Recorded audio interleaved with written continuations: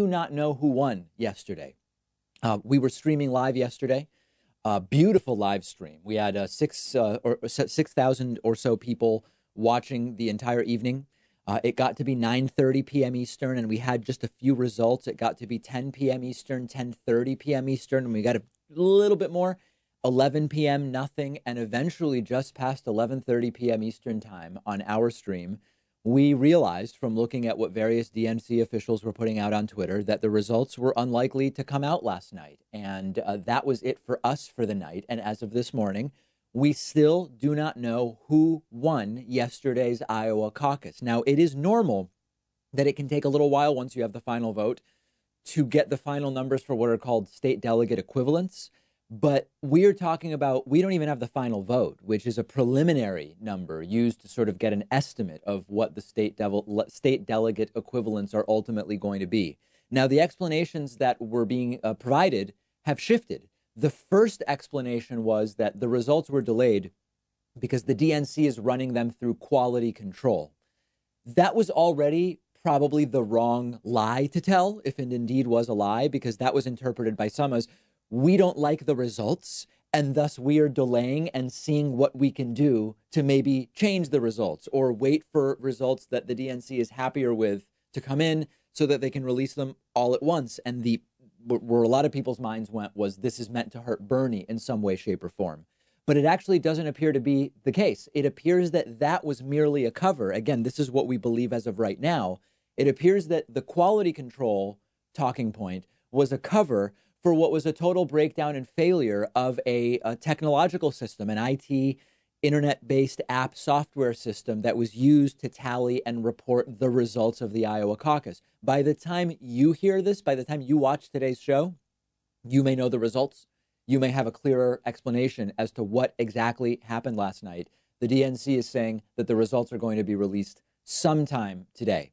Now, in the wake of this, multiple candidates have claimed to either have internal numbers showing that they won or gave speeches making it sound like they won. In fact, Amy Klobuchar did something hilarious last night. At around 11:15, I think it was 11:15 p.m. Eastern time, we had no results. Amy Klobuchar was in like fourth or fifth place based on like 2% of the vote at that time. She came out and gave a speech that seemed like a victory speech, even though she certainly wasn't in the lead. And she certainly hadn't, we didn't have enough information to know whether anyone had won. She kind of gave a victory speech, which in a way was genius because nothing was going on. Everything was stopped. And a whole bunch of networks ended up covering the Klobuchar speech, even though she was like in fourth or fifth place with about 10% of the vote at the time. Then you had Pete Buttigieg. Pete Buttigieg was the early leader yesterday. He put out a statement kind of like implying he won. He says, Iowa, you have shocked the nation. I guess the real shock was how incompetent the process was. But Pete Buttigieg, with his comment, suggesting, I guess, that it was shocking that he was doing so well, at least in the early numbers. Then Bernie Sanders. Bernie Sanders says that Bernie has his own internal polling saying he got 29% of the vote, Buttigieg 24%, Warren 21%. With Joe Biden in a distant fourth at 12%. And we'll talk about the Biden thing in a second. This is all now being compounded by the claim that the unreleased Des Moines Register poll from the weekend had these results, which were Bernie first, Biden fourth.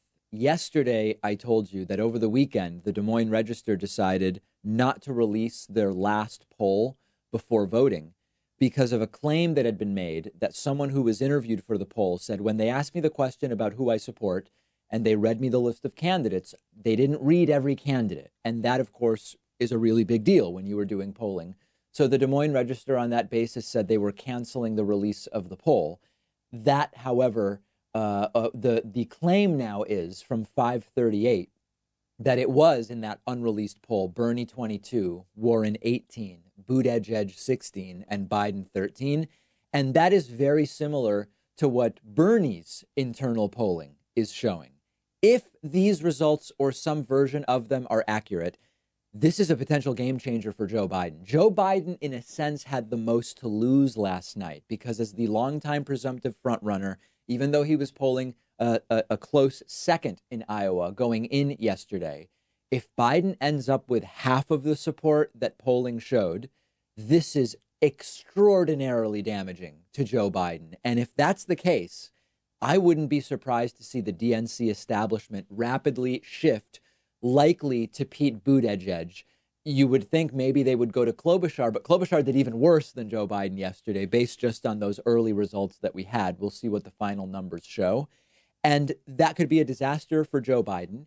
But then if you zoom out a little bit, and this is really the tragedy, this is a fiasco that plays directly into Donald Trump's hands, who immediately started making fun of the whole process on Twitter to great effect. And why wouldn't he? The process became a complete and total farce. Trump tweeting about how a coin toss is used to decide who gets a last delegate within a particular precinct. And that's true. That's part of the process. Check out this video of a coin toss happening yesterday. When you're watching and then flip it over. Flip it over. Heads. Buttigieg. You want to do Buttigieg. All right, so Buttigieg will get 3 delegates. In the end, these single delegates decided by a coin toss make very little difference, but it looks really silly when people are voting and then you flip a coin. It's crazy. Trump then tweeting, quote, "The Democrat caucus is an unmitigated disaster. Nothing works, just like they ran the country. Remember the $5 billion Obamacare website that should have cost 2% of that? The only person that can claim a very big victory in Iowa last night is Trump." And you know what, guys? He's right. Unfortunately, this gives a ton of visibility for their keep government out of stuff ideology. Now, in reality, the issue here is the DNC, not the government, but it doesn't matter. And case in point, Trump retweeting a guy I know, Guy Benson, who posted, "No, but seriously, let us run your health care," they said. Now, it's a complete wrong reaction to last night's fiasco. The DNC wouldn't be running health care, but still, this stuff works. The fiasco plays directly into everything that they are arguing and have been doing for years at this point in time. And the way in which this might again mess up the credibility of the entire primary process is reigning once again. And I'll explain what I mean by that. Imagine that Joe Biden is expecting to come in first or second based on the polling, and he ends up fourth or fifth, as he might end up based on the early results we have. After this fiasco, with a delay for quality control, followed by we just don't have any results, we'll get them to you hopefully sometime tomorrow. If you're Joe Biden, you were polling first, second, and you end up coming in fourth, fifth, you immediately say, I don't believe these results. I don't believe these results can be trusted. And you either say foul play or just errors or whatever the case may be. And then you immediately have a disastrous situation where the presumptive frontrunner, at least for a long time, right, is publicly saying, I don't trust our own results in this primary caucus. It's a disaster. It's to quote Trump, it is an unmitigated disaster for Democrats. It will further divide Democrats. It will help Donald Trump even more. It's truly sickening, and it allows Trump and the right, it allows anyone who wants to make the case that Democrats are incapable of governing to make it on the basis that they can't even get a caucus right. Now, I know that in the end, there will probably be explanations that go back to, it was whoever the technology was outsourced to that dropped the ball, and they're offering a refund for what they charged to make this app. It doesn't matter. What matters is story and narrative. And that is the story right now. I'm curious whether tonight Donald Trump will take advantage of this fiasco in the State of the Union speech, which we will carry live on YouTube, Twitch, and Facebook. Starting at 8:30, the speech is at 9 p.m. Join me early at 8:30 p.m. Eastern Time. I hope you'll join. I have published tonight's State of the Union bingo card to my Twitter page at @dpacman. You can download it and play along. We'll see who ends up with bingo tonight. Let's talk about John Bolton briefly. There are multiple new reports out that Donald Trump is keeping a list of people who crossed him during his presidency, who he would like to get locked up eventually. And his own former national security advisor, John Bolton, is reportedly on that list. We heard this from Rick Wilson. We've had Rick on the show, longtime Republican strategist. He's an anti-Trump Republican. He says that Donald Trump is likely to start putting pressure on the Justice Department to try to get revenge on people like Bolton. Bolton, of course, recently saying that in his upcoming book, in the manuscript portion that was released, says that Donald Trump personally told him, withhold the Ukraine aid until Ukraine smears Joe Biden publicly. Of course, the Senate is expected to vote to acquit Donald Trump tomorrow, Wednesday, in the Senate. Rick Wilson says that John Bolton has one choice right now, and that John Bolton must leak the full manuscript of the book today. The reason Wilson says this is that if Bolton doesn't leak the full transcript with additional context and assertions related to what Trump told him about Ukraine, Trump gets acquitted tomorrow and then ruins Bolton's life.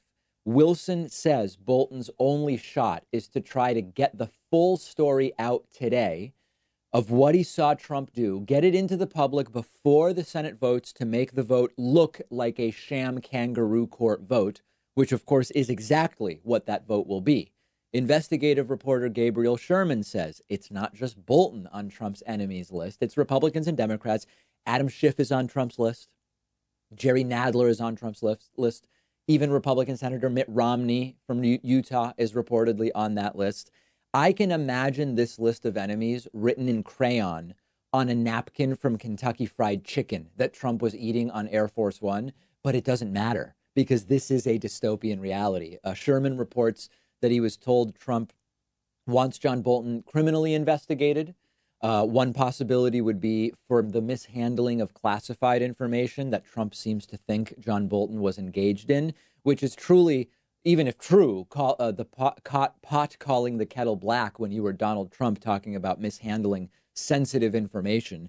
There's another report that Trump wants to leak emails showing that Bolton was doing pay to play while on the National Security Council. That's been denied by people close to Bolton.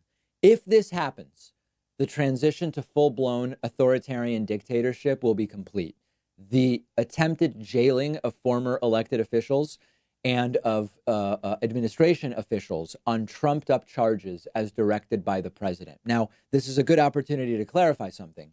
We need elected officials held more accountable than they are held. I have no problem with elected officials, current and former, being investigated as part of a fair judicial process. We lack that. We have this de facto immunity that so many of our elected officials and our elites have merely because they are in a position of power. But you don't do it by having the president make a list of enemies that he wants revenge on and then forcing the Justice Department to investigate them. This is exactly why, though, I'm saying there have been no consequences for Donald Trump's actions. So why wouldn't he do this? Russia probe, possible cognitive decline, hush money payments, campaign finance violations, hiding his taxes, emoluments violations. And he's fine. He's continuing to be president. He's making the U.S. a laughingstock. Why wouldn't he be emboldened by that and say, hey, let me make a list of enemies and I'll try to get them jailed sometime soon? Because he's gotten away with everything so far. And unless we vote him out on November 3rd, he will likely succeed at triggering at least some investigation of his political enemies. He will get away with all of it. As far as John Bolton, I hope it's clear to him. He has one choice. It's not even really a choice when there's only one. He has to spill the beans, period. As far as Lev Parnas, I hope he publishes everything he has, including every video he has access to. But in the meantime, this authoritarian nightmare has to be stopped one way or the other. And there's really no the other right now. The one way is vote him out overwhelmingly on November 3rd, because nothing else is having any effect. Let me know what you think. I'm on Twitter at @dpacman. Make sure you're following me there. The David Pakman Show at davidpakman.com.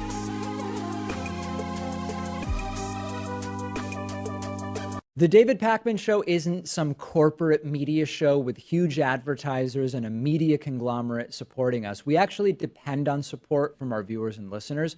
The easiest way, the most rewarding way, the most exciting way to support the show is to get a membership at www.joinpakman.com. You'll receive the world famous daily bonus show for supporters only, the commercial-free audio and video streams of the show every day, and you'll be part of the solution. Because of membership, we are independent and we're able to cover whatever stories we want, whatever stories our audience is interested in, without executives looking over our shoulder. And it's why we've grown from a weekly show to a daily show much to the dismay of the Hatriots. We can't be pulled off the air unless all of you cancel your memberships. Please don't do that, but please do sign up today at www.joinpacman.com. Support independent progressive media. Did you know the David Pakman Show is on all sorts of different platforms? Find us on YouTube at youtube.com/The David Pakman Show and on Steemit, the blockchain-based publishing platform at steemit.com/@David Pakman. That's STEEMIT.com/@David Pakman.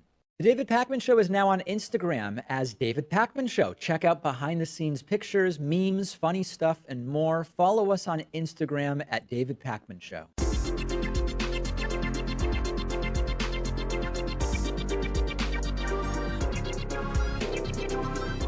The David Pakman Show at davidpakman.com. All right, today's new members of the day are Brian Smith and Tommy Bush. I was in a band with Tommy in Brooklyn when I lived there. So great to see both of these names as today's new members of the day. Also want to say thanks to today's longtime sustaining member of the day, Frank Traficant, who has been with us almost 5 years. Join up today. It's cheap. It's easy. It feels good, man. Joinpacman.com. I have to tell you, Michael Bloomberg is doing something absolutely hilarious because it shows how easily triggerable Donald Trump is. Michael Bloomberg is trolling Donald Trump about his weight. Remember that this is something Trump is very triggerable about. By all serious accounts, Donald Trump is clinically obese. Now, he officially claims to be 6'3" tall and weigh 239 pounds. If true, that puts him like a pound below clinically obese. But nobody believes that height. Trump is pictured in a number of pictures. He's standing next to people known to be shorter than 6'3", and Trump is very clearly shorter than them. So we know this is a very sensitive topic for Donald Trump, the alpha male. This is an ad that Michael Bloomberg put together where he specifically uses what are known as fat pics of Donald Trump playing golf. Now, I'm not calling them fat pics pejoratively. These are specific pictures of Donald Trump playing golf in like an all-white, very light khakis and a white shirt, where he is known to be absolutely furious when these pictures are used because, okay, he looks extremely large in them and Trump doesn't like looking this way. Check it out. It even includes a picture of Trump looking visibly exhausted and sort of climbing to reach what looks like an errant golf ball that he shot off the course. Take a look. People have said when you were mayor, the city gave Trump a contract to operate a golf course. Yes, that's true. But he was the only bidder, and running a golf course is the only job that I would hire him for. I'm Mike Bloomberg, and I approve this message. It is now being reported by Charlie Gasparino, no left-wing bomb thrower. He's a reporter for Fox Business Network, that the Bloomberg ads with the so-called fat pics have made Trump furious and that he's been melting down privately and also tweeting endlessly about Michael Bloomberg, who he has dubbed Mini Mike. Trump tweeting in close succession, quote, "Mini Mike is part of the fake news. They are all working together. In fact, Bloomberg isn't covering himself, too boring to do, or other Dems, only Trump. That sounds fair. It's all the fake news media, and that's why nobody believes in them anymore." Continuing to focus on Mini Mike, saying, quote, "Many of the ads you are watching were paid for by Mini Mike Bloomberg. He is going nowhere, just wasting his money, but he is getting the DNC to rig the election against crazy Bernie, something they wouldn't do for Cory Booker and others. They are going to do it again to Bernie 2016. And then once again, and this one is actually hilarious, Trump tweeting, so triggered, "Mini Mike is now negotiating both to get on the Democrat primary debate stage and to have the right to stand on boxes or a lift during the debates. This is sometimes done, but not really fair." That is absolutely hilarious. The stuff Trump comes up with when he gets triggered is so funny. He also did something Trump did that he rarely does, if ever, which is he tweeted about exercising. Now, remember, Donald Trump is the guy who believes that when the human body exercises, it depletes some total amount of energy that you have at your disposal for life. And so he's not a guy who brags about exercising. And yet, after the fat pic ad came out, Donald Trump tweeting a picture of himself golfing with a caption, "Getting a little exercise this morning." So regardless of Bloomberg's chances, and the chances aren't great, although I do believe it's possible Mike Bloomberg could end up third in delegates won if he continues the strategy that we've outlined a couple of weeks ago. This is just fantastic. I would love to see Bloomberg also do some ads that are compilations of Trump's slurred speech, you know, the United States of America, God bless the USA, the Israeli city of Jerusalem, and that type of thing. Whoever is doing these knows exactly what the trigger points are for Donald Trump and is exploiting them. I saw that the Bloomberg campaign is hiring some data science people here in Massachusetts, probably in other Super Tuesday states as well. Clearly, Bloomberg is not being shy about laying out the cash, and we can expect a lot of action from Bloomberg. I just hope there's more of these ads that are triggering Trump visibly on Twitter. Last thing to clarify, I'm not making fun of obesity, nor do I find it funny. It's a serious medical condition. What I'm pointing out is that the supposed alpha male Trump, who's the best at everything, both eats a terrible diet, doesn't exercise, and is so easily triggerable when you hit certain pressure points. And Michael Bloomberg is taking advantage of those. Okay, I've been thinking about whether or not to do this story, and it just has to be done. All right. Joe Biden is really weird about touching voters. I'm not talking about the creepy Uncle Joe stuff related to women. Okay, I'm talking about something totally different here.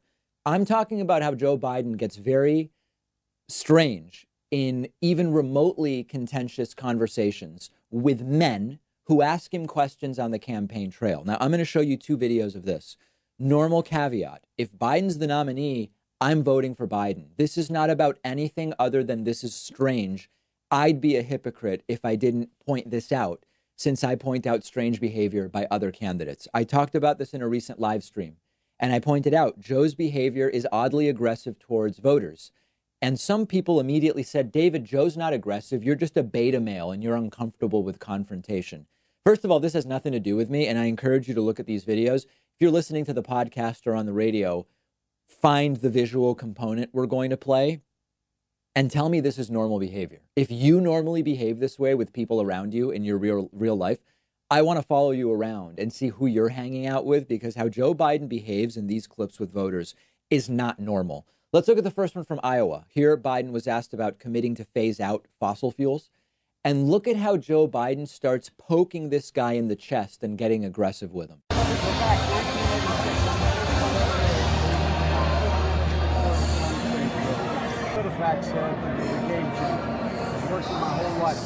This is not normal. And as we look at the clip again, this time without audio, you see that the guy he's talking to has this sort of uncomfortable smile on his face because he recognizes Joe Biden's behavior is abnormal. Joe Biden's staffer or handler there, that's a voice we've gotten to know well on the campaign trail, as she's often trying to get people to move on and get Joe Biden away from people. She starts saying, move on, you know, get a move on when Joe Biden starts getting irritated with the voter. Here's another example of this. This one was when Biden was asked about some of his views on fossil fuels. This was at a Biden event, and a guy showed up. The guy had critical questions, tough questions, but they are reasonable questions. And again, Biden gets in the guy's face, gets really close to the guy, starts poking the guy in the chest, eventually tells the guy, find someone else to vote for, go vote for someone else. And you again hear that same handler say, thank you so much, trying to end it. But Biden just insists on talking and pokes the guy and then kind of holds on to the guy's open coat. Strange behavior. Take a look. Lines, but then you want to replace these gas lines. That's not going to work.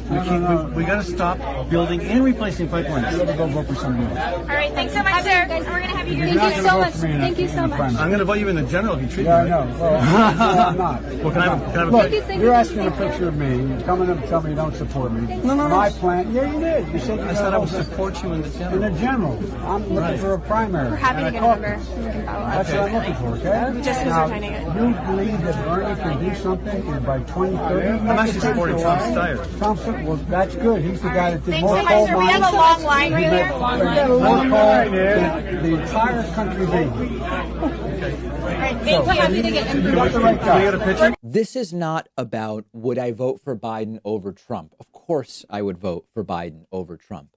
This is not about anything other than something about the gleam in Joe Biden's eye when he starts poking voters and treating them like this is extremely odd. And again, to people who saw me talk about this briefly on stream and said, David, you're a beta. This is not aggressive behavior. This is how men interact when they have conversations. Are you telling me this is how you are interacting with people in your everyday life? People you know, friends, family, coworkers? I don't have anyone around me who, number one, treats people this way, or number two, would allow themselves to be treated this way. So if you watch these videos and this strikes you as the normal interactions of adults who are talking, I want to hear from you, because maybe it's me in, my sissy liberal northeastern city, as many of our viewers like to say, but this is not normal behavior that I've observed between adults anywhere. This is the type of behavior I see between drunk adults on the Las Vegas Strip shortly before they get into a fist fight, right? That's what it reminds me of. Let me know what you think. We'll have a couple of these clips on our Instagram page at David Pakman Show. While you're there, follow me on Instagram at david.pakman as well. The David Pakman Show at davidpakman.com.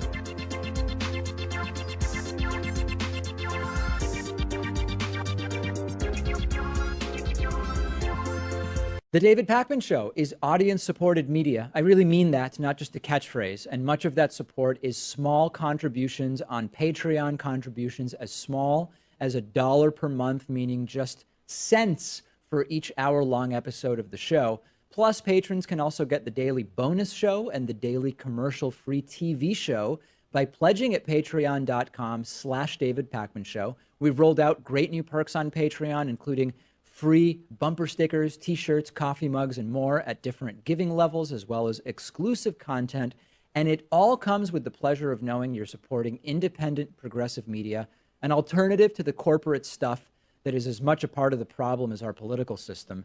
If you value the show and have as little as $1 to put towards independent media, check out patreon.com/David Pakman Show and make a pledge today. It'll feel good, and I'd really appreciate it. Patreon.com/David Pakman Show. The David Pakman Show is now on Instagram at David Pakman Show. You can check out behind-the-scenes pictures, memes, shots of the studio, shots of what Pat does all day. Very, very concerning to a lot of people. All of that and more on the David Pakman Show Instagram account at David Pakman Show.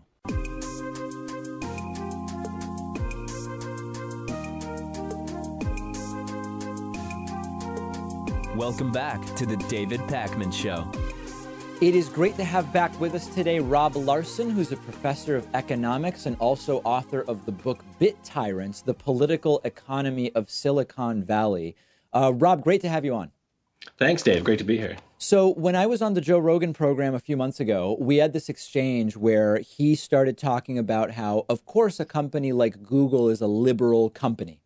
And it was an interesting conversation because it seemed that what he was talking about was, does Google have a policy about anti-trans bullying and that type of thing? And I pointed out, listen, Google is a company that is advocating for less regulation, is advocating for, at a financial level, against some of the antitrust interests that the people may have and may want to have exercised through their government. And so if they, have an internal policy where you can't misgender people, that's not really making them a liberal company when you consider the sort of broader circumstances of where they are in the world of regulation and not paying taxes and so on and so forth. What is the right way that we should sort of think about the political orientation of these big tech companies that often have a sort of progressive-ish seeming public side, but behind the scenes are really very similar to, an oil company or whatever else the case may be? Yeah, right on. Well, that's, very true. These companies definitely do affect a very, woke, very pro-diversity sort of public posture. But to me, I think, based on my research, the right way to sort of frame this issue is to look at it from the point of view of what the company wants and then what the workforce wants. And if you sort of dig into it, a lot of the time, when people talk about how these companies are liberal and they're so on the left, it sounds goofy because these are, after all, publicly traded corporations whose stock is held by the wealthier households of our society and big financial institutions. How could they be leftist and anti-capitalist? I think a lot of the confusion is people look at what, the workforce is saying and then impute that to the company. Like, well, the company must be liberal then.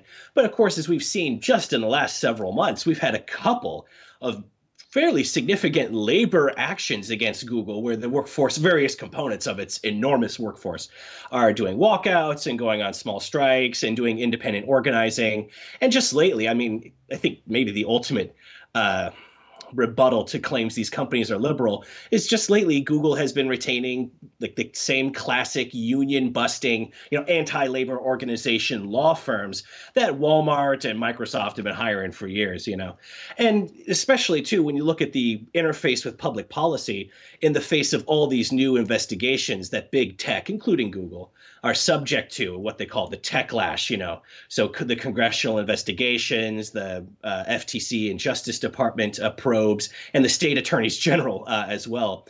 Google is now one of the biggest lobbying firms in Washington, spending many million a year, more than all of its tech peers, more than Amazon even, on lobbying the government. And of course, they play a big role in election financing, both directly and through their PACs.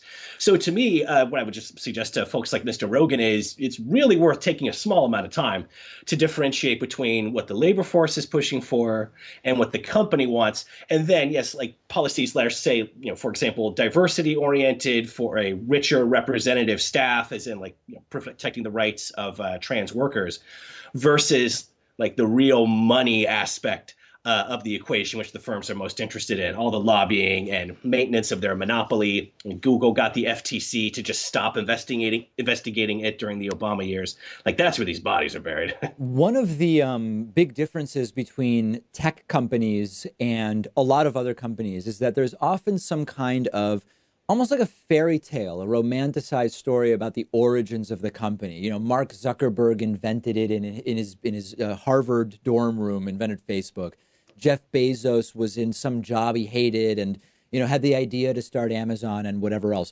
You don't see that with a lot of other types of companies that many of us interact with regularly, whether they be car companies, airline companies, or whatever the case may be. I'm curious whether part of that is because a lot of those other companies have just been around much longer, so the story of their creation seems less relevant because it's further away, or is there something more? Has there been a concerted effort to keep the mystique through these sort of fairy tale origin stories? Yeah, that's a great question. I think, pretty much those are the two dynamics. If you look at all of our great blue chip Fortune 500 companies, including your classic old company giants, like GM and so on, or Ford, IBM, they all have this very folksy, yes, small business. I developed this company in my mom's basement in the Depression sort of origin mystique. It's true. These companies are all much younger, of course. Several of them are only 10, 20 years old. So their origin story is more recent and therefore more foregrounded. But also, just because of the information-based nature of these products, there's a little bit more of but how did you get the great idea for this company? Because since they're information-based, the idea for their platforms and for their services is kind of more of the core of the whole business than it is if you're manufacturing light bulbs and stuff. So it's true, like there really is that small business started in a garage mystique. But of course, as I look at in one of the chapters of the book, the firms vary, of course, but very typically their origins in terms of their technology come straight from the public sector. So Google, again, is a classic case. People talk about, Sergey Brin and Larry Page. They had the idea to start the firm, and it's this great idea, and they've built all these great businesses since. I just want to remind people Google's original web address wasn't google.com. It was google.stanford.edu because they developed that at Stanford research labs in their computer science program, one of the great publicly funded research university campuses in the United States, where you've got stable funding and you are allowed to indulge your intellectual curiosity and think freely about what would make a good search engine or what would make a good social networking system. In the marketplace, you're under near-term pressure for profitability, to get your stock price up and keep Wall Street happy with you. In the academic world, you're free to take your time.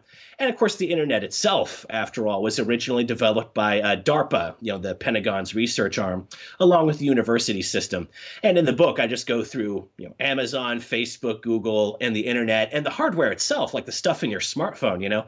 Almost all of that technology comes from one or another public sector research institution, or at least through heavy public funding, which again insulates you from that short-term market pressure. So to me, the story of the origins of these firms is one of the juiciest phony aspects about them. Well, so to stick with that a little bit, can you talk a little bit about what sort of regulatory or financial incentives also existed that allowed these companies to do what they did and to grow as quickly as they did? I mean, certainly at a base level, people increasingly dependent on the internet and more of day-to-day society being run through the internet is a huge boon to a company that exists on mobile phones and on the internet for sure. But in terms of regulation, tax breaks, et cetera, what else was done that allowed these companies to grow so quickly at the start?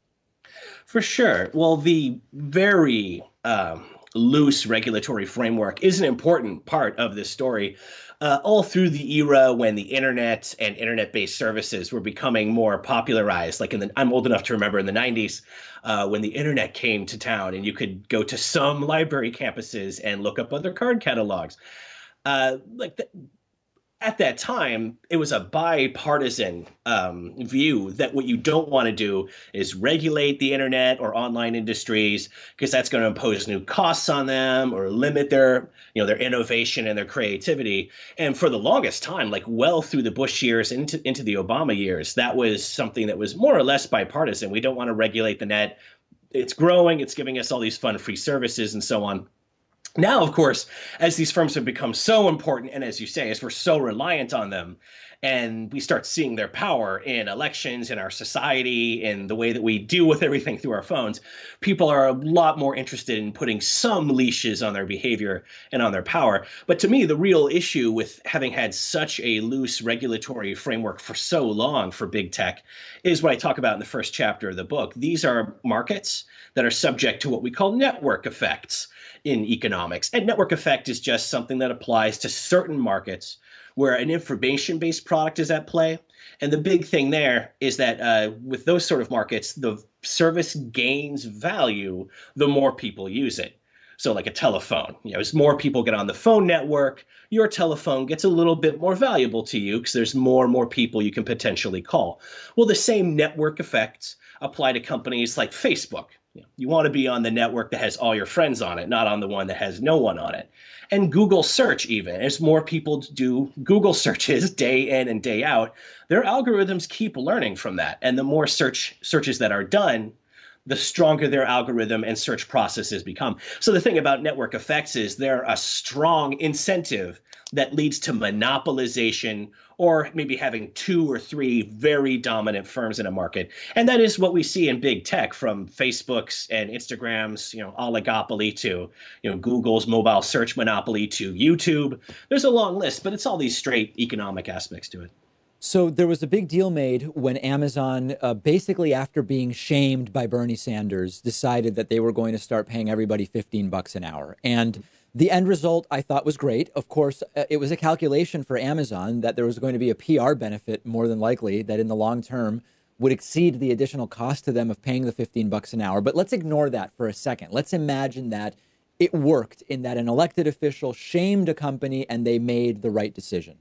When Donald Trump, between being elected and inaugurated, went to, I believe it was Indiana, and announced that he struck a deal with Carrier Air Conditioner that they were going to keep their factory open in Indiana.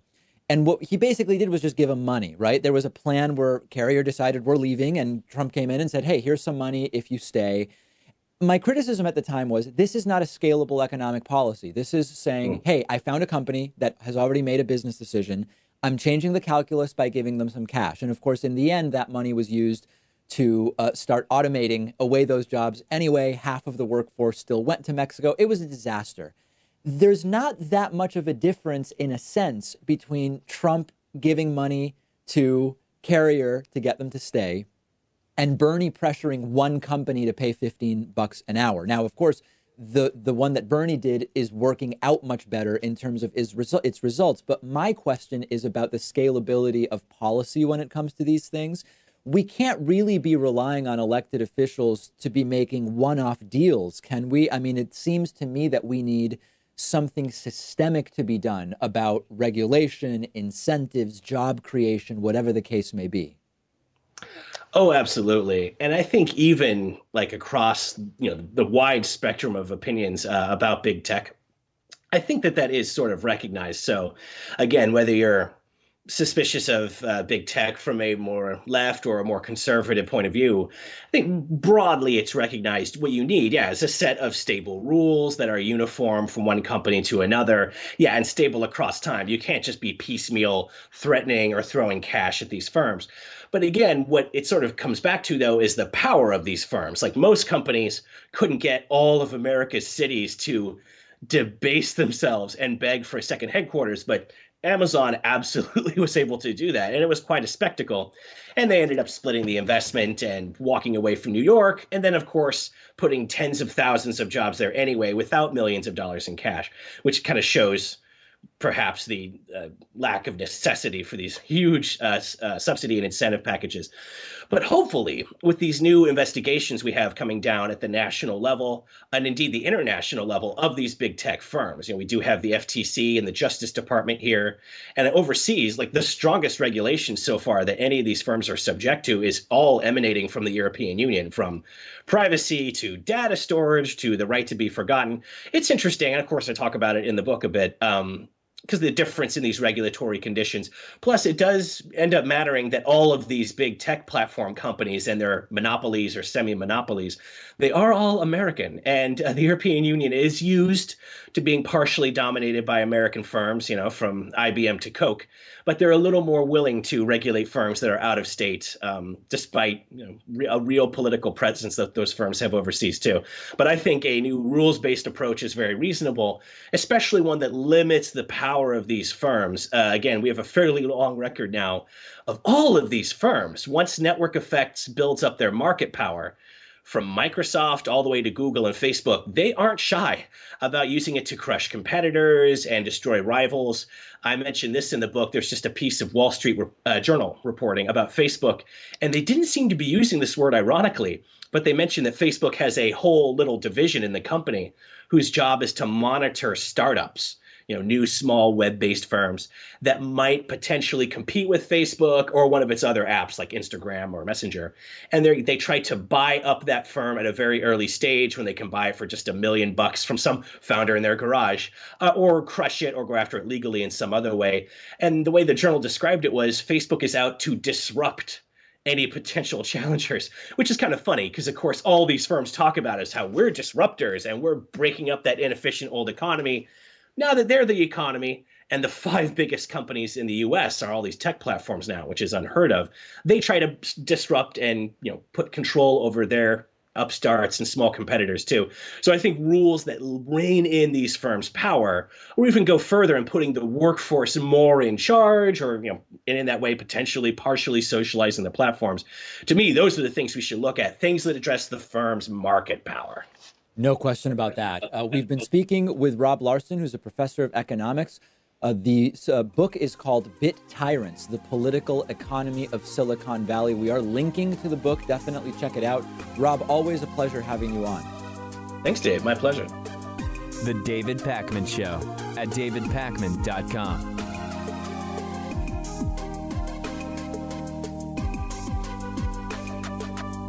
Did you know you can get David Pakman Show stuff, whether you're looking for David Pakman Show coffee for your Chemex, French press, or espresso machine, or a t-shirt? It's all available on our website, shipping to anywhere in the world at davidpakman.com/gear. The Very Stable Genius t-shirt is popular. The If Ivanka Weren't My Daughter t-shirt is actually popular with kids of all ages. We've got sweatshirts and hoodies with Patriot Mail designs, more than a dozen available colors. And did I also mention that there's coffee? Oh, and bumper stickers too, plus no bogus supplements. If you're looking for something to give you the strength to lift a school bus over your head or make you live to 200 years of age, you're not going to find it on our store. Check it all out, shipping anywhere in the world at davidpakman.com/gear. If you want a 15% discount, all members and patrons get a 15% discount code. Check out the store at davidpakman.com/gear. If you're wondering, how does the David Pakman Show afford to exist? The answer is mostly through memberships and Patreon. You can support the work we do by signing up for membership at joinpakman.com or pledging as little as $1 a month at patreon.com/David Pakman Show.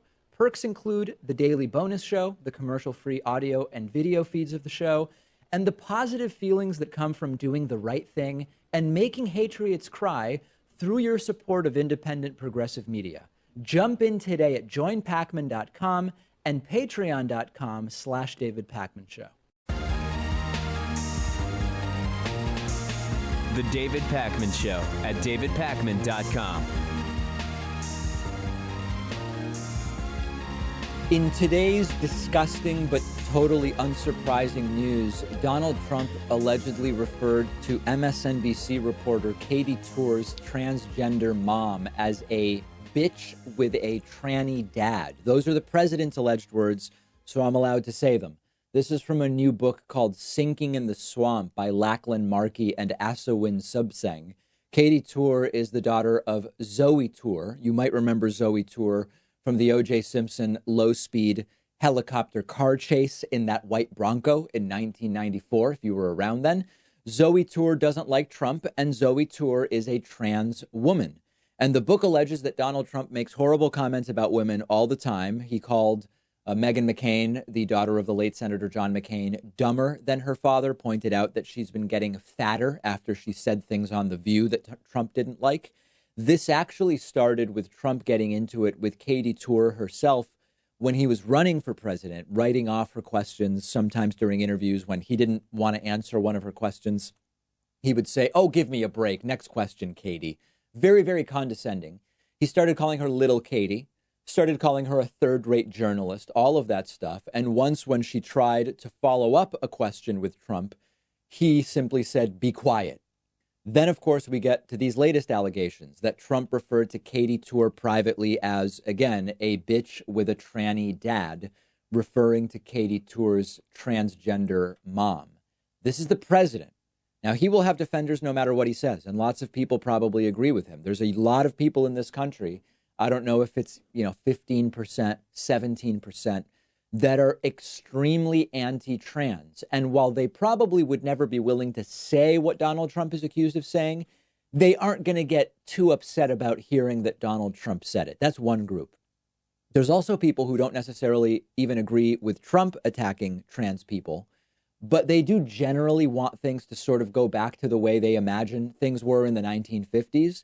And they see treating trans people respectfully as something that's not quite in line with their 1950s ideal. So they're not really going to get bent out of shape about attacking trans people, but they're not going to go and do it themselves. And then, of course, remember, First Lady Melania Trump's big initiative was going to be ending bullying, fighting bullying. And her husband is one of the biggest bullies of all sorts.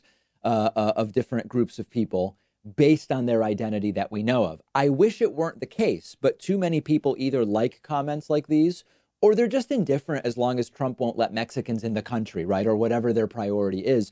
It's one of those areas where we just need to change the dialogue completely.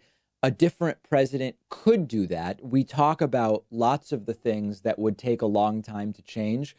And Trump didn't create racism. Trump didn't create xenophobia or anti-trans bias or anti-Semitism.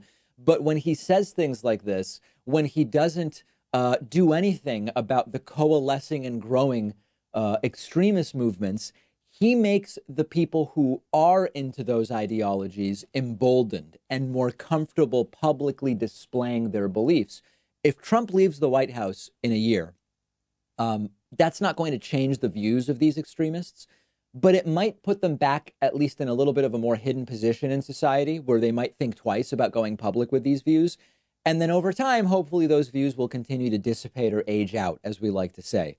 We can hope. Imagine being Katie Tour and finding out that the president referred to a parent of yours in this way. It's almost inconceivable, or at least it would have been in 2015, But this is 2020 United States, and this story barely makes headlines in the midst of everything else that's going on. Really, really shocking stuff. An incredible thing happened yesterday, which is that the David Pakman Show YouTube channel reached an extraordinary milestone, 800,000 subscribers. That's an 8 followed by 5 zeros. We have the video. It happened live on last night's Iowa caucus stream. Let's take a look at the big moment. Buckle in, folks. We are very, very close here. We have reached 800,000 subscribers. Amazing. And I don't know why, but this has not updated. How lame is that? It seems to be broken.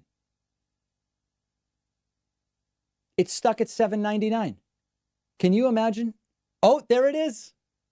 Amazing. Incredible. I hope someone records that. Please clip that. Please send it to me. I want to post that to my Instagram page or whatever. Please email me that. We did it.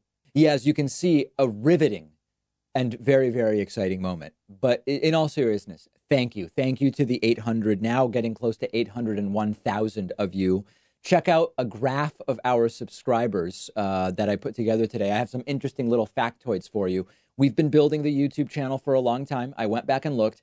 Our first month on YouTube, we had 4 subscribers. I don't mean that we gained 4 subscribers a day. After our entire first month on YouTube, we had 4 subscribers. Our entire second year on YouTube, we gained 3,200 subscribers. An entire year, 3,200 subscribers. Just during yesterday's live stream of the Iowa caucuses, we gained about 600 subscribers in a 3-hour stream. And we reached this amazing milestone of 800,000. So thank you so much. The next goal, of course, is 1 million. We'll probably do something little for 900,000, but 1 million is really that nice round number. Now, this is funny. Weeks ago, I started looking at the numbers. We were in, first week of January, second week of January. I was looking at the numbers. I was looking at the calendar, and I was thinking we might be able to do 800,000 by my birthday, which was on Sunday, February 2nd. And as we were getting closer, we were 10 days away. We were 5 days away. I looked, and still February 2nd seemed viable. And we missed it, but my calculation was only off by like 22 hours. The new goal is 1 million by election day, okay? 1 million by November 3rd, 2020. It is very hard to predict with much precision because so many factors can affect this. Right now, on Social Blade, which tracks this data, it looks like we're on track to hit 1 million subscribers sometime between October 12 and December. So we might clear 1 million 3 weeks before the election. We might miss it by 6 weeks. It could end up getting pushed into 2021, depending on what happens. Now, as we close in, I will fine tune the numbers, but the goal, which would be so huge for the progressive movement to have another show enter this category in the millions, along with TYT, the Young Turks, it would be huge to do it before the 2020 election. I'll keep you posted, but as of right now, it's possible. It's possible. And thank you to the more than 800,000 of you that are currently subscribed to our YouTube channel. Really feels great to have accomplished this. We have a voicemail number. The number is 219-2-DAVID-P. This voicemail doesn't feel so good. Take a listen to what this person has to say. David, you're a liberal hack, and Trump 2020, Trump's going to win. Nobody cares about you and your f***ing liberalness. The reality of the situation is you're just like Fox News, who you love to criticize just because they love Trump, but you love Bernie, so I don't see the difference. And I think you should be arrested for spreading false misinformation. And honestly, if this was Soviet Russia, you'd have a bullet in your f***ing head. Wow. Now, I do wonder, false misinformation, is that a double negative? Does that mean we're spreading just information, true information? Misinformation would not be accurate. If it's false misinformation, maybe it is good and the person doesn't realize it. In any case, that's what we are fighting, right? So as a reminder, you're not going to convince that person to vote for anybody other than Trump. So don't bother. Don't waste your time on it. And these, I play these voicemails for you. Number one, just to let you know about the level of vitriol that exists out there. But number two, because these are illustrations that we can't win. It's not a viable strategy to say, let's all go out and convince people like that dude not to vote for Trump. It's not going to happen. The focus needs to be get out the vote, prevent voter suppression, prevent a toxic, destructive primary that will actually do damage to the opportunity to remove Donald Trump. That is the focus. Find the half of the country that doesn't vote and talk to the people who agree with us and make sure that they go out and vote, because a conversation with that guy is a dead end. Might as well run a motorcycle directly into a brick wall. You're not going to get anything accomplished. The focus has to be a different one. We have a great bonus show for you today. We will talk about DNC members who are discussing possible rule changes at the convention to potentially deny Bernie Sanders the nomination if it were to come to it. Secondly, even insured adults who have health insurance are increasingly going to primary care less and less often because of the out-of-pocket costs. These are folks with insurance. We will talk about that. We will also talk about the news, shocking in the media world, that right-wing radio host Rush Limbaugh says he has advanced lung cancer.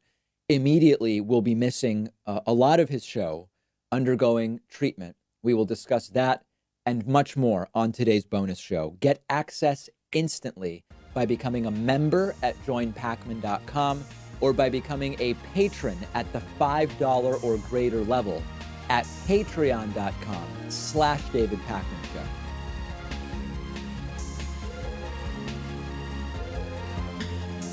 The David Pakman Show at davidpakman.com.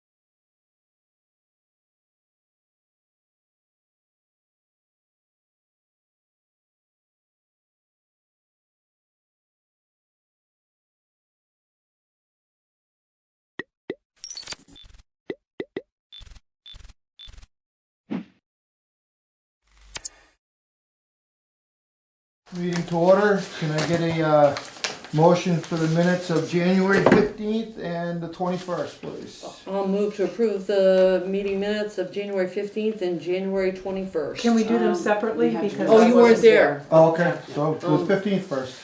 I'll move to approve the meeting minutes of January 15th. I'll second that. Discussion? All those in favor? Aye. Okay, the 21st. I'll move to approve the meeting minutes of January 21st. I'll second it. Discussion? All those in favor? Aye. I'll abstain. Okay, warrants for payments, warrant 16, 16P, War Memorial 16A, and Conservation Commission 6. I'll move that we approve warrant 16, 16P, War Memorial 16A, and Conservation Commission number 6. I'll second that. Discussion? All those in favor? Aye. Perfect.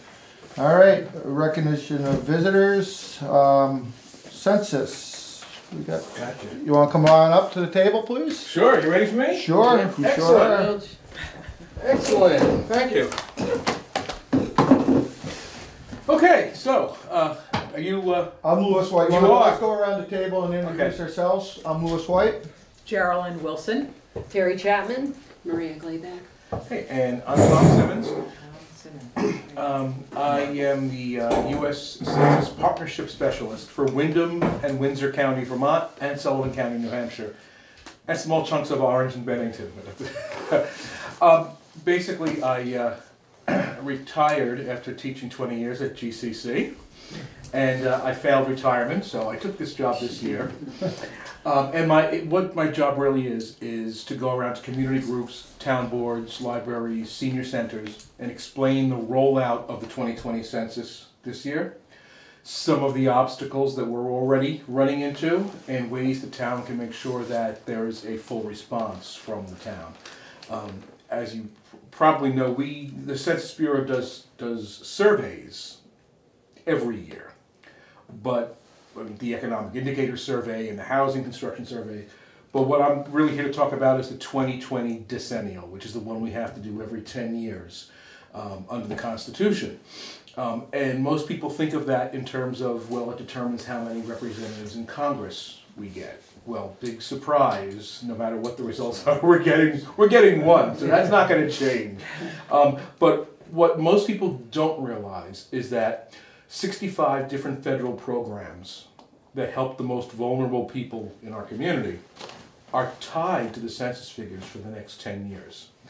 So in other words, the money that comes from the federal government to the state of Vermont for further distribution, for Meals on Wheels, Medicare, first responders, school lunch programs, special ed, SNAP, WIC, fuel assistance, housing rehab, they're all based on the census numbers.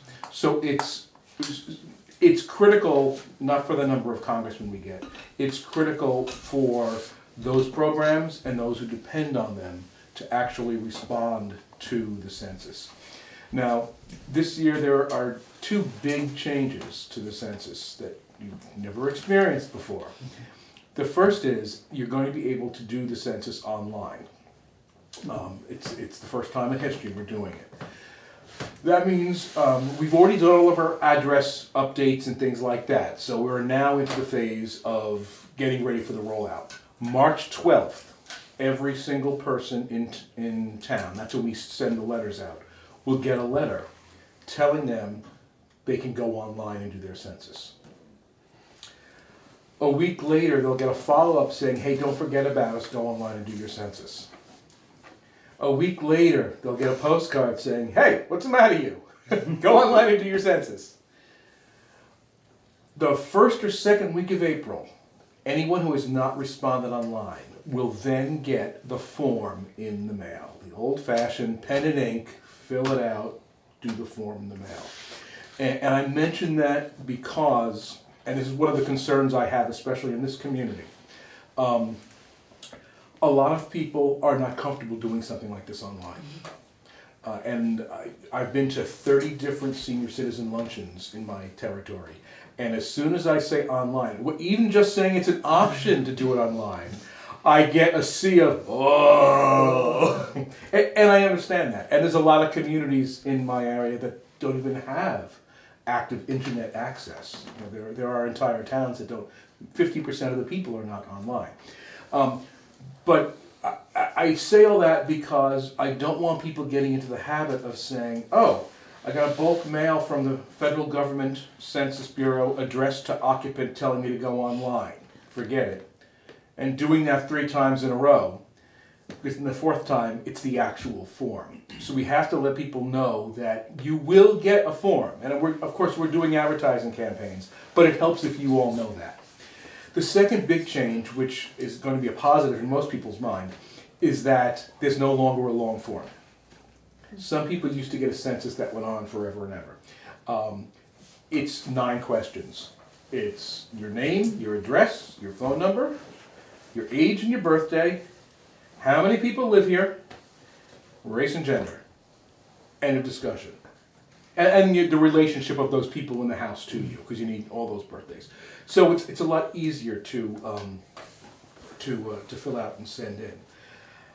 Then, if people have been naughty and they haven't responded online and they haven't responded by phone, because there'll be a number to do it by phone too, and you haven't responded to the form, then we send out people knocking door to door. That's the real old-fashioned, hi, I'm here from the U.S. Census. Before we do that, and that will take place towards the end of April through at least July, right? Before we do that, we will notify the local police departments that we're about to send people out into the neighborhoods, because you will get calls at town hall, you will get calls at the police department. People will wonder if you're reassessing them again or something like that. That's the usual first line. But they will all have federal badges. They will have been fingerprinted and federal background checked. They have gone through a training program. They have census tablets. They have census placards in their car.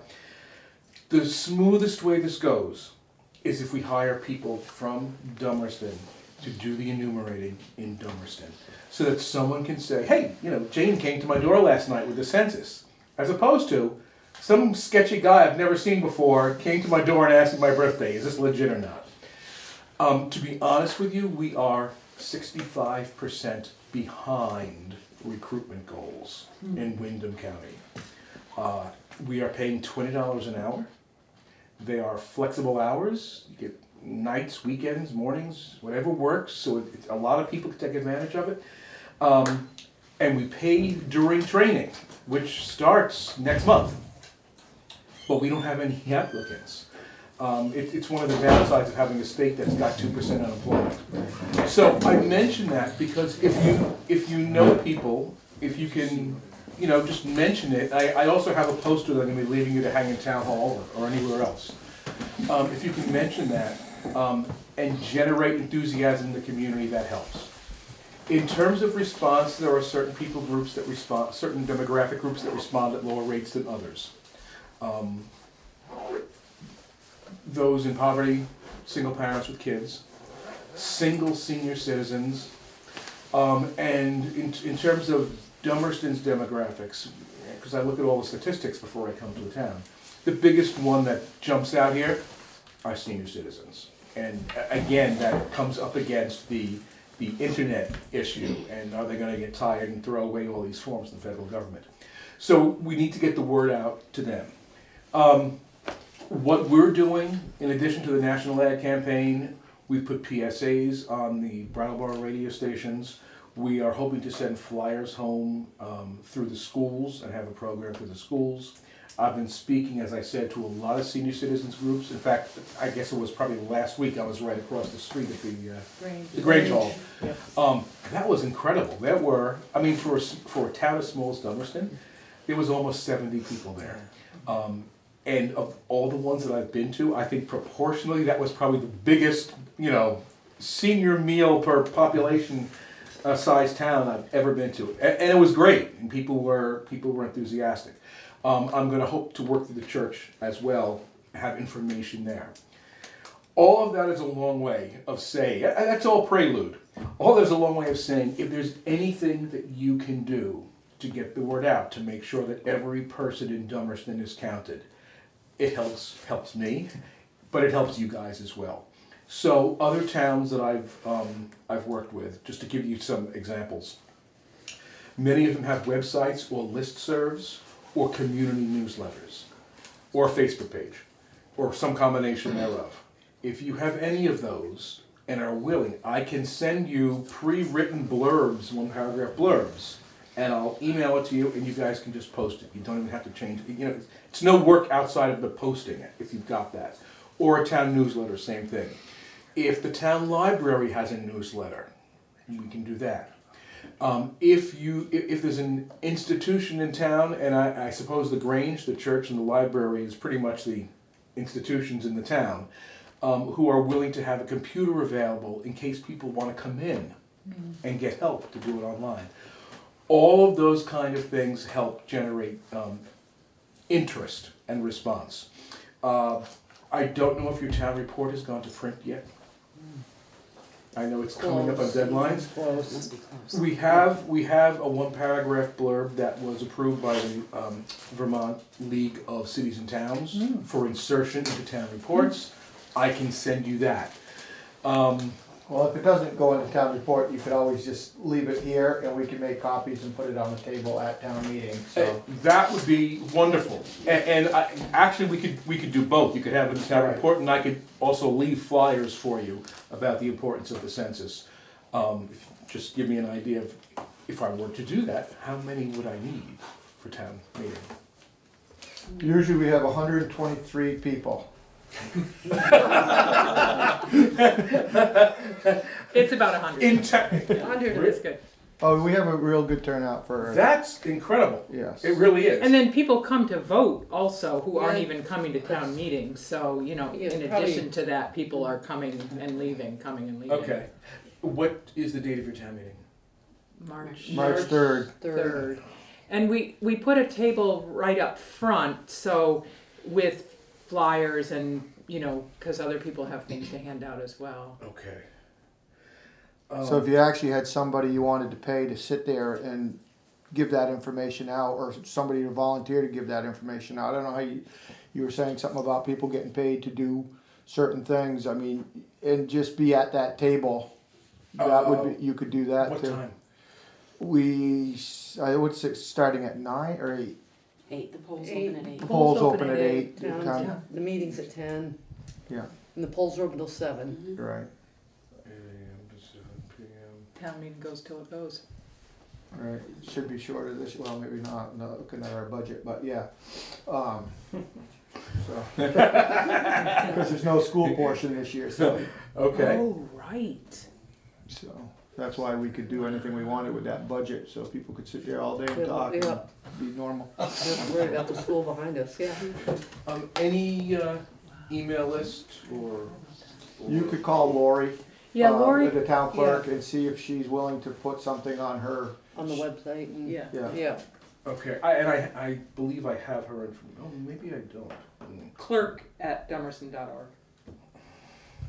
Town clerk? Town clerk. Town clerk at dummerson.org. Town clerk at Dummerston.org. It goes to Lori Frechette. And that's a web page that she runs for the town. Well, she sends out an email. She has a big email list. Excellent. But she's pretty careful about what she puts in that and what she doesn't. Sure. So it'll depend a little bit on how you present it to her. It's important for our town that we all get counted, you know. Yeah. And then Dummerston counts. we do have a very good website, and so it could go on the website. And I don't know, is Lori the one that asks Kevin to do things, or how does that work? Yeah. Or Lori can post on the website. Yeah. So she would do the website too. Okay. Any other group or institution in town that's got a wide reach? Roger? Roger, yes. Hi, Roger. Nice to meet you. Nice to meet you. I'm the editor of the Views of Dummerston, which comes out quarterly. Okay. And we're working on an issue right now, which is coming out before town meeting. And then we'll have another one in the summer, another one in the spring, and another one in the summer. So we can put articles in all of them about this. How would I send that to you? Send it at articles Mm-hmm. at Views of Dummerston. Views of Dummerston? Okay. .org. You have it before the weekend. And that's Roger Turner. Thank you very much. Excellent. Do you have any questions about the census or the rollout or what to expect? Seems like you're the right man for the job. I'm trying hard. I'm leaving you with a package of information. I don't know who is the keeper of the holy books. In case anyone asks, anything, everything I've discussed is basically in there. Maybe leave that for Lori. Yeah. As well as a sheet on confidentiality. Sometimes people are afraid to say, I don't want to say I live here because for whatever reason. But everything that comes with the census is 100% confidential. We cannot share, by law, by federal law, we cannot share with Homeland Security, ICE, immigration, law enforcement, social services, schools, building and zoning, or anyone else who you might not want to know, where you're living and what you're doing. So. Perfect. Perfect. Thank you very much. Thank you. Appreciate your time. Yeah. Super informative, even back here. Well, that's good. That's why I like to come to I love coming to Board of Selectmen's meetings for exactly that reason. Well, you hit a good one. Yeah. We usually have this number of people. 123 out here. Yeah. Okay, so moving on to Wyndham Regional. Roger, you want to come up, and Chris? And was Sam here too, or? Okay. Come up anyways. I think you have a big enough role that your name was mentioned in an email, so you're up here. Call BCTV, you can do a PSA, it runs all day long. Dumbest thing cares is a senior citizen. Oh yeah, numbers all and shares good. is good. Yeah. You'll find a contact. Gotcha. Okay. Yep. Or Lori is.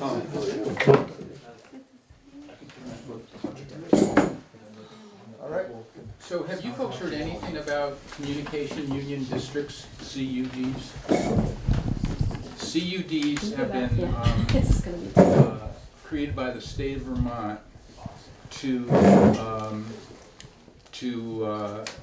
allow a minimum of 2 towns in the state to group together and run fiber optic, fund and run fiber optic all around. It's meant to address last mile problems or underserved problems. And so there are 3 or 4 of them already in existence in the state. And Wyndham Regional has gotten a grant to investigate the possibility of creating one here in this region. And they've got 2 organizations involved. One is a nonprofit that has been involved with other CUDs to actually do the infrastructure, build it, run the cable around. And another is a nonprofit which is managing the business side of the CUDs once they're created. So what we're being asked to do now is to, in each of our towns, ask if the town will pass a simple resolution to participate in the investigation of the feasibility of a CUD for this region. And by doing that, you would just be committing to appointing a point person that would attend meetings, and that you would promote the distribution and collection back of surveys. What's going to happen is there's already kind of a bare bones survey which is going to be reviewed next week. Yeah.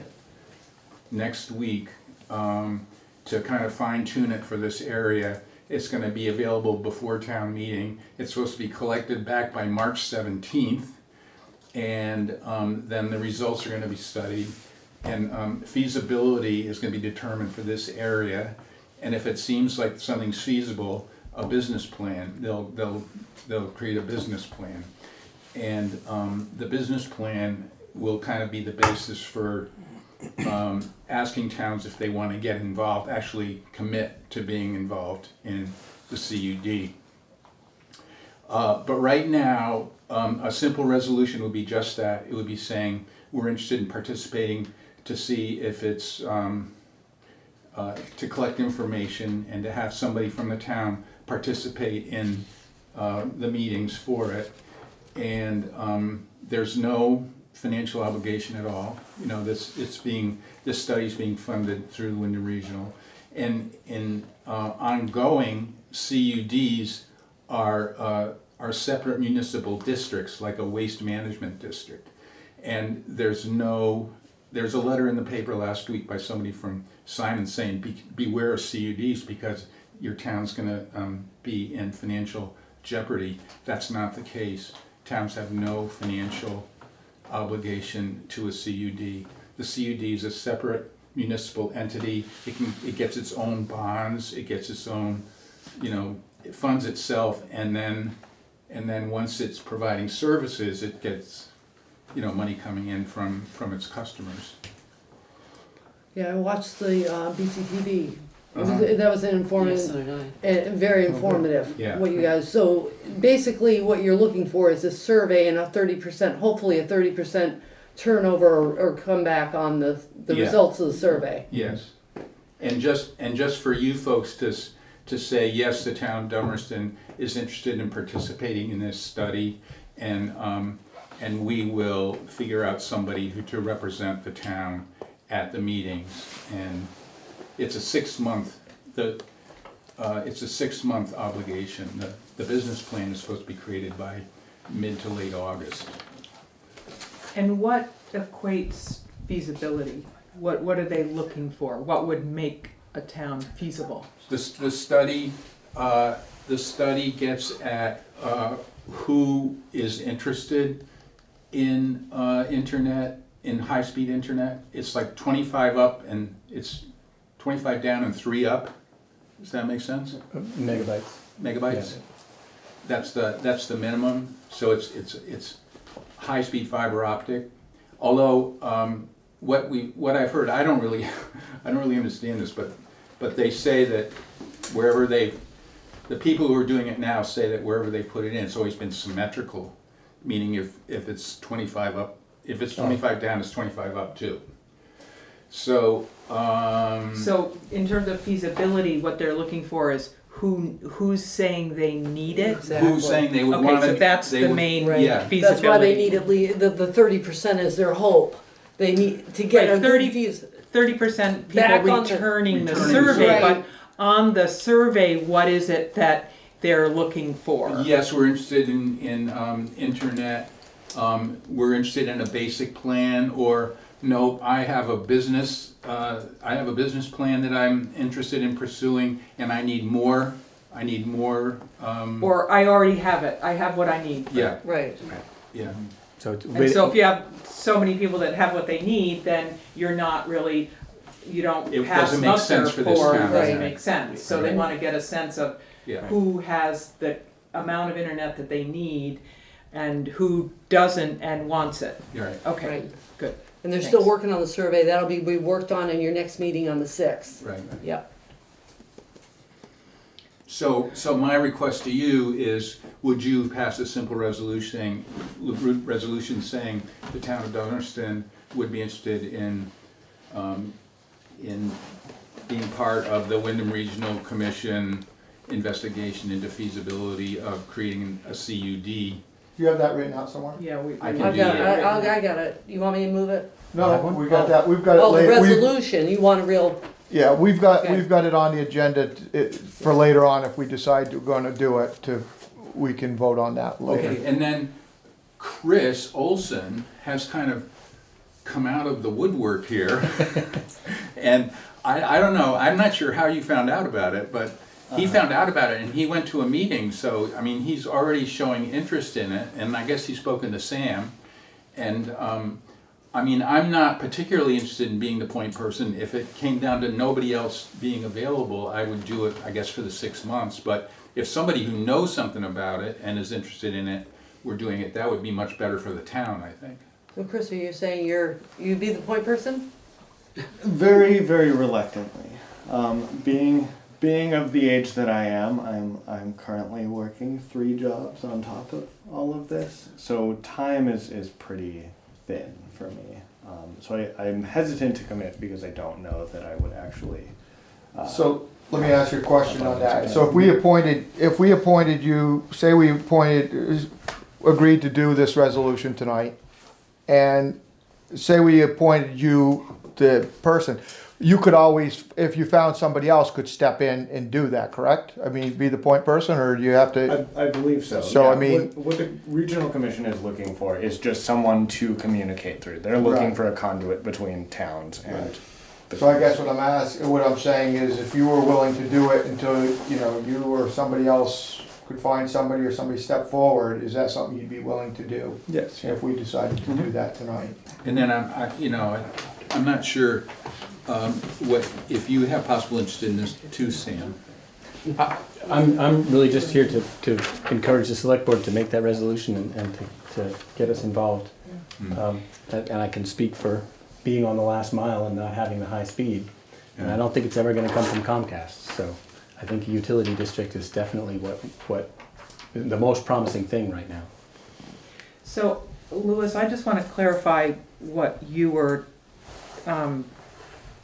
saying here. So, is what you were asking is if we appointed Chris and he felt like he didn't have the time to do everything, he could delegate someone else to go to a meeting, but he would be the point person. Oh, no, he could come, he could do that, or he could come back to the select board with somebody else and we could appoint that person at that time. But Switch the person. But you're just asking him if he would willing find to do- the Yeah, person. start it. If you can't do it, you could find somebody else. Yeah. Okay, Yeah. great. I just didn't want to appoint him and have him really be that reluctant that, he couldn't do it and stuff, but letting him know that there's always an out to it too, that, Right, especially if you can find somebody else it is. Yeah, and the personal interest here for me is I think this is fascinating. I think EC fiber is like an incredible concept, and it seems to be working well. And I have Southern Vermont cable. That's Which is probably going to be turning to Now, Comcast. it is. Yeah. Yeah, I don't think it's a question anymore. Right. Yeah. So- Well, have options. We're proofing the views next on February 6th, so that won't make sense for me. But if you were saying you could be available and we were able to find somebody else who was interested and could step in, that would be fine with you, and sounds like it'd be fine with the board. So I guess we could, if somebody wants to make a motion, it is on the agenda that we could make a motion now while. I prefer to do that now because then during our discussion, if we have any Right. questions, they're here to answer them. So, Well, how about if we do it this way? I'll move that the town of Dummerston allow the Wyndham Regional Commission to do a survey for the broadband project, which will result in a feasibility study and business plan, and appoint Chris Olson to be the point person for this. I would second that. Does that sound like the motion you were looking for, the resolution? Yeah. okay, discussion on that? Go ahead, Sam. No, I want to hear, this is my I want to hear you say something that makes me change my mind. I won't do it. Alright. So any other discussion? Well, is there anybody with questions about the whether we should do this or not? Really, all we're doing is allowing the Wyndham Region to take this grant and do the study. Right. Once the study comes back, then we'll know if it's even feasible. Right. And then we go on. And then we could go on from there. We're just allowing this grant to be implemented, to be used to do a study. And allowing the townspeople to. I think it's great. And we're saying Dummerston's in. Yeah. For the study. For the study, Right, yeah. yes, that's what we're saying, for the survey, yes, for the survey. Yeah. There's no CUD, actual CUD proposal. No, it's just for the survey, that's all we're Dummerston's in allowing. with a study. Yeah. I don't think Wyndham Regional technically can do a survey without our permission. Right. Right, Exactly. right. Well, I'm definitely for it. Any more discussion? All those in favor? Aye. Okay. Thank you. Thank you guys. Thank you, Chris. Thank you, Roger. Appreciate your time on it. That was great, Terry. Good for you to write all it down. It's just like, I tried to do it. Somebody's gonna need to say this. It's too long a That sentence. is, just couldn't remember his name until he said it. We're good. Okay. Okay. Toward the heifer, you guys want to come up? Mark, you want to come up also? Appreciate it if you could. We can make room up here. Bring an extra chair up if you need it. Come on up. Do you mind if I just sit there? Yeah, that'd be great. Yeah, you can sit next to me, yeah. Not part of the board. No, No, you're not. You don't have a beard. I don't know where. I know. Too clean shaven. Okay. So I'd like to go around the table because I don't know everybody here. So I'm Lewis White. I'm Geraldine Wilson. Mark Anderson, Wyndham County Sheriff. Terry Chapman. Maria Glayback. Orly Mudsey. I'm the founder of Strolling of the Heifers. Noah Hoskins from the Bunker Farm. And Peter Dorr from Strolling of the Heifers and Wyndham Gross. Great, thanks. Okay, so I guess we'd like to hear about what you guys are doing with the tour and what your thoughts are, because nobody contacted the town. I guess that was our biggest, surprise, that all of a sudden we get a map and said we're doing this, and it's like, well, it was nice to hear from somebody before all this came out.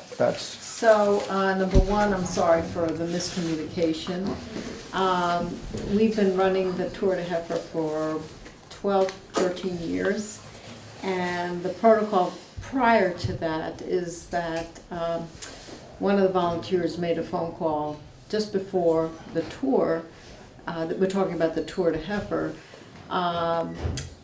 to the towns, and it was fine.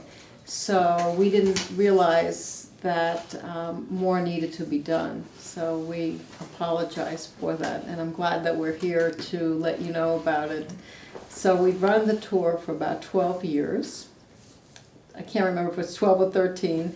We've never had any problem or any incident. It's a very well-run event.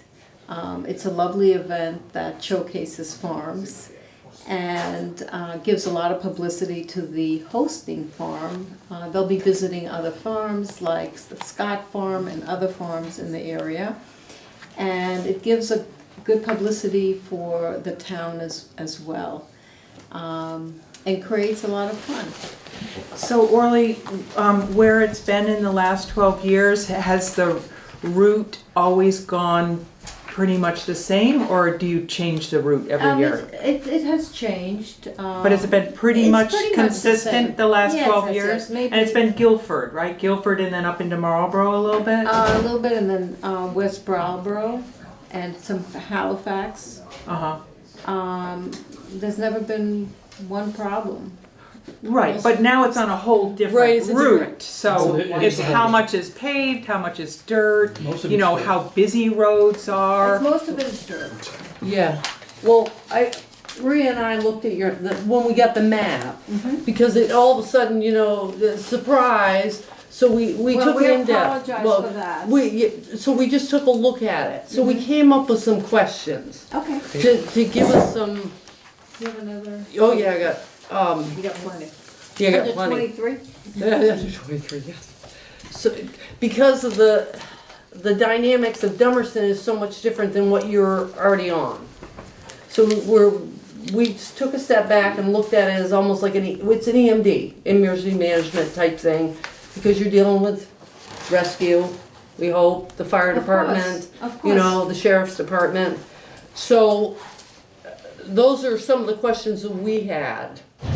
Do you want them to go through them? Should we Or start they with can- these questions? This is the beginning of I think there'll be probably more information coming. You'll need to look through that a little bit more in depth and send us stuff back on some of the questions. So, Yeah. You know. So I can tell you that I'm new to the organization, and I basically inherited this event. There was a committee of local cyclists that put these routes together. They're all We've done this for 12 years. who've done the ride and rode every bit of, physically rode their bikes on everything that they were proposing to use for these routes. So the whole idea of these gravel rides is that in some cases, the rougher the road, the better. People actually like that. So if we're going on farm roads or class 4 roads, that's actually attractive to the riders, it's not a detractor. Surprise! Sounds crazy, but it's actually true. Well, that was some of the concern, like the Norris Hollow Road, and the Evans Road.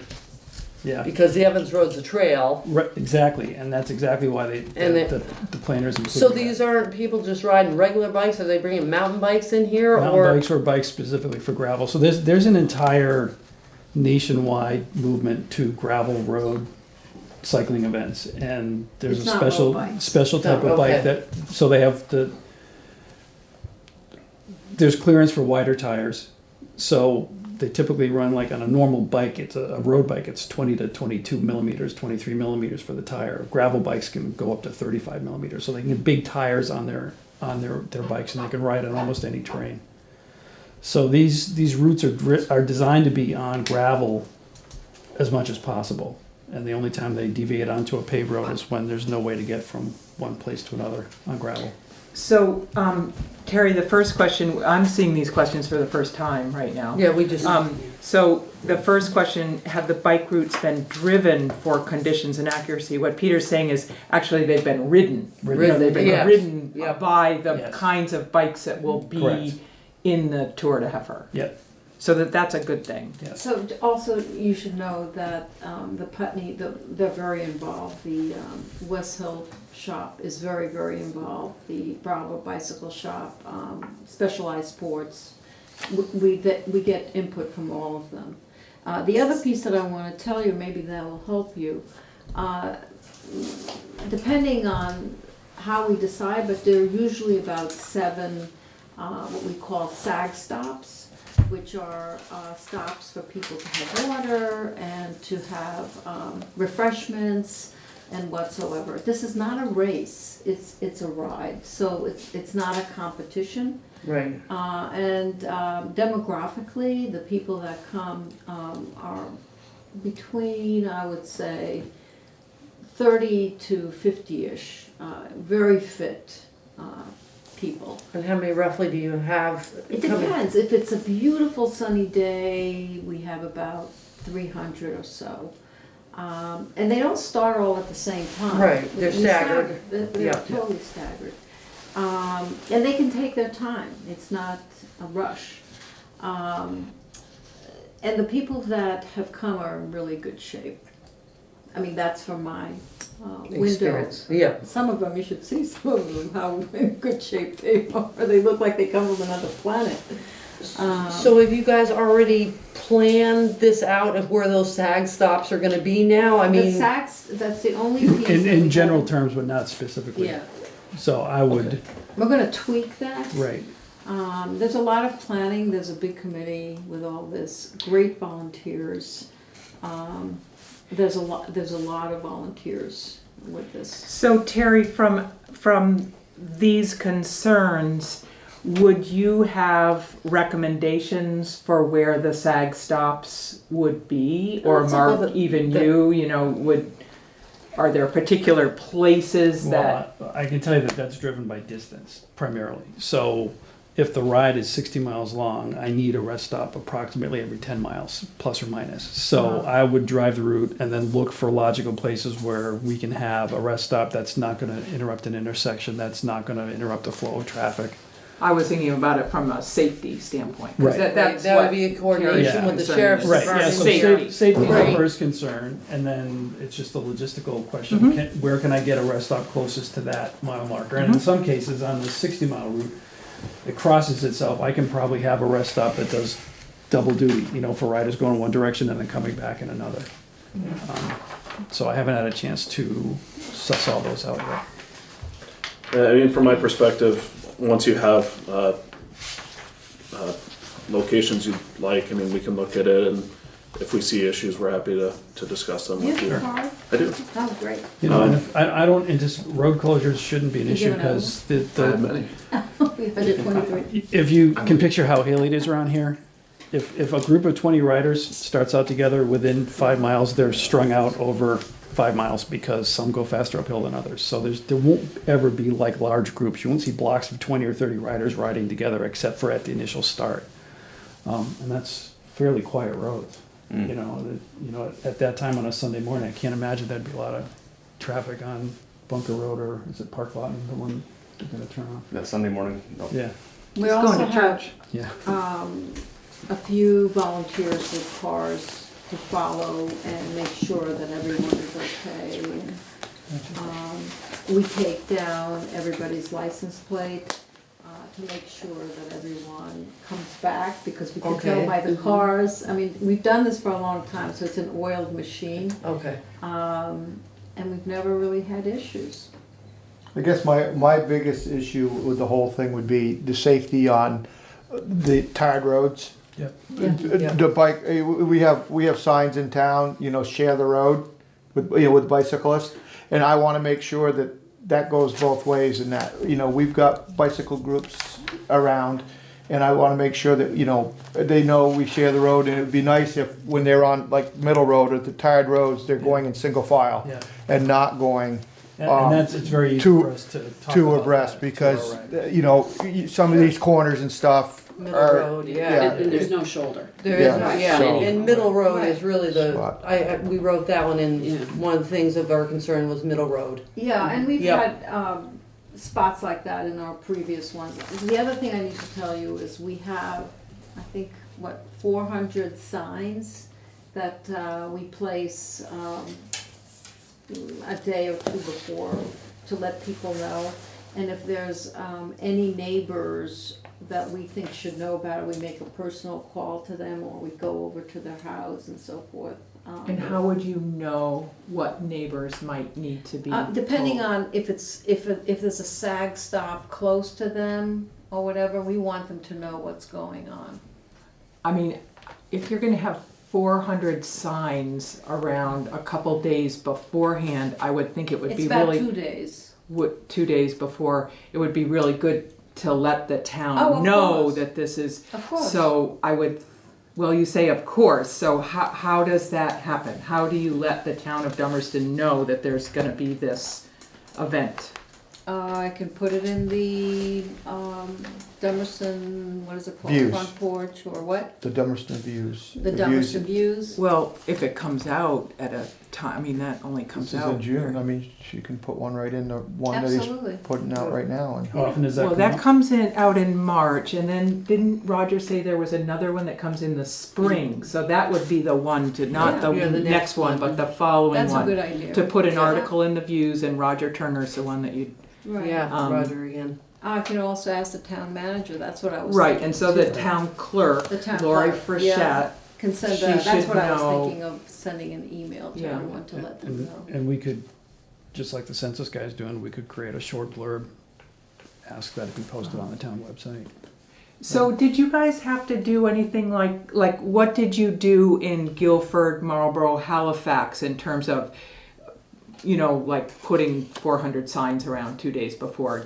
Was that? Honestly, we just put them, nobody It said, wasn't an- no, it wasn't an issue. And you come back the next day or the day after and pull them, or? Monday. Yeah. On Monday, okay, so those are, Right, and those We're are, you have exhausted on Sunday. they're, Yeah. they're spread out over yeah, a miles. huge area, so it's not like there's this, all of a sudden 400 No, signs no, show up in no, one. I know, they're- but still, yeah. 400 signs is It's a lot. 400 people that could live near there. So, you know, I mean, We have that's a 400 third of our yeah. population. Yeah, sure, I get it. I mean, I It's don't a know- lot. I don't know how many we Yeah. will be posting, but we do have that many. That's We- great. And I've done this for many other bike events, like Harpoon Brewery for years did a awesome. tour out of Windsor Mhm. that went through all the back roads up there, Mhm. and we'd go post signs, and I did it myself for years. And you don't go stick a sign right in somebody's front yard next to their driveway. You know, you find the areas between properties where it's wooded or where, you know, where Yeah, but visibility even is if it's not good. in So front of somebody's house, it still is it's still respectful to let people know that in their neighborhood Yeah. this is going on. And we'll And do so we that. want to make sure that that Right. happens. Yeah. Yeah. I think not a from my problem. perspective too, it's just the coordination between Mark, Yeah. the board here, rescue, the fire Sure. department, and who'd I miss? town, Yes. the road. Highway And- department. And the highway department. Yep, And- we're gonna need that coordination. Yeah, and you So know, who my is- request. who is the point person for that? Well, Mark would be Mark on the is right sheriff, here. Drew Okay. would be the rescue. Well, Drew, of Yep. course, we, Probably Rich Cogliano would be for the fire department. and that's Dummerston. And that's Dummerston Fire Department. Lee Chamberlain is the road crew, and then it would be us, the board. Okay. Yeah, I mean, for me, we've supported the ride in many past years. So the route is significantly different. ultimately, however we can enable you guys to have the ride, we'll support that. My concerns, just looking at the routes, depending on volume, if you had 300 riders on the 60 mile, is that the big one? Yeah, no, The 60 mile route, then the way that the breaks, road crossing. the way that breaks down. So if we have 300 riders, we'll probably have a third of them on or more on the 60 mile, and then Usually there's about almost a 60. higher number on the 30 mile ride, and the least participated is the 15 mile ride. So like 100, 150, Right. Yeah. 50. And we stagger those starts because the ride time on the 60 is literally more than double the ride time on the 30. So those people start earlier. So just the crossing of traffic, and I understand it's not a race and you're not going to have everybody neck and neck, but crossing Route 30 on a Sunday. Sure. There's more than people going to church there. Yeah. And I would welcome, you look at the route and say, we suggest a police detail here, here, and here. And, I mean, the covered bridge is one place that. Well, they cross the covered bridge and the iron bridge. And right. The iron bridge is, I mean, I Well, don't. that's blind there. Yeah, but I'm thinking of, courtesies for the vehicles coming, because Route 30 has the right of way to go through the bridge. Right. Not And everybody knows that, though. And Yeah. there's Yeah. a stop sign on this side, so it's just one of those courtesy things that I almost think you'd want to have somebody there. On either side of the bridge, really. Right, oh, right, but you'd want to have And that somebody could be, there. it could be volunteers wearing safety yellow, Right. or it could be a police detail, whatever, we think is appropriate. Another thought, and maybe a suggestion, and I'm not sure if the town is open to the idea, but doing a road closure on the Green Iron Bridge and allow the bicycle traffic to just use the bridge, and we eliminate That'd be beautiful. that. Then all I would say is put a cruiser at the end of the bridge, just because they're going to be coming out on that. And that's It's- relatively short duration, and it's not, how many people is that gonna disrupt? How many And you're people is saying that not gonna use the generate? covered bridge They're at kind of all? used to it. Correct. Right. So then just- vehicle traffic's on the covered Right. bridge. They got and used to it. Cyclic traffic is off. Yeah. How many years was it closed? And I can tell you that half the riders will Oh, go and walk their bikes across that bridge because people don't like riding bikes on those iron bridges. It's I got my dog to cross that It's bridge. not fun. That was really cool. Yeah, that was very impressive. Yeah, that's one. So, yeah, But that would would be a great, Yeah, okay. that would be a really good, I mean, just people riding their bikes through the covered bridges. It's dangerous. It's hard kind of to scary. walk in. Yeah. Yeah. Yep. Because you can't see when you're coming down East-West Road. It's I've heard that. Yeah, Yeah, and yet that's one of the appeals to coming to Vermont to ride your bike is to through actually the covered Through bridge. the covered bridge. Yeah. Yep. The other one I had a concern was at the bottom of Depot Road or Williamsville Road, depending weather dependent on this, because I think that's a 60-mile ride to come down, or 30, I can't. Yeah. If there's a lot of traffic there, if it's hot, you've got a bunch of people coming up for already the strolling and the way they Yeah. park. Yeah. You've got them coming down. No, this Yeah. is, it's Sunday. It's not during. Yeah, school. but no, it's But it, on a, Swimming I, hole. the I, swimming I hole. ride my People bike are by there on every both Sunday. I sides know for exactly 2 what you're You know what talking I'm talking about? Oh, yeah. I mean, Yeah. because if you got them parked on Right. Indian Love Hall. Indian Yeah, Love yeah. Hall, that's another concern. So of that's swiping another down. spot where we put volunteers. Exactly. You put them up the top of the hill all the way down. You Yeah. know, but they'll be there fairly early. In the They're route. So very early. before 60 miles. before there's a lot They're of finished by before there's a 11. lot of traffic. Yep. And then I would just appreciate the opportunity to go through this list and then just respond Sure. when I can look at my maps and Yeah. say, okay, Yeah, we'll that's make this- exactly. yeah. We're gonna have to have some give and Yeah. take on this. This was just the first. Sure. You know, if we're No, And why was did it you get your changed to permit Domus? yet? Can I, I'm just. Yeah. Not yet, but I got the Because I can paperwork. give I gotta you- get it in. Okay. History. Yeah, because you talked to me about it today, you wanted to make sure you had it tomorrow. Yeah. Basically, The the date, the know. farmers Yeah, it's time. have asked, Okay. why Yeah, are you, I had some of course we questions just about did it at the Oh, lilac. which of the Bridge conditional meetings. use Okay. And other boxes are farmers, I supposed to can't, say? I Wasn't can't, clear the on last that. edit, it went, I gotta last year, we tomorrow, did the we Rob got a meeting, farm. so. In fact, the Robs want it again this year. But we wanna give every farm the ability to, we wanted to share the publicity. And also, we wanna give riders a different route and different chance, but it's really to publicize different farms, and it really helps because they get a lot of traffic from it, they get a lot of publicity from it. So that's That's the reason. And also, the Bunker Farm this year is in the program of Wyndham Grows. We're helping them scale up. So we're really rooting for them. But it's not just their farm, there's other farms that along the way as well, like the Scott Farm and so forth. Yeah, you are going through the Scott Farm on the route. Yeah. Okay. So there's a and lot of publicity for that as well. We have reached out to all the other towns, and none of them have any issues. We've reached out to Vermont Trans about being on Route 30. They have no issue with that. So, in general, Route 30 is great because Yeah. there's a nice shoulder. Exactly. You know, but Middle Road and East-West Road. but those and- are all very short, you know, and they'll be Yeah, I well haven't marked, and looked we'll at have. the routes. Yeah. And it's because there's just no way to get here without going there. It's, Right. you know, Right. It's not ideal, but it's. Yeah. No, I mean, I think it's awesome. You know, it's more, as you'll see from the questions, and again, I'm just reading these for the first time. Yeah. It's a lot about, well, what is the Tour de Heifer? Yeah. You know, Yeah. and what are your rules and that sort of thing. The fact that it's not a race, it's a ride. You know, that there aren't clumps of people riding. It's really, and from what I've seen in past years, it's single file. I don't see people riding, you know, side by side. Yeah, I mean, if you have a group of friends riding together, you know, you might get a clump of 3 or 4 or 5 people, but most of these cyclists are smart enough to know that if they're on a road with no shoulder, they go single file. You know, on Route 30, you might see them riding side by side, but there's also a 12-foot shoulder there, and there's plenty of room to do that. And we can reinforce rules of the road. The riders that sign up, especially the ones who sign up early, get a lot of emails with different rules Yeah. and different things that we're asking them to do, and they're very courteous. It's a We have some clubs. We have some clubs around that aren't as courteous on the roads. That do not follow on the single file. I mean, I don't care on a dirt road if they're going as long as they pull over with a car. But on the paved roads, I really think these bicyclists should all be doing single file and not be getting out in the middle of the road because.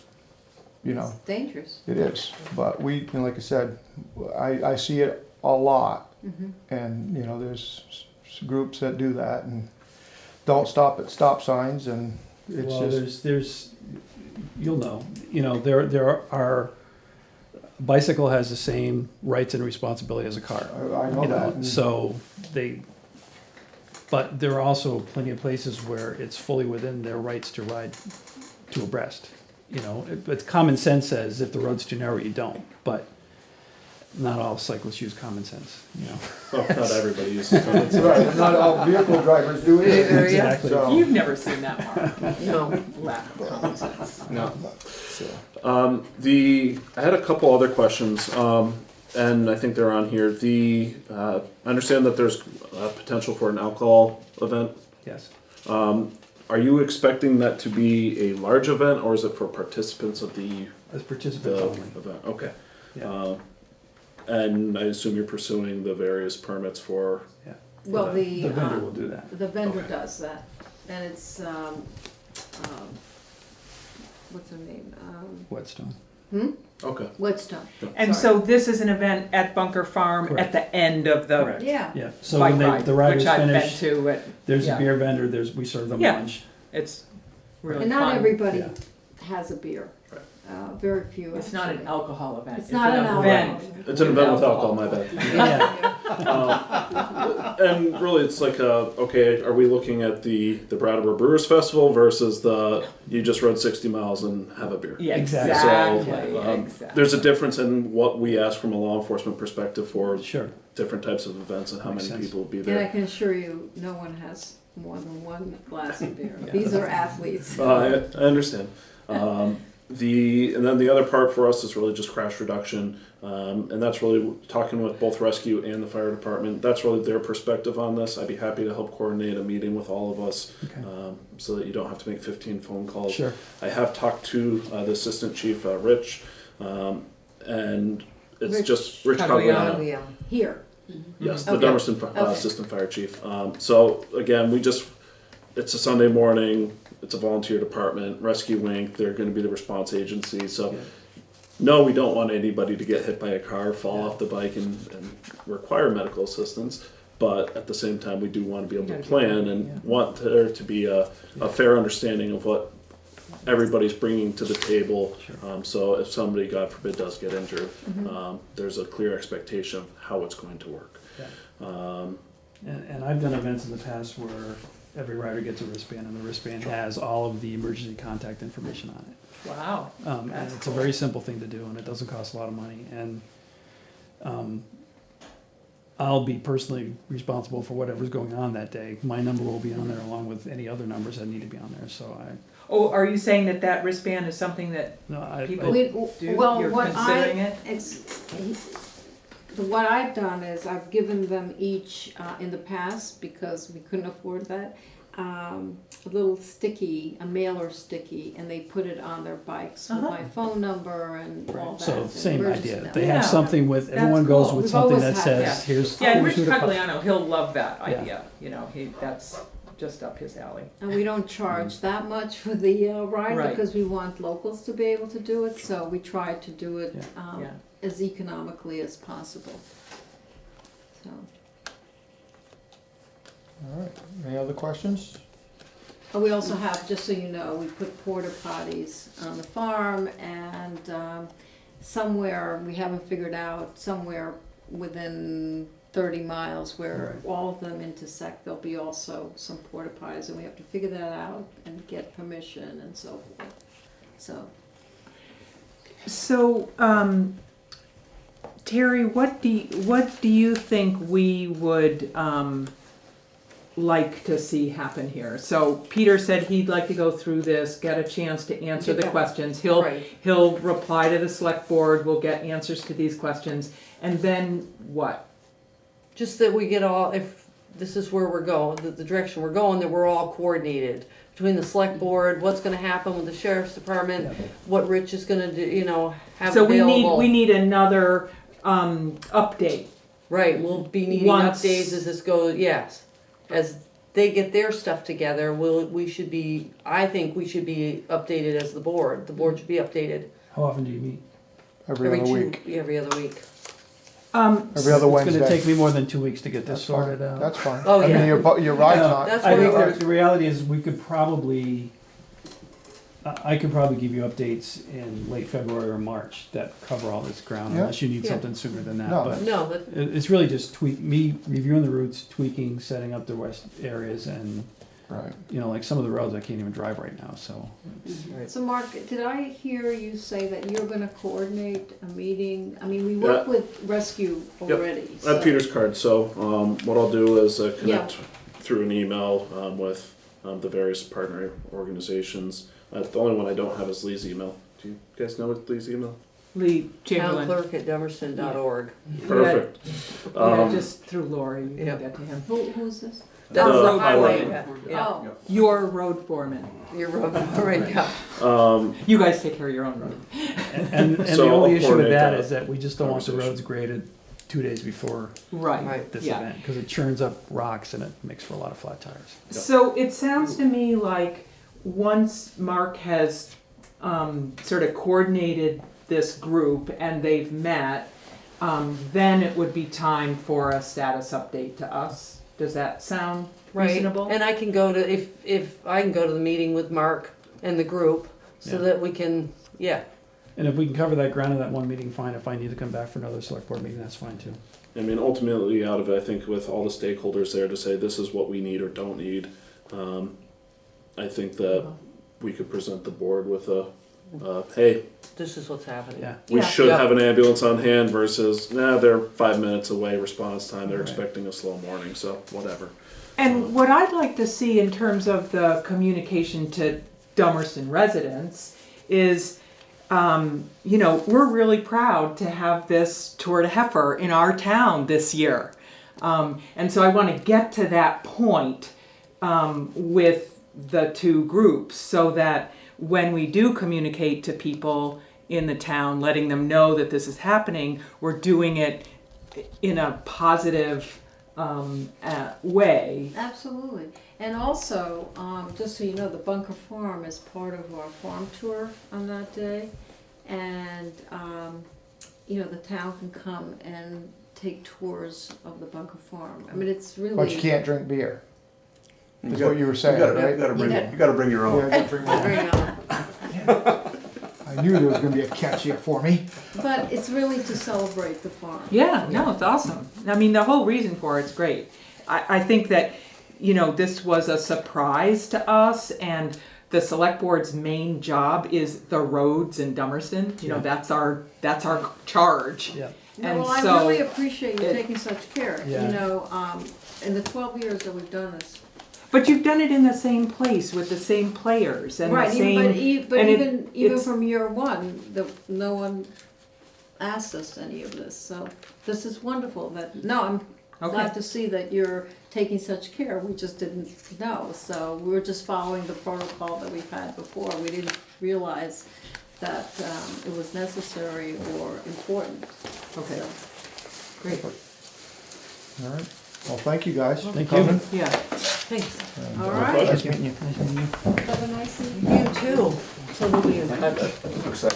There you go, All right? sorts of people here. I know, it's the biggest meeting we've had all year. It is. Yeah. Oh, and I'm not kidding Yeah, either. we've had these Are you on Friday? tables. Oh, you're coming. You Yeah, bet. it's Yeah. the longest meeting we had too. Sweet. So now that we're off the record, I was basically gonna volunteer. You're not off the record. You're not on the Still record. on. Door to door knocking on every door in Dummerston saying, hey, we're having this event. Yeah. What's the census? You guys Yeah, got more to do, huh? Yeah. Hire somebody with us. Take care. Yeah. You're all tapped out? Just started today, but hard to know what the right thing is. I know. Forecast looks awful sugary. You don't get any sugar in this apple. Anyway, good luck, guys. Thank you. All right, thanks, you. Noah. Appreciate Take care. Have a Thank good night, you. I Orly. just want to say thank you as a Dummerston resident for all the work you do. Really appreciate it. Really. Thank you. Take care. Bye-bye. Bye, Early. Road foreman's report. I just wanted to have a second just to let everybody know that Lee's wife passed away, Martha, yesterday morning. So it's, if you see Lee, just give him a wave. All right. So moving on to correspondence for information. Anything anybody would like to discuss there?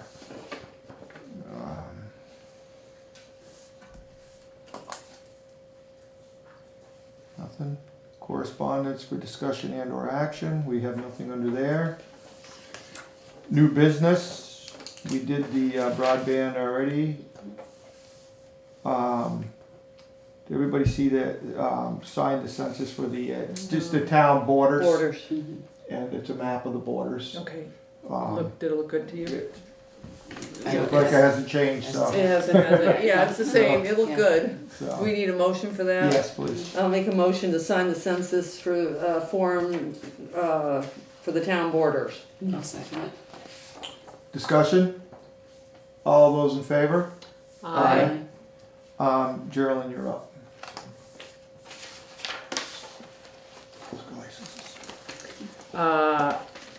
I'd like to move that we recess as the select board and convene as the liquor control board.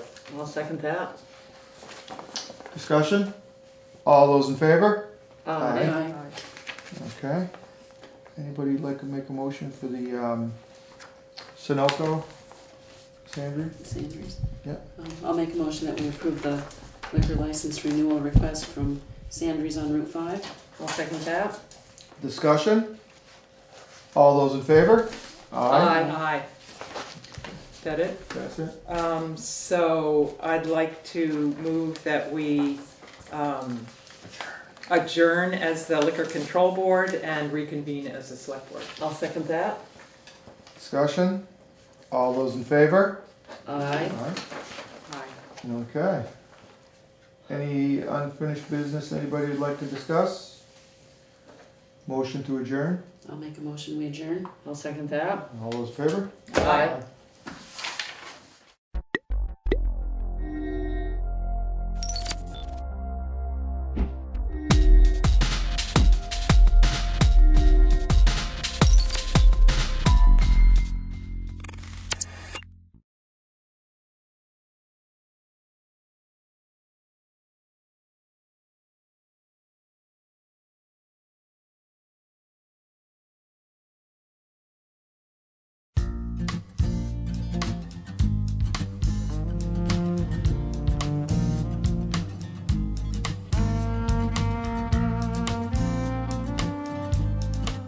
Good morning, and welcome to another edition of Montpelier Connection. We're here at the State House this morning. The 2020 session has started, and so we're going to try and give you some regular reports from the State House. And I'm State Representative Mike Merwicki from the Wyndham 4 District of Putney, Dummerston, Westminster. And today's guest is Representative Sarah Coffey from Guilford and Vernon. And Wyndham 1. Wyndham 1. Yeah, good morning. So we are part of the Wyndham delegation from the Southeast Kingdom, the heart of Vermont, or the entry to Vermont. And we've gotten off to a good start here in the session. We have. It's been we're entering week 4, and I believe that we're really accomplishing some of the priorities that we set forth to make Vermont more affordable and a stronger economy that works for everyone. Yeah, we know that in some cases the economy is doing fine, but for a lot of people, it's a struggle. And I'm not complaining myself, but I tell people, between my wife and I, we work 5 jobs, and that's how we make ends meet. And again, I'm not complaining, but I'm just saying we're in the same position a lot of Vermonters are. They're working multiple jobs just to make ends meet, and we want to try and see what we can do to make that better, so in fact we have an economy that works for all. A couple of ways we're trying to do that are a couple of bills that we didn't quite finish at the end of the last session, but we've now passed and they're on the way to the governor. And one of them is, I think especially important to me, is paid family leave. We've also voted on minimum wage, but for me, paid family leave is one of those things that affects people right across the spectrum. Young families with children, people who are more middle-aged who might be taking care of their parents. It can afford them the opportunity to take care of them without feeling like we're going to lose pay. You may even lose your job, and these are pretty heavy lifts for us. Yeah, and I supported paid family leave because I think it works for the worker and it works for businesses. I hear from a lot of my constituents who run small businesses, and we own a small business, and paid family leave gives us a tool to support our employees. It doesn't cost us, it's not like the expense of health insurance, and it gives us a tool in our toolbox because we really, we have some challenges with keeping and attracting workforce in Vermont, and I see this as a really exciting way for us to attract new workers and families to live in Vermont. We're, I think, we're the 18th? Is it the 8th state to adopt this? I think there's 7 states in the District of Columbia. Yeah, and I think when I saw what other states were doing, I thought, if we don't do this in Vermont, we're really going to be at a disadvantage. And I think it's a very affordable way to build in this insurance premium that's paid through payroll. Yeah, it's a small step. It would give people 12 weeks of paid leave away from their job at the most, or people don't have to take that much. But after having a baby, that's not a lot of time. Right. And compared to what the rest of the world does, it's a very small step. And out of the 40 most wealthy industrial nations in the world, we are currently the only nation that does not have a nationwide program in this regard. It's time for us to join the rest of the world and put this into effect. I agree. I'm excited, and I hope that the governor will not veto this. But all indicators are pointing to him vetoing this bill, and I hope that our colleagues will be able to do an override of that veto. Yeah, likewise. I hope the governor doesn't, because I think it flies in the face of some of the other things he says about trying to attract younger people and young families to Vermont.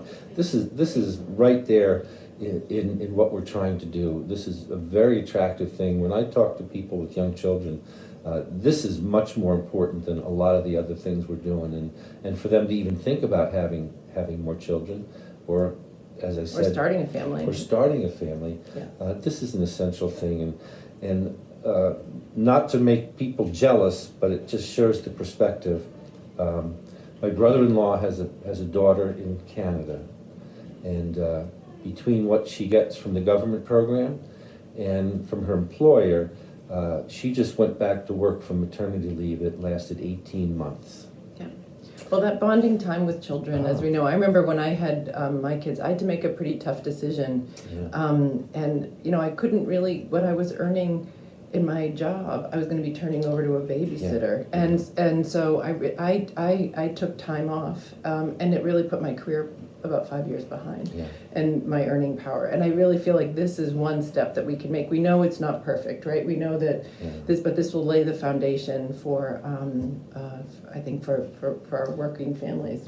You made a good point there about how it's helpful to women too and mothers, and it's one of the challenges they face with trying to progress in the workforce, and leads me to look at the minimum wage bill, because what we found is that the majority of people who work minimum wage jobs in Vermont are women. Absolutely. You know, there's a terrific report. The Vermont Commission on Women is doing some great work, and this is the third year of a report that's come out. You know, because when we invest in women, we are investing in children, and when we look at poverty in our state, we know that that's where we can affect the most change. And so women disproportionately have these minimum wage jobs, and so we know that a single mother cannot, or a single parent cannot afford to live on minimum wage. So this is an important step. It's just an important step in the right direction, and we know we need to do more work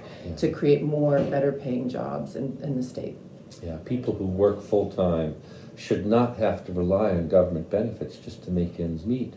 So it's a win-win if we can keep moving ahead with this. But again, the governor has suggested he's going to veto this, and this hurts people really at the lower end of the economic spectrum. And I would hope we could look for ways we can help, and we think that's what this bill does. Sure, and it also, you know, puts more dollars into our economy. You know, when people have more money in their pocket, they put more money into our economy, and the local economy, and our taxes, which help run government. So I think it is something that I feel is very necessary, and especially us with living on the borders of New Hampshire and Massachusetts, we know that people can make choices about where they live and where they can work, and so we want to keep them in Vermont. And the interesting thing is, if we raise the minimum wage, it gives us an advantage over New Hampshire. Many people often talk about how New Hampshire has some economic benefits, but New Hampshire's minimum wage is still pegged to the federal minimum wage of $7.25. Yeah. Can you imagine trying to live on $7.25 an hour? No. So that seems absurd in this day and age. So your committee has been pretty busy. We have been very busy, and I have to say I love this pace because the work that was done in the off session. I sit on House Corrections and Institutions, and it's both a money committee and a policy committee, and we work on the capital bill and the capital budget adjustment. But at the beginning, top of the session, you know, we wait to dig into the budget after the governor gives his budget address. So in the first 3 weeks of the session, we have time to do our policy work. And we've talked about it before, though what's been going on during the off session is Justice Reinvestment 2. And this is been work that's been done by the council and state governments with our 3 branches of government. Incredible work looking at digging into the data and what is driving our corrections or people into our facilities, but also with the Department of Corrections is supervision of 8,000 people who are out on furlough, parole, and in our facilities. And it is been a very rigorous 5-month process, and they came to us last week and presented a really in-depth recommendations on policy and what we can do to change that. Because we've talked about this before, Mike, but back in 2007, we did Justice Reinvestment 1, and we were able to really divert lower risk, lower... we bent the curve. We bent the curve because we were looking at our incarceration, or folks in our facilities, that number go up to 2,500. So we're down to 1,800. We are at 138% capacity now, though, in our facilities, and we are sending people out of state. And we even though it is actually less expensive to house people out of state, our values are that we want people to be here. So it's a pretty in-depth report, and I'm excited to be working. The main push that we're going to be working on with our colleagues in the Senate are to look at statuses and community supervision. And I could certainly get into the weeds, but I think that the big recommendation was with furlough statuses that we are finding that between 60 and 70% of folks are reincarcerated because of a lack technical violations, most often because of a lack of adequate housing. And that to me is really a profound statement. I think what's happening is as the report stated, is that people coming out or going into our facilities have more complex needs, both mental health and substance abuse disorders. So coming out, we need to really readapt the kind of housing that we have. Currently we have a lot of sober housing and housing that doesn't allow for example, women with children. And so it's a real deep look at how can we work within the Agency of Human Services to better develop and reevaluate some of the housing and put money into that, not just invest in these upfront costs that will help bring these numbers down. So it's complex, and that on top of I just have to comment, we have there's a big upset within the Department of Corrections right now because of a story that came out in 7 Days in early December around sexual harassment in the women's prison. And so there's a new commissioner, Jim Baker, who is as an interim commissioner. He has a very strong reputation for turning around the police department in Rutland a number of years ago. There's an investigation going on. So, what we're hearing about is also there's a lot of stress going on within our facilities. It's a hard place to work, as you can imagine. And they're very understaffed. And they're really understaffed and it required overtime. And so we're really, I'm encouraged by what I'm hearing from the commissioner coming in and how we can do better recruitment and retention. And, people spend a lot of time at these facilities, and we need them to be better places to work and better conditions for everyone. So we're looking and trying to shift the culture within corrections. So we could go on. I could go on, as you can tell. It's a topic that I'm pretty passionate about. Yeah. Well, it's something a lot of people are interested in back home and across the state, because I think our sense of justice is that we want to make sure that all people are treated in a way that helps them be better. And right now our system has a lot of holes in it, and especially in regards to substance abuse and in relation to mental health, to trauma. What we know now is the research shows that the background of people having trauma, or I should say untreated trauma, shows up in behaviors that are antisocial and wind up getting people locked up. And so, these are in our facilities, we are needing to really have new kinds of training for our staff in there because of trauma. And I have to say, what we've been hearing for the last 3 weeks, a lot about the training, and also, a lot about a tough subject, the Prison Rape Elimination Act, which was passed in 2003. It's a federal law, and and it took them 9 years to develop the rules. And I'm really encouraged by the way that the training, but we need to do more. And I think that DOC staff know that we need to do more, and we need to give them, with justice reinvestment too, we see how we are underfunding corrections, and we need to, as tough as it is with our budget, if we don't make this investment, we lose out. And really great, terrific analysis about making this investment, we can save millions of dollars, and it will take within 5 years. But we have to, like most things, we have to make the upfront investment and also invest in our community supports for corrections, because we know that people have, for being treated for mental health issues, we have greater success outside of corrections, actually, as you know from your work. It's an area, like several others, that state government really needs to start making investments in people, or more and better investments in people, because if we want to keep moving forward, We can't keep cutting and not making those investments. As anyone who's made any successful investments knows, you have to spend some money to make some. Yep. And I think in this regard, we're talking about the forgotten people, the people who don't get much attention. And from my perspective, we all benefit as a society when we can make accommodations for those. And it helps all of us. It adds to the quality of life, and there's carryover there. And just think about all those people, you know, if they can be more productively involved in our communities, you know, and they're contributors to our communities, their children will be more successful. We can disrupt this school to prison pipeline. And it's, you know, I see a continuum. I say this over and over to a lot of my constituents. I'm really pleased that our Department of Corrections is within the Agency of Human Services. And so that means that we can, you know, look at the whole picture. And as Justice Reinvestment, the Council on State Governments commented, though, there are some silos within that, and we don't need to spend more money in certain areas. It's just making sure information is shared across agencies. So, you know, this is something that improves our society, saves money, and also just makes it a better place to live. You know, these folks are coming back into our communities. So.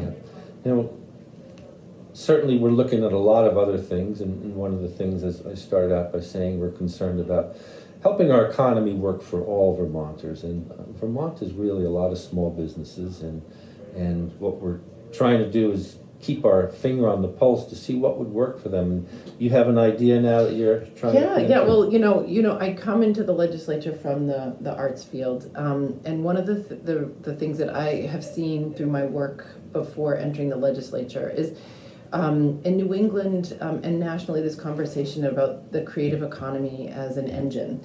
And in 2002, about a year ago, a report came out from the National Governors Association, which was about rural prosperity through the arts. And it is some really incredible examples of what's going on in other states. And Vermont hasn't actually done a lot to support the creative economy. And in a way, we're in a really exciting position to do more. So by tapping into, and this is not, when I say the creative economy, it's a really broad, you know, we often think about the creative economy as our nonprofit arts organizations, which are an important part of our creative economy, but it's also the folks who are making work that's, you know, for example, Vermont made a handcrafted furniture that is sent to people all over the country. One of my constituents, the Vermont Wood Studio in Vernon, does this. They have a kind of national market, and it's because we have a strong Vermont brand that stands for quality and craftsmanship. And really, what we need, you know, so this idea that when we did our rural economy bus tour in the fall, we heard about the success of the Working Lands program, which was a program that invested in agriculture. You know, was in response to the need, you know, a shifting economy in our and needing to support our working landscape and to diversify it.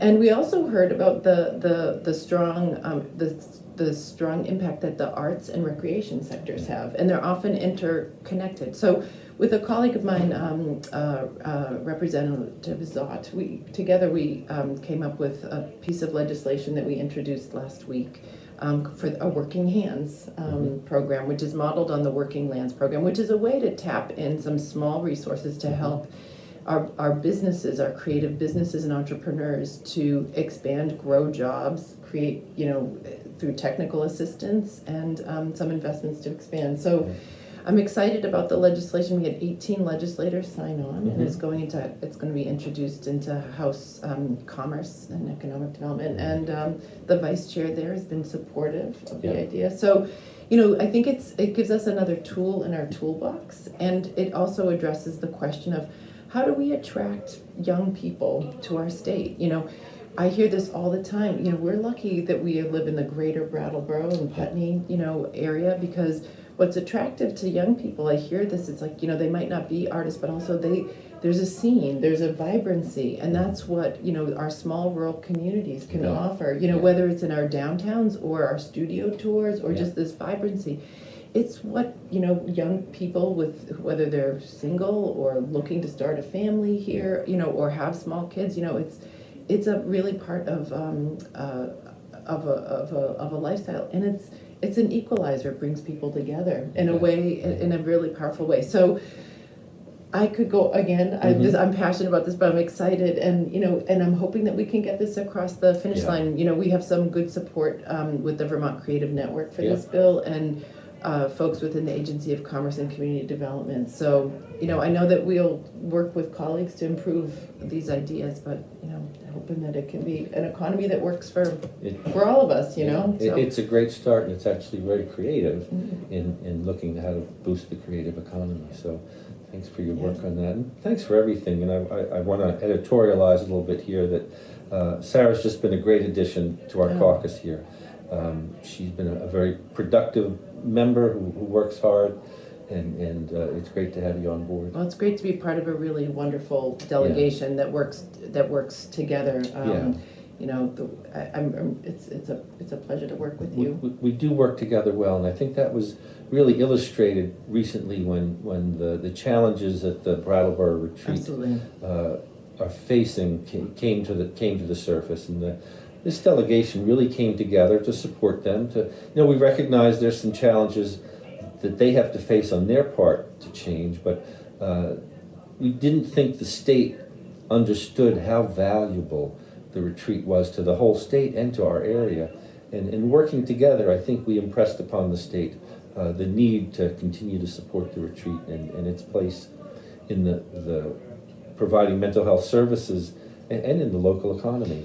Absolutely, and so I think it became visible when the governor mentioned it in his State of the State address. And now, however, the work is not over, because it doesn't, contrary to what the governor said, those dollars have not showed up in his recommended budget to support the retreat. So it's because that will show up in the capital bill, which comes through my committee, and also in the big bill. And so we will be needing to advocate and continue to advocate. And I feel confident that through the work of our delegation that we can do that. You bet, yeah. So thanks a lot. Thanks. It's great talking with you, Mike, as always. And early in the morning here as we get ready to start our day. Yeah, and I just want to say I appreciate, it's really an honor to be up here, under this golden dome, which you can see in this illustration behind us, but it's really an honor to be up here doing the people's work. So. Yeah, indeed it is, and to be able to try and do something to give back to our communities this way is a privilege that we certainly don't take for granted. And to that end, we want to make sure we're here, but we're ready to listen to what's going on for you. And sometimes things come up during the session. For instance, if somebody's having trouble with heating assistance or some other thing that's happening in town and you don't know where to go, email us, give us a call. The information, our contact information is on the legislative website. Yes, please be in touch. Yeah. So thanks to the people back in Brattleboro at BCTV for helping bring our work. Take care.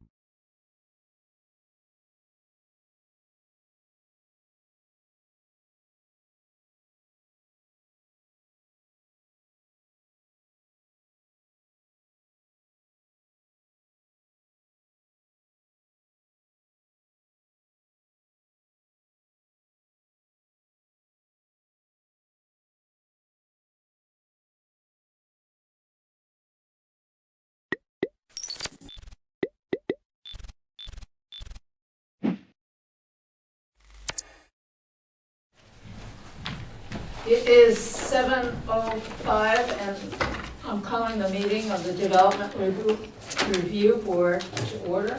I'm Maya Hasagawa, I'm the vice chair, and I will do the opening remarks. We only have one person here, but anyway, you'll have to listen because it's the procedure. Sure. It explains the procedure. At the DRB, we hear applications for land development in the town of Brattleboro and appeals of zoning administrator decisions. Procedurally, the Development Review Board operates on the record. Broadly, this means we take a clear record of testimony from the applicant and any interested parties and then issue a written decision with our findings.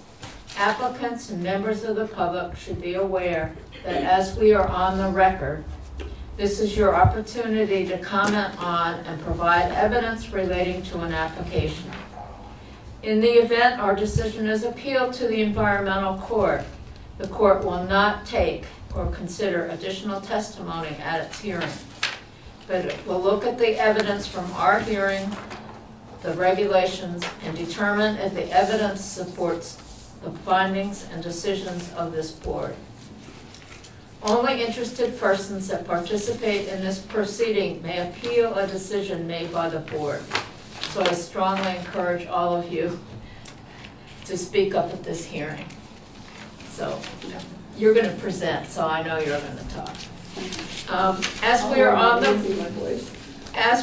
the record, we are going to ask that you affirm that your testimony will be truthful. So would the applicants and anyone wishing to speak to an application please affirm the following? Okay. I hereby affirm that the evidence. Oh. Yep. He doesn't have Right hand up. There you go. Okay. I hereby affirm that the evidence I give in the cause under consideration shall be the whole truth and nothing but the truth under the pains and penalty of perjury. I do. Applicants require a majority vote of the full board to succeed. That's 4 votes out of 7, and I think we have 7 people, so. If we do not have a full board present to hear your application, then we will consider a request to continue your application to the next public meeting. After taking testimony, the board will close the public hearing and may vote on your application. The board will issue a written decision within 45 days of the close of the hearing. While we may vote on an application, it is the written decision that controls the timeline for an appeal. It should be noted that the town of Brattleboro is a party with an interest in land development applications. The town does not have a special status before this board. Documents provided to the board by the town planning department, town attorney, or other town departments will be considered in exactly the same way as information from the applicant and all other interested parties. Okay. I have a motion to approve the minutes of the December 18th meeting. So moved. Second. All in favor? Aye. Excuse me. Okay. Everybody took the oath. Has the meeting been properly warned? Yes, it has. Does anybody have any conflicts of interest or ex parte communications? No. No. Yet. I just had a question about the agenda, the number 3 item on our agenda. Just confused about that. Review of cases public. Did you put this on the agenda, Brian? What's that? The number 3? Could you read it to me? Review of cases / public hearings to be reviewed under the Brattleboro land use regulations as warned on October 12th, 2015? Is that just a... Yeah, that's the standard. That's what you're doing. Oh, okay. Yeah, That's so the applications. And that just, the date refers to when those land use regulations went into effect. Exactly. Okay, it just caught me off guard with that date. Sure. Okay. Sorry about that, Madam Chair. I am going to appoint Ian to hear all applications. That Ian. That Ian. He's the alternate Ian. Ian too? Well, I don't know. Good Ian and bad Ian. Oh, good. We're on TV, guys. So it goes. People will find us very entertaining. Okay, are you Deborah? Yes, I am. Tamosh? Tramposh. Tramposh. Okay, will you take a seat up at that table there? And the nature of that microphone is so that the television can hear you. I wasn't ready for TV. Sorry. Don't worry about that. Okay. Okay, can you talk to us a little bit about your project and what you want to do and? Yeah. First of all, I'm losing my voice. I've got some lung thing, something moved into my lungs, I guess, and I work with children. You know how that goes, right? So germs are everywhere. So my voice is going, so hopefully it'll stick with me for a while here. Yeah, so I purchased a duplex on Western Avenue. Excuse me, in September I moved in, and I'm from Portland, Oregon. So I drove across. Part of the reason I wanted to, well, there's a lot of reasons I wanted to move here, but part of the reasons I wanted to buy this place, which was, it's really quite a good deal and a nice place, was because the attic is a perfect space to have a small practice. And I am a Pilates and yoga instructor. Actually, currently getting certified in yoga. And I've been teaching Pilates for about 12 years or so, and also teaching yoga. It's a very sweet space. It's pretty small. You know, it's an attic. It's the 3rd floor. And I currently live on the 1st floor of the building, and an old elderly woman lives on the 2nd floor. But she's going to be leaving, and then I'll move to the 2nd floor and rent out the 1st floor. It's a very sweet space up there, and it's probably comfortable. I've started working on it, fixing it up. It's not a big deal. There's not much to do other than taking wallpaper, fixing the plaster. You know, it's not a major renovation. It's pretty simple. And I've already talked to the fire department, to the assistant fire chief, about what I would need to do for that part of it. It's already been done. Well, it's going to be done, but I've talked to him about it. And probably, maybe at the most, would be 10 people up there, you know, at a time, because it's not very big. So it's a small, my idea is to have a small studio where I would be the only one teaching. So it's a pretty small situation. And maybe teach like anywhere from 1 to 3 classes a day, because I'm not, it's just me, so, and I'm in my 60s, so yeah, so that's my plan, that's my desire, and keeping it, you know, the parking is pretty easy on the street, you know, there's plenty of parking, and like I said, there wouldn't be, who knows how many people would come to a class, but the room can only accommodate to about 10.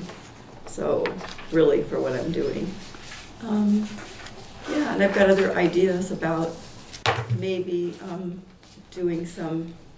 providing some kind of classes for maybe disadvantaged youth, or, you know, reaching out to high schools that have kids that could use, because I've worked with kids a lot, different ages. I work at the Montessori school right now with elementary and young kids. So maybe providing some kind of, in the future, some kind of classes that maybe, you know, there's a sort of a community pay it forward kind of thing, you know. So providing for, who knows, I don't know what the situation is. I haven't actually spoken to any schools yet. That sort of thing I'm looking at maybe doing, yeah. Because I love working with kids of all ages, and maybe there'll be some teenagers that could, you know, be interested in yoga. So that's kind of my basic idea plan. Not until I wouldn't be doing it until at least the summer or the fall. So it wouldn't be right away. It's a few months off. Yeah. So are you planning to have any evening classes? Well, my understanding is the hours are 8 to 6. And I prefer not to teach in the evening, so I really don't have a problem with that. I like those hours. I would, however, I was hoping that once on occasion, if I wanted to do something in the evening, but it would be probably very rare, you know, to do something special there and have people over or something, some kind of a gathering on occasion. But for the most part, I don't like doing things in the evening, so I like to end by 6, so I'm good with that. Yeah. Is this the former Dr. Avila's building? It is, Okay. yes. That's right, I just Yeah. Googled it, so I was. Right, yeah, so Dr. Okay. Avila was an eye doctor, right? Yes. Yeah, so he was practicing there. So the signpost is all still there. Yeah. Yeah. I'm glad you pointed that out. I was wondering exactly what we were talking about. Yeah. Yeah. Yeah, when I Googled it, that's what I. And I guess I'm going to direct a question to the zoning administrator. The way that it just says request for retroactive change to use from dwelling unit and office to 2 dwelling units and home business approval. So that neighborhood, so to speak, that section Western Ave, that's there's a number of properties that are sort of combination residential Yeah. and office. Yes, yeah, I'm just definitely. asking him because he kind of deals Yeah. with that on a regular basis. Yeah. So. And so, to me, in one sense, my mind says changing, and you can tell me whether my thinking is correct, but changing from a dwelling unit and office to 2 dwelling units, I mean, to a certain sense, am I thinking that sort of a small yoga studio is sort of synonymous with an office, in a way, for that zoning area? Yeah, it's a smaller use, and it's kind of something that's protected by law as being a residential use, so it doesn't trigger some of the requirements that would come with a site plan approval. So, Okay. for instance, landscaping. Okay. So in a certain sense, you're saying under the regulations that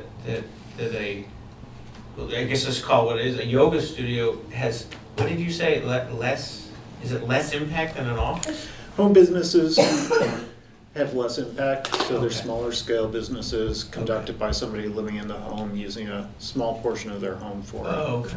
Yeah. Okay. Because I can just picture that stretch of Western Avenue, and in my mind, there's quite a number of combination office and living spaces.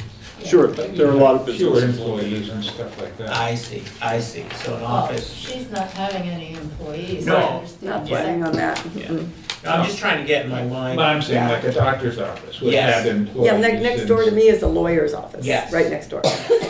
Yes. Okay, I can now understand that. Yeah. I just was curious as how they were related, office versus yoga studio. But you will have, instead of having an office on the first floor, you eventually will. It's the 3rd floor, yeah. You will eventually move to the second floor, rent the first floor as a dwelling, Mm-hmm.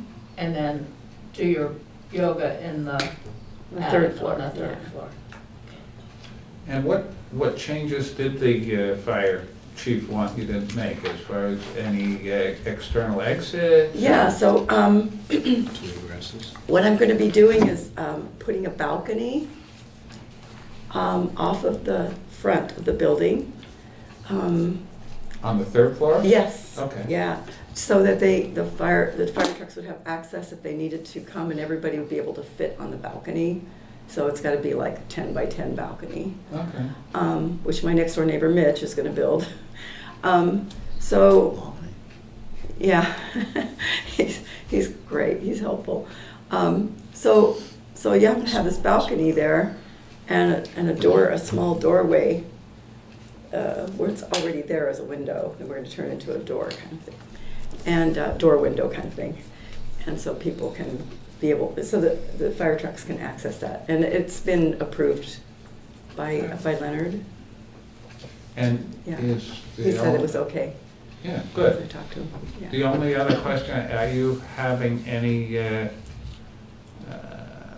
facilities up there on the third floor, a bathroom or anything like that? Right, so I don't want to do any, that kind of remodeling up there. I don't want to, take on that, I just want it to be the rooms. So my apartment, part of the reason I'm going to be living on the second floor, other than I want to, is it would only be one flight down from the third floor to the second floor, and there's a doorway right there at the top of the hallway that goes through a small room into the bathroom of that apartment. So all people would have to do if they need to use the bathroom would be to open that door, walk through a small room, and there's the bathroom. It's just very accessible. It'd be in my apartment, but I'd be fine with that. So that way there would be a bathroom available. No, that's yeah. just, Yeah, no, that's a good question. Because I think it's important. Gotta go. I mean, Do you expect people to park in your driveway also? well, I'm personally fine with that, but I don't know, because it's a pretty big driveway and it Yeah. extends around the back.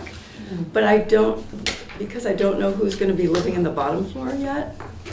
I don't know what their situation will be, is like how many cars there would be there already. So I would want to respect that. Like whoever's living there, they would need a certain amount of space. Right now, the woman that lives in my upstairs doesn't have a car. She's 93. And so it's not an issue. But yeah, so it would kind of depend. But the parking in the street is, hardly anybody parks in the street. There's plenty of parking. Seldom use that area. I know, so it's really kind of ideal. So, What provision do you have for snow removal from the driveway and the sidewalk and so people Yeah. have access? I'm not currently plowing my driveway, having it plowed because I'm the only car, so I just park at the end. Because it gets expensive, can't really afford it. But next year, I will, especially if I rent the downstairs, of course, I'm taking care of that. And I shovel the walkway myself at this point. There's a hell of a bank behind the place. Oh, yeah. If I remember right. Yeah. Yeah. Plenty of place for snow. It's down. I don't know if it's the purview of the board, but when you sit on this board, you get to ask questions because you're curious. And my experiences with attics in some houses is they can get quite hot in the summer. And again, I know there's the whole hot yoga, but do you have Which any? I'm not gonna do. Yeah, do you have any, Hot yoga. apparently there's a type of yoga where they actually turn up the heat and then do the yoga. Is that? I don't approve of that myself. Well, but I know there is a hot yoga studio in town. Yeah. Yes. So what I was asking you, and again, it may not be pertaining to the land use regulations, but just curious about, do you have any provisions for perhaps there might be ventilation? It may get Yes. quite hot in the summer. I'm just curious to hear Yes, so about that. I just had my place insulated. Okay.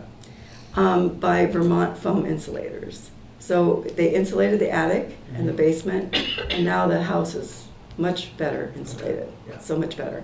So I wanted to actually call the guy and make sure that it's going to be cooler, because it's really warm now. It's going to be cooler in the summer, like insulation is supposed to be, right? Yep. So I was going to call him and say, are you guaranteeing me this? But I am going to probably install one of those units that you put on the wall. Okay. That split. Yeah, it's a heat and an air conditioner Oh, heater. yeah. I was thinking about getting one of those. Yeah. And there's two big windows. Yeah. I'm under the understanding that some of the ventilation fans that people, for example, put in their bathrooms are very energy efficient. I've been told certain of those fans can run nearly all day, and it's the same as like running a light bulb. And so I would bring that up as a thought, is if that would be more of a passive way of pulling out warm air as opposed to an air conditioning unit. So Yeah, I and just bring that up because I'm curious. And about- I'm a fan of fans.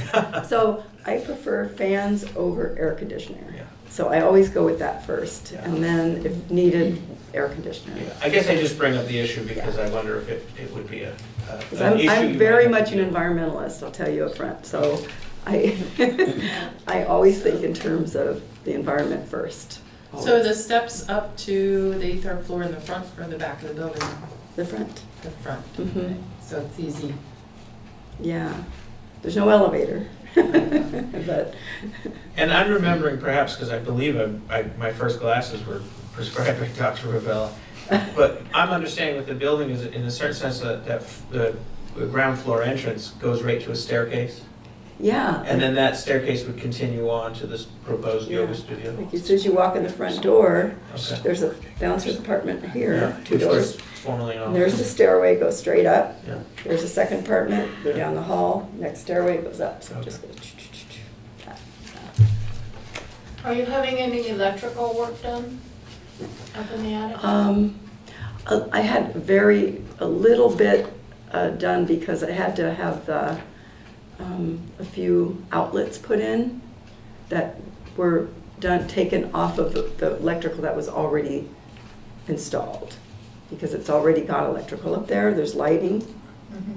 So we just took it, it was easy to just branch off of that. So there's a few outlets, because I needed a few outlets. And other than that, that's it.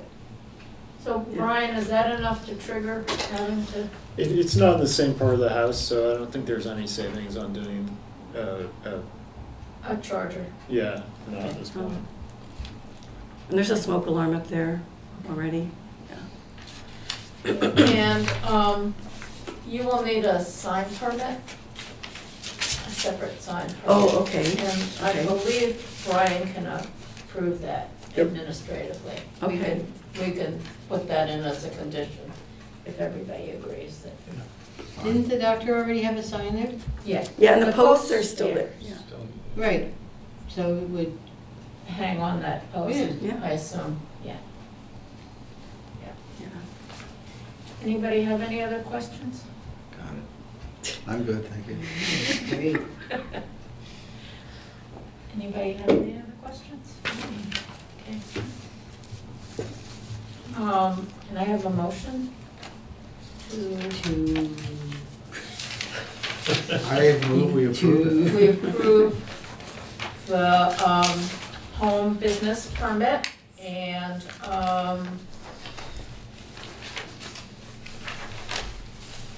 I think that's what we have to approve, right? Yeah, with the condition that a George, sign condition. permit is required Oh. and strike the electric Yeah. or charger outlet. We should probably, I would say before we vote, we should mention to you that you're not, there is a provision in the land use regulations in Brattleboro, whereas some changes trigger us to require the property owner to install an outlet that can be dedicated to charge an electric vehicle.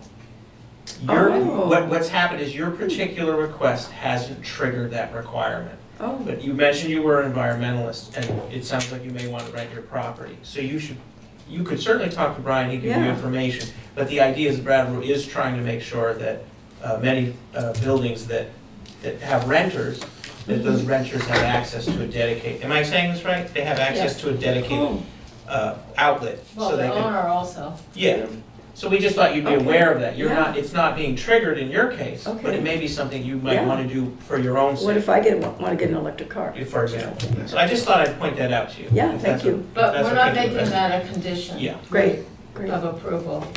The separate Good to know. sign permit, and we're approving the home business. And the change of use to And the two change, dwellings. and the change of use to 2 dwellings. With occasional events in the evening. Yeah. Oh, that's right, yes. Okay. Second. All in favor? Aye. We can all come and take a yoga class. That might be a Only if conflict you of do interest. chair yoga.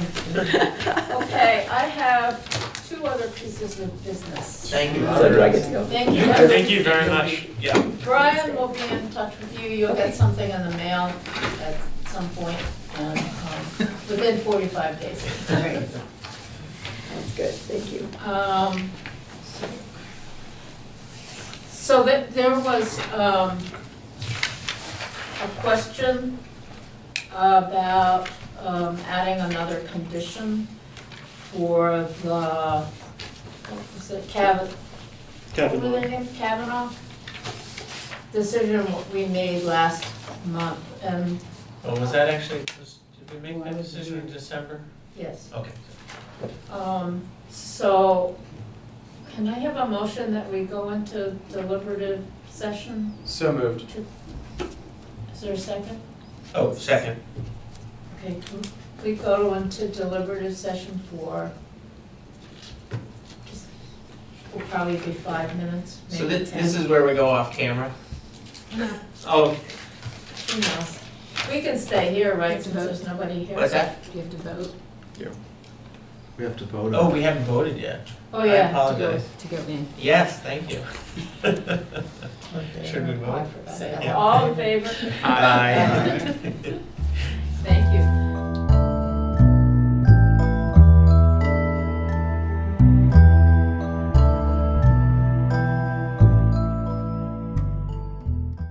Seven, I can't see. 7:50. 7:50, and we're back from deliberative session. And there's one administrative item that I'd like to raise, which is there any objection to moving the March meeting from the 18th to the 25th? None. And the reason would be that James is gonna be out of town, we know, in March, and Brian is gonna be gone. Oh, where's your sidekick? You mean Andrew. Andrew? Andrew, yeah. Well, Doesn't he have a title? Does he have a proper He title? has personal autonomy. And he's a planning tech. Yes. And he's been in the paper more than anybody else in the Yeah. planning department recently. yeah. Yeah, I'm fine with the 25th. So, Yeah. does anybody have any objection? I make a motion that we make our March meeting be the 25th. Hey, second. All in favor? Aye. I make a motion that we adjourn this meeting. So moved. Second. All in favor? Aye. Even before we move.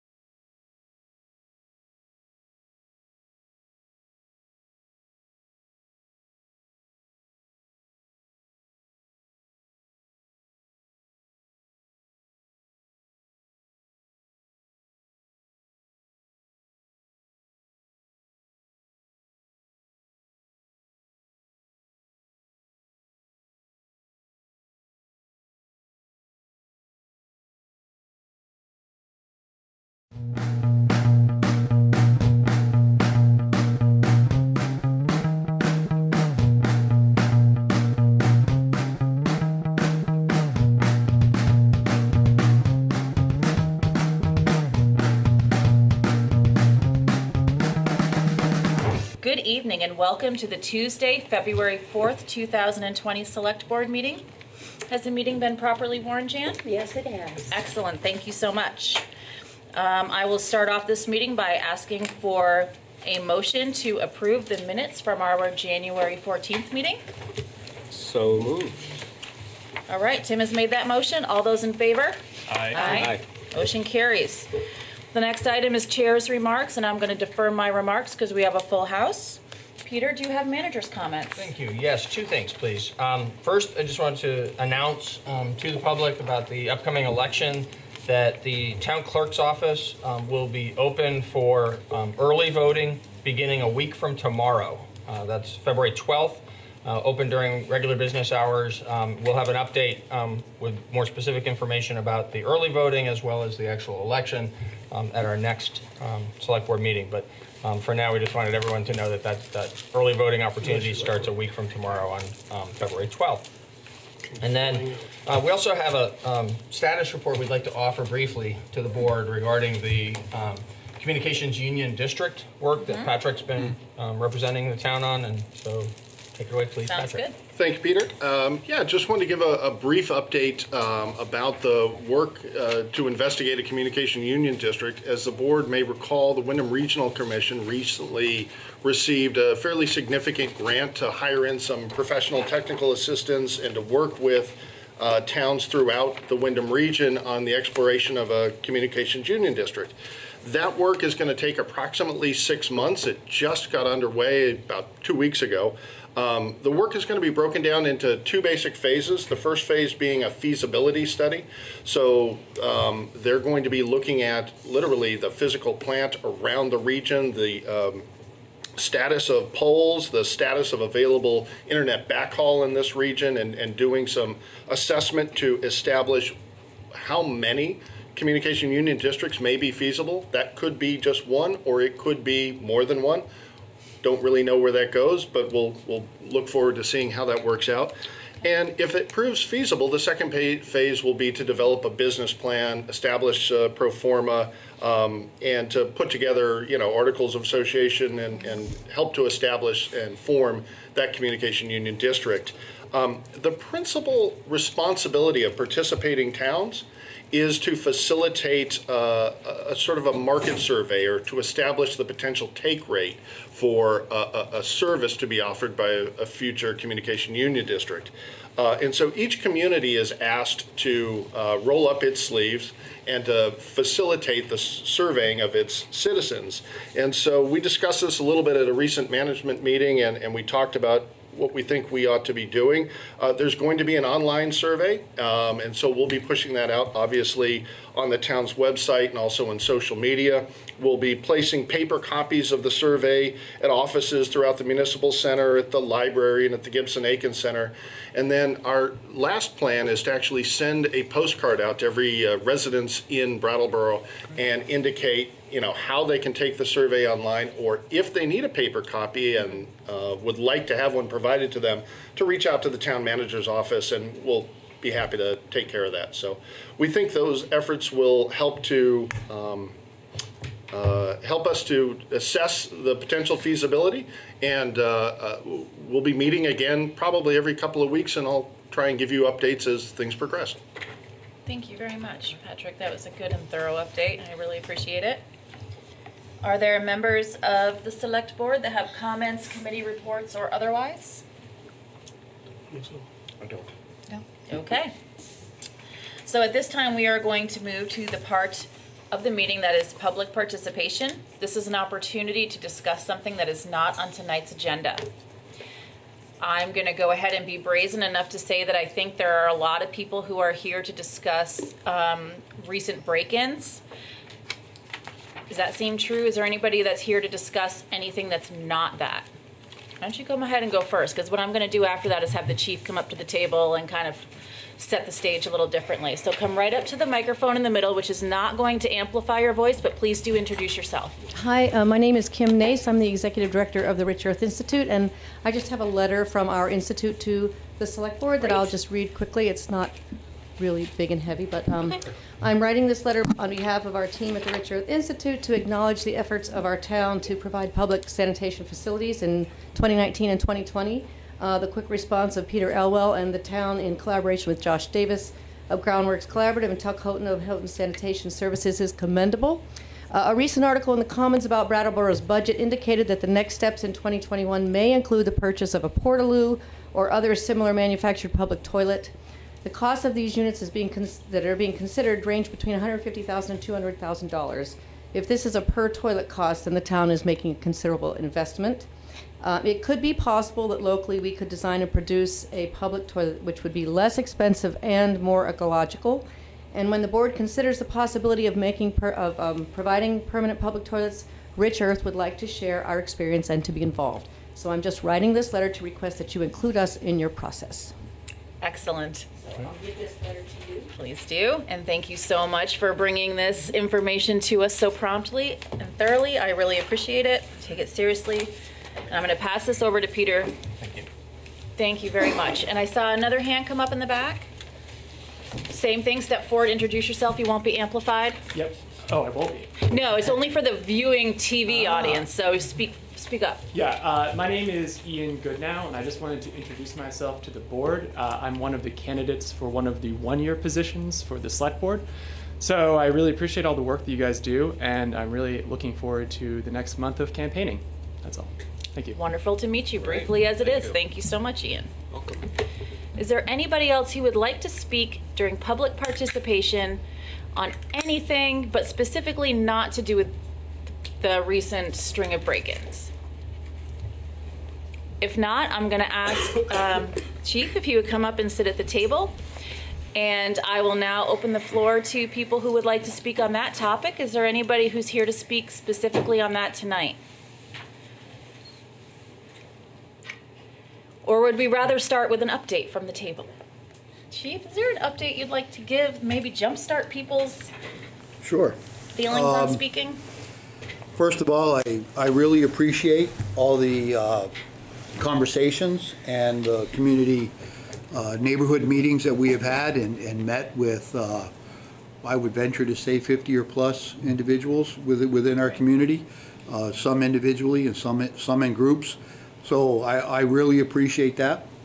And the continued emails. One of the emails that inquired, have we seen any type of increase or reduction since this has come to light and we've had these meetings and things of that nature? Prior to, I looked at that, the weeks leading up to this, the vehicle larcenies and the break-ins, we were averaging anywhere from 1 to 6 per night reports. And recently, in the last 10 days, since we have discussed this in a very public forum, changed our tactics at the police department, we're now anywhere from 1 to 3. So we are having some effects. We have made some arrests.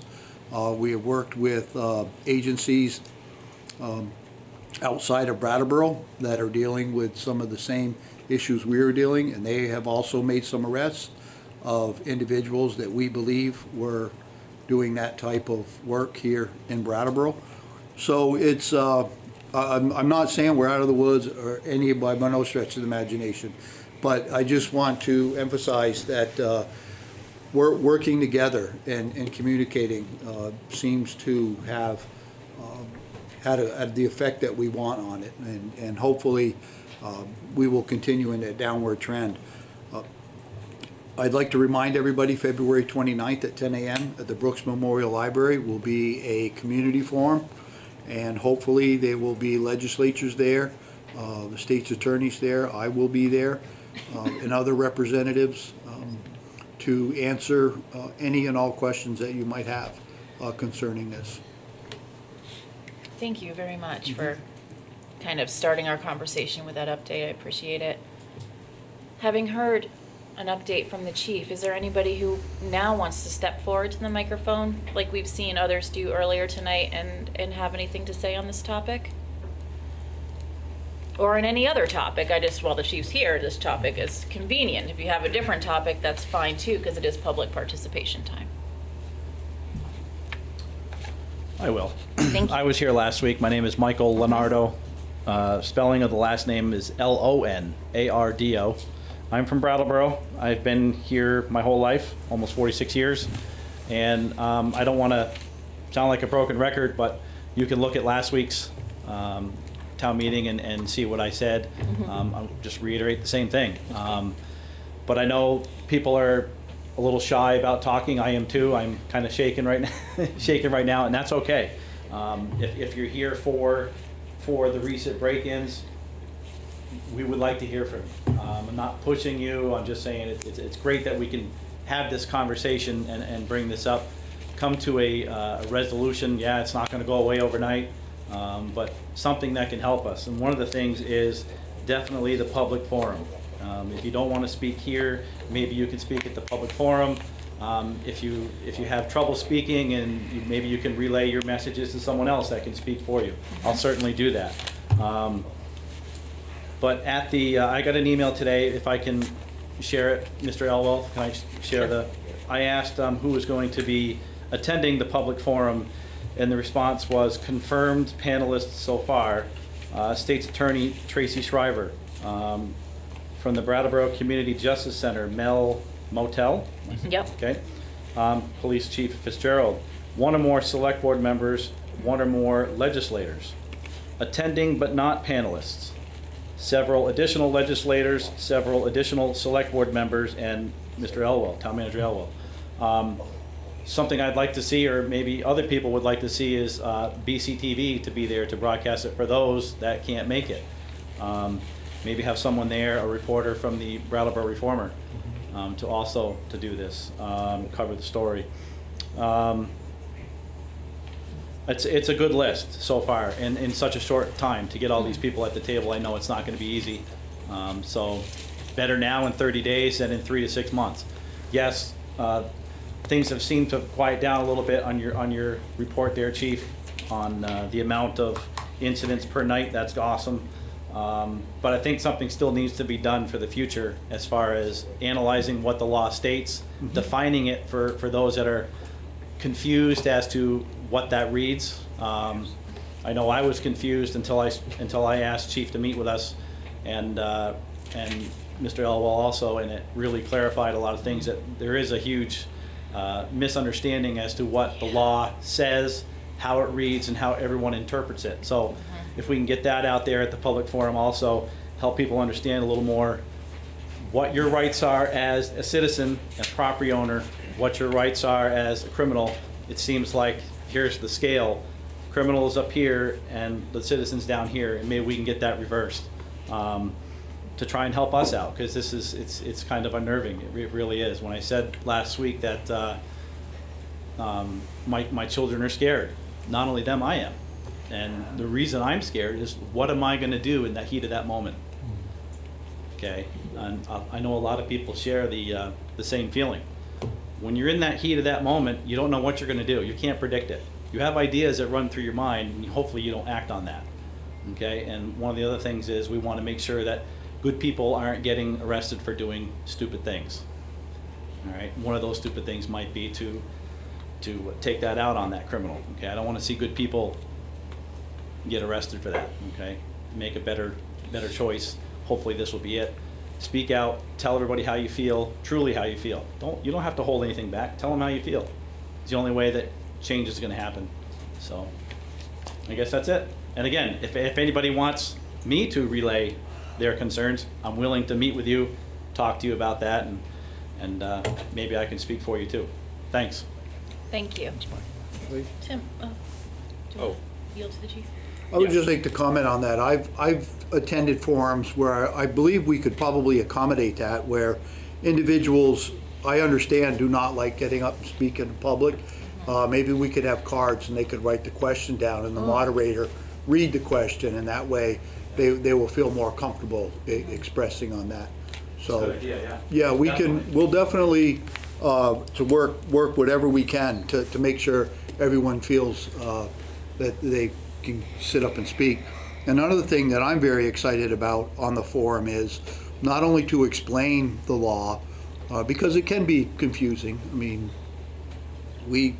we constantly look at it and read it, and we have the luxury of having advisors, if you will, by picking up the phone and calling them and saying, okay, exactly, where, what, when, and how.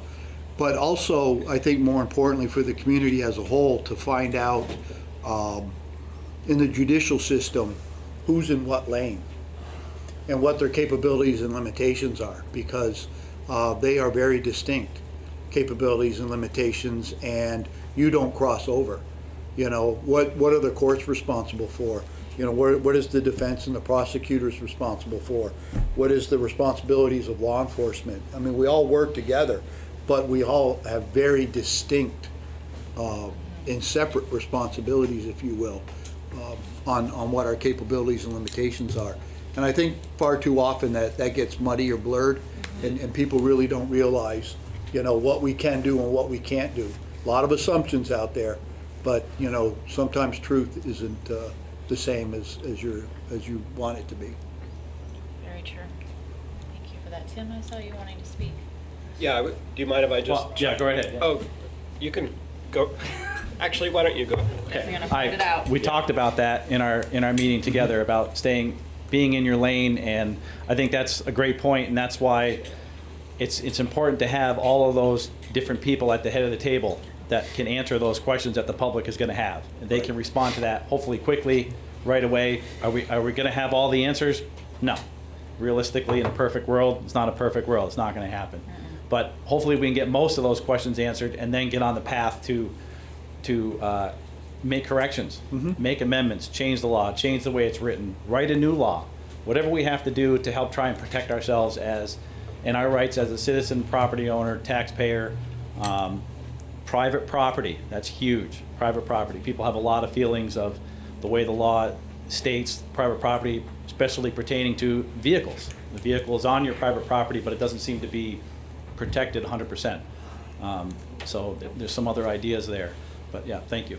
Welcome. Is there anybody else here who would like to speak? Oh, Tim, go ahead. My Sorry. comment fits right in with what do you it. just said. Do your I was thing. just going to let people know, if you haven't heard, that Representative Nader Hashim has either is in the process of or has introduced a new piece of legislation to cover that strange hole in Vermont law where I think other states have it surrounding us to some extent. You can tell me if I'm wrong, that it is trespassing to go into a car. Evidently here, if you go into someone's car and you don't break any laws or steal anything, And it's not you with could an just have offense. your lunch or whatever, and it's not an offense. But this law would change that and make that technically trespassing or some sort of version of that. So just a hat tip to him, because he is also a former Vermont State Trooper, former or current on leave, I'm not sure. Former. Okay, thank you. And just to reiterate, to give the police a call, please. I'm all for First Amendment rights on social media, and it can be really helpful for people to hear things. But it's not the way to report it. The police really need to get a phone call. And I myself was the person who had some change stolen from my driveway. This was months ago from my car. And I didn't call the police because it was just change, and the perpetrator did not take something very expensive from the back seat. So I thought, wow, that was lucky that they didn't see that. So, but I should have called the police, because that could be a piece of a puzzle. You never know. It could lead them to an arrest or a ticket, misdemeanor, whatever is going to happen. So just encouraging people to pick up the phone for the police and don't rely on social media to get the word out. Yes, social media has never been an actual form of reporting things. And I think it's easy for us to forget that. Yep. So thank you. Are there other members of the public who are here to speak on this while we have the chief at the table? I have a question. Come right up to the microphone, please. And introduce yourself, where you're from, your name. My name is Cindy Gray, and I'm from Brattleboro, Vermont. Great. I live on the same street as Michael. Great. And is a well-known street for people entering vehicles. But I want to know, I'm seeing trespassing signs posted on people's land. But then I heard this rumor that they mean nothing unless they're okayed by the town of Brattleboro. Could you clarify that? No trespassing signs? I am not aware of that.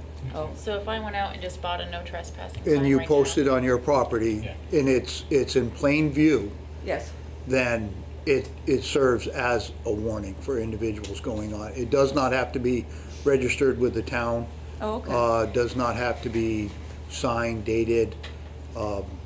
As the statute is written, if a no trespassing sign is placed in plain view, then it serves as a warning. Okay. See, thank you for Thank you. bringing up that question, because I bet it was on a lot of people's minds, and thank you for clarifying that.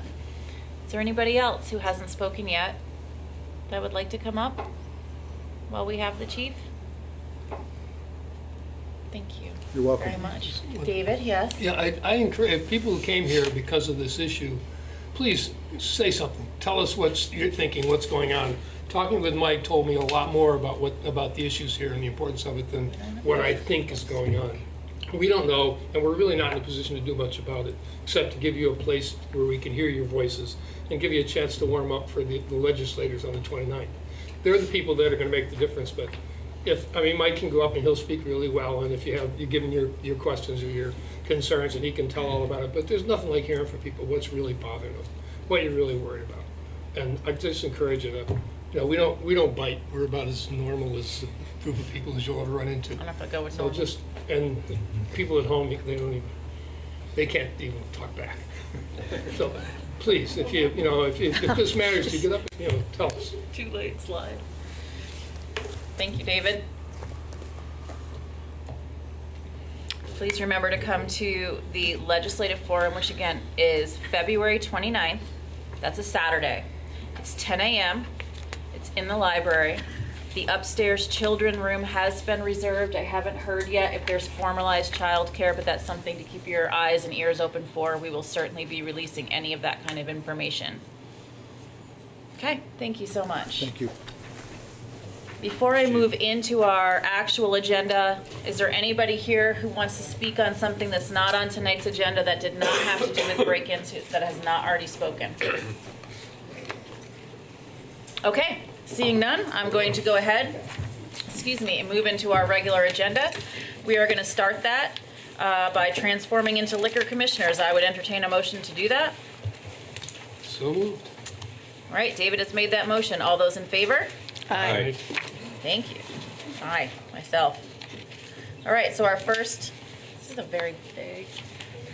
item is liquor licenses, outdoor consumption permits, and entertainment licenses and annual renewals. And we have Hillary Francis coming to the table, who, if you don't know, is our town clerk. Good evening, Hillary. Good evening. Would you like to go ahead and dive into item A? Sure. So every year around this time, all of the businesses who have liquor licenses have a chance to renew their licenses. They expire April 30th, and so they have to apply for a renewal, whether it be first class, second class, third class liquor license, outside consumption, entertainment permit. I think that's all of them. I just want to put it out there that that's my birthday. Continue. Okay. Happy birthday early. Thanks. And so the process is that the Department of Liquor Control sends each town clerk all of the renewal applications. We send the paperwork out to the businesses. They then submit their paperwork to us. It needs to get approved by the local liquor commissioners. Once approved, as long as all of the administrative paperwork is submitted, I then send it to the Department of Liquor Control. They will go through their process. Once approved, they send it back to me. I sign it, get it to the businesses. All right. So you all have the commissioner's report in front of you, identifying all of the businesses that are up for renewal, what types of licenses they are applying for. There's one caveat. Peter Havens is not going for a second class this time around. Okay. That's on the commissioner's report. Yep. But any violations that I've received notice of from the Department of Liquor Control are on there as well. In the past few years, there have been members of the select board that have requested businesses who have had violations to come in and present. Prior to the past few years, that was not normal protocol, so I'm just letting you know how that's gone, and I'm happy to answer any questions. Great, thank you. Peter, is there anything you want to add to that? No, From your perspective? nothing substantively. I would just reinforce the point that there was a time when these were brought in batches to the select board, and we found that it's just because of the volume of permits and the fact that there very rarely was one that became contentious. It felt much more efficient to do it this way. This is probably about the 4th year or so that we've done them by bringing the whole list to you, asking for you to approve them subject to all of the review of the paperwork and making sure that everything is in order. And then if we encounter anything along the way that's unusual, that particular one would come back to you. But as Hillary indicated by describing the process, it's a long and relatively cumbersome process to get through to the actual issuance of the permit. And that's why we start this way by asking you to approve the slate. Can I add one more thing? I'm sorry. Please do. Prior to submitting the commissioner's report, it's important to note that I sent the same report out to the police department, the fire department. They both had no issues. There are no outstanding business licenses, no delinquent money owed to the town. So we double check all of those aspects as well. That was a good addition. Thank you for that. You're welcome. Members of the board? I do have one question. See. Without naming the businesses, I just wanted to ask, a couple of them did have violations, and these are state violations when they do their tests. And one of them says 1-day suspension on 11/4/19. I assume that happened and was imposed by the state itself. It comes from the state, so I would also assume that that happened. I don't follow up on everything that the state does. But that's normally what that would mean, right? Yes. That one to me is clear. But another one that says second violation hyphen $300 administrative penalty or 3-day suspension of license. I'm not sure if that means that that was imposed or will be imposed or could be imposed. Do you have any clue? Because it kind of affects my feelings whether or not we should have them. Right. That's the letter from the DLC to them that I get a copy of. It says on June 4th, 2019 at 4:17 p.m. an alcohol beverage sale was made to an underage person at your licensed premise. Our records indicate that this is the second violation detected during an alcohol compliance test. Second offense is $300 administrative penalty or 3-day suspension of license. That's, I mean, it says more to it, but that's the bulk of it. And so I don't know, I think that they might give them the choice, but I'm not positive as to how that works. I don't know if, okay. Okay. I was saying, 1 second, Ivan. Yeah, I'm done. Yeah. Is there anybody else on the board? First, Ivan, hold on 1 sec. David? I think it's valuable to have the people who have had a problem over the year come in and explain to us what they're doing. We're the commissioners, we're the only people that they really have to explain to. And especially the one you just cited, Tim. We definitely like to hear from them, but I don't think that we should just, because one's in education and maybe that's less important. It's not, probably, it wouldn't be less important if that person that made a mistake and sold to a minor, it'd be the same thing. So I would like to have them come in and explain what steps they took to make sure it doesn't happen again. Anybody else on the board want to speak before I go to Ivan out in the community? I just want to concur with David that I would like to see those entities that have had citations. Okay. Anything you want to say before I call on Ivan? Ivan, introduce yourself.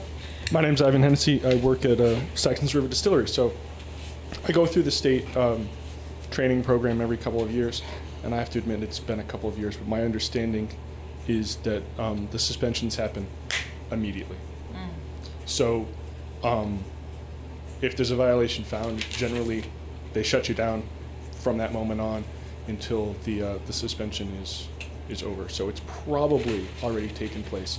I have to admit that I'm pleased never to have experienced that one. Yeah. But that's my recollection from the training that I took. I trust your judgment on that because I know that you've been doing this and you're pretty focused on details, so thank you for that. Cassandra, come on up and introduce yourself. I'm Cassandra Holloway. I'm representing Building a Positive Community. We've also been known as Brattleboro Area Prevention Coalition. In the past, we've also been included in the last few years until this year to be part of that conversation of like who's been kind of coming up so that we can give our input. So I was able to look into it myself. But in the future, it'd be nice just to be added to it because I have things like what trainings they've gone to and such. So what I will say is the one that did not get an ID violation, the one that was like somebody hadn't gotten trained. Yep. They had 5 people come to an on-site training that we had with the DLC. So the other 3 that had violations, none of them came to the training. They did do online training. I don't know if all their staff did or the staff who violated, who didn't check the ID was able to do it. I don't know who it was, but I know that they at least did the online training. But it would be really useful for them to do a on-site training, and I have a couple here. So I'll just show you kind of what we send to all of the 74 that we have, 74 liquor licenses in Brattleboro. So it does cost $25, but it costs $25 to do it online too. We do staff enhancement trainings as well with Steve Waldo, who's a prior DLC training. That's more specific to them, so it's really good for staff who struggle with saying no or like understanding what to do. It's a lot more about what they need versus the full gamut. Sometimes it was more for owners and managers. I'll give you some more of this information later. And those who do pass, we do send them out letters just to thank them for passing, so we do at least do that too. We also have resources. Some are on your site. We have the alcohol sales policy, as you all know. We have an example that they can put on their wall because if people just see it when they get hired and don't look at it again. I would love to update that with some places that they can call for rides. I know that, Tim, you've done rides in the past, so I'm trying to gather. I don't know if you're still doing that. Oh, very seldomly. Okay, all right, Yes. but there are some people doing it, so I'm trying to gather that so that the bars can have places to call since the taxi closes at 11. And there's also a self-assessment tool, so I'll give this information to you all, which is a really kind of a check the boxes, all the best practices of hiring and training and showing the community what the laws are and what your business has for policy. So we have tons of resources in addition to that. So if you are going to call people in, let me know, and I can come and let them know that we're here. This shouldn't be a punitive thing. A lot of times it's a new staff person. It's not usually the owners. So, and we did have a 90% compliance. 34 out of 40, 34 passed of the last year's compliance checks. So we're doing pretty good as a town. But let's support the ones who need it, and we're here to do that. So. Send you this information. If anybody has any questions, I'm happy to answer them. I have a question. Yeah, go ahead. So, your group administers the state bartending test and training? So the DLC does trainings throughout the state, and we coordinate them. So we provide food, and we promote them, and we provide space. It's in partnership with the other prevention coalitions in the county. So, yeah, we do it twice a year. This one has a weird one because there was a snow day, so it's got 3. We usually do one in the spring and then one in the late fall. Okay, thank you. Thank you.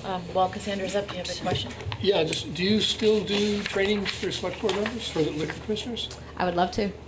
It's not automatic anymore? No, I mean, Steve Waldo was doing them, and then he retired, and I think I'll let you, the DLC is going, their services, their resources are getting less and less as far as supporting people. I think that's the other thing to know is that we used to have 50 people coming to to these trainings. Now we've got maybe 10 because people used to not have to pay.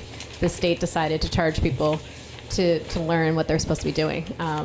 So people do it online mostly, but that's just a quick check, answer the questions. The tests aren't hard. It's not really about the test. You probably could just come in and probably pass without even doing the training. To be honest, there's not a lot. I should say that, but it's pretty. I don't think I've ever seen anybody fail in the 5 years I've been doing it. It's really about that one-on-one, and so I highly encourage it. But especially if somebody's got staff that's struggling, and that's why the one that did bring their 5 people. They're extraordinary in what they try to do. So let's not look at it as like, oh, they're, not a good licensee. It just happens. But what do they do in response to it is really what we want to be looking at. Thank you for that. Yeah. So if I'm reading this correctly, it looks like on the Winston Prouty campus on the 4th floor, if you are holding or looking for a first or second class liquor license, you could go on Monday, February 24th from 1 to 4 p.m. and receive that training. For $25, you can pay ahead, or you should pay ahead in advance, and light refreshments are served. So it's worth it. One more question. Yes, Liz. I recently had an event where I needed a licensed bartender, and I wondered, do you provide a list of trained and licensed bartenders? No, I do not, but that's something we could, look into. I know a lot of times it's pretty much the same. People who get called is usually like larger, like the Whetstone and Hermit Brush. And, so private, just people doing it on their own. We don't, but I will say sometimes people come to trainings and they're not associated with a workplace. So they're looking for a job and they want to make sure that they have that license. So they're paying out of pocket, just a citizen in the community. So, so then they would, they'd be trained. Yeah, what I found was that there are bartenders who also do freelance work. Yeah. And if you had a list of them, that would be nice. Yeah, thank you. Sure. Yeah. Thanks, Cassandra. Okay, thank you. Awesome. Okay, board members, so, the options that we have as far as the formal motions is to make the motion that you already see in your packet, or Peter has already created a modified motion that assumes based on what has been heard at this table, that we want to ask people to come into the meeting, specifically the 3 that were noted as violations.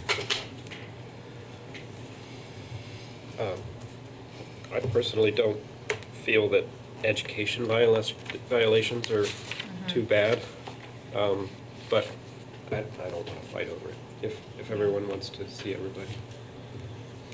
Maybe everyone doesn't, I don't know. I mean, I kind of felt like the education violation may have just been explained a little bit. I didn't have the additional information that Cassandra just gave us about the way they, I did talk to the prior manager. Sorry, I did talk to the prior manager. They hired somebody who had worked at another place, so they assumed they had just started. They assumed that they had continued having the license because they were selling alcohol at the previous place. And when they came in, it was just that one person. They looked at everybody who sells alcohol. It was just that one person who had just started. So, I'm sure it just lapsed, and the workplace didn't tell them because they had left that workplace. So, and they got quickly hired, along with 4 other people came, if not more. Okay. Thank you very much. That was actually very helpful I information. think that's a reasonable exception. Yeah. Just the 2 with the So I think, sale to you don't mind doing a third modification, No problem. or second modification. Sure. So by deletion. if somebody wants to make the motion, which is going to have the 2 who are not education violations, a request for them to come in, let us know that you'd like to make that motion, and Peter will hand you the motion. Or I can Or you can read read it. it and then somebody can say so moved. Oh, That's easier for now us. that's always my favorite thing. I don't want to push that on anybody.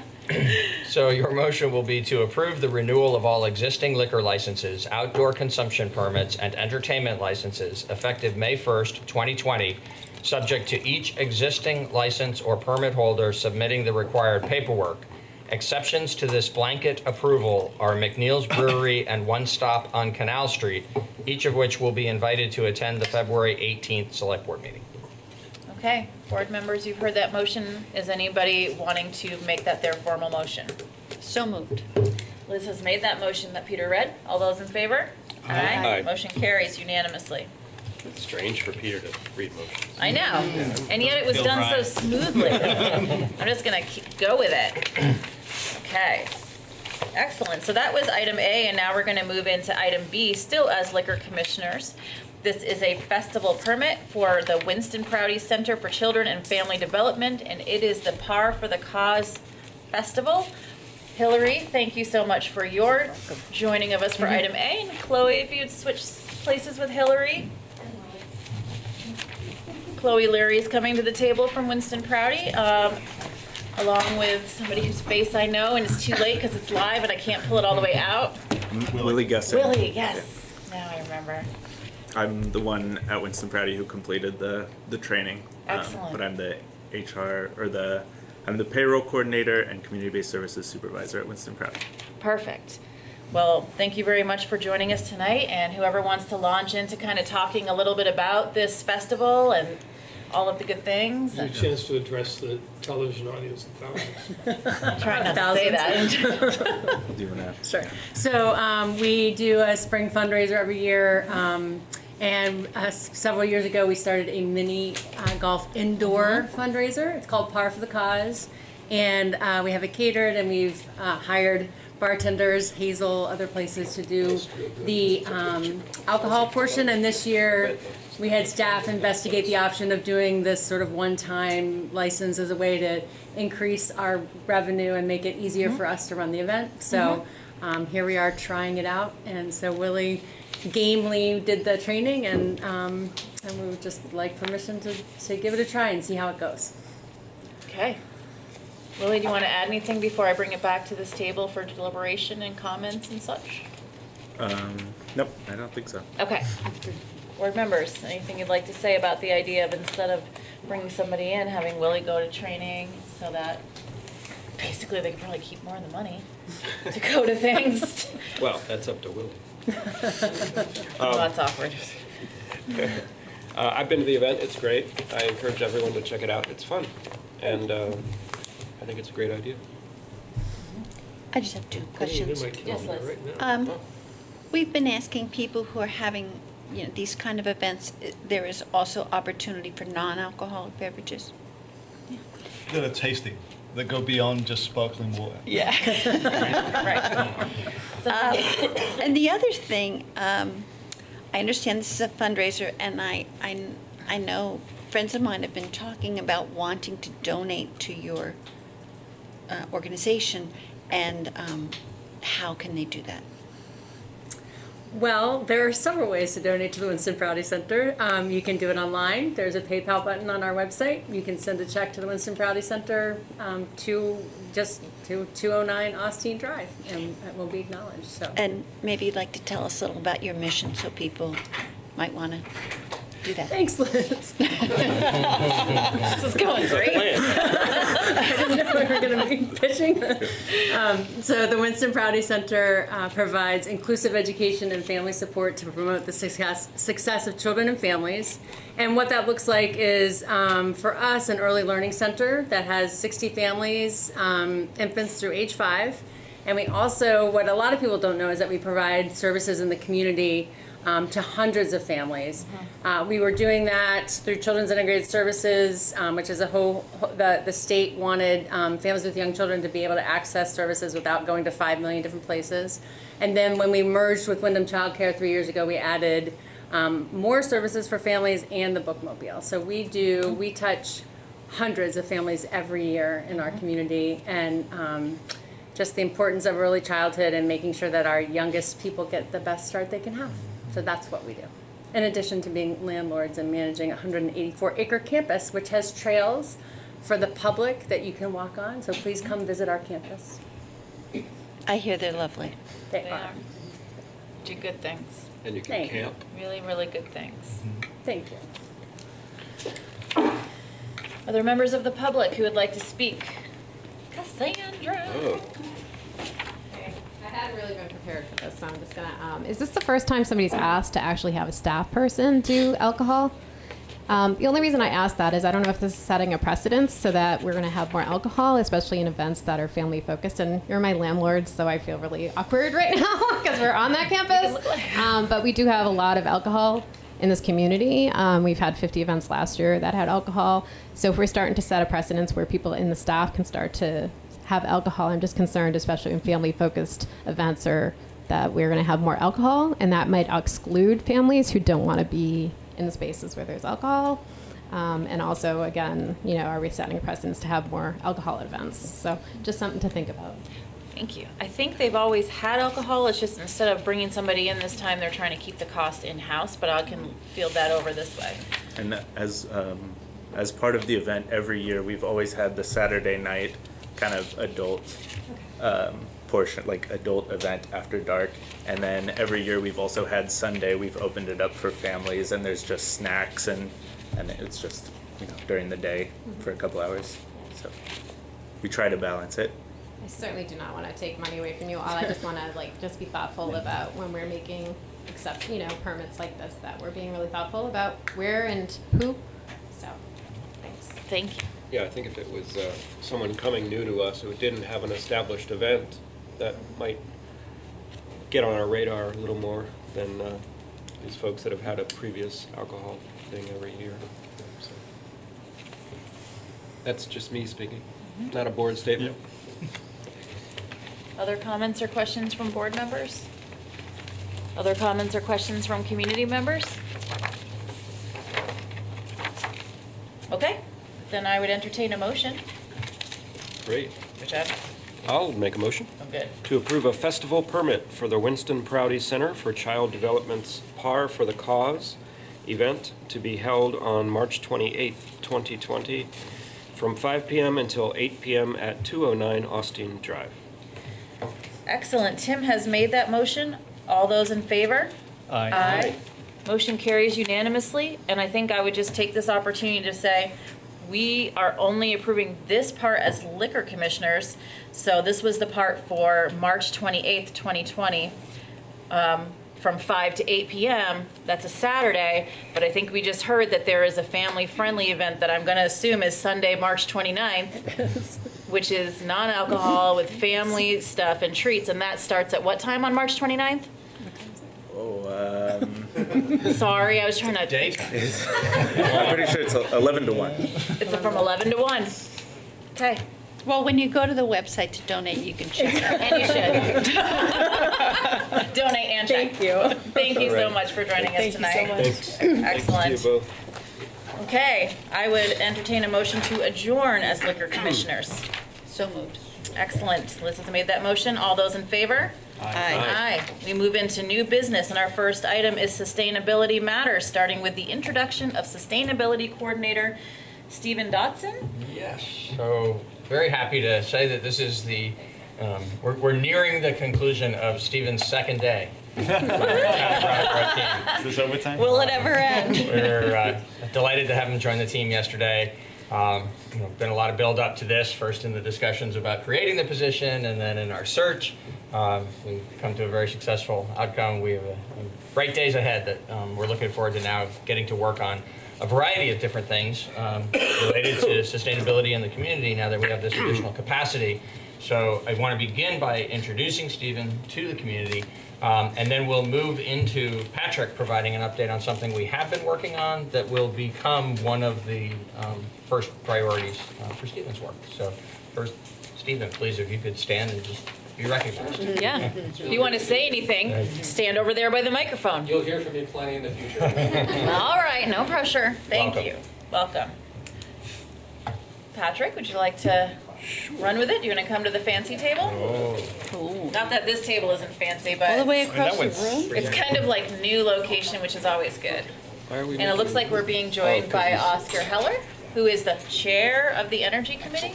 Yes. So, good evening, everybody. Good evening. Good evening. Good evening. Oh, yeah. Lester. And also Lester Humphrey. We are having a full table over here tonight. Thank you all for joining. Patrick? So the board will recall that we last had this conversation in late September of last year. And in fact, that conversation was a continuation of a previous conversation at a representative town meeting wherein the public weighed in and advised that we should begin the process of acquiring renewable electricity instead of just traditional electricity. And the recommendation was formally that we should consider signing up for cow power. Mm-hmm. So at the meeting in September, and a copy of the memo that I provided in September is included in this backup for this meeting. At the meeting in September, I walked the board through an analysis of fiscal 19's energy consumption and established what percentage of that energy was coming from renewable sources and made a recommendation that if we were to provide a contribution towards renewable energy, that perhaps we ought to consider a local project rather than cow power, which supports some large farming operations in northern Vermont. I would like to withdraw that recommendation. Okay. And I'll explain why in just a moment. But in the end, what I'm recommending this evening is that we continue the conversation at the staff level with the support of the Brattleboro Energy Committee and with our new staff person, Stephen Dotson, and that we take a look a little bit more thoughtfully and a little bit more completely as to what we would like to recommend to you. Whether that takes the form of going back to a recommendation for cow power, whether it takes the form of renewable energy credits, whether it takes the form of a carbon sequestration project or carbon offsets, don't really know. But I think the conversation is perhaps a little bit more complicated than I at least originally understood it to be. And I'd like to explain what happened after that meeting in September. So not long after that, Lester and Oscar reached out to me, and we started having some meetings.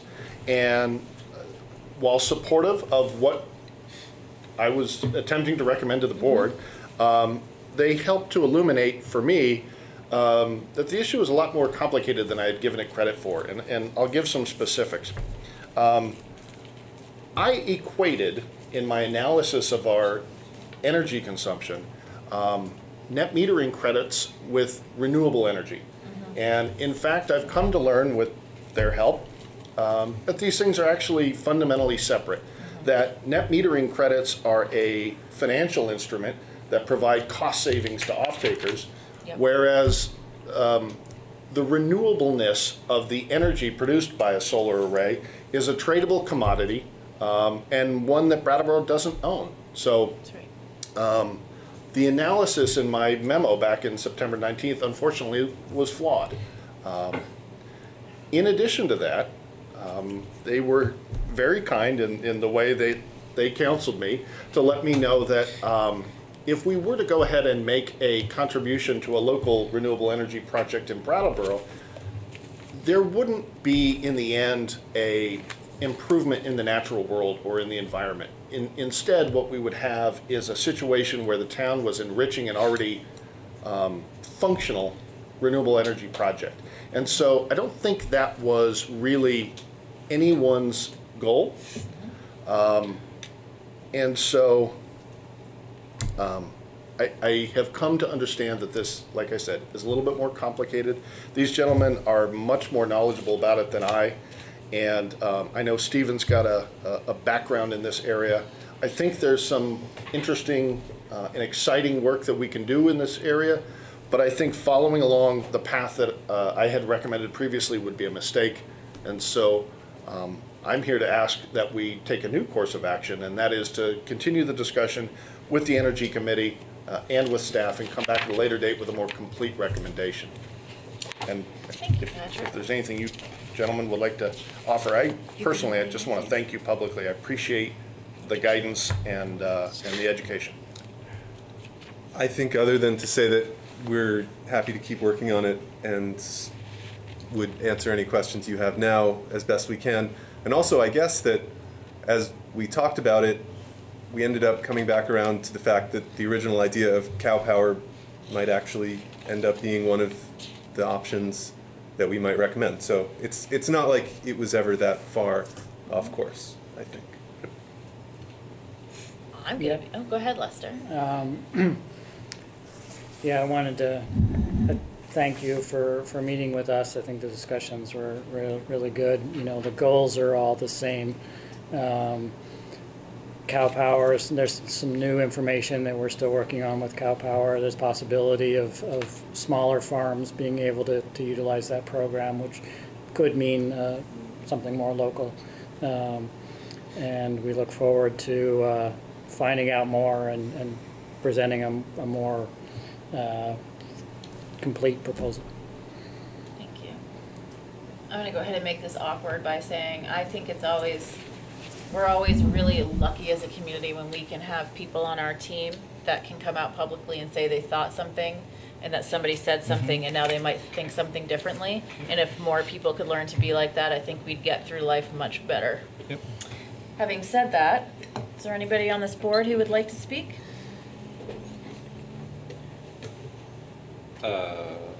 Well, Timothy? no. You want to think about that a little bit longer? Timothy with my eyebrow raised so Seems much. like you have to have something. No, no.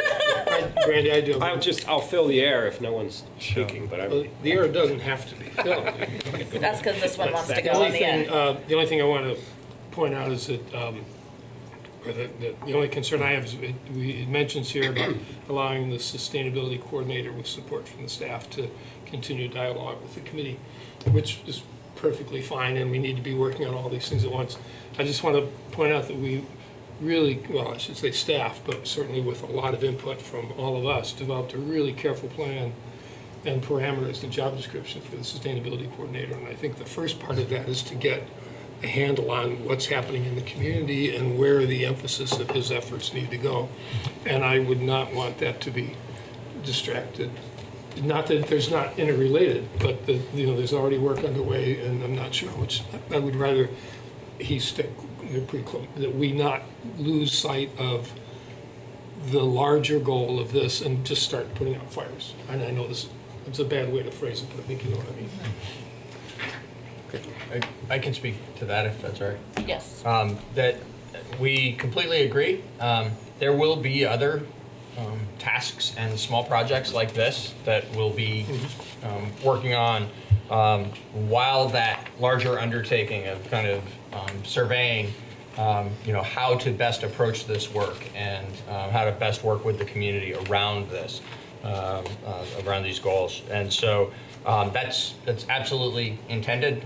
This won't take our eye off the ball. And one of the expectations of the position is that it also would provide staff support to the Energy Committee on an ongoing basis along with the broader mission. And so we see this as actually a really nice fit. Okay, great. Thank you, Peter. Liz, you had something you'd like to say? Yeah, I think we're all probably on the same page with this analysis in terms of having a project that is as local as possible and as meaningful as possible and as real as possible, rather than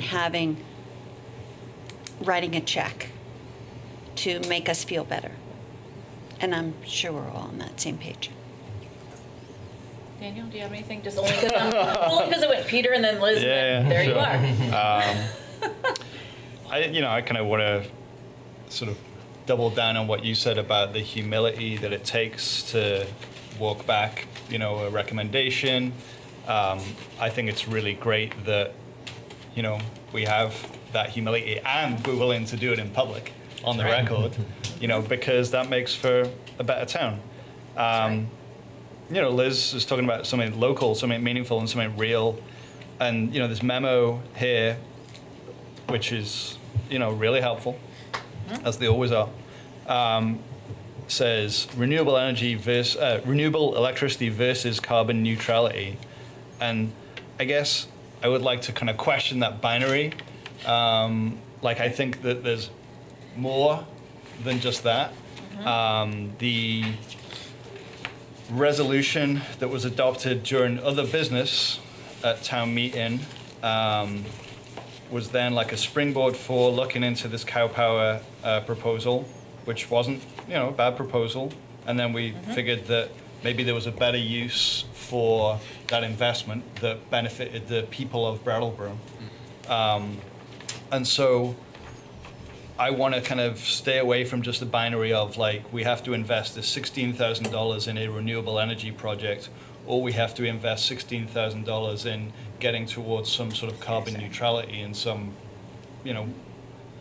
way or another. And make it local, make it meaningful, and make it real.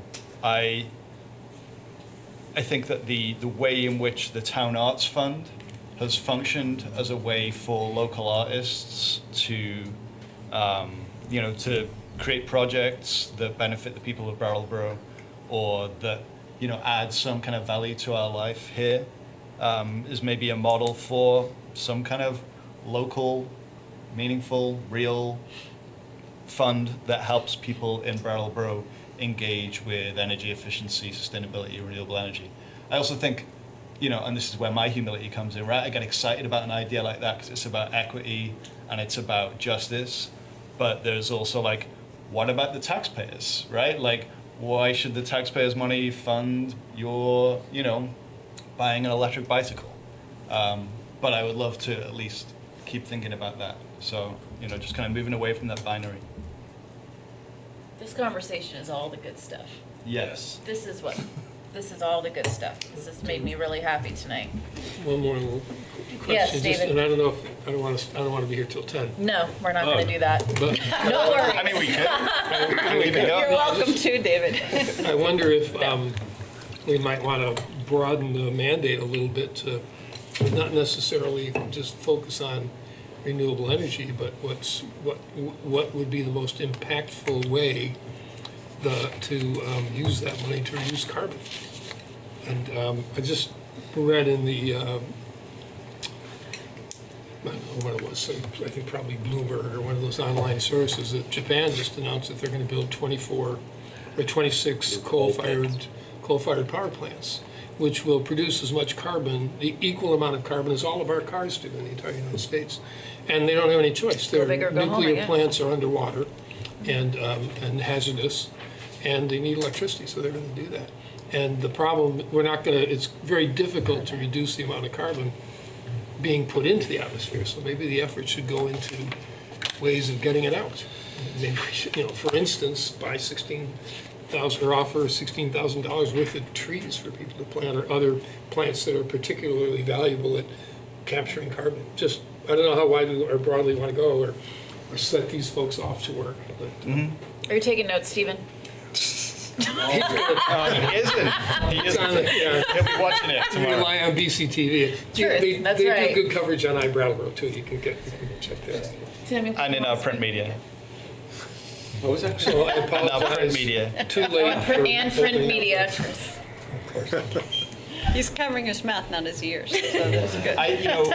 Planting $16,000 worth of trees in Brattleboro is more meaningful to me than a certificate that says there's $16,000 worth of trees kind of cordoned off someplace in Latin America. And a star named after you. Yes. I think it's more trees. I think, Stephen, if you're taking notes, you can add me to the pile of people who are not big fans of carbon offsets for various reasons. So just whatever that's worth to you. Broad policy direction, I believe, is one of our. But I think this is a future discussion that we'll have a healthy, robust discussion in the future. In the We're future. asking this to come back with the best idea. We have a Cassandra. Well, I know. Cassandra, wait a minute. Got those mom eyes. I'm excited for my colleague Rolf, because Rolf is working with our schools right now on doing a family engaging activity with planting trees, but like crop trees, things that actually people can also eat. So just letting you know, it's happening. So we'll keep you informed. I'll have him come next time. Yeah, thank you, Rolf. Ivan. So if I understand correctly, there was an initiative, a proposal for that, and then new information's come to light. It has to be reevaluated. What sort of delay in actually implementing something does this involve? Or maybe it doesn't. I mean, I don't know. I haven't kept up on this. Do you want to field that one, Patrick? Sure. I think what needs to happen now is, a regular conversation needs to come forward with the Energy Committee, with our new staff, and try and determine what it is that we think we ought to try and achieve. And then I can't tell you exactly how long that conversation is going to take. I can tell you I have found these matters to be more complicated than they appear at first glance. But, wouldn't it be wonderful if we got to a point where volunteer members of the Energy Committee, the town's sustainability coordinator, and management staff were able to come back together and say, this is what we think we ought to try and achieve. And exactly how long that's going to take, I don't know, but I think in some ways, that ought to be the goal. It's a very good question. Town meeting could chime in. Yeah. Yeah, they didn't give us a deadline. I was going to say, I don't know that We didn't there's a expect technical action delay here. because there wasn't a technical deadline, but now there's going to be more people involved. But it's the people that should be involved from the beginning anyways. Not to put you on the spot, but we've only had them for 2 days, so. Okay, is there further discussion on sustainability matters? We've already introduced Stephen, you're off the hook, and the topic of carbon offsets versus renewable sources of energy. There is no action required. Thank you very much for joining us tonight. Welcome again, Stephen. We're going to try to just keep it gentle. We have a lot of excitement, but Peter's going to keep us tempered with that excitement, aren't you, Peter? Best I can. Excellent. So we're going to move to item B under new business, and that is the proposed handicapped parking space on Canal Street adjacent to the co-op's community meeting room. Peter? Thank you. Yeah, we're excited to bring this forward, kind of continuing the theme of the last item and the way that collaboration occurs in the community with members of the community, volunteer members of town committees, town staff, ultimately bringing things together for the select board to act upon. This is the third time that we've been before you with a recommendation to designate an on-street parking space for exclusive use of people with a handicap parking permit.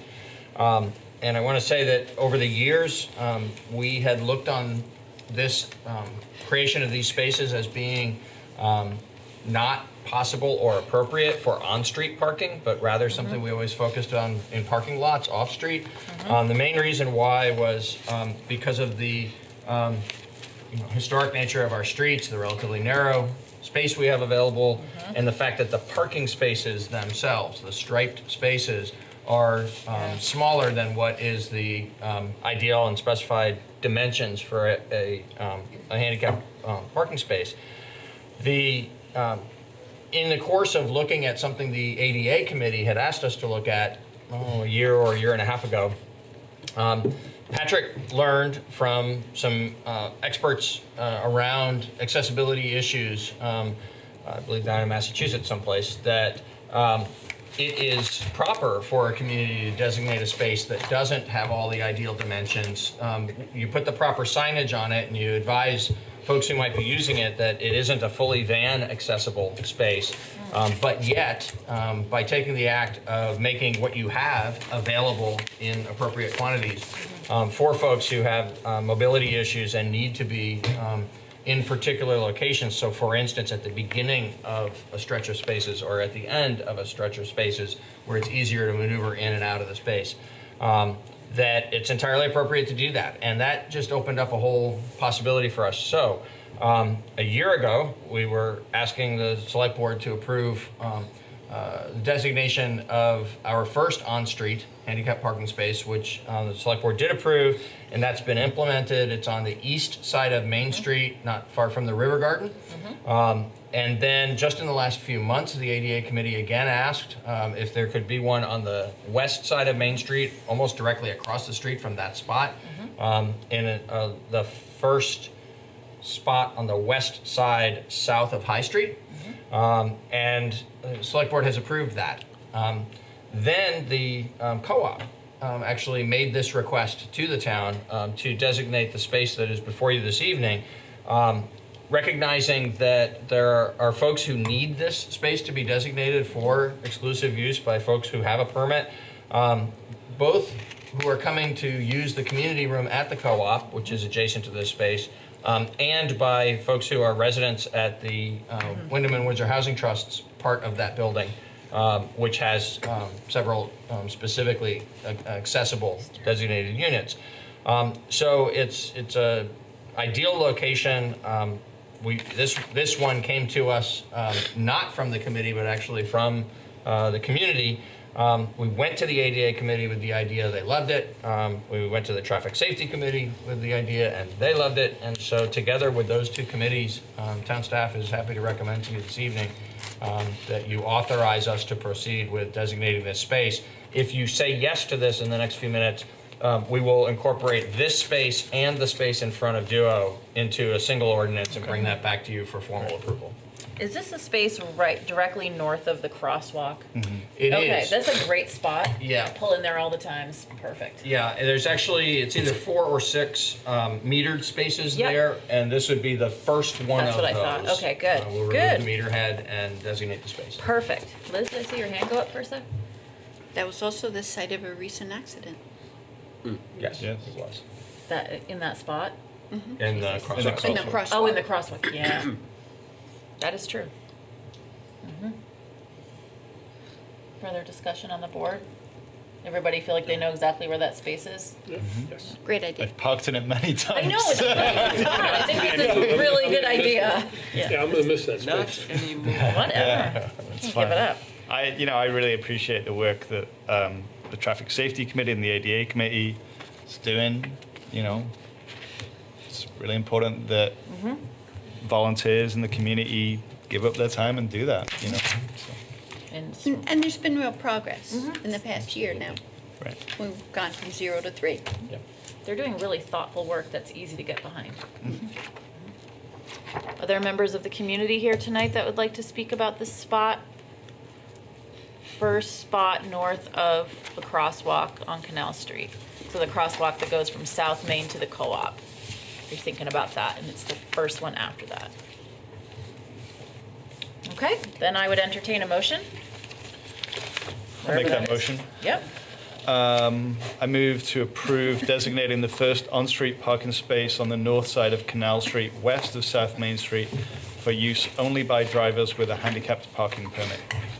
All right. Daniel has made that motion. All those in favor? Aye.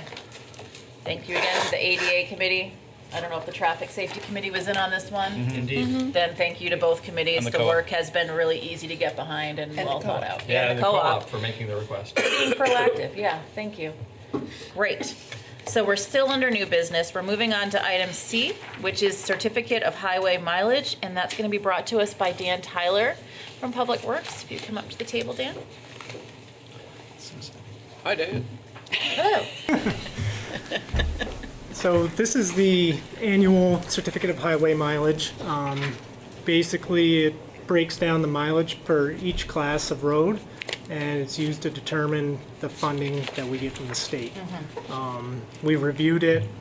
There's no changes in class, so this would be our opportunity to add new roads, discontinue, reclassify. There's no changes at this point. Okay. So we recommend that we submit it as it is. Okay, thank you very much for that. This is something that comes before us every year. Peter, do you have anything else to add before the board starts chatting? If there is chatting? Just the observation that things like this that are annual, that recur on a rhythm, sometimes can take on a feeling as though they're just rote, and it might raise a question as to whether or not careful attention is paid. And I just want to note that in the last few years, we've actually had 2 times when the certification of mileage changed because of something that had occurred during the year. In one case, it added mileage, and in another case, it actually reduced mileage. So the fact that this is a year when it's unchanged isn't an indication that we just rubber stamp it each year. It's an indication that nothing changed. Excellent, thank you for that. It's good to know. Except here, we're select men. I was going to say, when will the Agency of Transportation get round to that? Hey. Well, I'm don't gonna know, go they've- ahead and just. They've had a woman. Have a slight twitch and let that go. Yeah. So we have 107.225 miles of roads. That is what we're certifying. Yes, we do. That is what we're certifying. And those are roads Is that measured during using GPS? GIS? Trundle wheel. No, I couldn't tell you that. I They- would say they not everything from because decades ago. Yeah, this has been going on since what's it say, 85? I think on the top, maybe. And those are town-maintained road, 107 miles of town-maintained road? Correct. And those are No, both. some of that's state. Yeah. Right. No. But still, 22 yeah, and a quarter miles of it is state highway.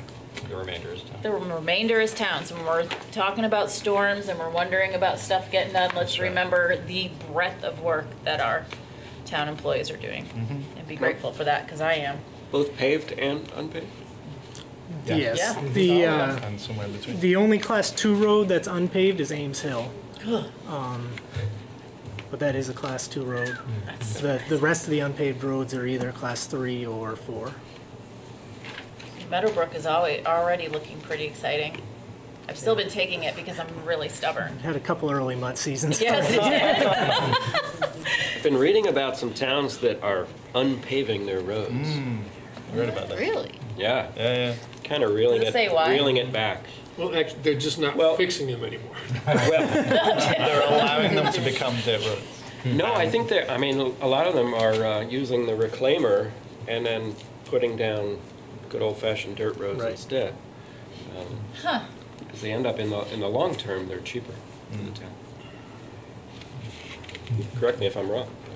I've read about it. I'm not, Yeah. I haven't looked into it. I'm not suggesting it. Paved roads is a benefit of a civilized society. It certainly is. Having lived 5 years on a class 4, God. it's an experience getting home. Okay. Daniel, you look like you have I mean, I've got from thoughts. your- I'm just thinking about roads. You know, and I was thinking about like the stretch by Center Church, which is Downtown? in rough shape. Yeah, between Brown and Roberts and the library, going north on that road is some nasty potholes there, and I guess I was kind of wondering about like how that's being handled this winter and whether there's a long-term plan to repave that stretch of road. You know the bit I'm talking about, like between Key Bank and TD Bank. Dan can speak to this So- in greater detail in terms of what they have to cope with out there, but recently we had some warmer weather. We had about 3 or 4 days of warmer weather, and the highway Did some crews patching. did a tremendous amount of patching. We had They some did. pretty good sized potholes that had appeared Yeah. during the very, very cold weather we had. Yeah, and they've been And there was a lot of filling consistently- done recently. They've been consistently patching the Route 9, Yeah. the disaster zone up there. We've had a lot of freeze thaw already Yeah. this year, and then the rain, and it's just popping them apart. We're out patching them whenever we can. Yeah. That stretch of road is Class 1. We would maintain it, but typically wait for the state to come in to do a repaving. Right. And It's I Route don't- 5 technically, right? Correct. Right. Yeah. I'm always trying to remind people of that. Not you, but I'm like, Yeah. Route 5, Route 9. Yeah. West Brattleboro and Putney Road. I'm like, Route 5, Route 9, not just West Brattleboro and Putney Road.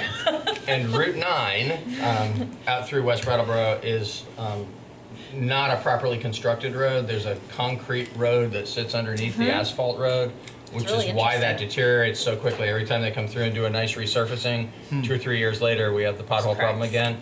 But what we saw this winter, because of the weather pattern we've had, is that did reappear, but we also had some pretty substantial potholes appearing elsewhere. There's a lot all over town that the crews have needed to pay attention to. And as I said, for a while it was hard because it stayed cold, and they weren't able to fill them as readily as they were able to in the recent warm weather. Yeah, they're out whenever they can. Yeah. Yeah, oh yeah, Sam.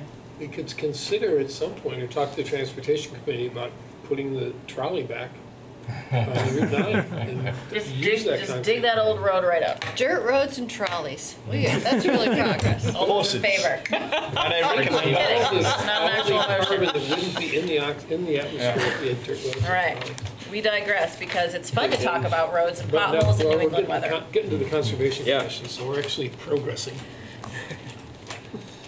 I would entertain a motion at this time. Anybody want to make a motion? I'll make a motion. Excellent, thanks Liz. I move to approve the Town of Brattleboro's certificate of highway mileage for the year 2020. Excellent. Liz has made that motion. All those in favor? Aye. Motion carries unanimously. Thanks, Dan. Thanks for your work, Dan. Can I change that? Sure. Yes, please change selectmen to anything better. Select. I don't care what you Board. choose. Select humans, ooh. If this Select comes back and humans. we're denied. Select people. Okay, we're still under new business, and we are moving on to certificate, I want to make sure I get this right, of attestation. Attestation. No appeal or suit pending 2018 and 2019 grand list, and we have Jen Burnell here with us, who's already at the table. She's all over it. Hi, Jen. Hi. So I have a dry annual request. This year is going to be 2 years of certificate of no appeal. In 2018, we had 2 parties that had taken their appeal to beyond the Board of Civil Authority to the state hearing officer, and January 9th, the decision was handed down by the state hearing officer on those 2 appeals. So I'm asking that the select board sign off on 2018 and 2019. We have no appeals going beyond the Board of Civil Authority for the 2019 grand list year. Excellent. Thank you very much. You're welcome. Questions or comments from board members? Is it your excellent negotiating skills? Absolutely. I know it is. That's not even a question. Negotiate with the Agency of Transportation to upgrade this certificate. That's really impressive. I was wondering how you would take this matter to a level of humor. Anybody else?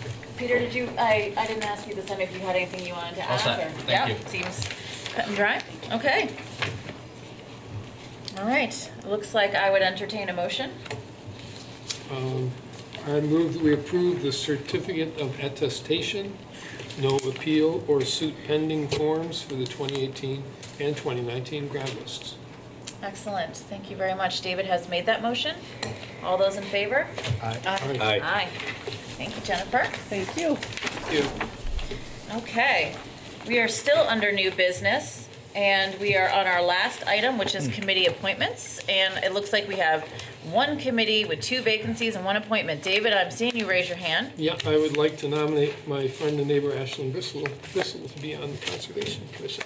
Excellent. So David has gone ahead and nominated Ashlyn Bristol to be on the Conservation Commission.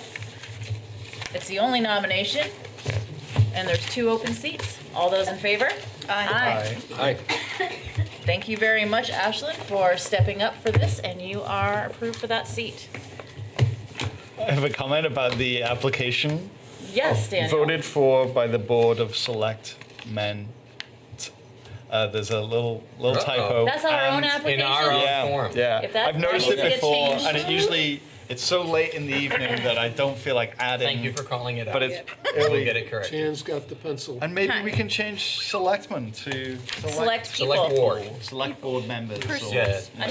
The board of whatever it Select is. Since you The board act of as a select boards. board, Yes. it's actually simplest and clearest to just say select board. Very good. Yeah. I like When you're- select When you're an better. individual writing a letter or something, you're a select board member, but each actions that you take are the select board. And select board I is never how write many those. words, Chris? One. One. One word. In One this word. town, it is 1 word, and I'll hear nothing of it. There you go. From anybody else. Also, I prefer select humans, but I'm gonna get outvoted on that. Select person. Select humans. So, folks, there is no more business this evening. What is Believe it or not, it's very strange, so I feel weird doing this, but I'm gonna go ahead at whatever time it is, 7:36, and entertain a motion to adjourn. So moved. Daniel has made a motion to adjourn. All those in favor? Aye. Aye. Aye. Meeting adjourned at 7:36. It should be noted that we will now be going back to bi-weekly meetings. Is that true? Since people have gotten really used to it, so it's looking to me like it's gonna be 18. February 18th at 6:15 p.m. So do not come here next week. We will not be here for the first time since the fall. Wow. Thank you. Yay. Gonna go to the dentist instead. Here's pizza. I used to check a billion. Did we vote? Yeah. We did, okay. David, you, I was signing, so I missed all it. right, you voted. Who won the Iowa Leslie. caucus?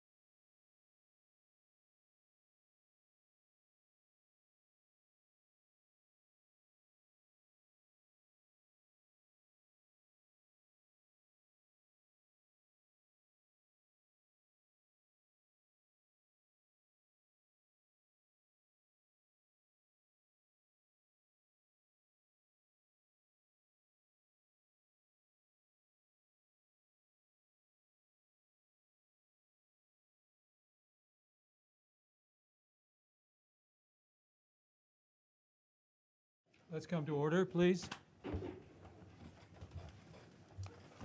We want to begin by thanking everybody here at Rutland High School and Stafford Technical Center for all the helping and facilitating that you've done to make us feel welcome here. Let us just begin with introductions. Let's just go around the table, starting with you, Sabina. All right, Sabina, student board non-voting member from Williston. John O'Keefe from Manchester, Vermont. Jenna O'Farrell, St. Johnsbury. Peter Pels from Woodbury. Kim Gleason from Essex. Kyle Coutois, Georgia, Vermont, student member. And I'm John Carroll from Norwich, Vermont. Are there any amendments to today's agenda? Hearing none. We'd like to welcome Dave Walk and Bill Olson to speak with us, please. Thank you. I'll start, and okay to do it from here? Wherever you wish. It'll be really quick. You won't pick up on the mic. So welcome to the hub of all things good, Rutland, Vermont, the mecca of the universe. I'm really delighted to have you here. Very proud of this school and this school district and the people who teach here, the kids who go to school here, the administration. It's a great place, so we're honored to have you here for your meeting and to explore this rather complicated topic. The school's in great shape. We just went through a NEASC review for both the high school and the tech center. Got rave reviews for both. In fact, the NEASC visiting committee in the other room, this is back in the fall, called Rutland High. A couple of them said it was the best school they'd ever been in, one of the best schools in New England, so we are a little biased, I guess. So I was here 26 years ago when we built this school. I was the principal and later the superintendent. And it really warms my heart when I see how Bill Olson and others have corrected all the transgressions of their predecessor from all those years ago. The school's in great shape in every way. And as I said, it really is a pride and joy of Rutland. So we're really delighted that you're here. When we built the school, I'll make this really quick, it's pretty much the same except for the upstairs was added a few years ago. But we did it it was a fifth bond issue, I think, that finally went through. We built the school, everybody pitched in. The night before school was to open, we're bringing in furniture, and some of the furniture is still here, and much of what we did is still here. But I made a lot of mistakes, but one of the mistakes I made was that there was a lot of pressure on me at that time because there had been so many school board members and others, including a longtime secretary of 45 years, and a whole lot of other people, for whom people wanted to name things here.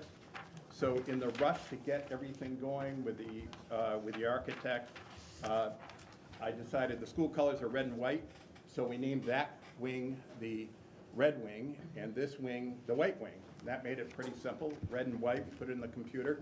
But I never bothered to check with the architect because the entire white wing here is red. The floor, the furniture, and for years people have wondered how stupid could they have been. Well, it was how stupid could he have been for not checking. So for those of you students, now you know I was the one who made that mistake, okay? I'm the one to blame. So I'm really delighted you're here. I do want to say to the board just one quick thing. In case you have a tie vote and the chair needs to break the tie, we go back a long way. So 32 years ago, we were in the Senate together, and we were roommates. We lived together.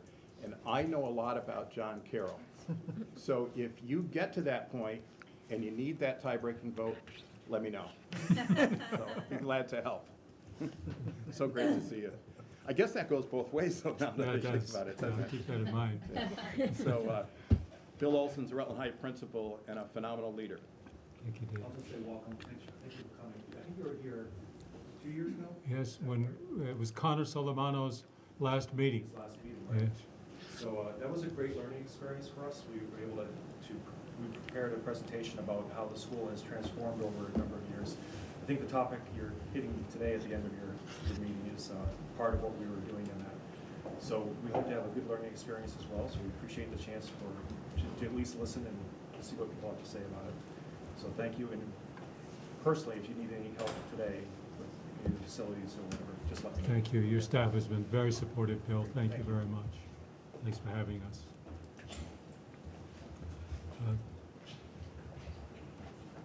I think thank you both, David and Bill. I think we're ready to move to the consent agenda. The consent agenda consists only of the minutes of the 18 December meeting. Is there a motion? Move that we accept the consent agenda. It's been moved. Is there a second? Is the motion going to die for want of a second? I will second. It's been moved. It's been moved and seconded that we shall adopt the consent agenda as presented. Any discussion? Hearing none, are you ready to vote? Those in favor of adopting the consent agenda as written, please indicate by saying aye. Aye. Opposed? The ayes appear to have it. The ayes do have it. Abstain. And one abstention. We have one abstention, a member who was not present at the meeting.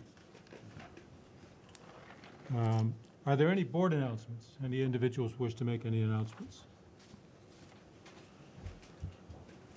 Hearing none? You and I attended the Act 46 Supreme Court hearing. Yes.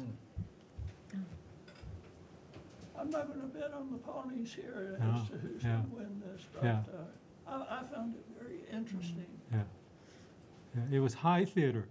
It was. It's quite neat. It's sort of inspiring to see that element of our democracy at work. We don't normally see the judicial leg of this three-legged stool we call democracy, but it was a very impressive proceeding. The justices were very well informed about the materials at hand, asked very good questions, and the two attorneys did, each in their own way, a good job representing their points of view. So it was really neat to see. Any other comments or announcements from the members? Students, do you have a report? I Sabina? met with my school's ACLC club and kind of talked to them about what their thoughts were on proficiency-based learning to kind of gather their views on it, and kind of so I could come to this meeting bringing the ideas that were shared at that meeting. And I do have a document. Someone was kind enough to take notes and write down some things. So if at any point anyone would like to see that, or I can bring that up in the second half when we go to proficiency-based learning, I have that information. Good, good. And it may be during the questioning you can use some of the perspective that you gathered to frame some of the questions to the witnesses. Very good, thank you. Kyle, anything? I think I've had my own experience with proficiency-based grading. I should be fine with the proceedings. All right, good. We'll hear your perspective along the way, I'm sure.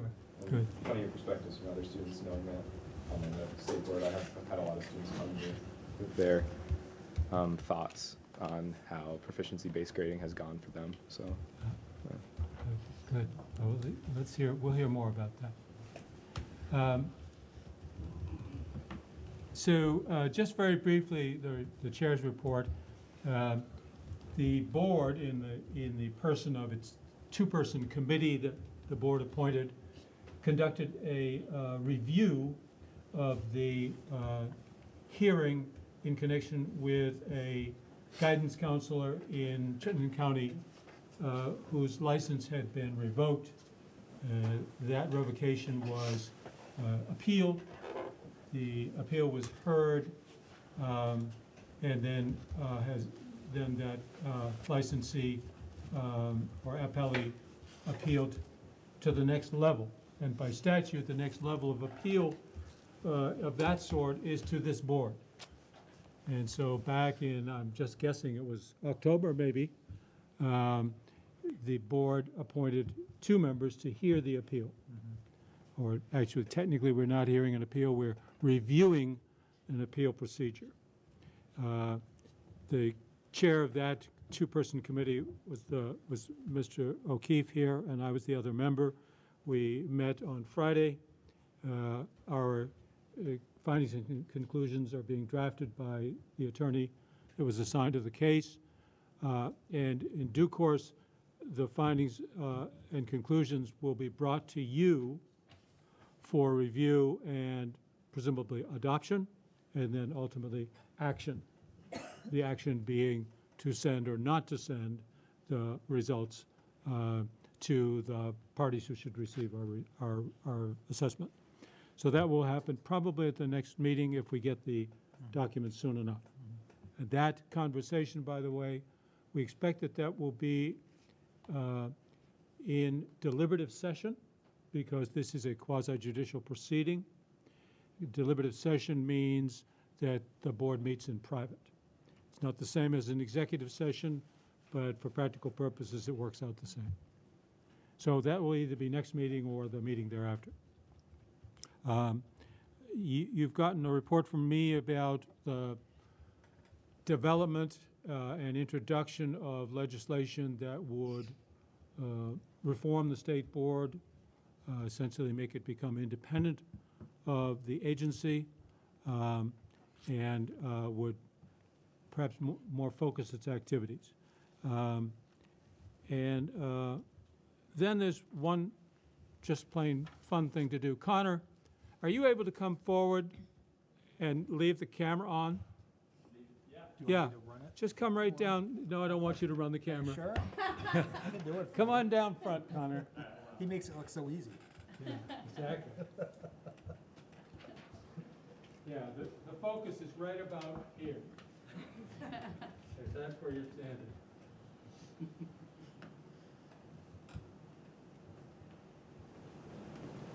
This, come on, this is, look at that camera. So this is a resolution of appreciation. Oh, thank Imagine that. Wow. Yeah. And I'm going to read it.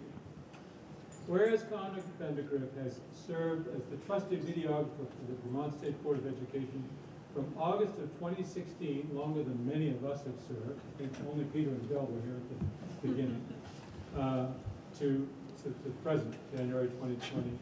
And whereas he arrived at every State Board of Education meeting at a time when most of us were just getting out of bed, and on most nights likely returned to Chittenden County long after most of us had eaten dinner.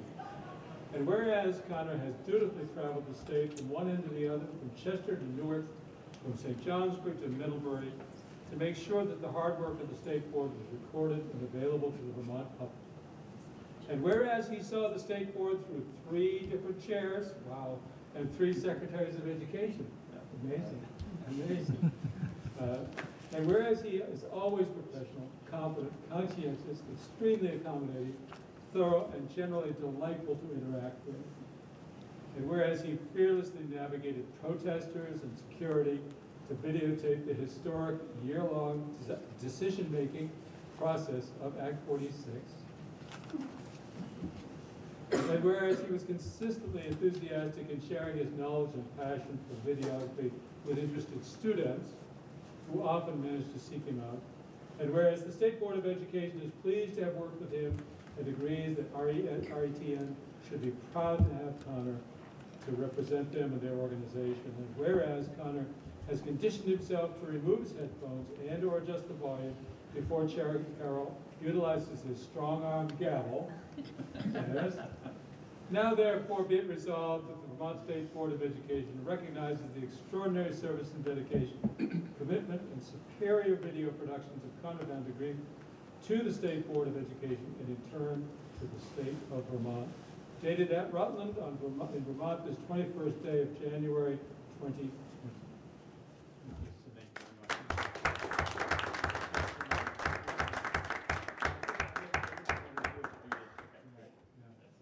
Thank you. Yeah, absolutely. Awesome. So much. Thank all of you. Thank you all for your forbearance while I read that whole thing. But I do kind of like that stuff. We should have been singing. Yes, exactly. Could have been worse, Connor. We could have sung your alma mater. The last time we were here, you remember this, we sang Fair Harvard. Yes, we did. Yeah. Well, we tried to. Well, we tried to, right. That concludes, oh, yes, yes. Will we be discussing the bill that's come out of Senate Ed that you and Senator Booth have worked on? Hasn't come out of Senator. No, but I know, but at some point, we Yeah. will. Yeah, for sure. Okay. Yeah. Yes. That's the one you're talking about. Yeah, it's 113 pages. Yeah. I think sooner is better than later, and I think the whole board needs to be involved in this. Sure. So the next thing on the agenda then is to, let's see how our time is doing. We're right on schedule. We have a period for public to be heard. I should have announced this at the beginning. If you are here, you're asked to sign in. There's two sign-up sheets. One is, it says everyone, and you're asked to sign in. And if you wish to speak, you're asked to sign in to the second sign-up sheet as well. So we will have 10 minutes for public to be heard. I see one person who'd like to speak. Is there anybody else? Please, the microphone is all yours. Thank you. Oh, I'm sorry, we have two. Jody, you'd like to speak also. Okay, so try to keep it to half the 10 minutes, if you would, please. Sure. So my name is Shawn Marie Oler. I live in Bennington. I have had the pleasure of being on this board for 6 years, and I have, I won't give you my resume, but I'm here today, one, to listen to the proficiencies and your presentation for the afternoon into evening, but also to talk a little bit about transparency. And in reading through the SBE minutes from the December meeting, I noticed the annual report is taking shape and being delivered January 3rd. The only report I could find in the last 3 to 4 months that looked like an annual report was a draft from the October packet titled "The State Board of Education Vermont's Independent Overseer and Advocate for PK-12 Education." That particular one-pager seemed more like an opinion, but this morning, very early, Maureen from AOE sent me the link which says draft, and it is 4 pages long. And what I noticed in reading the minutes from October, November, and December was there really, I would encourage this board to all speak, because the voice in the minutes is predominantly the presenter and maybe 1 or 2 other voices. And so the report that was sent to me, which is 4 pages, talks about this independent state board, which in fact it is, and the 4-page report is signed by all of you around this table, but nowhere in the minutes does it reflect a vote from this entire board. The statute, which was approved and signed by Governor Shumlin in May 2012, did talk about evaluating policy proposals, including timely evaluation of policies presented by the governor and the secretary, engage local community board members and the broader education community, and establish an advanced education policy for the state of Vermont, which was the end of that sentence. And in addition, cover other duties, like commenting on the agency budget prepared for the governor. So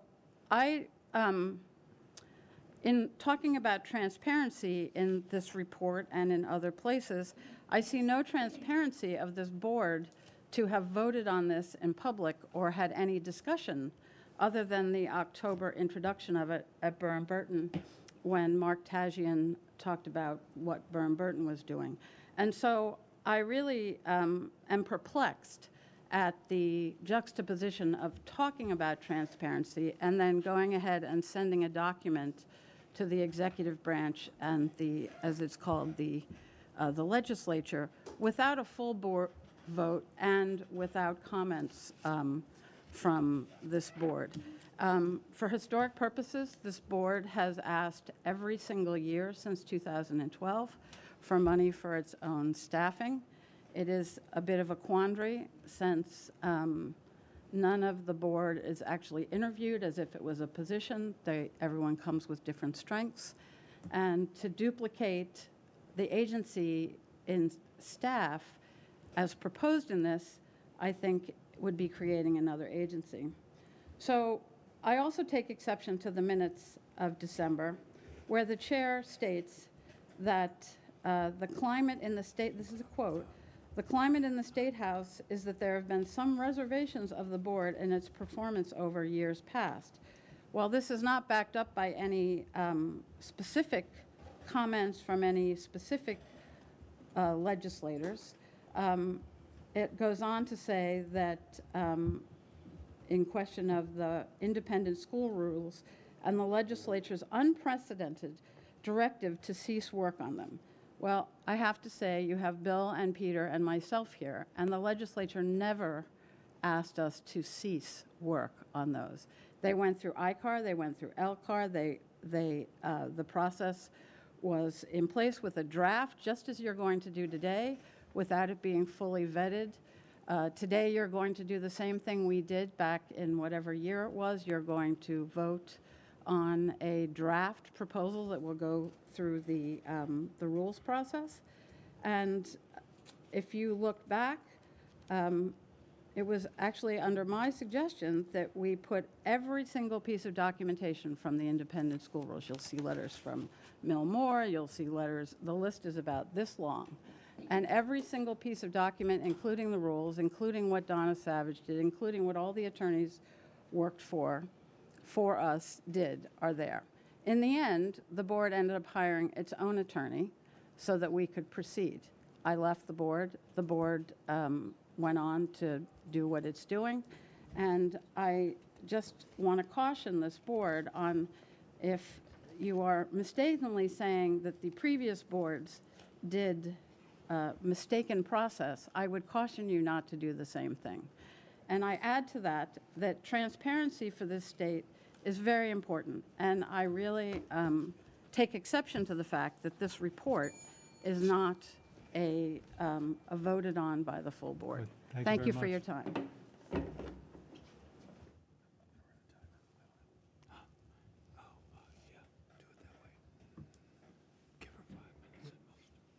Jody Normando, Dummerston, or otherwise called the Banana Belt, as we jokingly call it. I also want to thank Connor, because I watch you guys all the time, and other than 46, I haven't been to any of your meetings. I'm here because I'm interested in learning about the proficiency-based learning and how other high schools are handling it. I did talk to some of our representatives from the high school, and I have found out how pretty much they're handling it, and they're not here today. I'm here to let you know that there really is interest from other towns south of Route 4 in what happens in education, other than 46. You don't often see us because it's a long way to travel, and I got lost even coming here today because my gadget didn't talk to me. And I'm also here to tell you that I'm really appreciating the new Board of Ed and the direction, the new direction you're trying to go, as well as being interested in what the public has to say. Thank you, and keep it up, and please come down and visit us. I know it's a long way for you guys, too, but we've gone as far as up to Franklin County several times, and this is the closest at an hour and a half. Thank you. Thank you, Jody. All right, board, let's turn to item E. This is about the draft rules. We'd like to get this done in about 55 minutes if we possibly can, or at least do what it is we might be able to do today. Will you come forward from the agency, please?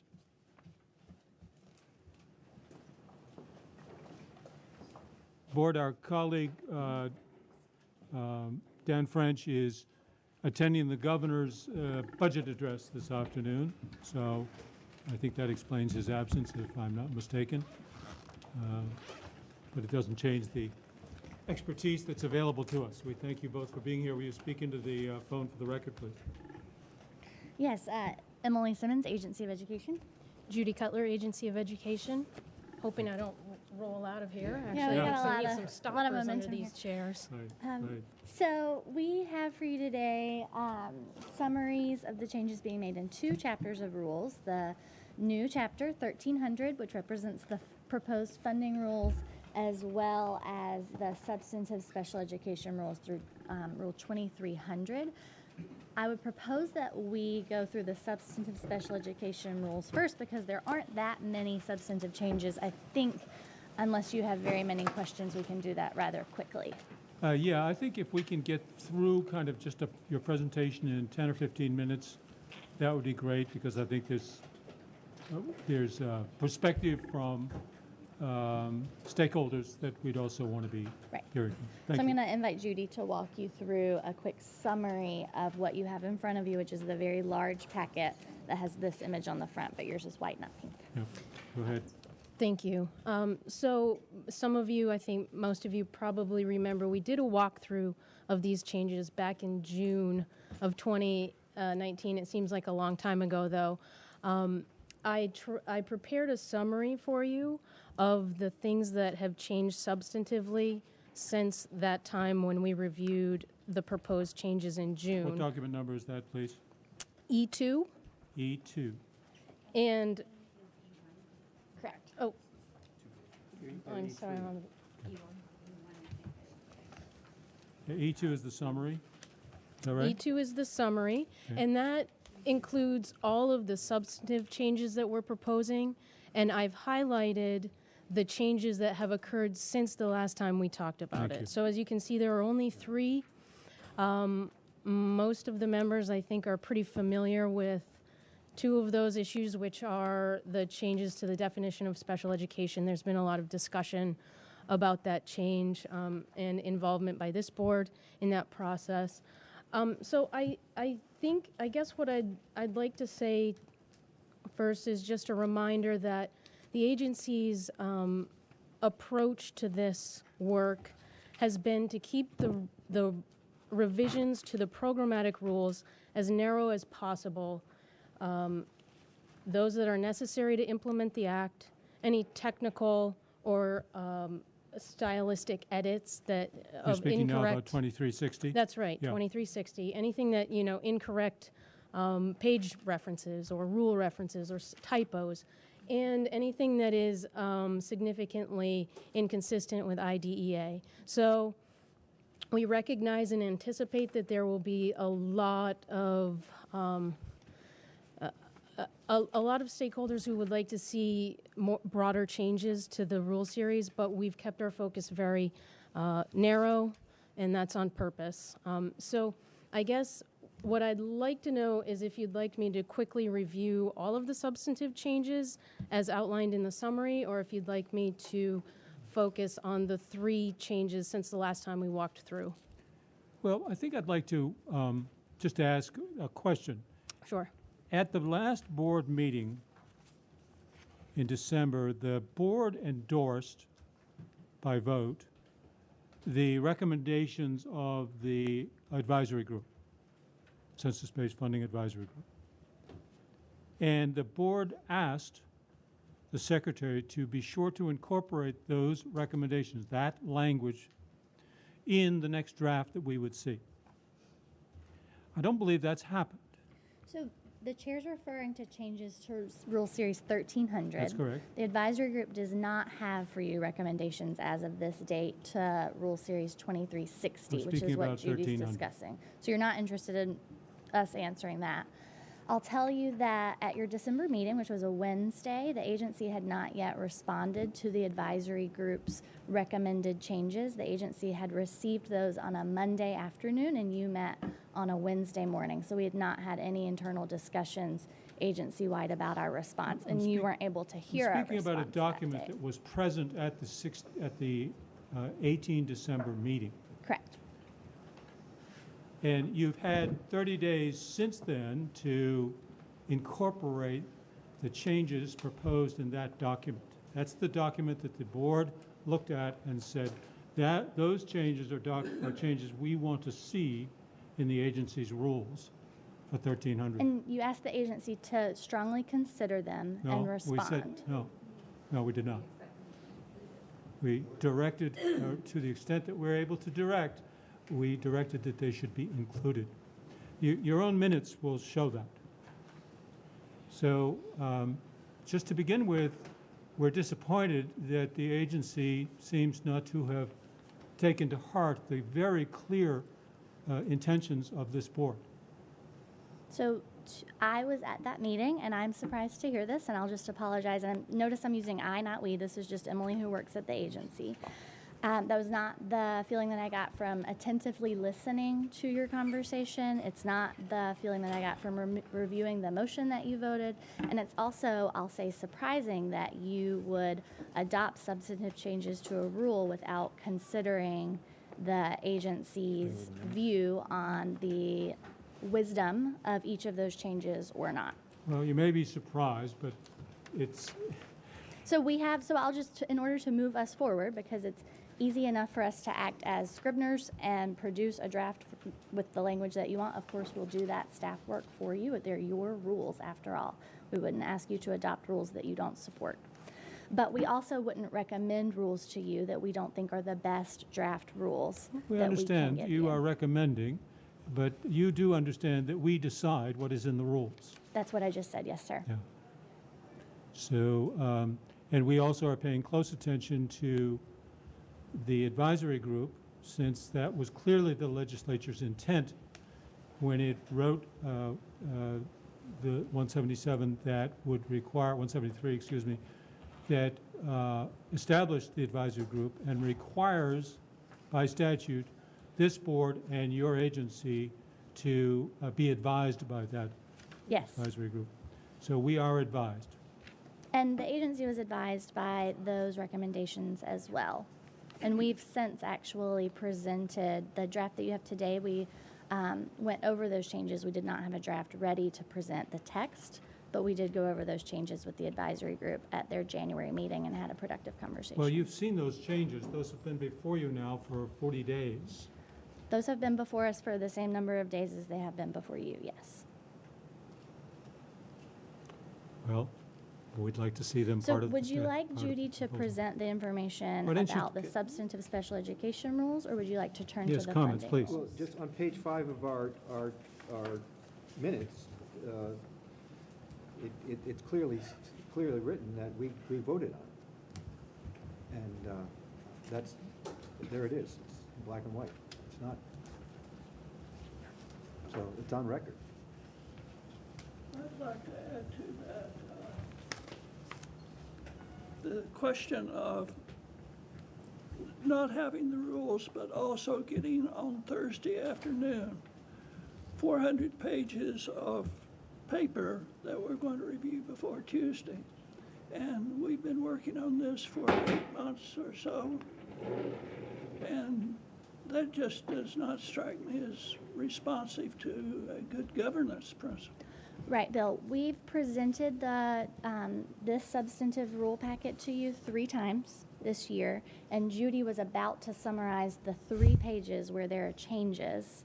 She made you a summary, and you also have a complete new copy incorporating those changes that she's happy to summarize for you now. I don't know that we do need to have the summary, but it would have been better to have a summary of the changes we asked for. You didn't ask us for any changes to Rule Series 2360. That's true. We did ask for changes in 1300. Other comments or questions? Yes, please. I remember back in June being sort of like deer in the headlights with this huge package and just being appointed and trying to understand the rules process in general. And I remember at that time, that set of rules coming to us with very little input from the advisory group and otherwise. And then the delay happened and everything was able to sort of go on hold, so we might incorporate the feedback from advisory groups and otherwise. And I think that's when we somewhat took control of the process in terms of trying to navigate the advisory group and the agency. So all of that focus and what I experienced was on 13, whatever that set of rules is. So coming back to the big body, I'm hoping that I am seeing incorporation of some very substantial changes to definition of special ed and other things that if we're opening the rules, we're opening the rules. So my hope is that we're capturing what's important to be done in that work. And it is a huge document. It was a little bit challenging for me to figure out which was the most current. I read through both of them, but I think the one that I was marking up was the one, like E1 or something, but I'm not sure. You guys sent us 2 sets, and they just And had they were different. version numbered, 1 and 2. Yeah, I didn't. I It was hard sent for me you to all a find it. roadmap about what How to document find the pertains to stuff. what, which I So, might say anyway. you might have done for us. It was just a wad of documents presented in a random sequence of numbers that took, just to figure out which is the new one, which is the old one, was not even clear. Just a simple explanation of what it is we're getting and what to compare to what would have just been very helpful. But apparently people figured that out eventually. I was certainly able to figure it out. It was coming back to the broader document. I'm appreciating that we're going to go over whatever changes are happening with it because we've been so focused on the funding document.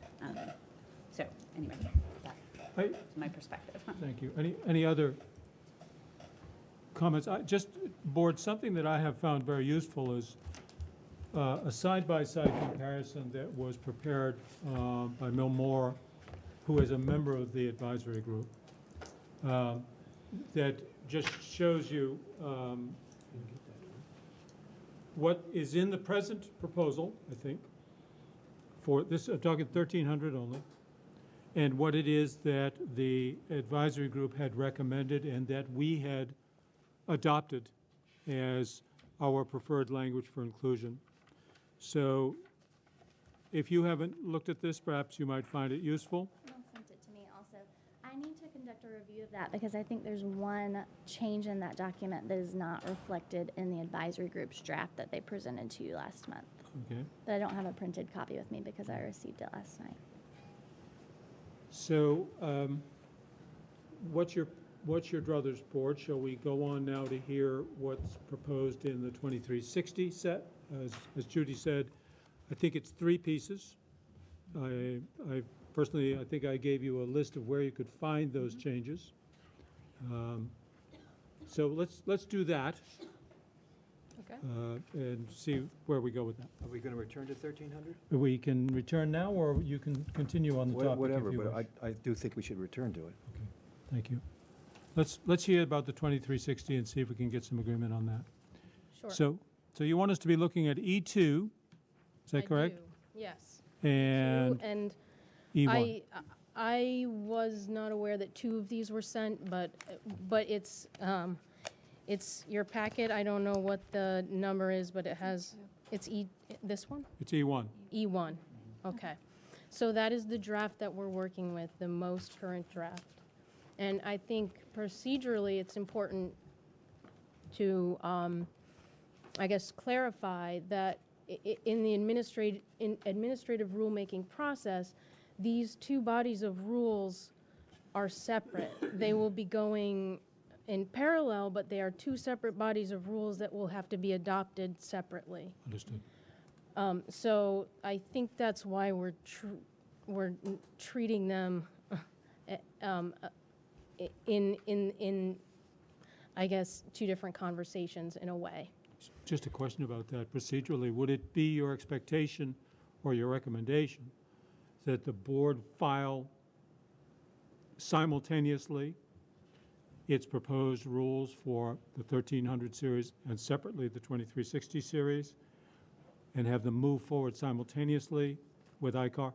That has been our intention, Yeah. and the reason that we've kept our focus so narrow on the programmatic rules so that we can accomplish this sort of dissection of the funding rules out of the programmatic rules, and then at a later date come back and revisit some of the very important substantive programmatic issues that should be addressed at some point, but in order to... But are unrelated to the funding.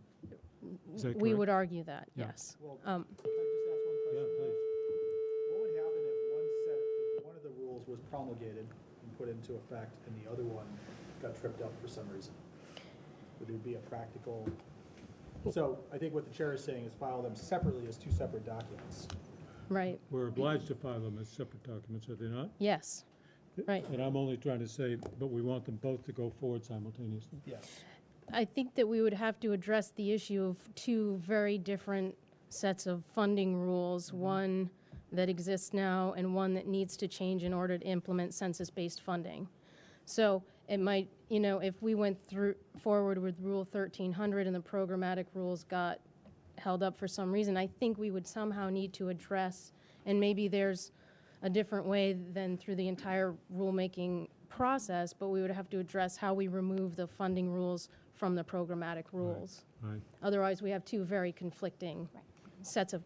And you're arguing that they couldn't be filed as a package. Well, they're telling us together. that we can't. That I didn't know, but I'm willing to accept their advice. They are two separate rules, and I guess Because we're proposing brand-new rules, so Yeah. it's not a revision Right. to an existing body, it's more than that. It's a Right. revision plus new rules plus a new series. Understood. Okay. Understood. And do you see any reason to think that there will be a problem filing them simultaneously and in parallel with one another, I don't, no, so long as they're both ready for prime time, as it were? that's Yeah. right. Okay. So, Board, are you comfortable with having the agency brief us then on the changes in the so-called programmatic rules, the 2360 series? Okay. Please. So I'll focus on the three that are new, and if you have questions about the old, maybe we can do it that way. Page 24 of E1. You'll see there that we have revised the definition of the special education special education services, and this revision is necessary to reflect the work that was done in the Rule 1300 series. Okay. So these two rules should be consistent. 2360.2.12 and the definition of special education in the 1300 series. Now, the 1300 series is an abbreviated definition that refers back Right. to the programmatic rules. Right. So 2360.2.12 reflects the entire federal definition of special education. Okay. It's important to note that structurally, it's a little bit different because in the than the current rule, right? Because in the existing rule, while much of the content was there, I don't know how to describe what happened, and I cannot provide any enlightenment on why this decision was made, but it almost looks like the federal rule was just kind of shaken up and like spilled out in a different format. So much of the content is there, but the format is much different than the federal rule. And the proposal that you're making And the aligns proposal- this with the federal rule, and it makes it identical to the abbreviated form in the 1300 rule. That's right. Is that So correct? the subsection A Yep. in the rule is the same as the abbreviated rule in 1300, and then it continues on for the rest of the content in the federal rule. Now, one provision in Vermont's current special education rule does not appear in the federal rules, and that is co-teaching. Throughout the discussion that many of you were part of regarding whether or not to change the special education definition to align with the federal rule, the idea of whether or not to keep co-teaching there wasn't really examined. The agency is not opposed to keeping it there, and it's a rule that the field is familiar with. We're recommending that it remains in the rules as a point of clarification that of an activity that can be considered special education. Okay. It's not a pure reflection of the federal rule, but we're not proposing any changes to the current co-teaching rule. Okay. We're just In the interest of time. Yep. Let me just, yes, Peter. Clarification, co-education is special and regular ed combined? It's co-teaching. co-teaching. That's, I just want to clarify. that. That's Thank right. you. And in addition, the definition for transition services currently appears, Where is that, Judy? that is subsection D. Yep. currently appears in the definition of special education services. In the federal rule, it's a separate rule, but the content is exactly the same. So we're not proposing that we add another rule, we're just proposing to keep that in there. It's the same as the federal rule, but We expect that users in the field will want to know where is the language on transition services, and they should be able to go to the same place unless there's a reason not to. We don't see a reason not to. Understood. And were you saying that the co-teaching is not in the federal rule, but it's been in our rules? And we've received no commentary from the advisory group or other stakeholders about co-teaching. It just hasn't been brought up, so we weren't in a place to recommend striking it. Good, thank you. Bill? I keep looking at these things and saying, how will this affect services to children? Or how will it affect cost? And by looking at this, I can't tell. I'm not sure I can tell. And that's for good legal reason, right? The federal definition, although it has not appeared in the text of the Vermont rules, has been binding on Vermont nonetheless. So you might not see a change. We're not in a position to prognosticate about whether you will or you won't. But for practical purposes, It's we've been applied. doing this anyhow. I don't know if we've been doing it. The law has applied. The law is applied, right, thank you. Right. Any, just in the interest of moving on, Judy, are there other questions on this pages 20, whatever they, 24, 25? All the rest of the pages are just strikeouts in this section. Can we move on to the number 4 in the overview sheet? Yes. Would that be Yep, okay? absolutely. So Board that's members, are you okay with that? Okay. page 79, Peter. Thank you. So this is another, Can we just go back to the other, just to, if you distributed this more, just make sure that the typo in federal real should be rule, Sure, thank you. just when you post it publicly. absolutely. So page 79. Yep. Again, kind of was a restatement of the okay. problem, I'll call it the problematic paragraph. Right. So you're going back to that. So all that we've done is strike the language and just referred Real good. simply to the rule. That Real way, good. there's no confusion. Yeah, that's a great simplification, that's a clarification. And then number 14 in Judy's overview sheet. Right, page 203. So this is the rule 2369 for educational surrogate parents. It appears in the current rules. Back in 2017, so there's a bit of a background on why this is appearing here. Back in 2017, there was, and I don't know if some of you who are involved in special education may remember this, there was a discovery that rules that were filed by the agency weren't the rules that were being used. And as a result, it was due to some version control the last time the rules were revised in 2013. It wasn't discovered until 2017. The legislature had to adopt a provision that allowed the agency to file a corrective set of rules. And essentially what had happened is a draft version was filed with the Secretary of State's office. The agency presented to the board the correct version. Everybody was using the correct version in the field, but the wrong version was on file.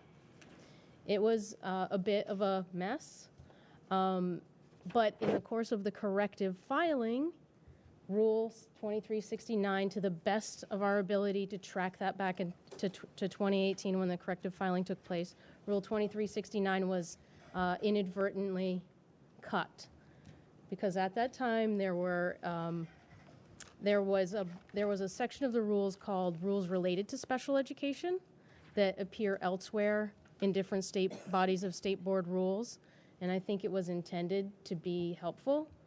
but the Secretary of State didn't want that to appear in the filing, and I believe that what happened is they just deleted this rule off the end. Striking this rule has not gone through the rulemaking process. There's no reason to remove the educational surrogate parent rule. It shouldn't happen. It should be in here. Okay. So we've reinserted it. So this is just a technical correction of That's right. scramble. But in the wanted past. to address that because thank you. it was a mystery. Okay. That's very helpful. Any questions, Board, about what we've seen with regard to 2360? These are the only proposed changes. Is that correct, with regard to 2360? Well, these are the your only. earlier changes, pardon me. These are the only agency proposed changes. I'm sorry? These are the only agency of education proposed Understood. changes. Thank you, yes. And there were earlier changes that you briefed us on in June. That's right. That's right. And they're summarized.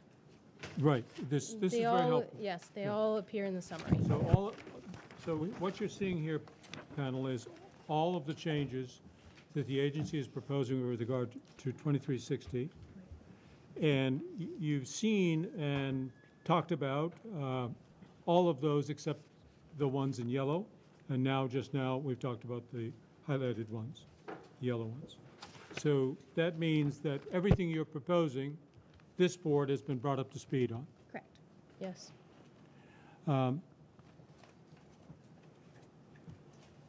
Maybe if you'll just stay right there, I want to just ask the two members of the advisory committee who are here to just tell us, have you, we've seen what you've done. Is it two or maybe three? I'm sorry. There's actually 5 of us. 5, pardon me. Yeah, we're sitting back here worried about a quorum.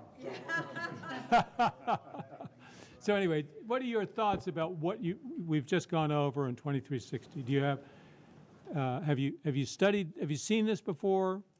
Marilyn, do you want to come forward and speak? Sure. Identify yourself, please, Do I Marilyn. need to be in front of the mic? Just Okay. just move the mic over. Or whatever. Okay. So, Will you identify yourself, please? yeah, hi, I'm Marilyn Mahusky, and I am the Assistant Chair of the Census-Based Funding Advisory Group. And when I'm wearing my other hat, I'm an attorney with Vermont Legal Aid's Disability Law Project. So this draft is a little bit different than what we've seen in terms of the 2360. So I just was looking at it, and this rule, for example, the educational surrogate parent was not in the draft that had been previously filed with the board. So I can't say for sure that there weren't other changes, but that's They're yellow new. highlighted on this summary. Right. So Well, gray but highlighted. but this is the first time seeing it, so I Okay. can't tell you that I have gone back and double checked to make sure. So relative to the 2360, I think the consensus of the advisory group is that the definition of special education needs to be changed, right? It needs to be consistent with 1300. So that is a change that needs to be made. So that if we were to use the advisory group's definition of special ed in 1300, there would need to be a corresponding change in 2360? Is that what you're That's saying? correct. That's correct. So That's- you were having a discussion earlier about, do you yeah. do this simultaneously? But I Right. think that to some degree, they have to be considered in tandem only because we are changing the Right. definition in 1300, and so it's important that that be reflected in 2360. And, just in response to, the definition of special education in Vermont actually has not been consistent with the federal rules for quite some time, so it is important that it be changed. It actually had limiting language in there that children with disabilities could only access special education if they couldn't get their services otherwise in our system. Right, just- And that would be a conflict. Let me So it just- is important to change that. Let me just see if this is so for you. The 2360.2.12 on page 24 and 5. It seems to me that am I right in thinking that only the first paragraph, paragraph A, is the one that matches precisely to what's in 1300? And that all the rest is additional language, which is a kind of reconstruction of all that used to be there, but organized in the way that it is in CFR. Well, I don't know that I'd agree that all of it was there, but Okay, but it's the all there new now. definition there is now consistent with the federal definition, and the 1300 series is not the full definition, but it Understood, references back understood. to this So- definition. So you don't have any problem with B, C, D, BCD? No. Okay, so your issue is only to point out that A does not corresponds with the agency's proposal. Yes. But it does not correspond with yours, which this board had endorsed. Is that correct?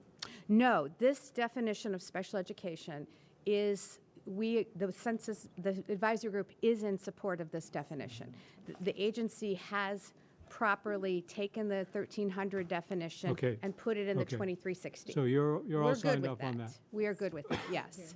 So you're voicing support for. We are voicing matching support. language in both. Absolutely, yes. Okay. Definition. Good, thank you, thank you. Yes, All right, yes. that's helpful. So. Yeah, that's an important rule So, change. so far as you know, this 24, 25 is likely to be just fine with you guys. Yes. Is that right? Do you Yes. want an out because you've only seen it for the first time today? He said likely, so that's why I said Yeah, yes. I with the I'm- qualifier likely. It's just trying to see how close we're coming. I think so. I mean, I'll go back and I'll double check it, All you know, and I would agree. Since I have Marilyn here, Mr. Chair, one moment. Judy and I made some decisions about formatting and word use because our former rule did its best job of paraphrasing, and Mhm. we would just prefer to use the same exact language as the federal rule. I think our position has been that it should mirror the federal rule. So Mhm. to that extent, we would agree. So, yeah, I mean, I'll Okay. go back and take a look at it. And I agree that with the co-teaching, you know, we didn't have I know that the folks at VCSEA and my group spoke about that, and there seems to be some support that in the field that remain. Okay. The effect on children. It will have a positive effect on children because our prior rule arguably had a limiting effect on children who could qualify, because the Vermont definition qualified the federal definition and was narrower than the federal definition. So this is a positive change, and it will positively impact children, and it reflects the federal rules. All right. Thank you. So, thank you. So, Mhm. Marilyn, can we move on to number 4 in the, which is on page 79, where this must be a no-brainer. This simply refers you back to what we've just been talking about. Right. I would think that's fine, Okay. because it is saying it's just That's just good reiterating. drafting. If you ever have to Yeah. make a change in the future, Right. you don't have to. Right. You don't run the risk of getting it wrong or Good missing point. it in the second Good place. point. Okay. Right. And so then can we speak about 2369 surrogate parents? So That's a return of something that once was. And I can't speak to that because this is the first I've seen that. Yeah, yeah. So I would need to go back and look at that. I have also, just as an aside, and I'm going to put on my Disability Law Project hat, have had conversations with the Office of Public Guardian in the past because this rule impacts them. So there are times that it has been problematic where the Vermont rules say that if you are under a public guardianship and you turn 18, then you still need an educational surrogate appointed, and that has created problems. So we've alerted the Office of Public Guardian to say they might want to come in and speak to that. And I would argue that to require the guardians not to serve when private guardians can serve as educational surrogate is actually inconsistent with Title 18. Which is the public guardianship Okay. law. But that's an issue for another day, but I'm Alright. just highlighting it. I've not been able to go back and look at this today to Okay. see whether that reflects the rule or not. Okay. So I think what we've heard is the advisory group has not studied these, but probably, except for this third one about the public guardian, probably going to be okay with these. So now I want, just because I'm very concerned about time, I just want to ask the board, how do you want to proceed from here? Maybe I could offer some options. One option is to have the board essentially do a kind of a figurative cut and paste and say, for 1300, we like what the advisory group has done, and we'd like that incorporated in the final draft.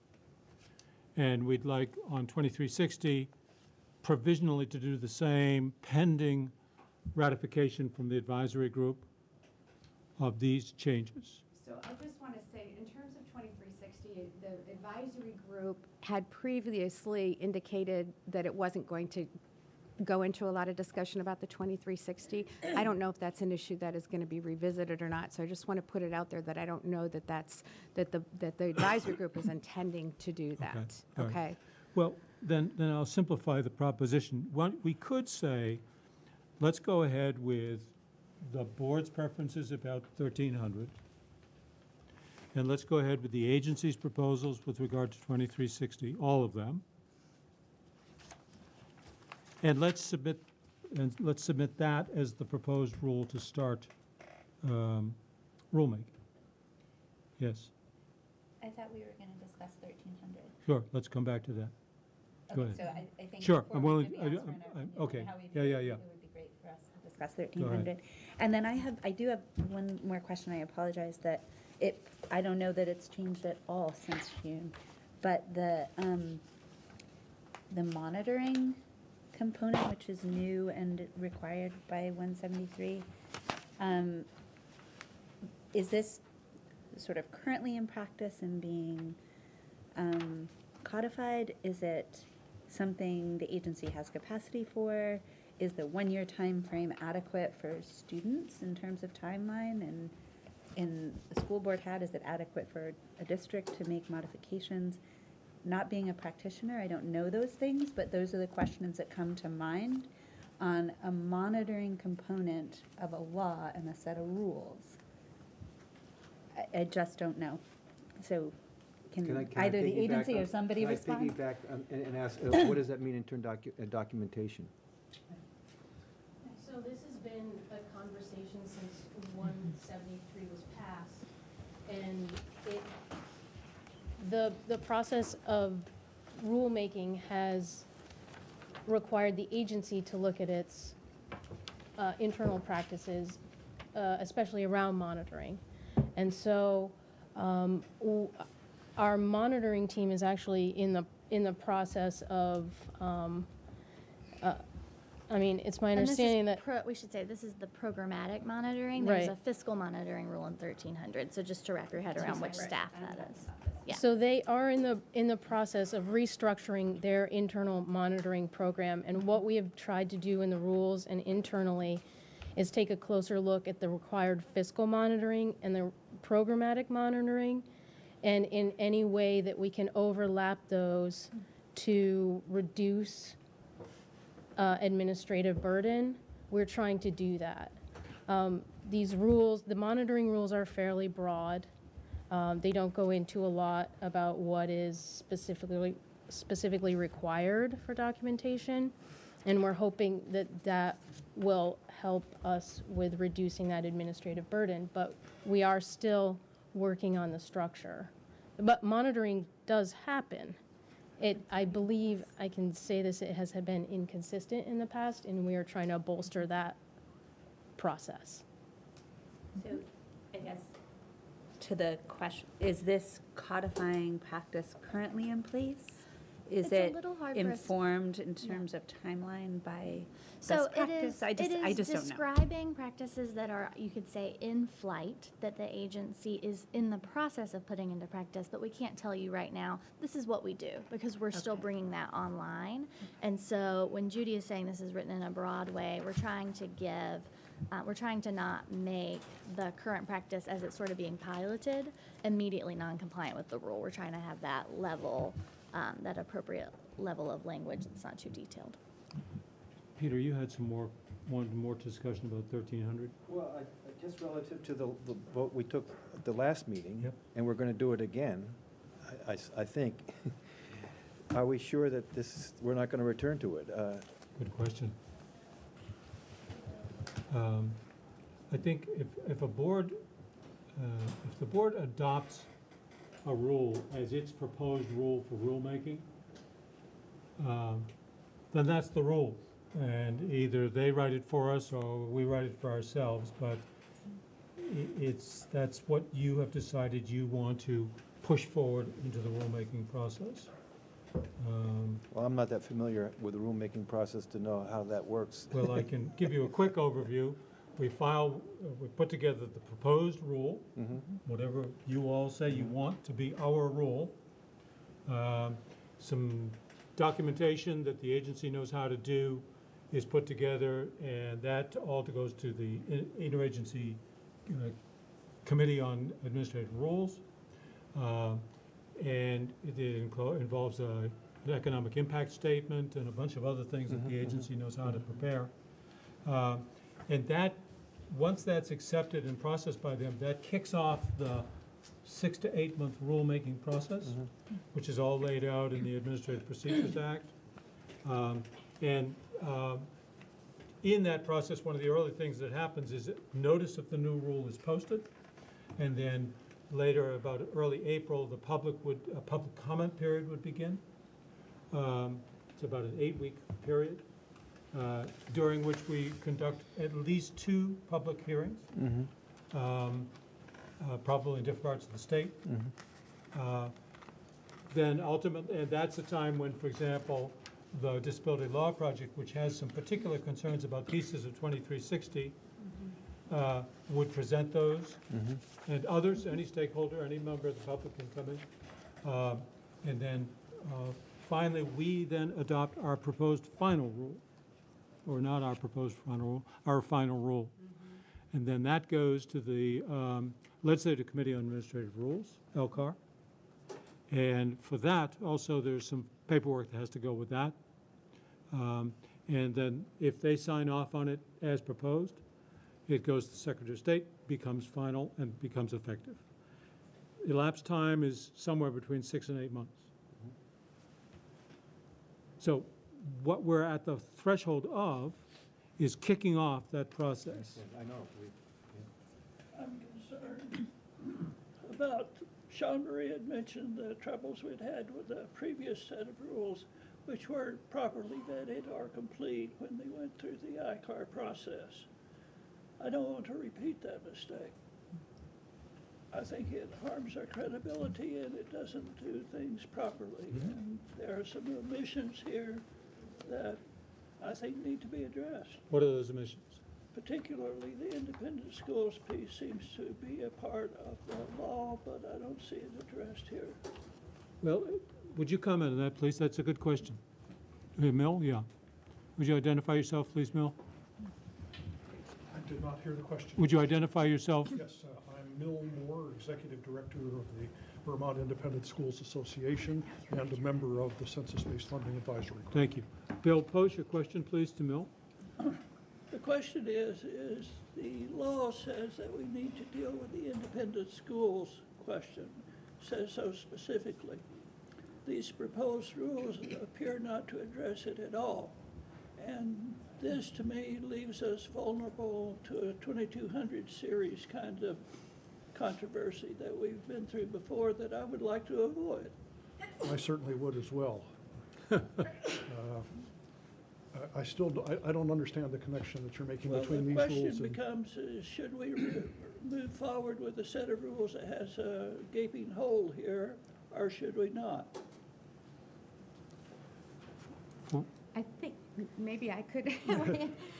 I think we're under the timeline set by the legislature. I think we have to move forward, and certainly Judy and Emily could weigh in here. But I believe that the intent is for the agency to present a 2200 series to the advisory group for review. But certainly, there were some very, very early preliminary conversations quite a long time ago that I wasn't involved in. So I think that the advisory group certainly hasn't seen anything in quite some time, and I believe it's sort of to be to be presented at some point that we would begin to see the 2200 series. The plan, as I understand it, is that the secretary was going to arrange a subgroup discussion because not all members of the advisory group have a direct interest in the independent school portion of the rules. So that decision, that suggestion by the secretary has been pending for a long time. And I presume now that we're nearing the end on the other rules that the secretary is about ready to go forward. Emily, can I just, we were advised earlier that the 2360 and the 1300 need to be filed separately. 2200, any change to the 2200 would have to be filed separately as well? Yes. So, Remember that 2200 is a rule series that needs to be amended because the legislature changed the statute in Act 173, but with a delayed implementation date of 2022 as it stands now. So the statute that would authorize new rules will not be effective until July 1, 2022.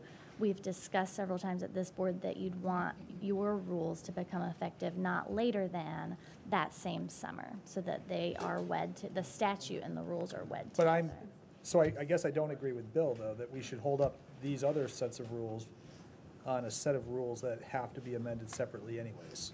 Is that what I'm hearing? Yeah. I don't believe that you should. I think Act 173 has an intentional phased implementation that requires the census-based funding to shift first, which is these rules, Yep. and the independent school rules, which are connected in some ways, but independent in many ways as well, to be the next phase of work. That's very Yeah, clear okay. in 173. It's a totally separate schedule for the independent school boards. And if I could just point out, there are a couple of places where there is reference to the to independent schools. So in the version of 1300 that the advisory group recommended, there is language, and if you look at what Mill prepared on that very first sheet, there is language that we felt was important, which addressed, and we're not saying this is the best place for it, but it's an important concept, which is that if an IEP team makes a decision to place a child at an independent school that's a special education independent school, that those services, all of those costs would be reimbursed. So there are, a number of special education only schools where IEP teams place students, and we wanted to make sure that those were reimbursable expenses. It sounds like despite, a little bit crunch here, it sounds like the rule process is on track with 173 as far as independent schools and census funding. Yep. Is that That's with, what yeah. I'm hearing? Yeah, the piece that's in here, in the 1300 rules, is about funding-related matters for independent schools. The whole section 20 and 22 in 173 about independent schools isn't about funding, it's about the oversight. conditions they have to meet for approval. And that's quite a different matter. And so it seems very logical to address the funding piece as part of the 1300 draft, just as minimally as necessary to abate any problems there with the funding. And then, because we are on a separate schedule, and by the way, I may be misunderstanding this, but my reading of 173 is that we need to initiate rules, 2200 rules, by the 1st of November of this year. Of 2020, yes. Yeah, initiate. That means, look, we're just about ready This to meeting, initiate this after 8 months. So that means we probably need to get going on the 2200 rules real soon if we're going to be ready to initiate on the 1st of November. I would just point out, however, that then the implementation doesn't need to happen for 2 years. So I wonder if you don't need 2 years to go from initiation to implementation or taking effect. So we might consider talking to the General Assembly and saying, if you want these to go effect in 2022, which is what they say, do we have to initiate this year, or couldn't we initiate next year and give people a little space, because you all have other things to do? Can I add Yeah. just, we're going sort of a big overview of this whole situation with, and 2200 including. Am I not correct that it was Governor Shumlin that pulled the plug on the 2200 series issue? Oh, he did while he was governor, and then the legislature pulled the plug finally. Right. So, but we're still under Well, no, a time. no, I can tell you. Can you help me clarify that? Yeah, Act 49 is where much of this, pardon me, it's 177. 173 provides that, it says, essentially it says the the State Board may now resume its work on Rule 2200. Instead of a get-out-of-jail-free card, we've been prevented from doing anything. It now says, with the guidance that's provided in 173, we may adopt rules that will implement that guidance. And so we would resume the Rule 2200 process, which has been in suspension. And we wouldn't start from where you left off. We would start with a new set of proposed rules to implement what's provided here in 173. Which is just special ed. It's related, precisely, it's 2200 rules pertaining to special education. And I would add that. Is that a fair characterization? Yes, that is very, very fair. The final sections of Act 173 originated as a separate bill dealing with independent school governance alone. They were combined by the General Assembly prior to passage. So when you go to those final sections, you'll see they're quite prescriptive about independent school oversight matters. And those statutes merely have to be translated into rules in the new 2200 series work.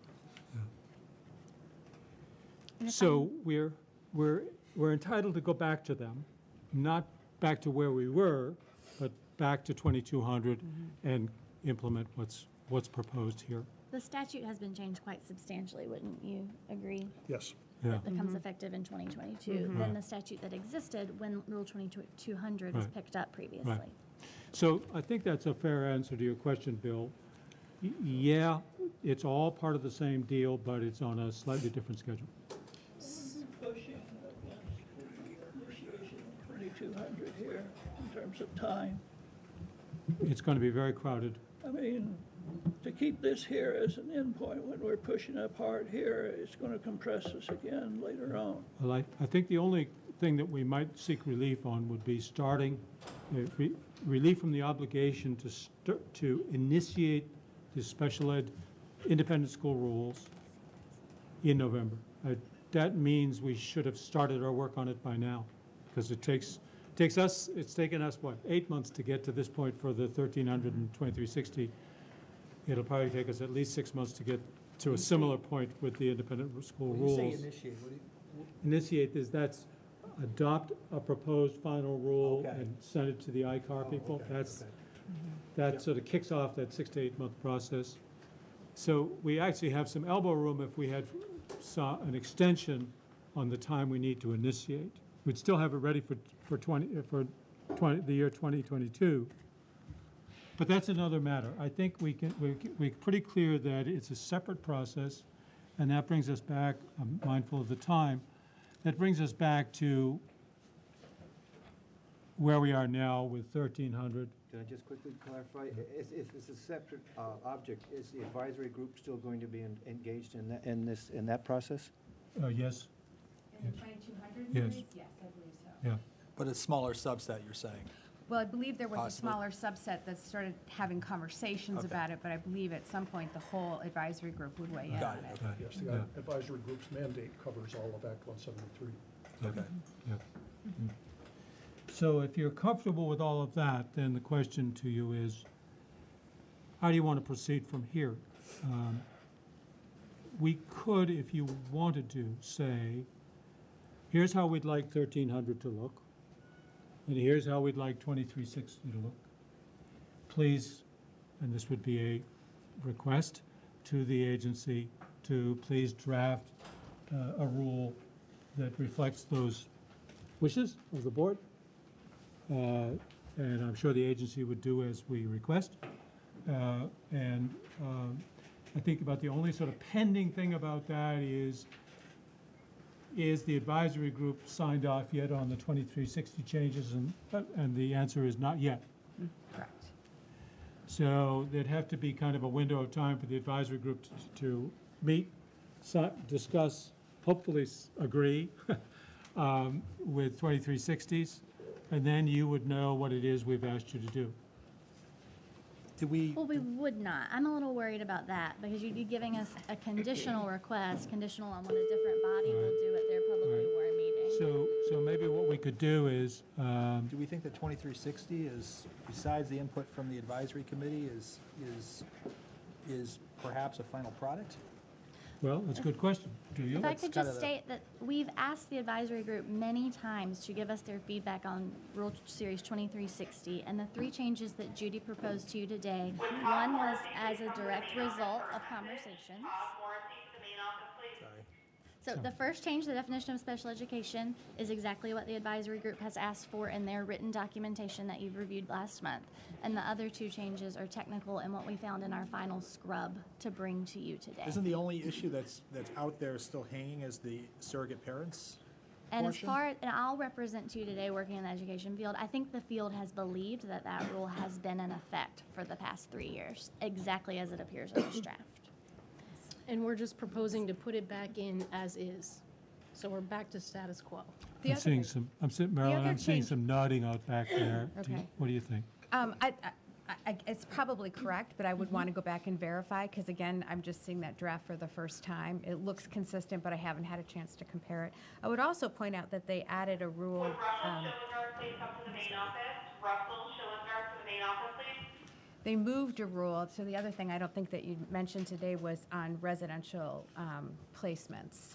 And that there is a reference in this draft that you're presenting today on the 2360 series that you've taken a rule and moved it. That was in the draft that I looked at, and I just want to point out that that also was a change that was not in the 2360 series. And we have some concerns about that it conflicts actually with the statute. I don't believe that's entirely accurate. So the rule that you're referring to, residential placements, has been renumbered only since June. Board, one possible approach for you to think about is to proceed with what we have in front of us today, i.e. your request that the 1,300 rules align with the recommendations of the advisory group and the agency's proposals with regard to 2360 as presented today, and ask for a document that does just those 2 things, knowing that if there are particulars around surrogate parenthood or other things, there is an 8-week period at which we can receive testimony and can make changes. We don't want to make big changes, as Bill has advised us, and I'm sure we all agree with that. We'd like to have it about 98% right. So let's get that as a motion then. And please. It was the first part that I was, first felt senses that you, in terms So of. what he said, huh? Yeah, what he said, yeah. Anybody wish to articulate that? So to move 1,300 with alignment with the comments from the advisory committee and 2360. Not comments. 1,300 language? Yeah, language, yeah. Yep. All right, thank you. And then what with 2360? And then 2360 as proposed by the agency today. And the specific motion that I think we're after is a motion to adopt those as the proposed rules for rulemaking. And then there will be a second motion to initiate rulemaking. 2 parts. So are you comfortable with the motion in front of us? And I think it's to the effect of, shall the board adopt the language advocated by the advisory group for 1,300 in whole as laid out in their December proposal, and shall it also adopt the 2360 rules as presented by the agency today? And shall we adopt those as the board's proposed rules? I'll make that motion. Motion has been made. Is there a second? I'm not going to paraphrase. Second. And Suzanne, do you have it? No, who made the motion? And Peter Pelt seconded. Is there further discussion? Is there clarity on what we're voting on? Clear as mud. Yeah. I think so. You think so? Yes. Can I Yes, just please. clarify who's responsible? Do we expect, and is it response, is it fine that the agency is going to incorporate the advisory group's language in what we're moving forward. let us put it Who's this doing way. Are we doing it? Let us put it this way. This is what the board wants the rule to say. Okay. Let's get that clear. Yeah. And then we can work out whether they will cooperate with drafting the rule in that, to that effect, or we'll have to figure some other way to get it drafted the way we want. There need to be no doubt that the agency will staff the work that the board Great. approves. Exactly. Yes. So- And the only thing I don't know that we've discussed, and we may not have time for it, but I think we indicated clearly in our motion from the last meeting that we expected the recommendations of the advisory group to be incorporated in the next version we would get Right. from the AOE. Right. And if they were not to be, then we expected there to be some explanation of why that wasn't happening. And so I don't think we did that part. There are some things that were not incorporated, and I don't know if we've heard what that explanation is. And that is what I came prepared to be totally transparent with you. I think you can tell I was pretty upset to hear that I had disappointed the board, essentially, is what you said to I me don't at think the of you as beginning of this personally. meeting. It was the secretary that we communicated with. So, well, I take full responsibility. So I came prepared with 2 documents today, a red line copy and a clean version, because things were getting a little tricky, to show you where we have accepted, and we think that the advisory group's comments in that December draft are well taken. We want you to adopt a rule that says as much, and some places where we get their idea and we think some different language would accomplish the result better. And one place where we do not think that their change is consistent with the federal regulation and would be ill-advised. Would you be able to do that for us? I mean, we're really hurting on time now, and I wish this question had come up earlier in our discussion. Could you do that for us using this? No, I cannot. You can't. No, the document mill that you helpfully sent me actually has language in the first block that is not in the advisory group's draft that you have articulated to support. So there's at least some confusion among the advisory group about what's in their draft and what's not. Well, no, there's not confusion about what's in the draft. There might be confusion as to what's in this side by side. Okay. So I think we should We're discard working the from side the by draft. side. We're working So the from the draft, December right. draft. Okay. What do you Is think? this your Well, copy? we've Okay. No, we Too much. made the motion and seconded it, right? That's right. Now we're having discussion. And I'd like to hear the motion again. I shared Kim's concerns here, is we were supposed to be delivered, and I'd like something that gives us some degree of assurance that this will happen. Right, and I do think it's reasonable to understand what the concern was and why the AOE couldn't do what was asked. So Fair that- enough. And can Fair I enough. just I- please read your minutes, Mr. Chair, from the last meeting? I think that it's important to get in the record the motion that you voted on for people who watch the video later. Yeah. Suzanne, can you find the I- minutes, or do you have them? I have it. We have them. So, on page 5 of your minutes, I won't read the full first paragraph on the top of that page, that's too much. Chair Carroll asked for a motion. O'Farrell moved to endorse the recommendations of the advisory group and urge the AOE to incorporate these changes in their next draft, which will be provided in advance and voted on in the next meeting. Gleason seconded, the motion passed. This The is the next sentence one? right before that was not the motion, so I didn't want to read that as part of the motion. But Chair Carroll proposed that unless the AOE came back with compelling reasons not to consent to the proposals, then these proposals should be in the final draft. I think that's where the agency and the board became confused with one another, in all fairness. Okay. I've got compelling reasons. All right, fair enough. That's a fair point. I'm just thinking about all the people who've come here for a meeting that starts at 2 o'clock. Board, what is your wish? Do you want to postpone this to another time, or do you want to proceed? Sorry? I think the motion covered this issue. Well, I think that what the agency is saying, correct me if I'm wrong, is that you haven't heard from us as to why we don't concur with the advisory group's recommendations. And that they intentionally made these recommendations knowing full well that they were not aligned with the advisory group's recommendations, and they would like an opportunity to explain why.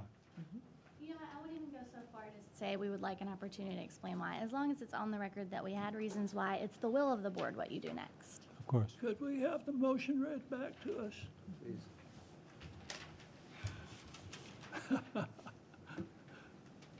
I'm sorry. No, don't be sorry, you're doing fine. Suzanne? my scratch. Understood. Shall the board adopt the language advocated by the advisory group in whole from the December meeting and the 2360 rules as presented by the Agency of Education and adopt them as proposed rules? As your rules. Yep, exactly, as the board's rules. I think, are we all covered here? No. I continue to have the curiosity, but I imagine, as I look at those differences in this, I guess frankly, I wouldn't find the AOE's and my notes on it, description of the process they will do with the technical manual, that was not especially satisfying to imagine that the feedback from the field will be incorporated. So that is an area of difference between the two. Right. And I, personally found the clarity in the advisory group's language to be more I thought the same way. more clearly linked to the feedback Yep. that was being sought. Yep. So, and the other component of addressing the costs of an independent placement in a special ed only school, Yeah. I think is really important. So I guess personally, unless we're hearing otherwise, or there was no cover to the AOE proposed language that explained where the differences were and why they took the position they did, in the absence of time to discuss further, or I guess I would need to lean in the favor of what the motion is suggesting. Or is there another motion? Yeah, no, I feel like we spent a lot of time on Yeah, we have. the logistics that maybe we would have gotten the I answer. feel like in fairness to the agency, I'd like to give them a chance to make their case. As much as I'm eager to get this thing moving, it just feels like we would be short-circuiting a process if we didn't do that. So what I suggest we do is leave this matter exactly where it stands with the motion pending. I think we can do that, if you're willing, so that we come back to this, and I guess it'll have to be at either a special meeting or at our next meeting, which is very frustrating because we're eager to get moving, but. Let me withdraw my motion. No, I don't think you need to withdraw it. I think we can just leave it on the table. In order to be withdrawn, the whole board would have to consent, because it's the board's Yeah, motion now. Yeah, and I think we could just leave it on the table and suspend this discussion for now and schedule to a time yet to be determined. And in so doing, are we clear on the expectations? The expectation is that the agency will do what they don't feel they had time to do here, which is to walk us through those changes and why they did not concur with them. If we could change the expectations to the agency agrees to present these things in and develop the language, then I think we could do something with it. How does that go, Bill? I'm sorry? Emily was saying that they didn't have a strong commitment to do what we had asked, but if we put this in and based on what Emily said, that it will in fact comport with that, then I become happier. Please. I think what might be most helpful for the agency to prepare for whenever you get together next, we'll find out, is to prepare two versions of Draft 1300. One that is reflective of the advisory group's changes, and one that we would be advocating for you to adopt, realizing that you're probably not going to listening to your conversation so far, but we'll give it a shot. Can we ask that that be accompanied with your rationale? Because I think that is really what we Yeah, were looking that- for last yeah. time, and not hearing it and not having the time for the conversation that I know It's you were what we prepared thought we were for. giving you in this But- hour today. That's right. No, understood. So if it were to be coming to us in written form for our consideration Right. of a or B, which Right. is what we were not hoping Oh, we would might end up even be able to have- happening, but is. I think. If we got that, we might even be able to do it over the phone in a warned meeting. If I could, Megan sent you a document Yes. labeled Yes. T5-A. Yeah. And that just, if this is going to be postponed, folks could look at this because Oh, I yeah, think it that's- captures what the conversation was at the last meeting. So when the agency came to us with the new 1300, we didn't see the actual language, but we discussed it, and Megan did do a pretty good job, I think, of summarizing the conversation. That might be helpful to each All right. of you to understand All right. maybe a little bit better what the agency's rationale was. So we would then ask that if you would do a kind of this explanation in writing for us in advance, and if you would share that also with the advisory group, and then we'll convene a meeting to continue and conclude this discussion, perhaps by phone. It'll be duly warned, of course, at which we would like to hear from the agency. We have questions of the agency, and we would have questions of the advisory group who would have arrived with their views on the agency's commentary. Is that a fair enough arrangement? I'll prepare for you a memo explaining the two real substantive areas of difference. And why? I'll have to give that to the advisory group before you meet because you'll be expecting them Precisely. to comment on my memo Right. before your maybe phone Right. meeting. But you don't have to wait for a meeting. You can send it to them, and then they either can meet or do a phone meeting. We can move this forward. You don't have to wait for a meeting to present it. Just write it, send it to us, send a copy to them, please. So not to complicate things further, but the 2360, if the advisory group has strong feelings that there's something missing in the reflection of the bigger substantive changes, is that Okay. reasonable that they Yeah. provide us with that? Yeah, but I'll let's check stay that. within the bounds of what the agency has proposed, if you All right, can. I mean, I will point out that we did have a conversation at the advisory group about an MTSS rule, which you have, Right, I I've sent seen that. you. And the Yeah. group is, I believe, intending to talk more about that at its next meeting. So Yeah, I'm just but putting that out there. That kind of thing can come up in the public comment period. Okay, Yeah. that's I fine. think we really want to try to just get sorted through on what's in front of us.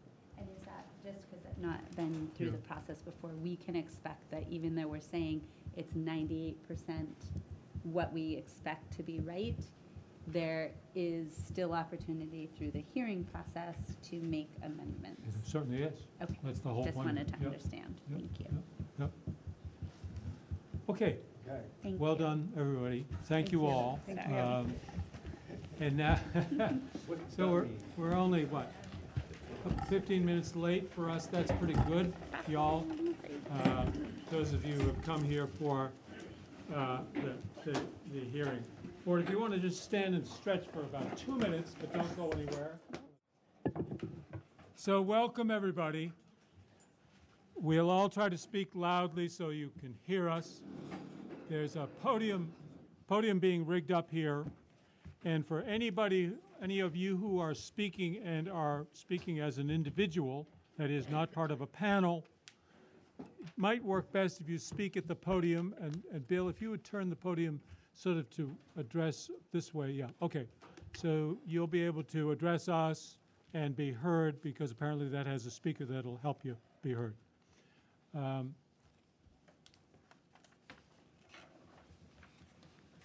What we suggest to you is everybody has an allotted time, and you all know what that is. Individual speakers, I think typically you'll have 15 minutes. Our counsel to you would be to use no more than 2/3 of your time to make your presentation, so that you're leaving 1/3 of your time for responses, questions, dialogue with us. Recommendation for all of you is you know more about proficiency-based learning than we do. You don't need to spend a lot of time impressing us with your qualifications or your experience. We're impressed, otherwise we wouldn't have invited you. And just think about, what is it I want these people to learn from me? And focus on that. The 2 or 3 things that you want us to really take away from your time in front of us, all right? So any comments or questions or suggestions from the board? You ready to go? So we're here to listen. And we'll begin with John Downs of the Tarrant Institute. And my colleague here, John O'Keefe, will show you his signs telling you stuff about how much time you have left. This is red. Right. Go ahead, John. Thank you. I appreciate this chance to share with you some thoughts. My name is John Downs. I'm the director of the Tarrant Institute for Innovative Education, and we're with the College of Education and Social Services at the University of Vermont. With 11 of my colleagues, we've spent the last 5 or 6 years helping schools improve. Let's, John, turn the lectern facing that way more, the whole box, more. And I'll try to speak more into the mic. Is that any better? I wonder if we can turn this up a little bit. You might even turn it even more, even though it'll be sideways for you. Yeah, okay. Because the mic will project out toward the folks.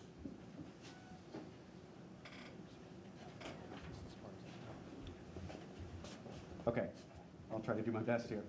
For the last 5 or 6 years, since passage of Act 77, my colleagues and I have worked with 50 schools as they've tried to improve education generally, but primarily through implementation of Act 77. Although we've worked mostly with middle grades, that's our area of expertise, grades 5 through 9, because of the configuration of schools in Vermont, we end up in elementary schools and working with younger grades as well as high school grades.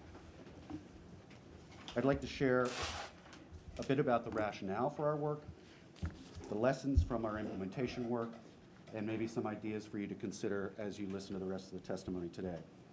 I want to start with an anecdote from the very beginning of my work at UVM 13 years ago. And it starts with an assignment from a humanities teacher that every student, this is 7th and 8th grade, should go out into the community and interview someone they admire. One student, who was growing up in a suburban housing development, decided to interview one of his peers who was growing up on a farm.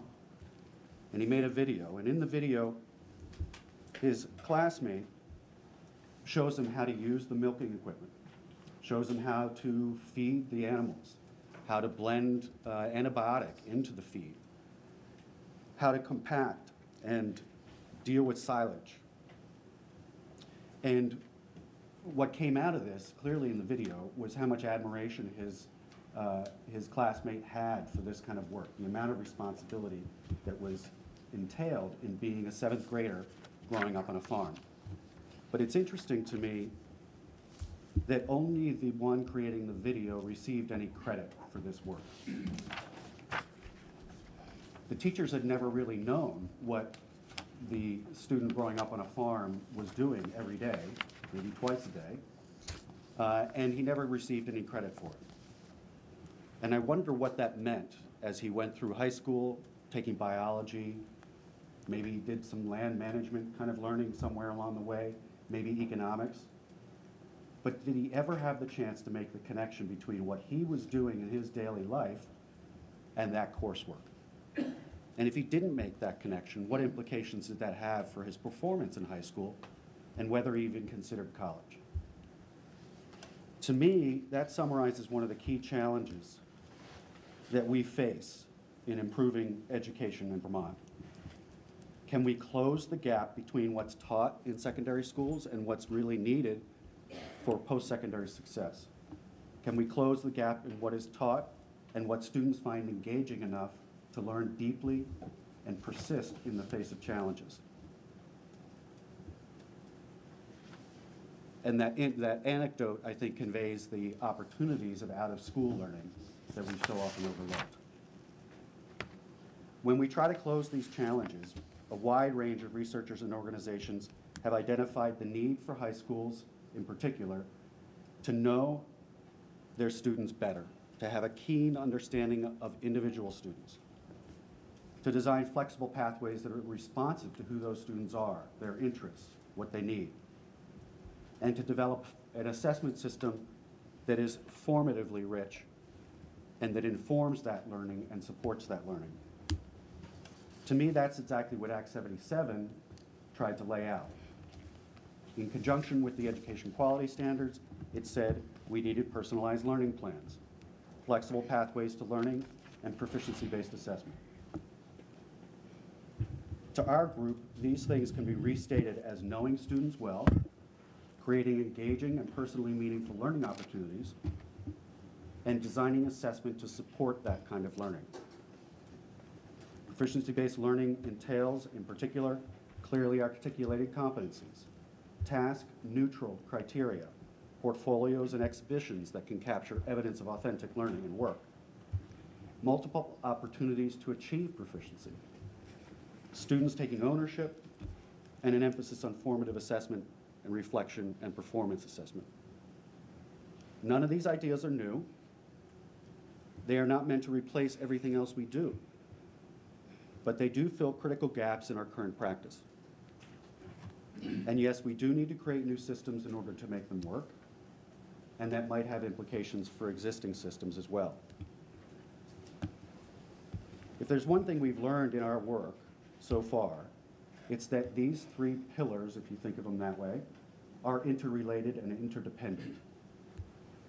When we've struggled with implementation, when teachers have struggled with implementation, when students have been disappointed by implementation, it's because the three pillars aren't instituted in concert. It's when students are asked to set goals, but only goals relating to the learning that teachers value, not that they value. When they are asked to collect authentic evidence and examine it against proficiencies, but that evidence isn't authentic in their minds, or they can't share it with a public audience, students just see it as more work.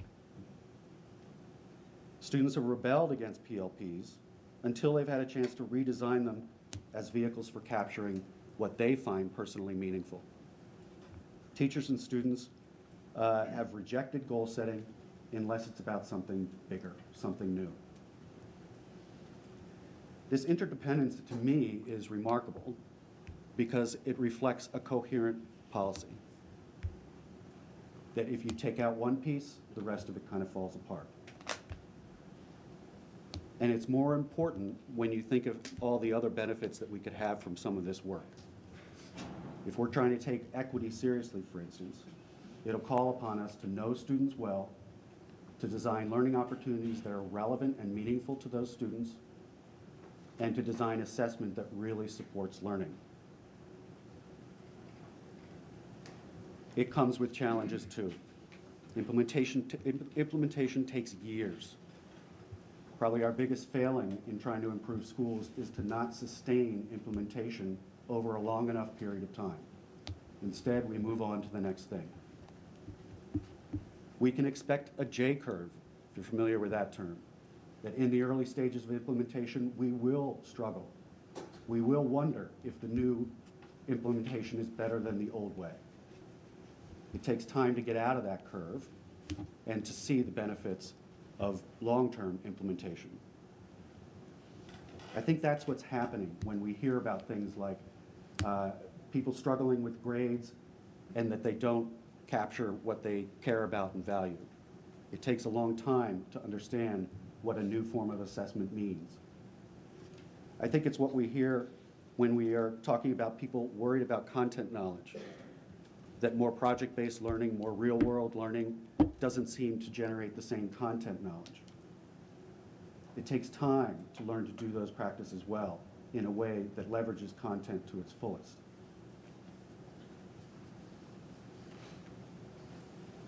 I think as you listen to the rest of the day, I encourage you to think about a couple things. One is that proficiency-based assessment doesn't need to solve everything. We have other tools, other assessment tools to solve the problems that proficiency-based assessment just isn't good at. I encourage you to listen for the gaps. What are the gaps we're trying to fill? We came up with Act 77 because kids were not getting certain kinds of learning opportunities. And we were worried that it reflected in low post-secondary participation, for instance. We need to fill those gaps. I also encourage you to think about how this could benefit us in the longer term. Our experience with schools is that this work requires coherent and intensive professional development. It requires devoting the necessary time seeking collective efficacy across a whole faculty engaged in morally important work they value, seeing real changes over time, achieving real milestones in the near term, not just working and working and working, thinking that it's going to pay off in the end. We can intensify the implementation of these practices to solve a lot of other problems. Equity alone is best served by many of these same practices. Let's think about that, please, as we go through the rest of the day. Thank you. Thank you. Board members, questions? Yes. Yes, Bill, please. You talked about proficiencies, but also personalized learning. And it seems like there are two different concepts there.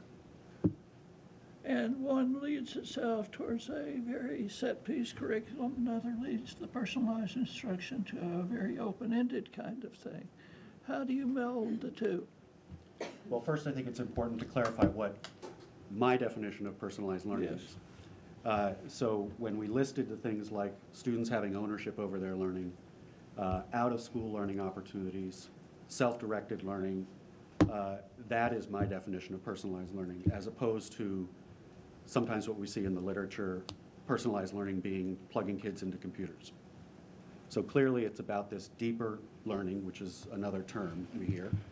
The key is that the evidence that gets generated from truly personal learning is not amenable to teacher tests. It's not amenable to standardized tests. It requires different tools in order to evaluate it. And that's why we originally came up with standards-based assessment, and proficiency-based assessment is simply an extension to it. One of the key extensions to it is this idea of task neutrality, so that the same rubric, for instance, the biology and husbandry and environmental sustainability that was relevant to the farmer's life, could be evaluated whether it was being experienced on a farm, in a zoological experience, or in a lab. The same rubrics, the same criteria, the same expectations. That's what we need if we're going to design learning opportunities that are responsive across the ethnic spectrum, the racial spectrum, the SES spectrum. That's what I mean. You mentioned gaps in assessment. It's simply relying upon proficiency assessment left gaps. What are the gaps in assessment, and how do we assess? How do we fill those gaps? Well, I think we're well on our way to that if we take seriously a comprehensive assessment scheme, which we're supposed to be doing. Right. And I think we have many of the parts and pieces. Standardized tests, for instance, may still be our best way of raising red flags about particular students' basic performance in literacy and numeracy. Mm-hmm. Proficiency-based assessment may not be good at that. But proficiency-based assessment may be good at helping to determine whether all students are getting access to deeper learning opportunities, opportunities to apply knowledge in novel contexts. If we value those outcomes as they predict post-secondary participation, for instance, or deeper learning in general, then we need an assessment tool to help us do that. So, John, how would you respond to the criticism that, Speak up. I'm sorry, how would you respond to the criticism that proficiency-based grading, so on the report card, leaves too much gap between different learners? So in the old-fashioned days, an A student and a C student could now be graded as proficient. How do you respond to that, and are there solutions to it to try to break that, to try to get more feedback on the level of learning that each student is obtaining? Frankly, I have a hard time reconciling that, and here's why. I'm not sure that we should even be talking about proficiency-based grading. Mm-hmm. I think that the concept of grading in most of our minds tends to cobble together multiple issues, whether it's student behavior, compliance, and yes, perhaps some achievement information. But it all gets jumbled together.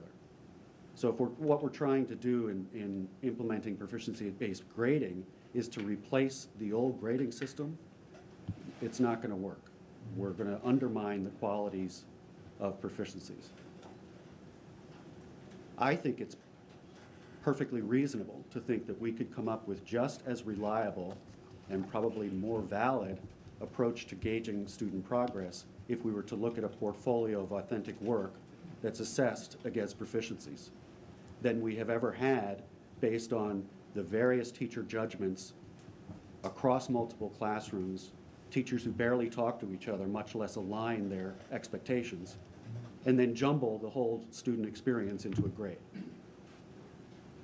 I think that we can still achieve an end of knowing whether students are getting the kind of learning opportunities and outcomes that we're after. But it would be part of a comprehensive scheme. It's not just proficiency-based assessment that can do that. Thank you. I think, very good. I think we have to stop there. Thank you very much. I Thank you, appreciate Tom this. Dodson. Thank you very much. Next, we're going to hear from David Ruff, Executive Director of the Great Schools Partnership. Thank you for coming here, David, from Portland, Maine.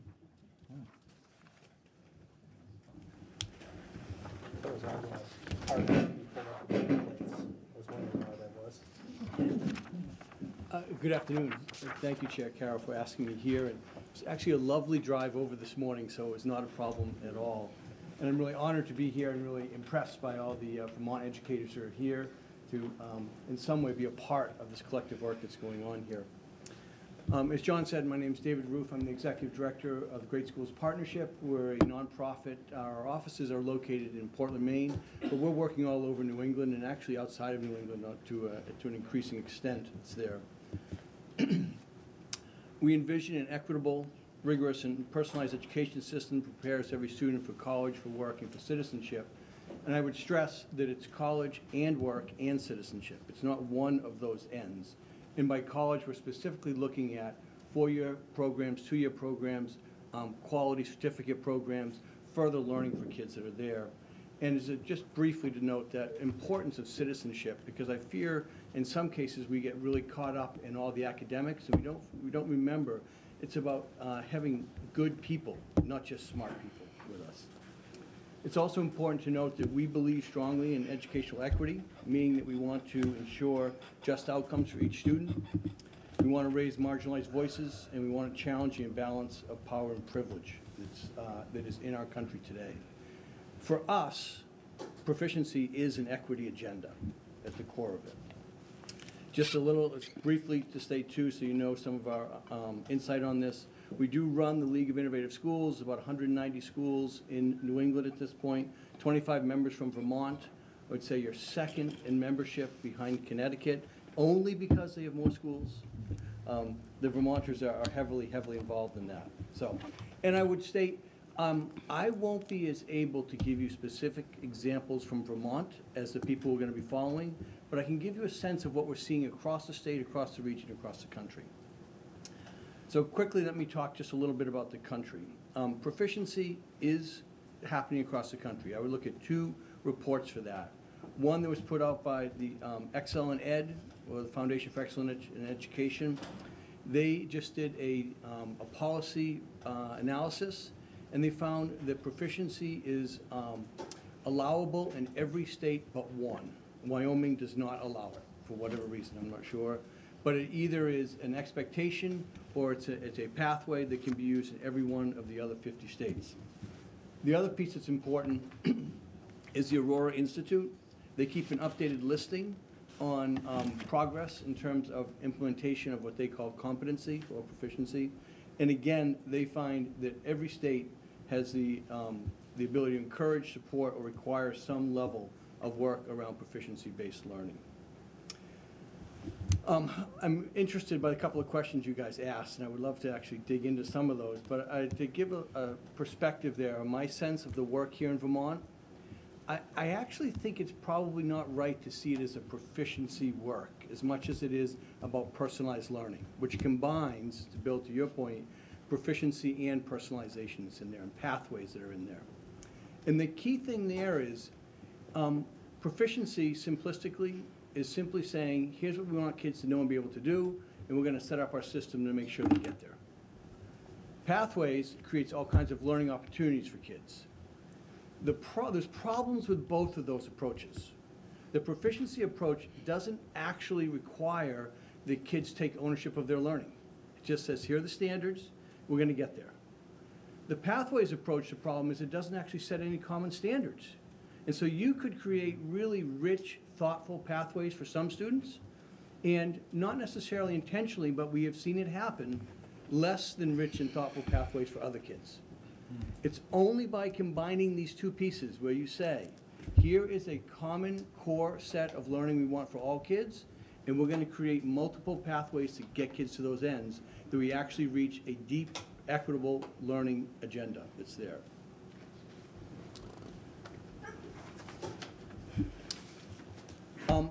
I want to actually spend most of my time just talking a little bit about what I would argue are 6 key lessons that we've learned in successful sites that are doing this work.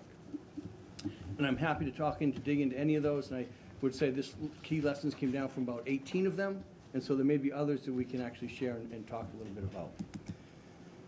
So schools that are doing this well, we see these things. 1, they limit the number of standards required for graduation. Excuse me. So I would make a note. There are a lot of standards that are out there that are needed to develop the curriculum. What do we want kids to experience? What do we want them to go through?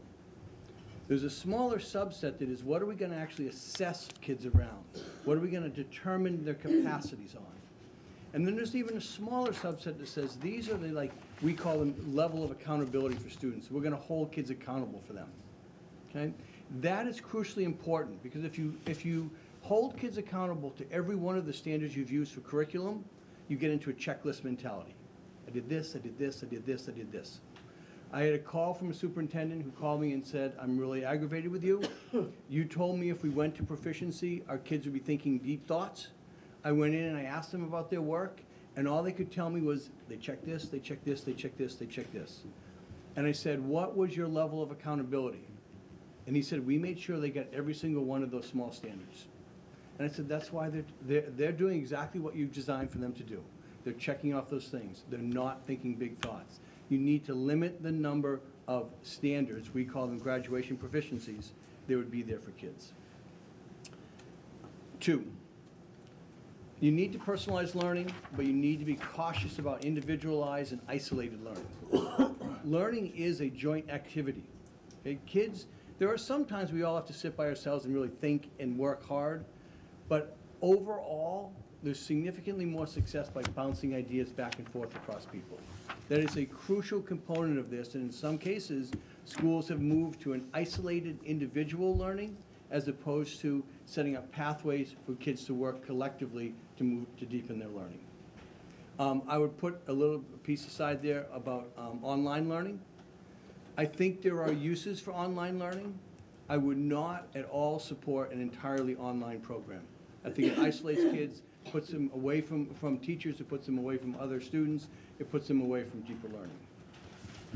3rd, transferable skills matter and are extremely influential to both students and teachers. Vermont has done a lot of work around transferable skills. It's incredibly thoughtful, deep, worthwhile work. But getting to that idea of how do I get kids to think about these ideas and move them forward, those are the skills that employers want, those are the skills that colleges want, those are the skills that lead to success. And far too often we worry about the nuts and bolts and we don't get it to transferable skills.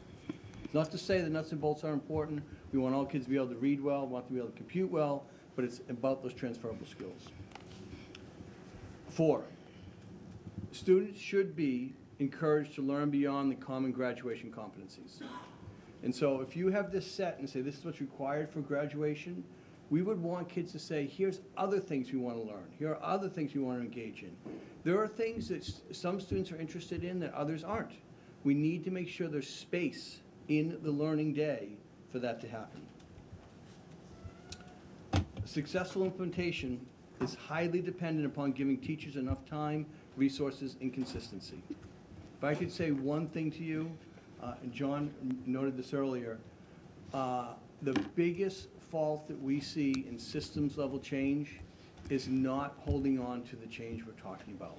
And that doesn't mean making adjustments and making corrections on that, but we see states head off in this direction and then take a left turn this way and a right turn that way, and they don't keep going with their work. Teachers are amazing people. If given the time and resources, they will figure out how to make things better for kids. And then finally, and this is a little bit linked in the grading, so it's kind of a bunch in this one. Concerns that we've heard from people. College admissions. I would tell you college admissions has not been the problem that the public thinks it would be. You can go on our website. There's over 80 institutes of higher education there right now who have noted that transcripts that come that are proficiency transcripts will not be a problem for admissions. That actually only makes sense. As a little story, we went down to Harvard. We thought, well, we'll ask Harvard first. And the dean of admissions laughed at us when we walked in. And we thought at first it was because he thought the idea was stupid. He said, no, it's because of course we'll accept those kids. We accept kids who are homeschooled. We accept kids from all across the country. We accept kids internationally. If you think we can't understand a transcript, you don't know what we do. And we went and checked that out with everybody else, and they all said the same. The second piece, the NCAA hasn't probably been a big piece here in Vermont, but the NCAA is a little bit of a sticking point here. Because the NCAA looks and says for kids to be eligible for athletics, they have to get so many quality points. So essentially they take a look at your core courses, English, math, science, social studies, foreign language, and they add those up and they give quality points about those. You have to get to a certain level of quality points to be athletically eligible.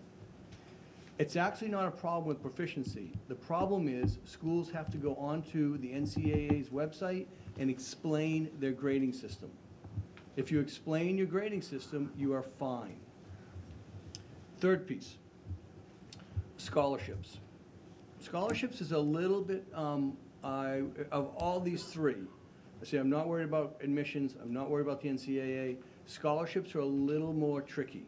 And the reason they're a little more tricky is because there are so many of them, and a lot of them are small, local, very tight scholarship requirements. What we have found out, however, is if schools go to the people who are running the scholarship programs and say, what are you trying to understand through, they might say we want a B average, go to them and say, what are you trying to understand by maintaining a B, they have to have a B average. They say we want to make sure our students are academically prepared, and the school says, we are going to show that in this way. I have yet to hear of a place where that's been a problem. So that one is a little trickier, but it's not a real big issue. And then I would finally end with the notion of grading, which is kind of linked into all these pieces here. It's important to note, grading is a communication device. It's a way that we say to parents and kids, here's how students are doing. And there are two things we're trying to get across with that. One is, what is the absolute that your child is learning? The second is, are we okay with that? Is that where we think your child should be? The giving an A, B, or C does the second. It doesn't necessarily do the first. By getting an A, not a problem. But what does your child actually know? It's not clear there. I would be stress. We know schools that use A through F, 0 to 100, 1 through 4, narrative grades, all doing proficiency. I don't think that's a key component of proficiency. The key piece is explaining what it is you're doing. That's the most important piece so that the communication is understood. The bigger issue there is actually not the nomenclature of the grade, but how we're actually coming to an understanding around what that grade is. So let me stop there and turn to you guys for questions. Paul has a question. So during the previous presentation, I heard a lot of the mention of this term of authentic work and how it's going to be assessed over time, and it's the understanding that I've gotten from the two presentations is that PLPs are the real main bit of proficiency-based or personalized learning, as you're saying. So how are students going to be assessed? What is your goal for students to be assessed into the future for that's almost like a standardized transcript of some sort when it comes to proficiency-based learning and or personalized learning plans for colleges to look at, for scholarships to look at, that type of thing? So there's a couple things in your question. Let me try to unpack them. If we look and say we want all students to be able to read well, there's no argument we want kids to read well. The argument is what do we mean by well, okay? So one of the things that John talked about was this notion of task-neutral scoring criteria. So we would want to take that skill and we would want to very clearly mark out what do we mean by levels of well that's there. If we do that task-neutral, so it's not about this assessment, but about the concept of achieving that skill, then I can look at work that you've done on this assessment, or this assessment, or this assessment, or this assessment. It doesn't matter. So you can actually design the assessment that you, as a student, would want to undertake to demonstrate to me as a teacher you've achieved that standard. Okay? So that opens up the opportunities for different pathways without compromising an equity stance. The second part of your question was a transcript, and is there a way to get a common transcript? So the reality is there isn't a common transcript now that's there. That's a local decision. And I would, at the risk of giving you advice, I think going and trying to describe to local districts what their transcript should look like could be a problem that's there. What we find is the best strategy on that, and we've checked this out with college admissions officers, we've checked this out with the NCAA, is in most cases people do want to see a course grade. They want to see how did you do in English 9, how did you do in biology, and this is the second piece, how did you do in the science standards that are there? So that I can look at that and say, here are the courses that you did, and the course might be an independent study that you did, and I can see how you're doing on those standards. Simply having the courses can hide the standards. So there, by averaging those pieces in there, it can hide that. And so having a combination is a piece that we're seeing as being most successful, but I'm not sure it's going to be a common strategy that everybody's going to use. Pops, relative Carnegie unit, how are we doing on that? And second, when we were engaged on the New England Secondary School Consortium, there was a big issue about the disengaged young males in terms of what they you know, and the percentages, if you might recall, were pretty high throughout New England. And how are we doing on that front? So just to unpack that again, a Carnegie unit technically is, there's credits and there's Carnegie units, and the Carnegie units based on time that's there. What we're seeing in most places that are really implementing this work well is they're actually still using a credit system of some type as an accounting mechanism. So they'll still look and say, we want to have 4 English credits, but it's not tied to a time-based system like a Carnegie unit is there, but it's tied to the learning standards that kids are going through. That system seems to be working well with parents, with colleges, with scholarships, et cetera. It's there. And then your second question, Peter. The concern about disengaged young males. Oh, yeah, young males. So actually, after you had asked me that when I came in here, I went and looked up some Vermont data that we have. We have a data report. I have copies over here. I'm happy to leave it with you. That we collect common data across the 6 New England states. We look at 4-year graduation rate, 6-year graduation rate, college enrollment, dropout rates. I think that was 4. Oh, and college persistence. Actually, we now have college completion, and they're also looking to a 4-year college completion.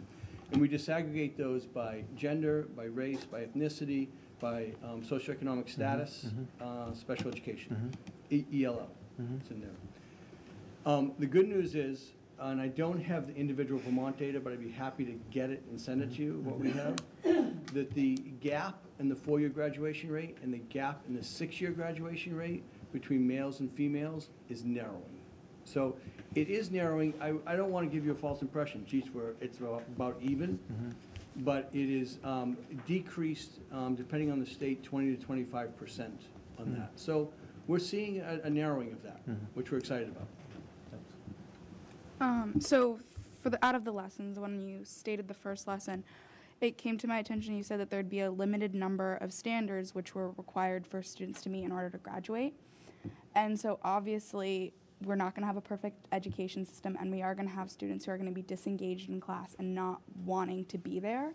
So creating fewer standards for those students to meet, would that almost make them less prepared to go out into the world because there's fewer things that they're required to do in order to graduate? Because there are students who are engaged and are going to thrive with that, but then the students who aren't engaged, what do you do about that? So I think it's an excellent question to be worried about what happens when kids need this skill to be successful and don't get it. I think that's the crucial thing you've got to figure out when you take your smaller list. You've got to look and say, what are those things that we would be concerned if that student crossed the stage and got a diploma? I don't think that student's ready for that. And I'll say a personal aha that happened to me, being at a high school graduation of a school where I was teaching. I remember a student walked across and I thought, oh, I'm kind of concerned, just like you're talking about. I know this student. There are some things this student doesn't know, but she's averaged out and she's fine. Right? And then I just happened to glance down the aisle I was in, and I saw a kid on the other end of that who wasn't graduating. Okay? And I thought, I'm actually not worried about that kid at all, because that kid has got these things, but didn't jump through all the hoops that we were talking about. So I would argue your point is crucially important, but we have to be clear about what are those things we're going to draw a line in the sand around and ensure that a child has those pieces. David, we need to stop there. We thank you very much. You're very welcome. Thank you. Next is a panel of 4 teachers. The 4 of you, are you all here? Rachel Duffy, Kate Toland, Chris Whalen, and Jonah Ibsen. I hope you're all here. Come right down to this table, right down front, please. And pull up 2 more chairs. Those of you who are in the way back, there's still some empty seats down front. We'd like you to feel free to use those. And you teachers, we're going to ask you to speak nice and loud. What I'm going to suggest, 2 things. I think since many of you came after the beginning of our meeting, I'm going to ask the board to go around and just state clearly your name and your community, please. Go right ahead. Kyle? Kyle Coutois, Georgia, Vermont. Kim Leeson, Essex. Peter Pelt, Woodbury. Jenna O'Farrell, St. Johnsbury. John O'Keefe, Manchester. Bill Mathis, Goshen. Sabina Brochu, Williston. And I'm John Carroll, the chair from Norwich. Just a point of information for you. As you might have inferred, 2 of our members are students. And they're on the board for 2-year cycles, so that we get them usually as a junior, with occasional exceptions for sophomores. And then in their 2nd year, they become the voting member. So Sabina is a non-voting member of the board. Next year, she'll be a voting member. Kyle was non-voting last year, is now a voting member of the board. So they have a pretty significant influence and role, since there are only 9 voting members of the board.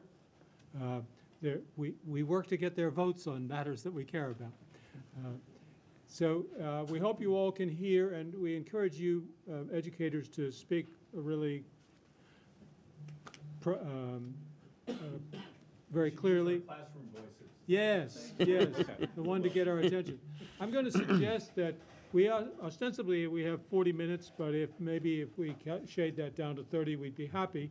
What I would suggest we do is ask each of you to take 5 minutes or so to tell us how it's working in your school, what your experience of it is as a professional. John here will help you stay on track, and he'll show you when you've got 3 minutes, he'll show you when you've got 1 minute, and he'll show you when you ought to wrap it up. And then we'll just go around to the 4 of you, and then we'll have time for some questions and for some maybe questions among you as well. Okay? So let's start. Great. Who wants to go first? Will you please? Sure. Give your name and. I'm Kate Toland. Thank you for having me here today. I'm not sure if you drafted the invitation as a whole board, But when I received the invitation, I was very proud of you because you gave us very clear proficiencies that we should be practicing today. You told us that you would be able to support unsupported assertions, and that you would be able to identify unsupported assertions, and that we should speak clear and effectively and use our time well. So I felt like you were already pretty familiar with proficiency-based learning, even though you might not know it. Thanks for having us here today. I'm Kate Toland. I teach at People's Academy, teach social studies. And I wanted to make 3 points about proficiency-based learning. I do have tremendous enthusiasm for proficiency-based learning, and I fully support the continued implementation. I think we're really just getting our feet wet and beginning to get into having remarkable conversations and getting underway. So very excited, and I would like to talk about just 3 significant shifts in my own practice and experience. My first is that proficiency-based learning, which is defined just on the AOE site, as you know, the focus of proficiency-based learning is on students' demonstration of desired learning outcomes. That seems very easy and very straightforward, but when I think about my first year entering the classroom and I was handed a textbook and a workbook and a course title and not much else, and when I think about a new teacher starting in any school district right now in Vermont and they receive all of the proficiencies in their discipline from a team of teachers who have been teaching their craft for a long time and working together to understand the heart of their discipline and outline these proficiencies, that's a great efficiency that's come out of this movement already, is that people start halfway or more into the conversation of people's career. The first point is about increased clarity. Proficiency-based learning has improved our social studies departments, and our school's clarity about what matters most in learning. We continue to develop clarity about our proficiencies, and we are able to start the curriculum and instruction right with what matters most. It increases excellence in the conversations I've had with my colleagues over the last 3 years. When we sit down to have a conversation, we now think about how can we get better at teaching identifying rhetorical devices and the use of rhetorical devices in speeches and the effectiveness of those rhetorical devices. Tomorrow in international relations, we will start watching speeches from leaders around the world as they welcome the new year, and students will evaluate how leaders talk to their people. And I just emailed somebody last week for their latest learning scale about rhetorical devices. So if you think about efficiency as a state, when we increase our capacity as educators to understand what we're really going after, what matters most for our learners over 4 years in education, I think that's a tremendous efficiency. In terms of equity, instruction is focused and builds over time, and clarity increases equity. When students understand exactly what's expected of them, and not only that, but teachers are very well versed in knowing what a skill looks like the very first time a student has heard it, and at a more proficient with distinction is what we call it in our school. What does it look like when someone's really, really getting good? And we're able to talk to a student at this right here. I'm able to talk to this student. You've never even heard of it. You just transferred into our district, and I'm talking to you about the skill. And I'm also talking to Kim on the other side of the room. She's been at this for the year, and she's doing really well. And I know what that skill looks like at a variety of cognitive complexities. That increases equity, it increases excellence, and it also increases efficiency. The idea about cognitive complexity, I don't know if any of you know what I'm talking about when I say that in terms of proficiencies. Whoa, okay. All right, great. Yeah, that's wonderful. I'm excited about that. It's great. Was yeah. that it? Was that yeah. your end? Yeah, no. When you think about increasing cognitive complexity, we're working together as a group, as a school, as a district, to determine what it looks like when a student is first introduced to a skill and has tremendous practice with it, and that's what I mean by cognitive complexity, learning progressions. The last point about proficiency-based learning is that standalone, it doesn't do that much, as the earlier speakers talked about, just knowing skills. You also need to know your learners really well, which is the beauty of Act 77 and the educational quality standards together, because you need to know your learners really well so that they can demonstrate their learning in a variety of ways. That's the beauty of personalization and proficiency-based learning together. Good. By the way, everybody, you all know that summaries of what people are going to present to us are in your packet. You fast learners have picked that up, but the rest of us are a little slow. So who goes next? Yeah, we're going to let each person present, as Kate That'll be just great did. if I can breathe again. That's Yeah, good. yeah, Give me a yeah. couple minutes. You were really going there. That's Kate. That's Kate. My name is Rachel Duffy, and I also work at People's Academy, primarily in English teachers, sometimes humanities. And the points I'd like to make are three real pluses with proficiency-based learning. The first, similar to what Kate said, is the clarity, the greater clarity that we've identified proficiencies in our disciplines and then broken those down even further, such as reading, comprehension, analysis, evidence, and that as teachers we indicate the target, what level of proficiency we expect students to reach at the end of particular marking periods. And kids often will ask that, what's the target now? What's the target? And then when we report on those proficiencies, it's more clear, I think, to students, to parents, to me. I'm reporting on reading, I'm reporting on argumentative writing, I'm reporting on what we call the writing process rather than one number or letter grade. And the student the other day told me that's one of the things she really appreciates. I love the opportunity for students to get feedback from me, and I find it more powerful when it's actually scores rather than sort of feedback in the middle of an essay.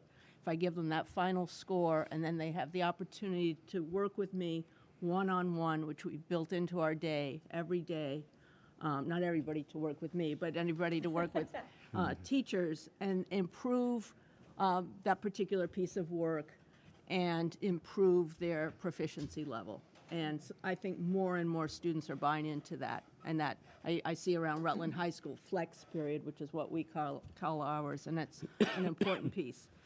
Regarding equity, I love that students aren't burdened by averages. And I think in particular, students who come from homes where education might not be supervised as much or modeled as much may, if they were to have a test or a first essay, maybe those first scores would not be as high.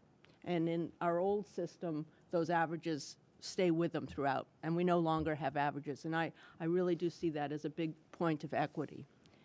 Places I'd like us to improve in terms of proficiency-based learning are, we still at People's Academy translate our proficiency grades, so to speak, to numerical grades in the end. And I feel like we're really limiting ourselves going full proficiency when we still have both. That is the end point for some people. What is that final grade? I don't even look at that. I don't even see that. But kids are, sometimes parents are focused on that. I'd love to get away from that, which is what I thought the original plan was, and I believe it was the original plan. I'd like us to work on having those proficiencies similar to, I think, the person before was speaking about students able to show their proficiencies more places. We're still a little bit too much siloed in our classrooms, and we need to move away from that. I'd love to extend to the tech center. We have students who might go to the tech center for a year and come back, and proficiencies aren't part of the language there as far as I can tell. And I'd love to see some connection to the early college as well. We were told, time is a variable in proficiency-based learning. That, to me, was one of the big tenets. But we don't treat high school that way yet, at least in my world. Kids come in, parents expect their kids to graduate in 4 years, and if someone were not to, I think it's seen as a failure. And I think true proficiency-based learning, we need to move away from the idea that everybody's going to finish in 4 years. Some will finish sooner, some will finish later.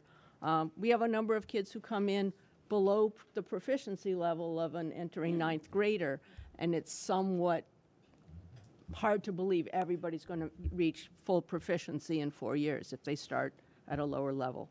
I know these are big things, but it's what I'm saying from my little position. And I think we need to keep working on improving the work ethic. I do think we saw a slip with the lack of our old compliance method of deadlines or I took off points for papers for years, and I think there has been a greater relaxation about getting assignments in on time. We made a change this year at People's Academy that's helped a lot, and I think we just need to keep tweaking it. I agree with people saying we got to stick with this.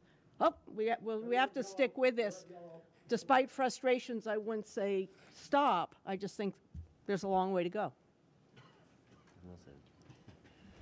Hi, thanks for the invitation. Really honored to be here. My name is Jonah Ibsen. I'm an English teacher at Harwood Union High School in Duxbury. And I'm speaking from the perspective of a teacher who has spent, I think, hundreds of hours over the last 6 years trying to wrap my head around the philosophy of proficiency-based learning and how to implement it in my classroom and help colleagues do the same. I believe that proficiency-based learning is both radical and long overdue, both simple and complex, and in the best interest of students. And I'll try and keep my remarks focused on just 3 noticings that I've made over the last several years. The first of which is I think that proficiency-based learning compels teachers to see their role in a radically different way, a radically new way. So no longer can teachers really see themselves as disseminators of information and students as passive recipients. We really are facilitators of learning, and we need to sort of own the responsibility of all of our students making growth and progress.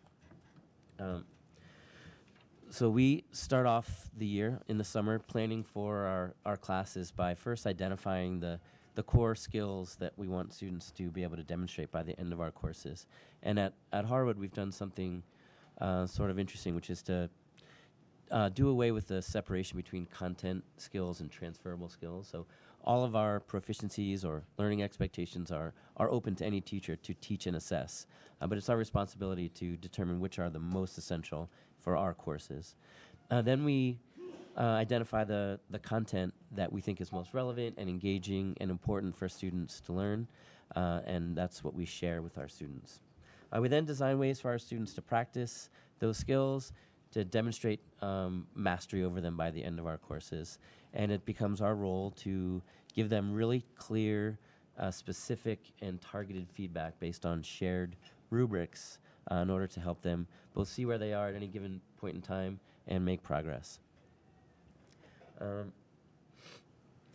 I've noticed in my own, I teach primarily 9th grade, and I've seen real growth and progress in the learning of my students over the last 4 years in terms of reading, writing, speaking, and listening. And I think I can demonstrate that or exemplify that with a particular example. So just last week, a student was in my classroom for an extended learning opportunity. It's a block built into our schedule where students can work with teachers to be retaught or reassessed or just have more time to work on something or to be given an enrichment opportunity. So this student was working on revising an essay about Animal Farm, and she had picked out this perfect quote, the last sentence of the book actually, and she knew that it was a great piece of evidence to support her claim, but she was having a hard time explaining exactly how, and so she asked for help. And she said, "Can you help me figure out exactly how this quote supports my claim?" And I think 5 years ago, that student would have said, "Can you help me figure out how to get an A on this essay?" And while her motivation may have been to get a 4, to be advanced, the conversation was radically different than the conversations I've had with students in the past. And that skill of being able to read critically and form your own ideas and support them with evidence, it's not just important in high school, but really in our democracy, in life beyond school. So I feel like with that really targeted feedback and that clarity of exactly what we're looking for, I just have seen that progress over the last several years. And the last point I want to make is that I believe that this shift to proficiency-based learning really requires teamwork amongst educators. So I was lucky enough 6 years ago to begin serving on a leadership team in my school, established by the principal at the time, Amy Rex, to start to really wrap our heads around what PBL is and how we might adopt it and implement it in our school.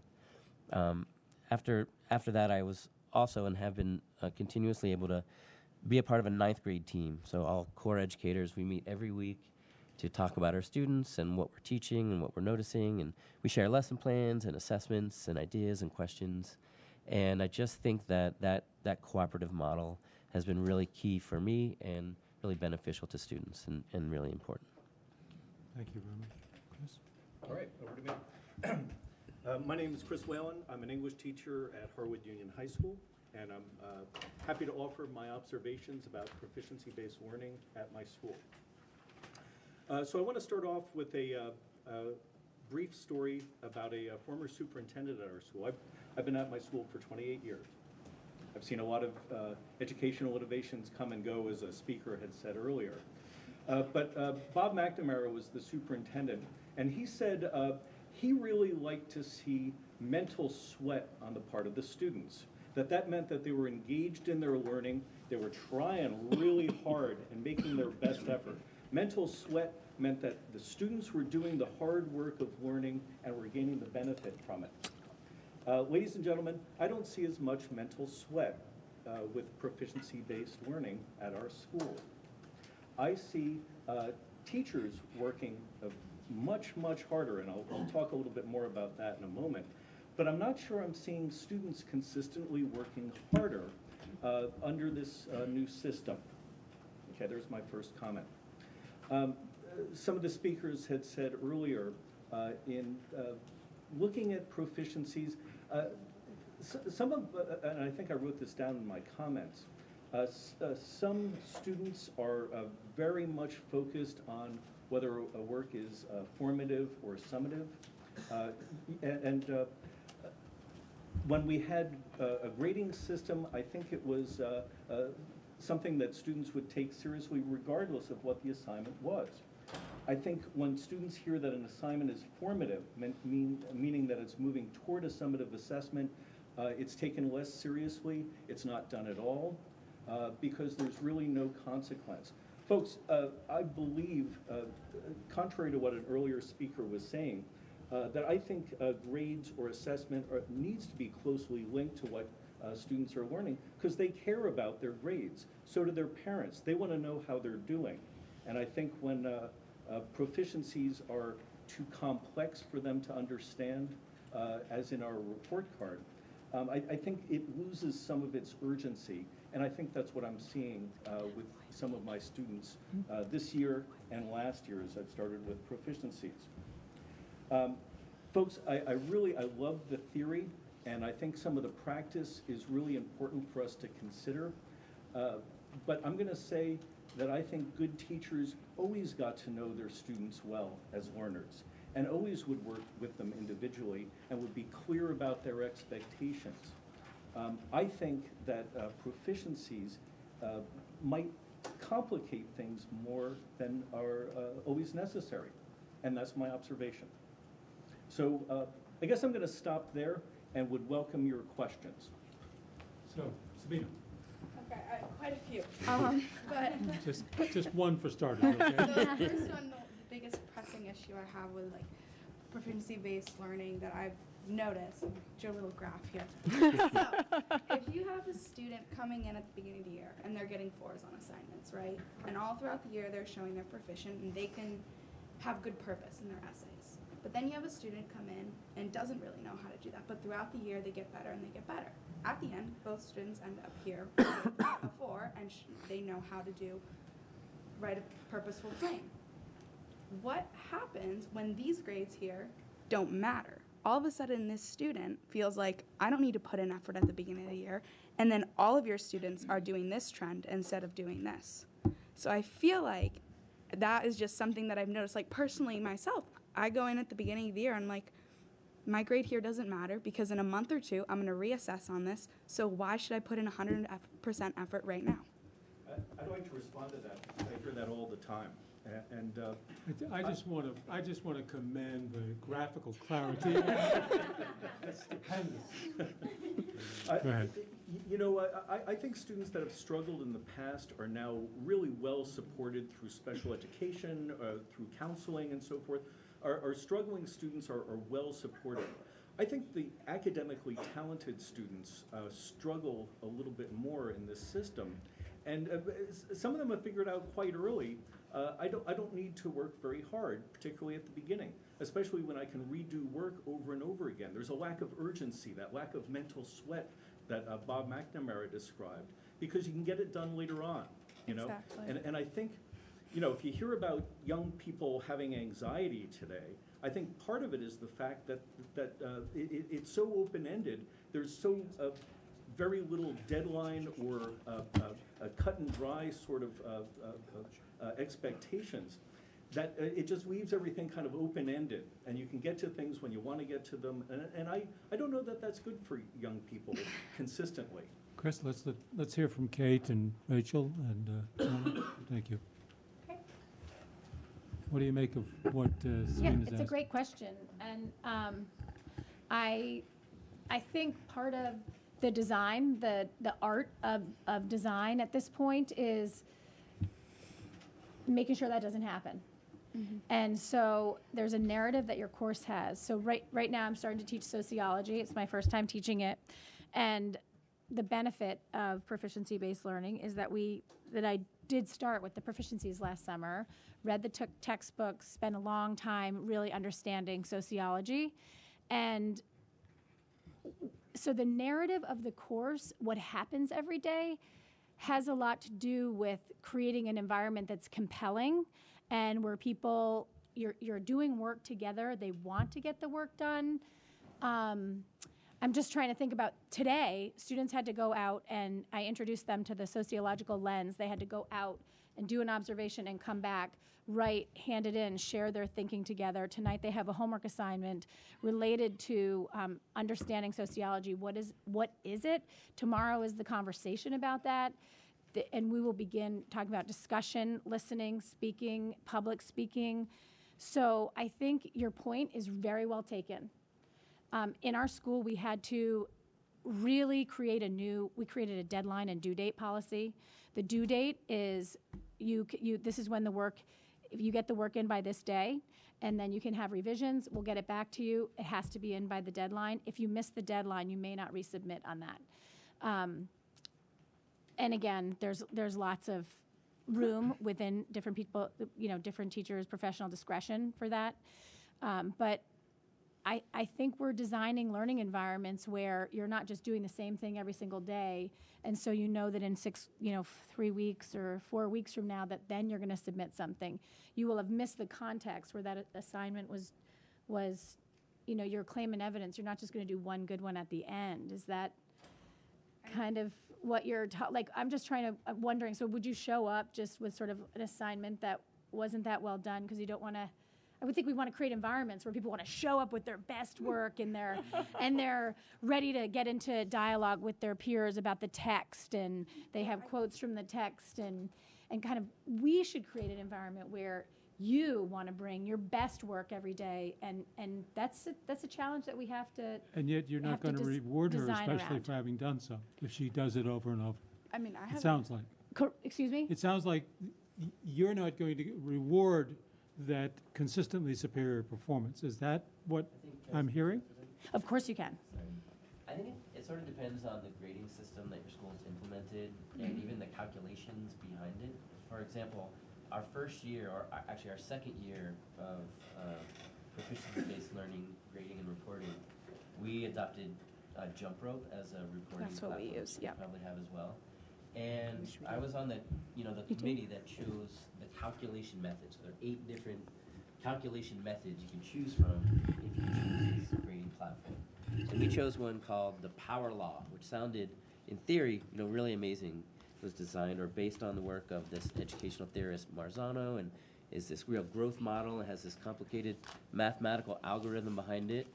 But what we didn't really realize was the unintended consequence of, so given your graph, the student who went from achieving 1s at the beginning of the year to 4s at the end of the year actually got a better score than the student who was consistent at that higher level. And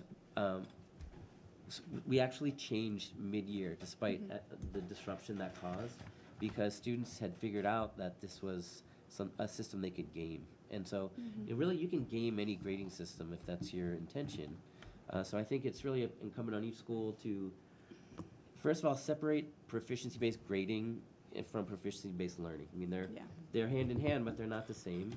And you need to design a grading system that holds students accountable, yet also reflects what you believe about learning.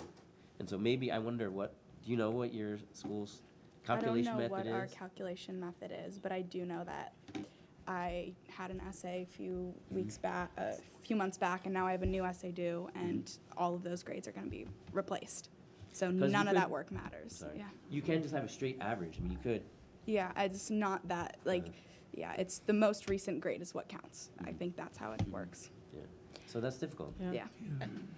I have not seen that, I can't remember, the orange color, the green one on the, I have not seen that happen as much as I feared. The green person decide, why don't I be orange? Because I can. Not as much as I feared, but more than I liked last year. And so we did institute, as Kate mentioned, this due date deadline practice, and I'm really pleased with it so far. For example, our grades are due today.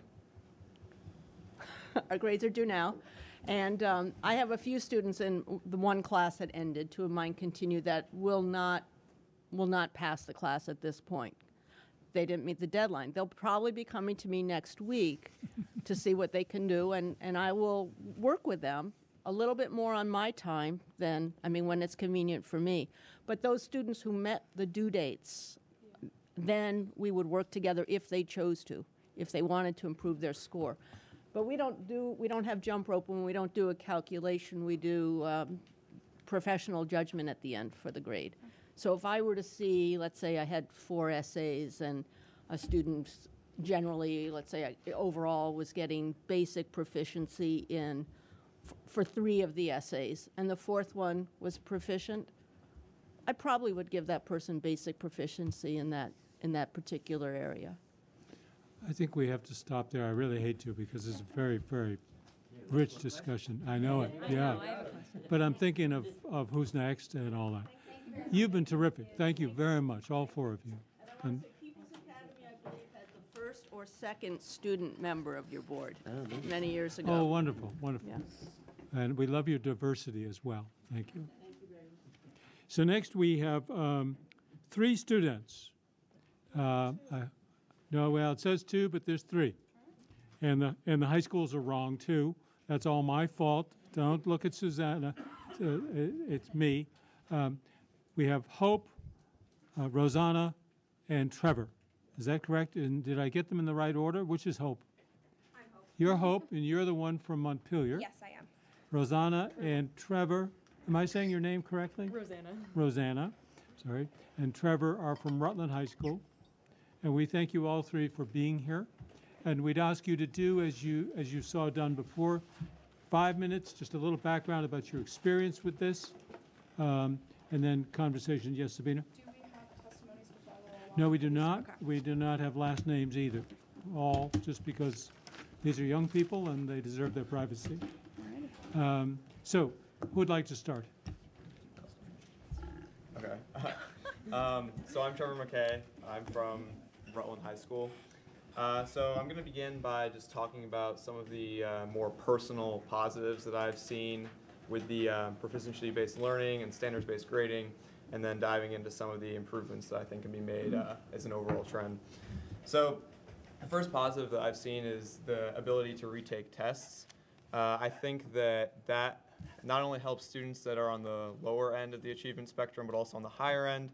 For me personally, if I, for whatever reason, had a bad day, forgot to eat breakfast, stayed up late, and I did badly on a test, that gives me a little bit more leeway and provides a more relaxed learning environment so I don't feel as much stress. And I think that when implemented properly, retakes can also really help students that have struggled with the material with required retakes in order to get to that level of proficiency, and teachers having opportunities to help students with that. And then another positive that I've seen is with the rubrics and the standards that have been given to students. I think, in my experience at least, this has provided students with a more objective way of seeing how they're going to be given a metric to their work, how they're going to be graded, rather than some of the more subjective ways of the past. Kind of another byproduct of this entire system has been more flexible opportunities for students. So that can be seen in the flexible pathways initiatives that allow students, for example, to do early college, or to, in my school at least, we have a flex block period, so that's 45 minutes in the day where students essentially have free to go see any teacher they want. So that really helps students if they're struggling in, for example, calculus, to go to their calculus teacher and touch up on that. And teachers also have the ability to schedule students into their flex block. So if they see a student that's struggling, they can basically tell that student, you need to come see me so I can help you to the best of my ability. And then another thing that I've noticed that's been pretty positive is, I don't know if this is a trend because of standards-based grading and proficiency-based learning, but I've just noticed from at least my middle school, we didn't have any of that. We just had the traditional grading system. I've noticed that there's been a lot less peer-to-peer competition in terms of grades, and a lot more peer-to-peer collaboration and studying for tests and just talking about the class in general. So some areas of improvement that I at least have seen within my school is I think that there needs to be a greater codification of specifically standards-based grading. I think that the way I described it to somebody was standards-based grading needs standards. So, and what I mean by that is that this system is a system that our parents never grew up with, never experienced. It's really hard when, in my school at least, a lot of policies regarding grades and retake policies are at a departmental level. So even within the school, there's different policies and different ways that things are done. So I think that that codification could really help in a system that is a little bit more confusing than the previous system. And going off of that, I think that it's really important moving forward with this kind of learning system that we kind of abandon the 1 foot in, 1 foot out mentality that I think a lot of schools have had where, for example, we still have converted GPAs out of 100. I don't really think that that is reflective of what standards-based grading is trying to achieve, and same with proficiency-based learning. I think that it's really important that we dedicate ourselves to this new system and not trying to kind of uphold the preservation of the old. And I think that more specifically, something that I've been troubled by is when I'm in a class and I get an assignment that I can only achieve a level 2 proficiency on. I think that all assignments should have the opportunity to exceed the expectations. And then going off of the codification, I think that with anything to do with public education or public government in general, transparency is really important. Transparency helps students know how they're going to get graded. It helps parents know how their kids are going to get graded. And it also kind of provides an oversight function. So if parents see a problem with the system, if students see a problem with the system, because it's transparent, they can try to work to fix it. And that leads to dialogue. And I think that dialogue is something that's really important when we're implementing a new system. And that's my third and final area of improvement. I think what we're doing here today is an example of that. Something that's really useful to implementing this new system is having conversations about proficiency-based learning and standards-based grading, having conversations on the ground with students and with teachers and educators. That's really helpful. We can debate a lot at kind of the theoretical and intellectual levels of how the system is going to work, but I think it's the real effects that we really need to be talking about and focusing on. And that'll build trust and lead to conversation about specific issues. So thank you for listening to me. Thank you for inviting me. Hope? So my name is Hope, and I am a senior at Montpelier High School. And I think that the central question of why I'm here today is, who am I as a student, and how have I fared in a high school where proficiency-based learning is all that I've ever known? And I would say that I've thrived. I was struggled to be academically motivated throughout middle school, and upon entering high school, my grades improved dramatically, and I was much more engaged in all of my classes. Like we went from like 2s, 3s to solid 4s, and I have been in a wide range of school systems throughout my life. I was born in Brooklyn, New York, and I moved to Vermont at the age of 12, and I went to a parochial school, and then I went to a large inner city middle school. and I went to 32 for a year actually, and I've been in the Montpelier school system for five years now. And like I said, proficiency-based learning is all that I've ever known in high school, and I've had a great time with it. It would be useful to also preface with the fact that I'm low income and I was raised by a single mother, which means that I'm one of the types of students who really relies on the infrastructure that's available in her public education. And it's when I speak of infrastructure, I talk of what we mean when we think of an achievement gap. How do we ensure that regardless of the household that students are coming from, they can go to school and get what they need and get the resources they need to succeed? And I think that I've been able to do that. I'm not the type of student who gets tutoring or who can ask my mom a lot of questions about what I'm learning. And most of what I learn is through MHS or through what I teach myself if I need any extra help. I've taken 6 AP classes. Junior year, I took AP Literature and Composition, AP Bio, APUSH, and senior year, I'm taking AP Econ, AP Computer Science, and AP Calc. And I've taken 2 dual enrollment classes. The first one was English Composition for first semester, and the second one is Intro to Cultural Anthropology. And I've also pursued independent studies, and that's often when there's scheduling conflicts or I needed to take a class that my school doesn't offer.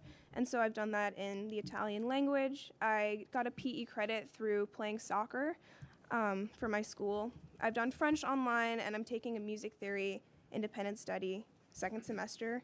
And the community-based learning program at Montpelier High School is great. I was able to do a community-based learning class in soccer, and I was also able to do a chemistry internship over the summer at the University of Vermont. And what was great even is that bus fare would have totaled around $400 because back and forth each day for 8 weeks cost adds up, but the community-based learning program was able to provide funding for that, so I didn't have to worry. And I'm involved in student council, and I'm student body president, and I've also been heavily involved in activism at Montpelier High School, and I also play the violin. I play soccer, as I mentioned. And it's not anything to do with a resume. It's just me pursuing what I enjoy and understanding that I genuinely do enjoy learning, and that my school is a place where I can really exercise that. And I also am learning what I need to under proficiency-based learning to do well on standardized tests. I got a 1510 on the SAT, and I got a 780 on the U.S. History subject test and a 700 for molecular biology. And I was accepted to Columbia University, so I'll be attending next fall. So I am an academically motivated student, and I think that proficiency-based learning is a system in which I've thrived, and I can see it with my peers as well. And just a little anecdote to sort of illustrate how I've catered my study habits towards proficiency-based learning. Each marking period, we have a learning expectation that teaches us transferable skills, and we also have a content standard that we're supposed to be aligning our marking periods with. And something that I've picked up, especially in math, in my math classes, I picked it up in pre-calc last year, and I continue to use it for AP Calculus, is I'll evaluate, like, what have we learned, and other students do this as well, what have we learned throughout this marking period that aligns with overall, like, what our goals and the learning expectations that we have. For the past marking period in AP Calc, it was optimization and rectilinear motion, but I was able to succeed on my summative assessments by just making a quick study guide, reviewing what have we learned through the marking period and how can I ensure that I do well on the summative assessment, taking into context how I've done on formatives, the subject matter that's been on formatives, and what we've outlined at the beginning of the marking period. And so in using my experience with formative assessments, I've been able to prepare for summative assessments, and I initially struggled with math. Like I said, I struggled in middle school as a student, and I think that I've been able to achieve in my math classes through hard work and through study habits that I've picked up preparing for summative assessments. And when we think of transferable skills, a few that really relate to that one specifically are preparedness, understanding the problem, reflection, and choosing and implementing an approach. And those are ones that we've learned specifically in specific marking periods, whether that's in English or in art classes or music or science, but overall in how and so that might be very related to a course, like how well can you implement differentiation in calculus, but in studying for classes in the way that I do in those study sheets, I've also been able to work on being prepared and choosing and implementing an approach that works for me. And in that sense, proficiency-based learning has provided me these transferable skills that I'll use throughout college and civic life in general. That's it. Thank you. Rosanna. Hi, I'm Rosanna. So I guess I'll just start with an outline to my comment with the question, does the system allow you to learn more? And I totally believe that proficiency-based learning does help to boost what you're able to learn. So Flex is a huge asset we have here at Rutland High School. It's a time during the day where we're allowed to go to teachers and conference with them, ask questions, and do retakes. Retakes are another huge asset that we have. And a lot of teachers here, they require you to take a retake if you get under a certain grade. And I feel like that's a super important thing to be able to push us to learn more and to achieve the standards that we're reaching for. Another huge helpful tool that we have here is that a lot of teachers, they give us the rubrics at the beginning of a semester with them, and then we can see specifically what each unit requires of us and how we can achieve a 3 or a 4 in those standards. The other question is, does this system promote equity? And I believe that proficiency-based learning does promote equity in the fact that it allows all students to be able to learn the same things and provides them with the platforms to be able to do so. I do believe that proficiency-based grading, though, does provide a challenge for some students on the high end of the spectrum and the low end of the spectrum in terms of academic motivation and what they're willing to put into their work. That kind of brings me to a number of concerns that I know that the student body does have here at the Rutland High School. I know a lot of times when I'm talking about grades, or I'm talking about college admissions, I know this is a really stressful time for students, especially seniors. I just finished my college application process, and that's a huge deal. Like, seniors, they're super excited about it. That's all they're kind of talking about it now. So yeah, grades are huge, and when it comes to standards-based grading, there are a lot of mixed feelings. So for some of the more prestigious programs or programs around the country out of the Northeast, I know that they ask for you to self-report your grades, and that does not necessarily reflect all of the effort you're putting in all the time, and I'll reiterate on that a little later. And I know I've also contacted a number of admissions offices and have had to send copies of the grading scale that we use at the Rutland High School to make sure that they knew what the proficiency-based grading scale was and how I could compare to a student who's on a 0 to 100 scale or an 8 through F scale. And I just know that the ambiguity of the proficiency-based grading at this point can be a little stressful for students, and I feel like that's something that can provide a bit of a challenge and some stress on the students' learning.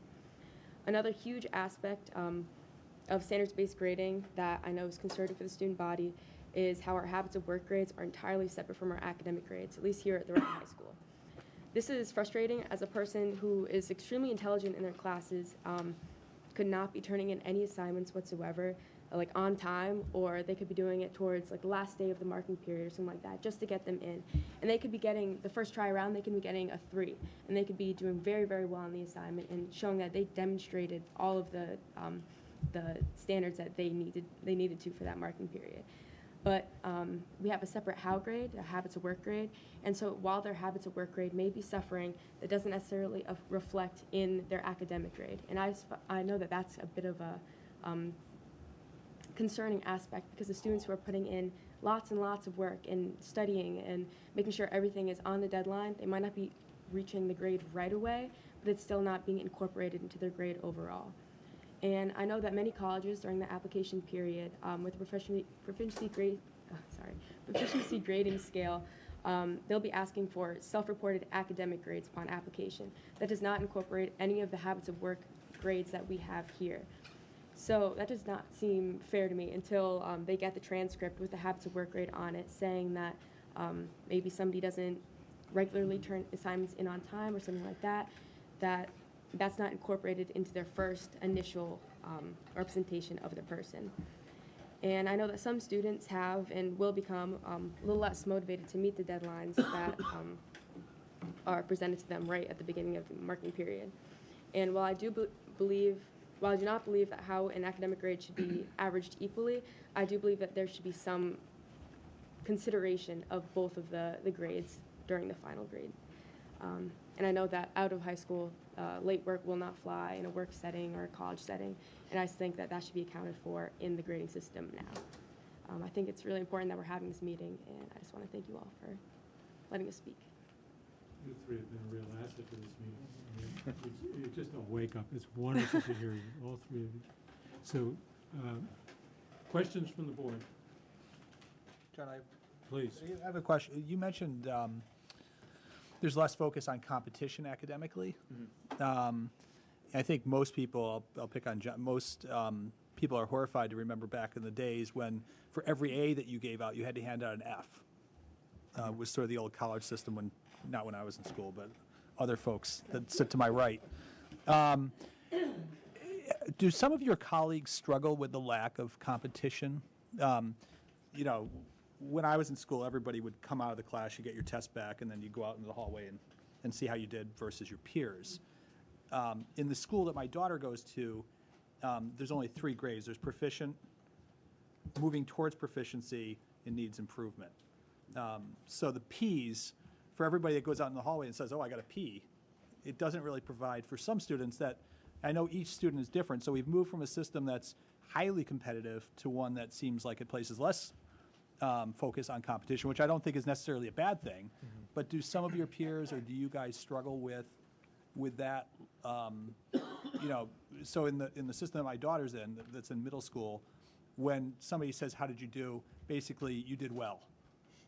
And that's not a lot of feedback as far as, well, I got a P. So how do you guys handle that, or do you have other colleagues that really struggle with that? Well, at least at Rutland, we can get a grade in 0.5 increments anywhere from a 0.5 to a 4. So that kind of takes away some of what you're talking about with your daughter's grades. Yep. There's the 3-step model. I think at Rutland, I mentioned that we convert our standards-based grades to a GPA at the end of each semester. So I think that also still provides a little bit sense of, oh, my GPA is, you know, whatever it may be when you're talking to your friends. I think that people are starting to realize, I'm not sure if it's a byproduct of the standards-based or the proficiency-based learning system, or if it's just changing times. I think people are starting to realize that education is really a collaborative effort. It's not so much as a kind of who can be the best, who can, you know, be the smartest, because there are so many different ways that we can measure intelligence and so many different subjects that you can be intelligent in. So I think that standards-based grading may have something to do with that, but I think that the students that are getting a 4 also want to see their friends that are getting 2s or maybe 1s or even 3s also meet that level with them. I'm not sure how it's like at your school. I mean, there were also stories back in the old-fashioned days of people ripping pages out of the books in libraries to hold back knowledge from the other students so they could beat them on the curve. I mean, if we check these books, I don't think we'll find that. They are. I can speak to that as well. My school uses a 4.0 grading scale, and you can get anywhere from 0 to a 4. And so sometimes I catch myself comparing myself to other students, and I think that what we're trying to teach students and what I think all can hope students learn is how to intrinsically motivate themselves. And so when I do catch myself looking at other people's papers or like wondering, oh, how did I do compared to my other classmates, I stop myself and I remind myself that like what actually matters isn't how well other people are doing, but wherever I'm at, like, can I raise my score by 0.5 depending on by retake week or something of the sort. So I think to an extent it's not really, about motivation being super connected to that grading scale, but how students can intrinsically motivate themselves. Yeah. Question about just the linkage between middle school and high school. You mentioned you went to a middle school where there was proficiency-based grading, and I don't know about you guys, but how did that prepare you for high school? Or did it? I had only spent a year, but I had only spent 8th grade, I think, dealing with proficiency-based learning, and dealing sounds like a harsh term. I had only spent 8th grade in a learning environment where proficiency-based learning was the norm, and I think that I was struggling in school just because I'd moved around a lot in middle school, and I'd moved from New York City, so there was also a cultural and social adjustment as well.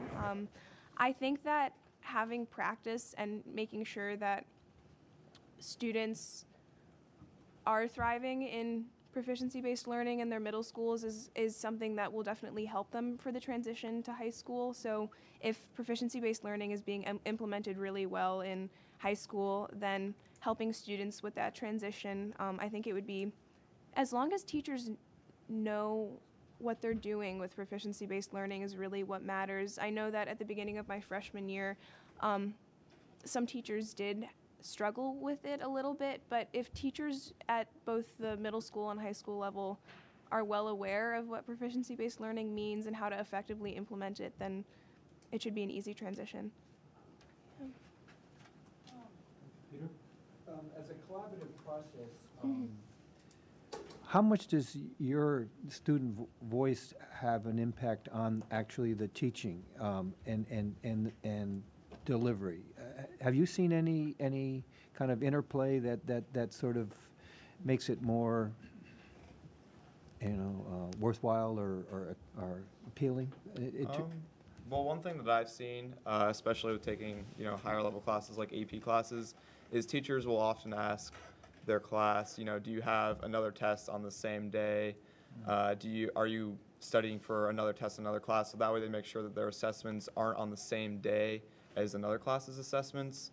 And again, I'm not sure if that's entirely a byproduct of proficiency-based learning or if it's just whatever the teacher's mindset is changing, but I think that is kind of increasing as the dialogue, as the teachers are asking the students more questions about their learning and the process.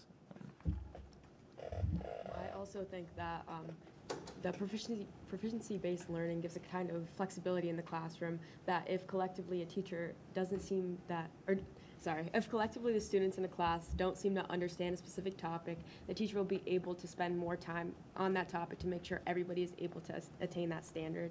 And I feel like that's definitely an asset to the students, rather than having to take specific chunks of time to work on things that maybe the whole class understands, when we could be spending more time doing something like that. I think I'm lucky to go to a school where student voice is apparent, and I know that teachers really value and respect it. I know that students were a little disillusioned with PLPs in the first years of implementation, but this year, for goal setting in particular, instead of jotting down my goals in a way that didn't feel super authentic, I was able to have a conversation with my TA where I just listed some of my goals, and she and I talked about them, and that felt much more authentic and helped me think them through a little bit in a way that was more effective and related to what I needed. And I know that students had, in previous years, mentioned their feelings about PLPs, so that's just a specific example. And I'm a student member on my local school board, and so I also have the opportunity to talk about proficiency-based learning and ask questions whenever board members have them. One last question. Yeah. So, if I may throw myself under the bus here a little, in one of my classes, I'm not extremely motivated to put in a lot of effort because, not unfortunately, but I don't put in a lot of effort and still can get a 4 in that class. So recently we had an essay due. Just did it the day before, and I got all 4s and then a 2.5 on my gum target, went through, redid the gum, and got all 4s. So my grade in that class was a 4. Now I had friends who'd been preparing for that for, the 2 weeks in advance that we had, and they'd been putting in so much effort, and doing their best, studying and talking to the teachers, spending their extra time, and then they're getting like 3s on it. So I don't know if this is like happening at your schools and how you guys feel about that. Like, as students, like, how would you feel in a class, like, if you were either that student who doesn't put in a lot of effort and can excel versus a student who puts in so much effort and their effort isn't reflected in any way at all, and instead they're just getting average? Yeah, I think that is a problem that's been evident, even with the traditional grading system. There were a lot of students, who just got 100s and they didn't really try, and there's still students that, don't need to work as hard to get 4s as other students do. I think that something that Rosanna mentioned earlier was kind of implementing that how grade into the overall grade. If students can demonstrate that, they're working towards getting a 4 and they're working hard consistently, it's not going to negatively impact the students that still get a 4 without having to do that studying, but the teacher could maybe, add in that how grade into their academic grade. So instead of having a 3 on the essay and then nothing to compensate for that and like their habits of work, they could have a 3 on the essay and then a 4 in habits of work. And then, that could also be maybe more of an optional grade, whereas the student who gets a 4 but didn't really demonstrate that they were working really hard towards that, it doesn't have to negatively impact them, but it can positively impact the students that did do that. Great answer. Thank you. I think we have to leave it there. You guys were just great, each of you. Thank you very, very much. We're now prepared to go to a hearing from the public. We have, let me just run through the list. Yeah, Mr. McMahon is not available. Okay. He injured himself skiing yesterday, so, yeah. So the names I have are, I think it's Galen Russo, is that correct? And Helen Beatty, both up from Learning. Do you want to testify together? We can double your time. Or do you want to testify separately? Together sounds good. Together. Yeah. So we'll and then Jeff Francis, John Pelletier, Ben Freeman, Noel Bryant, and Dan Cunningham. We're all here. So I think we can do 4 minutes for each of you. My partner here will help you keep track. About 1 minute in, you'll get a notice that you've got 3 minutes left. And I would suggest that, so we'll have Galen and Helen come up, please, together. And we'll do this for 8 minutes. And we would suggest that whoever's on deck get themselves up in the front row here so we don't spend a lot of time finding you. So on deck is Jeff Francis. Please. Go right ahead. All right. So my name is Galen Reese. I'm from Memorial High School. I'm a sophomore. And I'll keep this brief because I think Helen has much more to say than I do. But I'd just like to start by saying I think that proficiencies are, in theory, incredibly beneficial to students. Can you speak up, please? Yeah. That's just for the team. Okay. Yeah, if you want to use the podium mic, you're welcome to. Okay. I'll just speak up. All right, just. But that the way they've been implemented has sort of negated their positive effects, in that they are so diverse in the way they've been implemented that their potential hasn't been seen as much as it could be. Is it diverse within the school or among schools? Within all schools. That the way they've been implemented in each different school is so different from each other school that it doesn't work as well. So what's the problem with that? That, well, each school should be able to interpret to a certain degree, that there needs to be guidance so that every school can see the full potential of proficiencies. Okay. All right, thank you. So that I think each school needs some more guidance in the future so they can see how they can use proficiencies in the way that they were meant to be used. Uh-huh. Seeing some heads nodding around here. Yeah. I also think that students should be as involved in the implementation as anyone else, because this is a system that is being done as of now, it's being done to students. I think that it should be done with students. I think that students are the main focus of school, but they're not treated as such.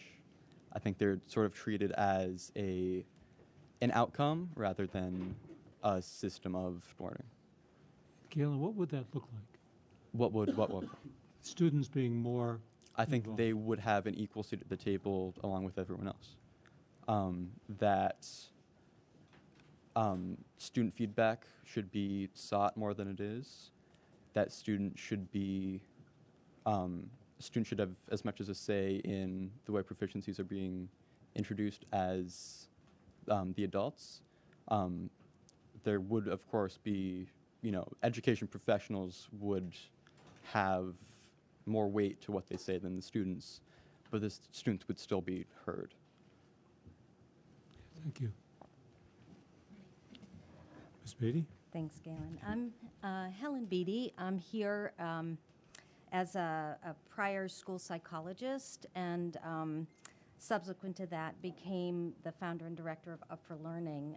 Recently retired Friday, but continue to believe deeply that shift to personalized learning, proficiency-based learning and assessment is really the linchpin in Vermont to close the achievement gap and promote equity. And so the one point, there were many, but Peter said I had to keep it brief.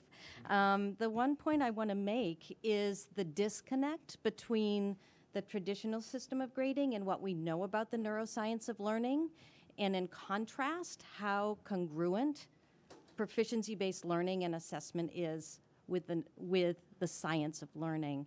And the reason why this is so important to me is, as a school psychologist, how many children I saw damaged by grading, and how fundamentally flawed the grading system is from the get-go. I mean, when you consider a system whereby in a class you may be taking pre-calc, you get a 70 and the teacher moves on with the rest of the class, but you missed 30% of the content. You missed 30.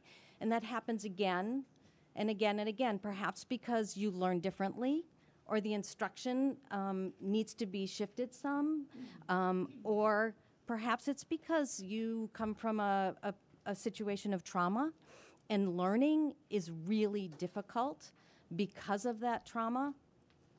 And additively, that 30%, that 10%, that 20% creates a gap. That means that that child is going to hit a wall and they're going to fail.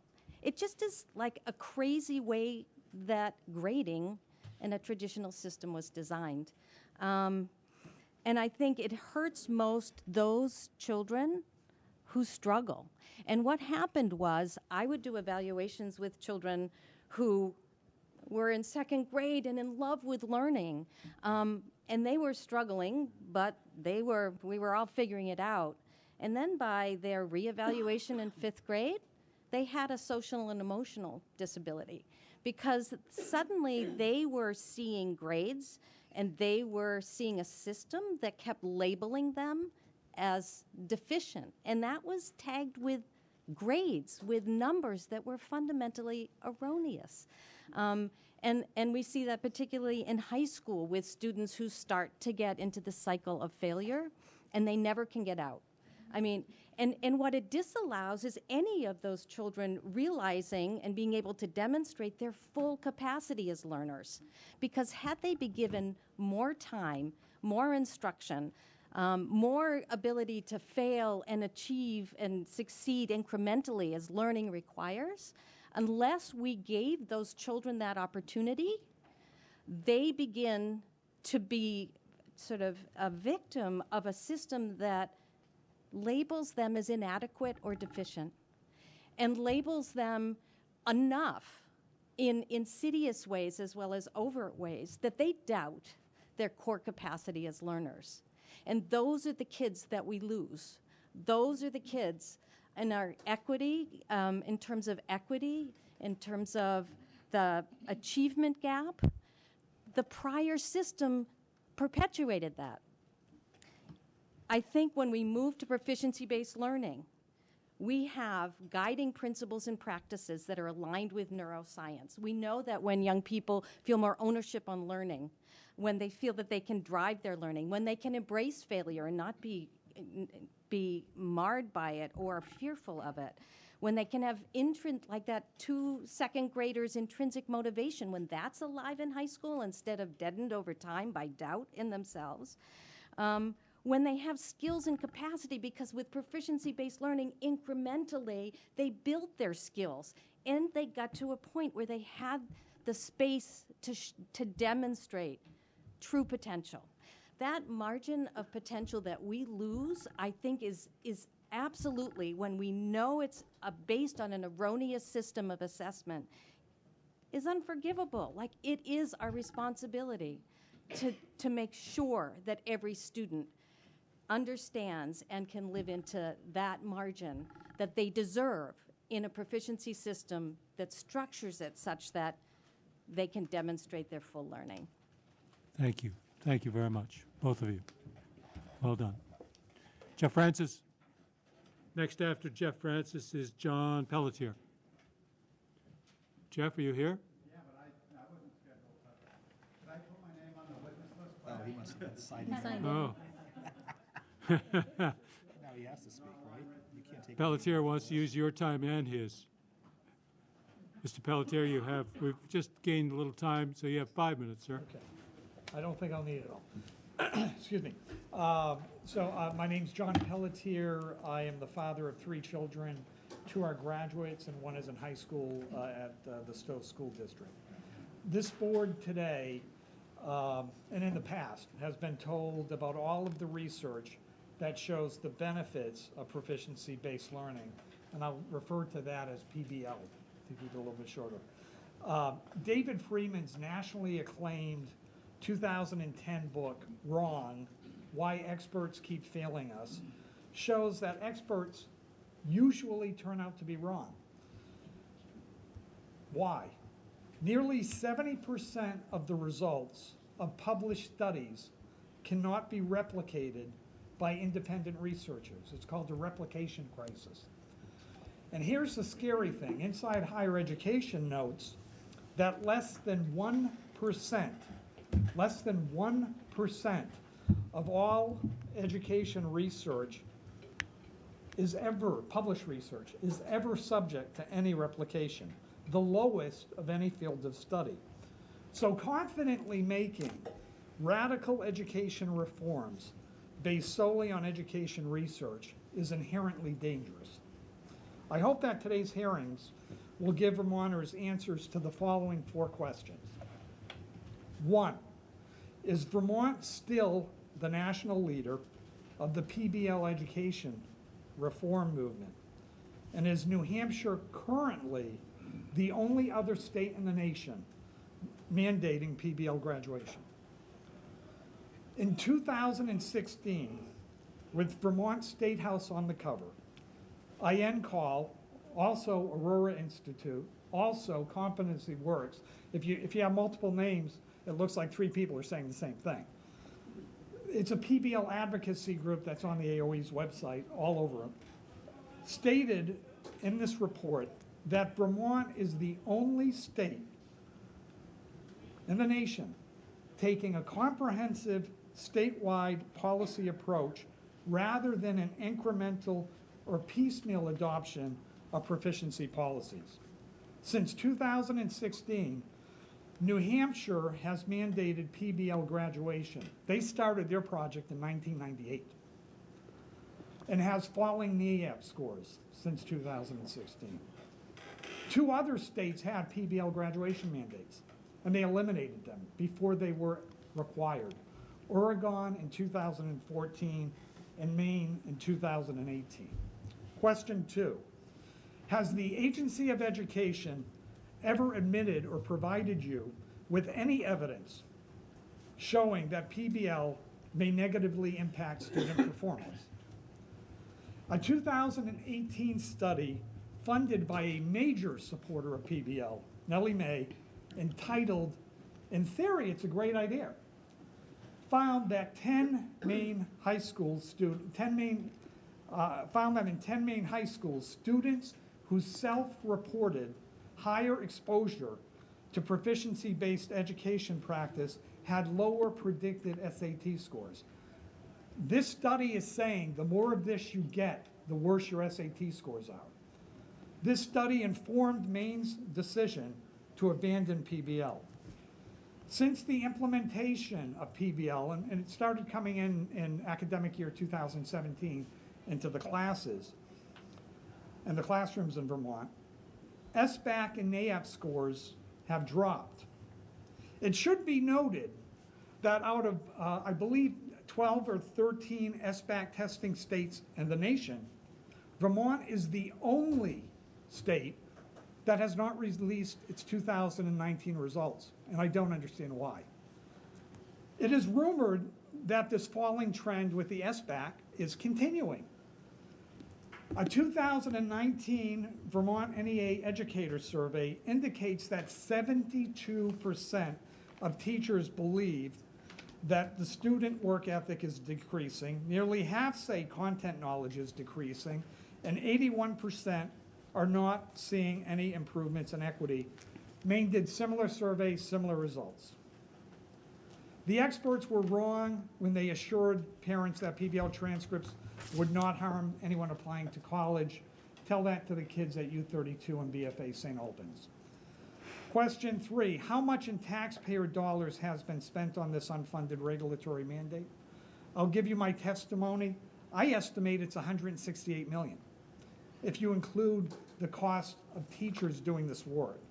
And then lastly, I ask you, because this is your regulation that put this in place, what clearly defined metrics has the Agency of Education and this board put in place to measure the success or failure of PBL? After 5 years of implementation, the AOE has not sought anonymous feedback from key stakeholders, teachers, students, and parents. This board must hold them accountable and require empirical data on the success or failure of PBL. Thank you. Thank you, Mr. Pelletier. Ben Freeman. These are the calculations of the process. So Ben and Noel and Dan, you will all have 5 minutes, not 4. Please. Thank you. Thank you all for coming today. My name is Ben Freeman, and I'm coming to speak today as a citizen of Vermont. I'm coming as a parent. I'm coming as a local school board member, as a former teacher and educator, administrator for over 20 years, and as a coordinator of a network of people involved in education across the state, looking to try to create greater equity, sustainability, and joy in our schools and in our communities. I'm speaking today in support of proficiency-based learning and of its allies, personalized learning and flexible pathways. Proficiency-based learning is a powerfully transformative tool for shifting the way we reach and engage learners at all levels. It's more than an engagement tool, though. It's a means for helping us reimagine schools from the industrial age to the world of today and the world of tomorrow. And that's reimagining that we desperately need to do. In my professional work supporting a network of educators, community partners, agencies, and allies across Vermont, I get to hear a lot about what's working and what's not working in schools and outside of schools with community partners and across the state.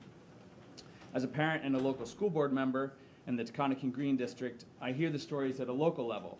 I hear concerns about change, about budgets, about too much to do with too few resources, but I also hear about the remarkable work of our teachers and school leaders and the joyous excitement of our kids when they're engaged with their learning and their play.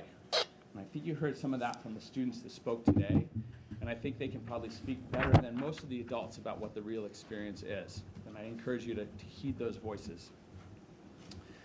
But in brief, what I hear over and over is that making transition to a personalized proficiency-based system is not easy. It's not easy for teachers, for administrators, for learners, or for parents, but it is best practice. It transforms learning, it transforms the way we engage with all learners, and it's work that must be done, and we must continue that work. In both my work in my work and as a parent and a board member, I'm routinely humbled by the work that teachers and administrators and their allies are doing to reach all learners in their schools, and I'm just as often amazed by the incredible passion and talent of our young leaders, especially when afforded the chance to learn in a student-centered, proficiency-based setting. Importantly, proficiency-based learning and the other complements in Act 77 have allowed for really remarkable transformation of what's happening in schools and some really interesting experimental work. Programs like Lamoille's Epic Academy, Twinfield's Renaissance Program, CVU's Nexus and Think Tank, and Burlington's City and Lake Semester are just a few examples of how schools are innovating under the umbrella of proficiency-based learning. These are standout examples, and they're really quite remarkable, and I encourage you to visit them if you haven't. But the quiet work that's happening in schools locally and across the state is just as important in its own way. By focusing on building proficiency in what matters most for today's learners, as individuals and as members of a new generation, we're building capacity for all of our youth to realize their full potential and to make our society more equitable, more joyful, and more sustainable. Thank you very much. Thank you very much. Next up is Noel Bryant, and after Noel is Dan Cunningham.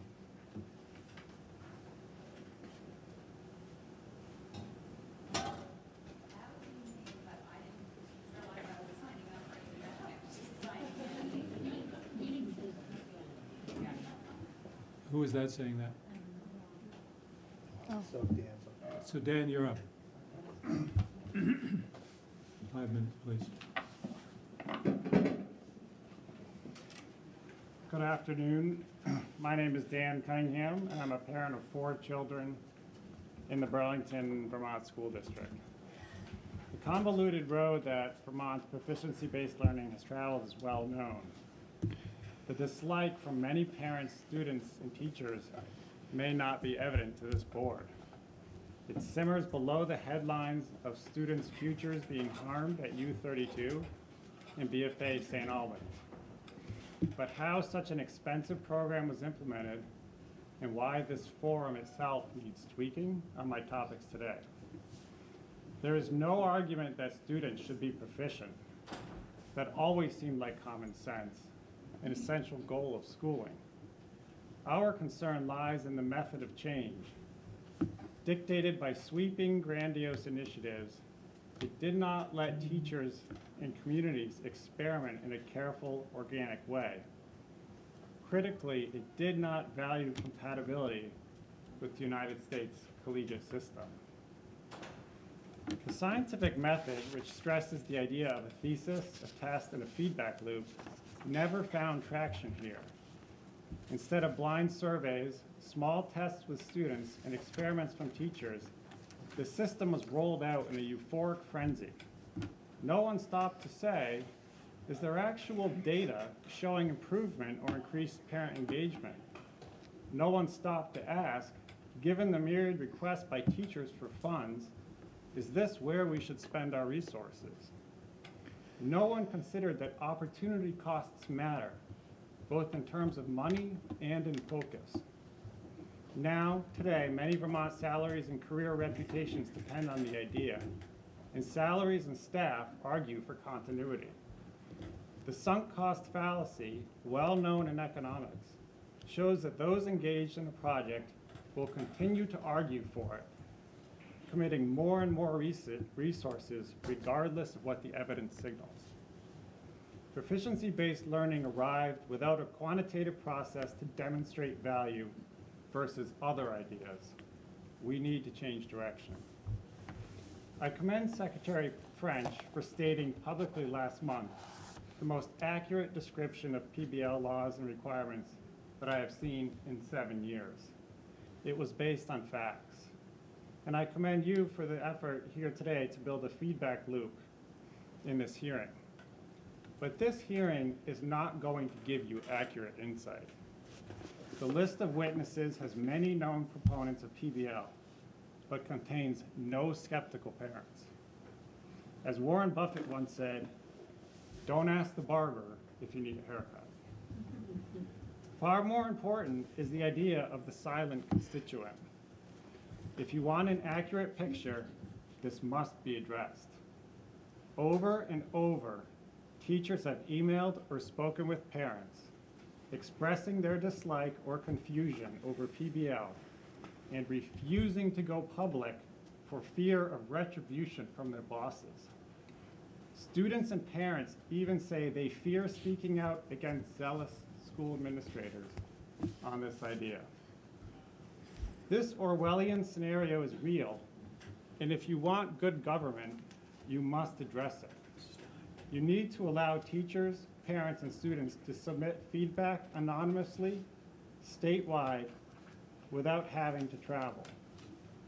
I strongly urge a well-advertised, anonymous poll and a system to collect feedback online. Thank you. Thank you, Mr. Cunningham. Next is Emily Rinkema and Stan Williams. You here? Okay. After these folks, we will take a break for a light supper.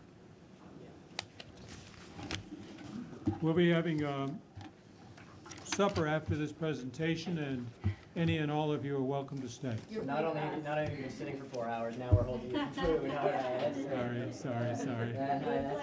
It's okay, just take your time. Just for clarity, I'm Emily, he's Stan. Thank you. Just in case there's any confusion there. So thank you first of all for putting this together, and thank you for everybody here in attendance, from the board and the student reps and the students that have been here, and the parents and the other teachers and educators and just interested parties. It's great to have this opportunity to bring so many voices together. What we're hoping to do was about three things, but I think maybe potentially against our better judgment, we're going to toss some of those aside and spend more time trying to talk about some of the things that we've heard and bring some stuff together. So I apologize if we go a little bit off of our submitted summary with that. We have heard such diverse examples and stories. Sure, we have people who travel the Northeast and work with schools and districts all over, or people who work with a bunch of schools in Vermont, or students who are in the classroom, and then kind of everyone in between. Teachers who are at different stages with implementation, and then obviously with parents who have students either in or against, or in the system or out of the system.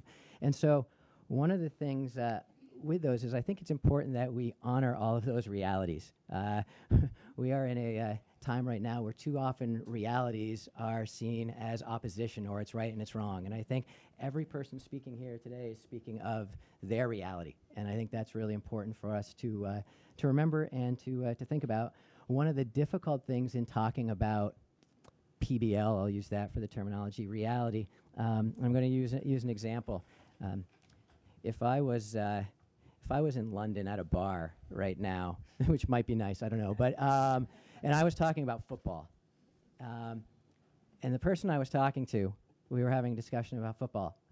I'm talking about the Steelers, and I'm upset about how the season ended, but he's super excited about the fact that Liverpool is having a great year. But the problem is that because I'm using football and he's using football, our conversation might start to get muddled, and we start to get agitated with each other because our realities are very different and they get lost in the language. One of the recommendations, one of the things we think, for instance, that the state, schools, the state, the idea of language is a key thing that is keeping conversations from happening sometimes at the level that they could, a level and understanding about what some of these are. So our hope is to open with a quick metaphor that will tie again kind of what we're looking at as reality, and when we're talking about PBL, the intentionality, the responsiveness, and the simplicity that comes with it. And so the metaphor, when I was coming here today, I know he said no technology, but I'll just put it right here. We opened up the GPS. All right, and put in 22 Stratton. And the reason for the GPS, sure, it was directions, estimated time, see what traffic was like, if there was any detours. If I wanted to, I could hit some buttons to see about where gas stations are, or whatever I may want to look at. We look at PBL is based on the exact same principles of the GPS. These four kind of questions. Where do we want our learners to go? What is the destination? for us today, that destination was this room. For a school, as David talked about, it might be the graduation proficiencies, or again, whatever term a school happens to use. For a teacher, learning target. Maybe it's providing evidence or creating a model. But what is that destination? The second one is, how do we know where they are along the way? This is where terms like formative assessment come to play. So if it's your GPS, it's the blue dot. Where is that blue dot in relation to the destination? And as a teacher, that is not something that I knew before this. And so very specific, and it's difficult. Again, and we'll talk about the formative assessment, but how do I know where they are? And then I think they're all key, but possibly the most important, how do I respond to that? Because if somebody was coming here, somebody who's already in Rutland, somebody who's in Montpelier, somebody who's in Ferrisburg, and somebody who has left Shelburne and is headed to Essex, they need different things in that classroom right now. And so it is essential that as the GPS, in this case the teacher, that I not only know the destination, but I know where each of you are, and then I have to know how to try to get each of you closer to that destination or beyond that destination. And then how do we communicate with people?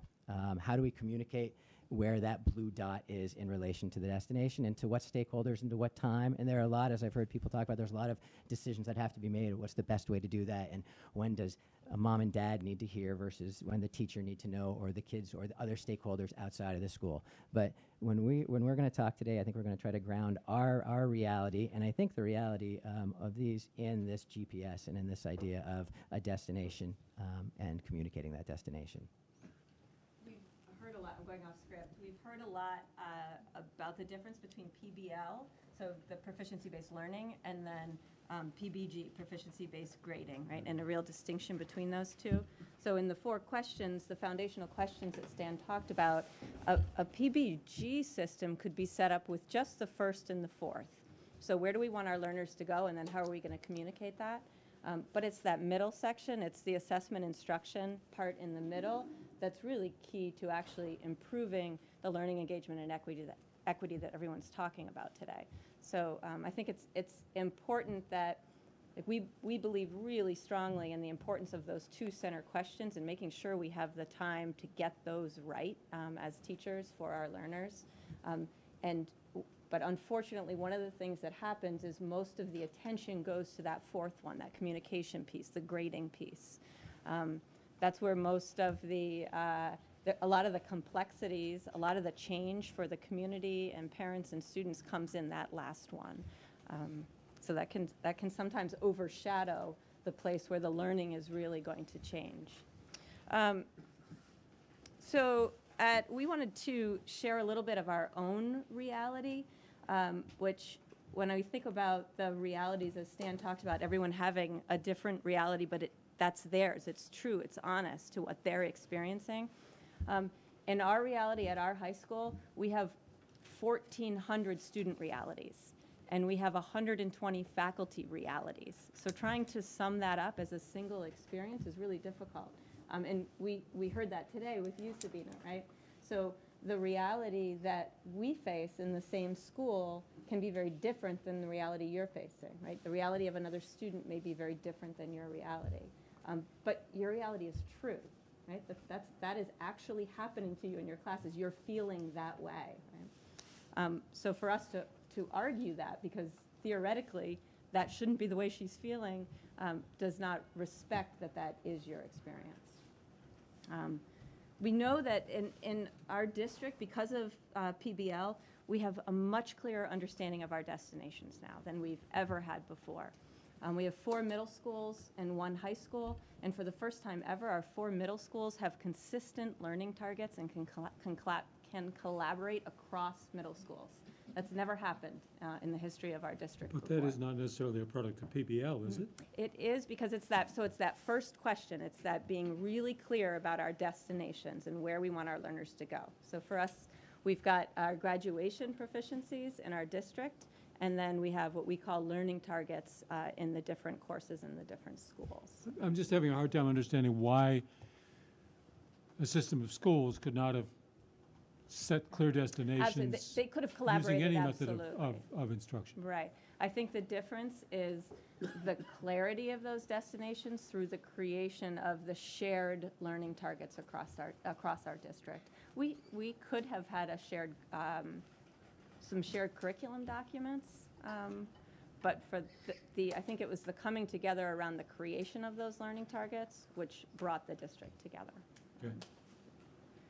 I think I'll quickly jump on it. I think we spent some time in the middle schools as well, so where I think at times conversations now within school and then across schools, moving into how are we using, again, whatever the content happens to be, whatever the book we happen to be reading, the science that we're working with, but to progress the skills and discussions of those skills that we use in the content to grow. Those are new and had never been defined previously. So I think that.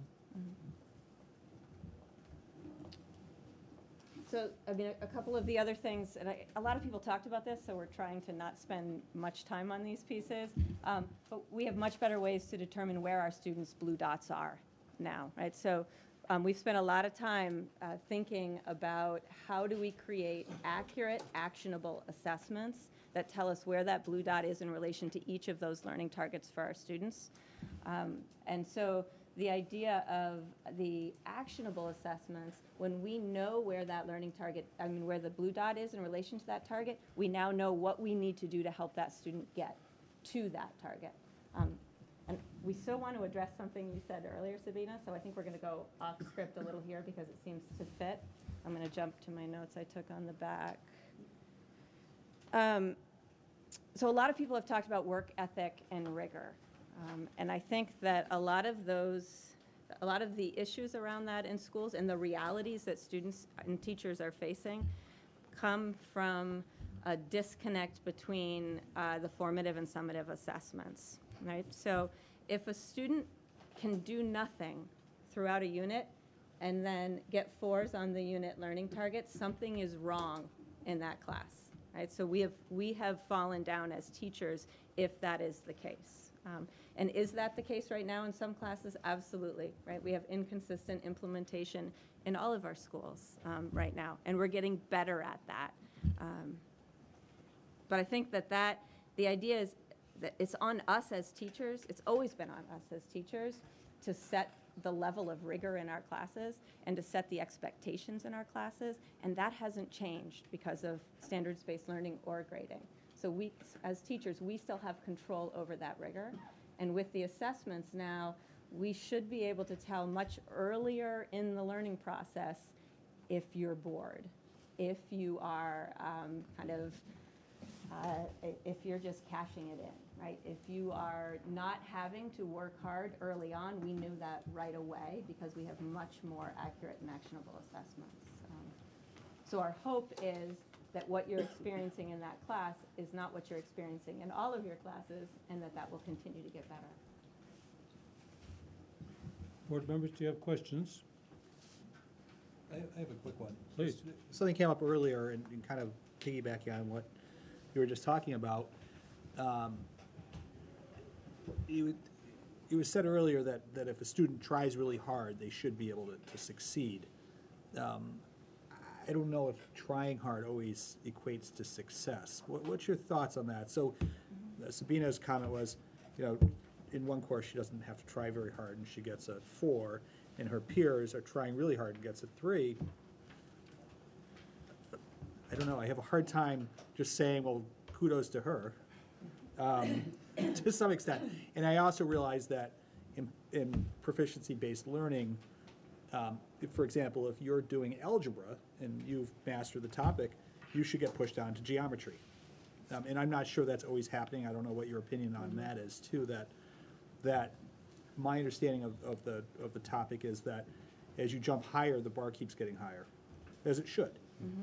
That, back when I was in school, you just got, if you mastered a topic, which I never did, but you just get more worksheets. Yeah, right. That's how they handle the topic. They just give you more worksheets. And now, if you master a problem in calculus, you should be getting tougher problems the next day. Mm-hmm. What are your thoughts on that, especially the work ethic piece, which, everybody loves the person who works really hard. Right. So it's hard not to, it's like the movie Rudy. when he gets out there at the end of the game, he Yeah, you're finally gets cheering on the for him. field. Everybody loves Rudy. Right, and right, who's the student we're carrying through the door at the end?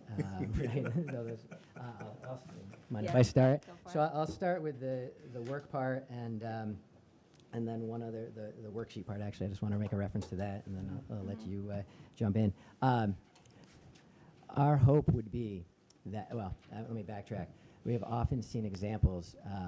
I've taught for 24 years now, certainly earlier in teaching, where there was this student who worked really hard, worked so hard, but by the time you got, it was in this direction, or they had put so much, but they completely missed the mark with it, and that was always often the hardest, because that, oh my goodness, you just put so much into this, but wow, it is way off. What am I going to do now? That was also when I didn't have I honestly I didn't have a destination, or my destination was much too too broad, and I certainly didn't have a blue dot along the way as to where you were. So if a target stands still, and now there's still the route to get there, but that my hope would be that the student, that hard work is going to be rewarded, because that hard work is going to be directed in the direction that we're looking for. And so what I do find is that hard work is going to pay off. I think another part that, as we have disaggregated and kind of pulled some things apart, I look at, again, I don't know if this is work, but kids who are wonderful thinkers and who could see and could think and could offer ideas, but you know what they couldn't do maybe really well at that time when they were in 10th grade was write. And so often the only way we could figure out what you thought was how you wrote. And as we've been able to parse out and to figure out, and we created these destinations that are certainly some about your writing, but also about your thinking, we've been able to honor those kids, and this maybe isn't the hard work, but those kids who could have these phenomenal thoughts, but their output skills, their writing skills. And so we're still working on the writing, but figuring out that, yes, Peter has these great thoughts, and how to parse those out, and then to work with those thoughts in the writing. So I think with, again, the destination and that idea of the blue dot, we've been able to make sure that hard work goes in the direction that is purposeful for this student, but then also find out those skills that maybe were being hidden in the past.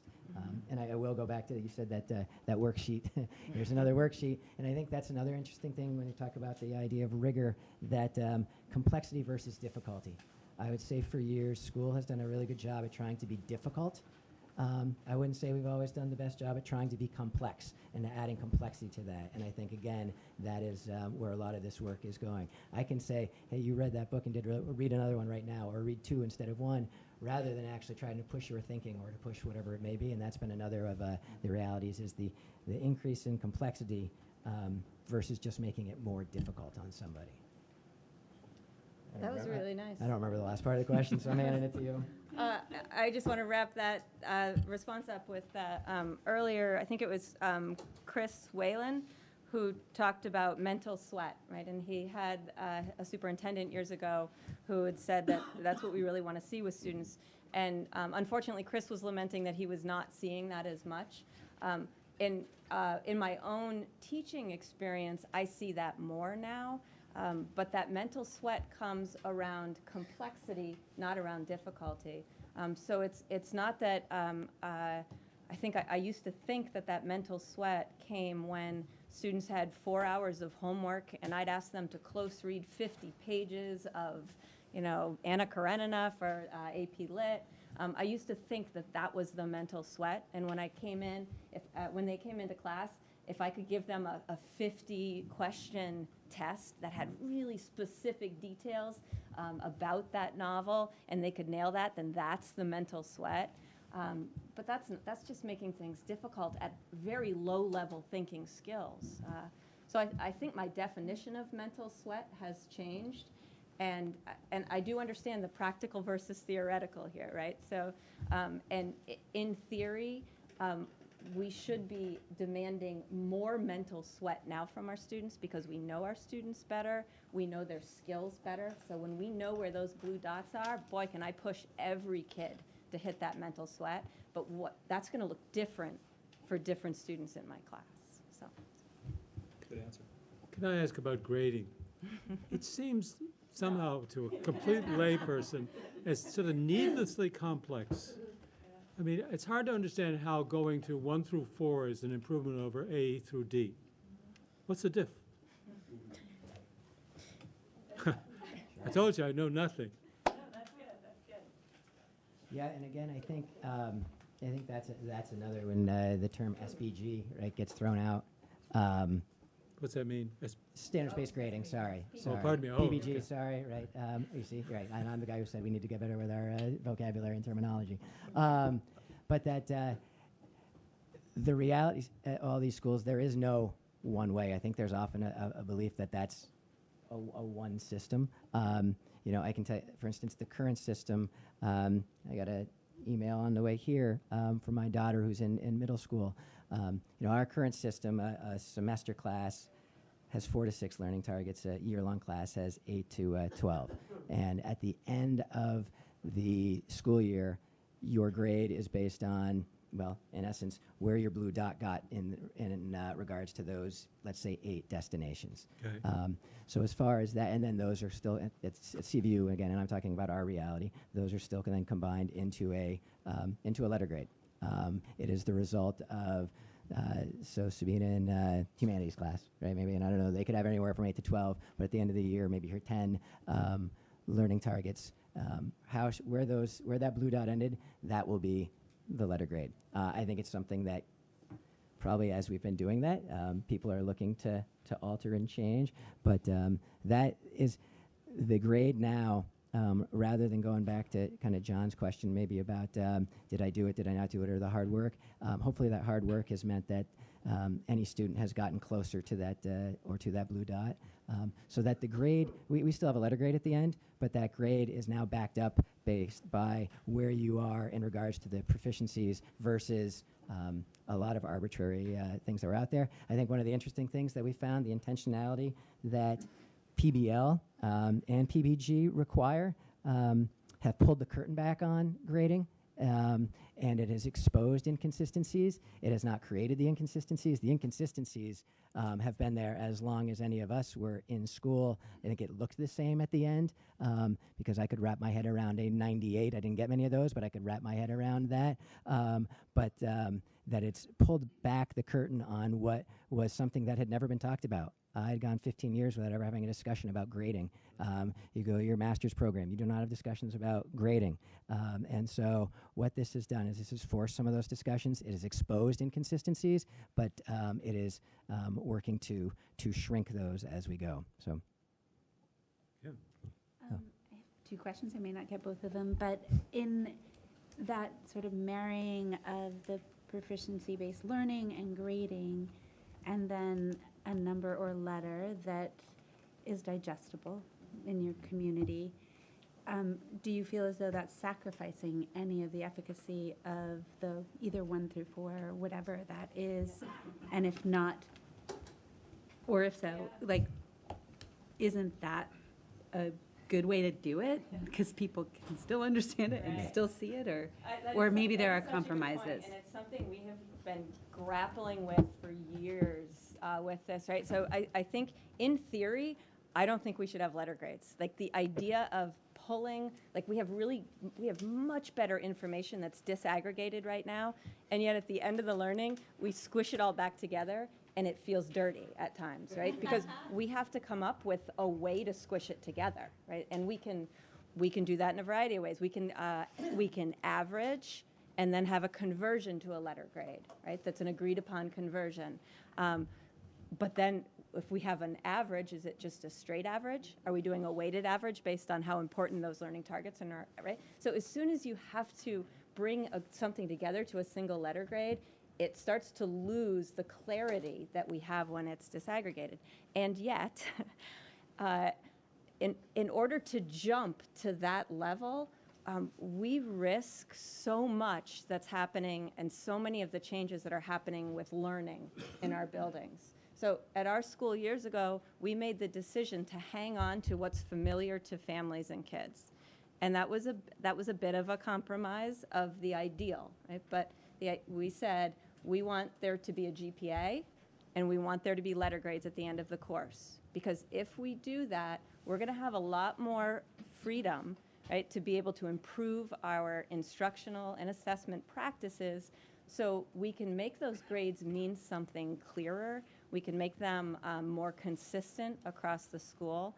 So we can change how we are getting to those grades, but we felt that hanging on to those grades and that GPA was going to allow us to make those other changes we need to make. We've seen around the state different schools who've taken different approaches to that, and I have a lot of respect for all the approaches different schools have taken.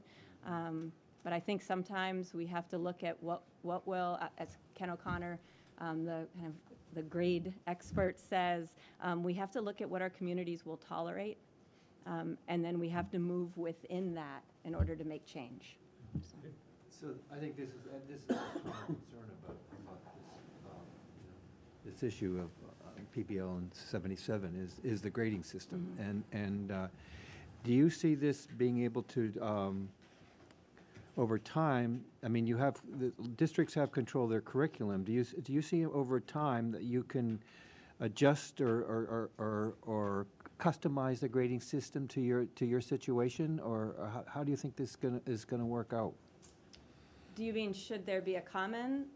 No, I'm just saying, however you think it should be just best addressed.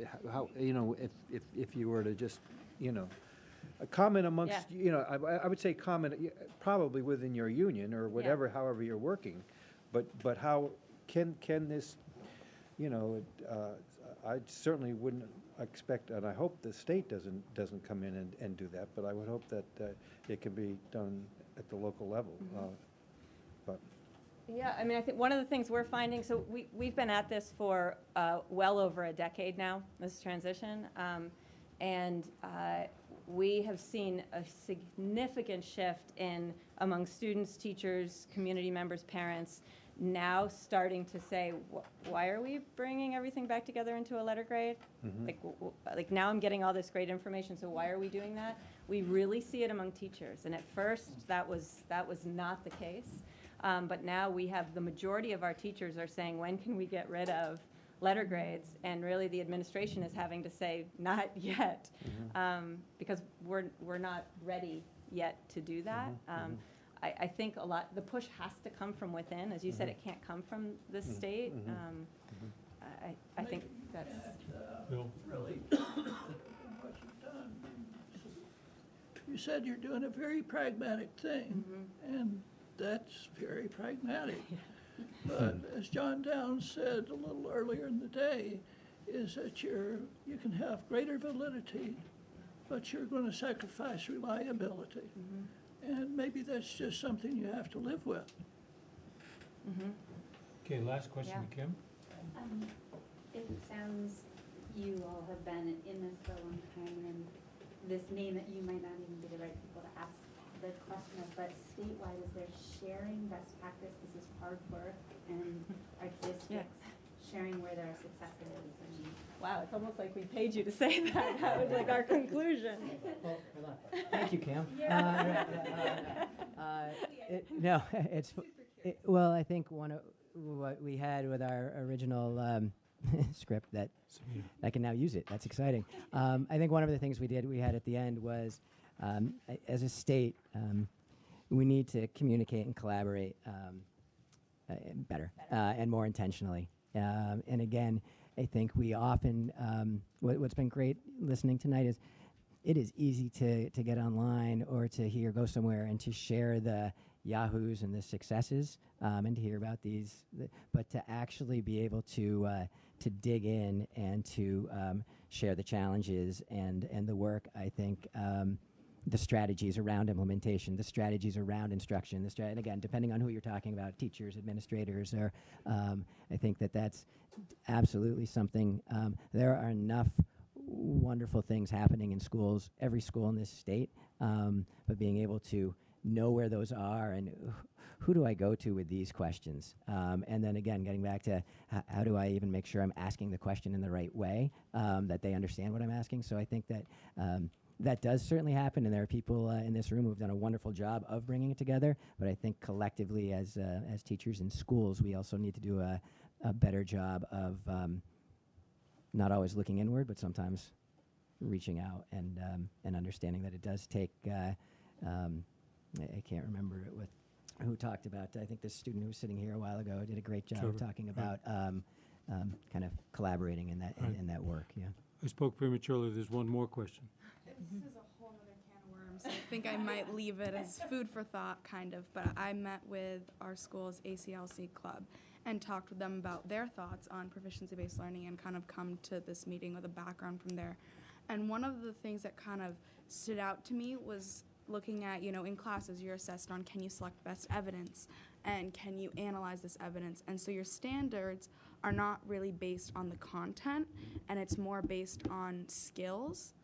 And so is that moving into a direction where it doesn't matter whether you know when World War II started, it's, do you know how to please the teacher and give them the information that they need in the way that they want it? Yeah. And so looking at, is the fact that we're, kind of moving away from like units, and it's like every unit you're reassessing on evidence. So is it coming down to, are you really being assessed on whether you know the content, or are you being assessed on I can pick what you want me to find? So for the next 3 hours, we'll answer that question. or as I was going to say, Kim gave us that one, and I would thank you for that one, because I will start, because I do think that, and again, within our own, as we said, 120 faculty realities, we have those conversations of skills versus content, and I think often a misconception, and not a misconception of the student, because again, it's the misconception of it's the reality, would be that the content doesn't matter. Can I come in and can I make a claim about snowboarding? That's a complex claim. I've made this there.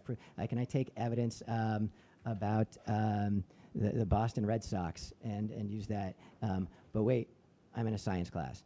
So at our school, the curriculum document that we've used is the KUD, the everything you will know, understand, and be able to do. And so we have common course KUDs. We do not yet have common unit KUDs, but common course KUDs. So in that case, whatever class we happen to talk about, let's take, that's got to be done. You have to prove your ability to provide write a complex claim, provide evidence, and analyze within the content that we are using. Now, going back to a couple of the opening speakers, we have flexibility within the content. I think one of the great things now is we start to have flexibility within the content to push, and if I'm looking at Lord of the Flies and Enlightenment thinkers, I have an ability to push you if you're really interested in this utilitarian thought and applying it, and you're really interested in some other to applying it, but that you have to do it with the content of the agreed upon content of the course.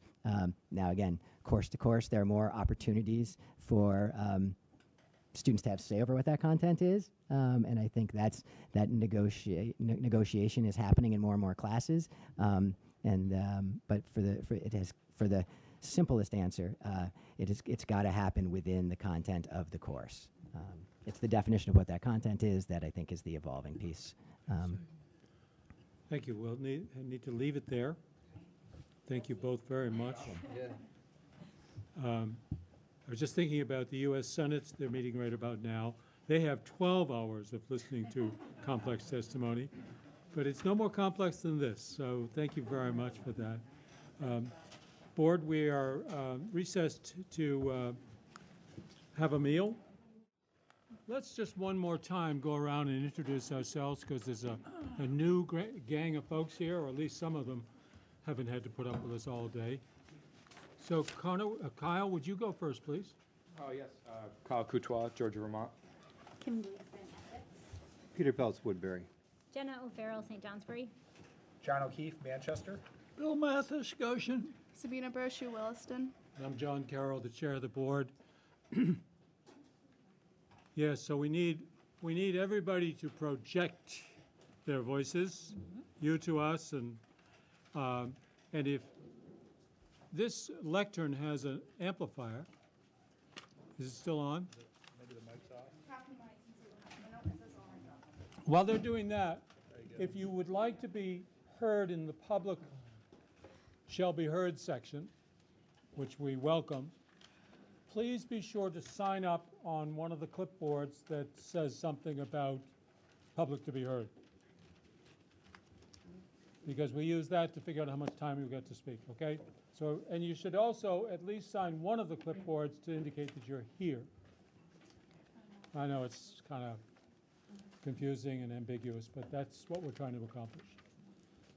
So if you would like to make a statement or something, you can use the lectern because it is amplified. You can also just talk into the microphone and then that will project. Oh, how smart you are. Thank you. Bill's our Yeah, Bill's the tech one here. Yeah, imagine that. That's a sorry state of affairs. That's all an advanced degree's worth, so. Please introduce yourselves. I'm Jessica Careless. I'm Division Director of Student Pathways at the Agency of Education. Right. And Pat Fitzsimmons, Proficiency-Based Learning Team Leader at the Agency of Education. I have to apologize. I have laryngitis, so I will project as well as I can. Very appealing. We can shift this a little bit. So who would like to speak first? Sure, and we'll probably go back and forth a little bit as we're So presenting together. Yeah, go right ahead. Sure. So I think we did want to just provide a tiny bit of background.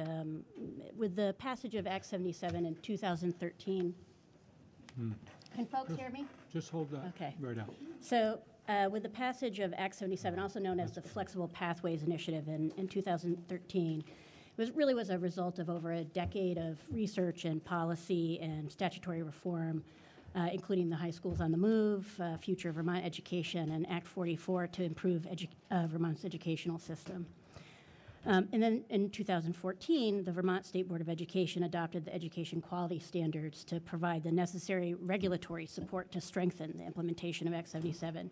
And really working together, Flexible Pathways to Graduation with proficiency-based graduation requirements describe the clear expectations and the 5 attributes of a proficiency-based system that's personalized in Vermont. And that includes personal relationships, flexibility or flexible pathways, learner profiles, student agency, and proficiency-based progressions. And we've heard a lot of folks prior speak to the fact that it's not just one thing or the other, that it's these 5 attributes together that provide a really rich educational system in Vermont. But I do think it's important that we define proficiency-based education, and so in the education quality standards, it describes systems of instruction, assessment, grading, and academic reporting that are based on students demonstrating mastery of the knowledge and skills they need before they move on, and whether that's moving on to the next lesson or the next unit or graduating from high school. And I think it's really important to just sort of ground this in a practical application. I often think about proficiency-based education when I'm traveling for work and sitting on an airplane. And so when I think about proficiency, I'm really thinking about if someone told me that the pilot had a 72, would that really describe for me all of those attributes and those proficiencies that I'd want them to have attained to ensure that I'm landing at the next airport? So essentially, this means that proficiency-based education is honoring the commitment that we've made to all of our Vermont learners, that what they learn in school sticks, and that they can apply it outside of school, in career or in college. Proficiency-based systems are characterized by transparency, and we've heard from students and staff how important that we're transparent. A sustained focus on student learning, not necessarily student ranking or student scoring. Application of learning to new contexts, and enabling all students to meet high expectations. And that really means increasing opportunities for students to meet those high expectations, as well as providing students with an opportunity to extend their learning beyond some predetermined score or scale or cutoff. Now I'm going to turn it over to my colleague, Pat. Educational systems are very complex. There's a lot going on in them. Proficiency-based learning is one part of that system that is certainly a driver of the other parts. Let's just think about a couple of the things educators are working on in their schools. Coordinated curriculum, educational support teams, professional learning, needs-based professional learning, local comprehensive assessment systems, personalized learning. There's a lot going on in that system.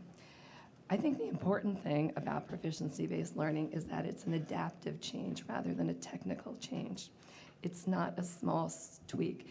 It's a huge paradigm shift. Adaptive change requires new learning, as well as changes in behavior, culture, and beliefs.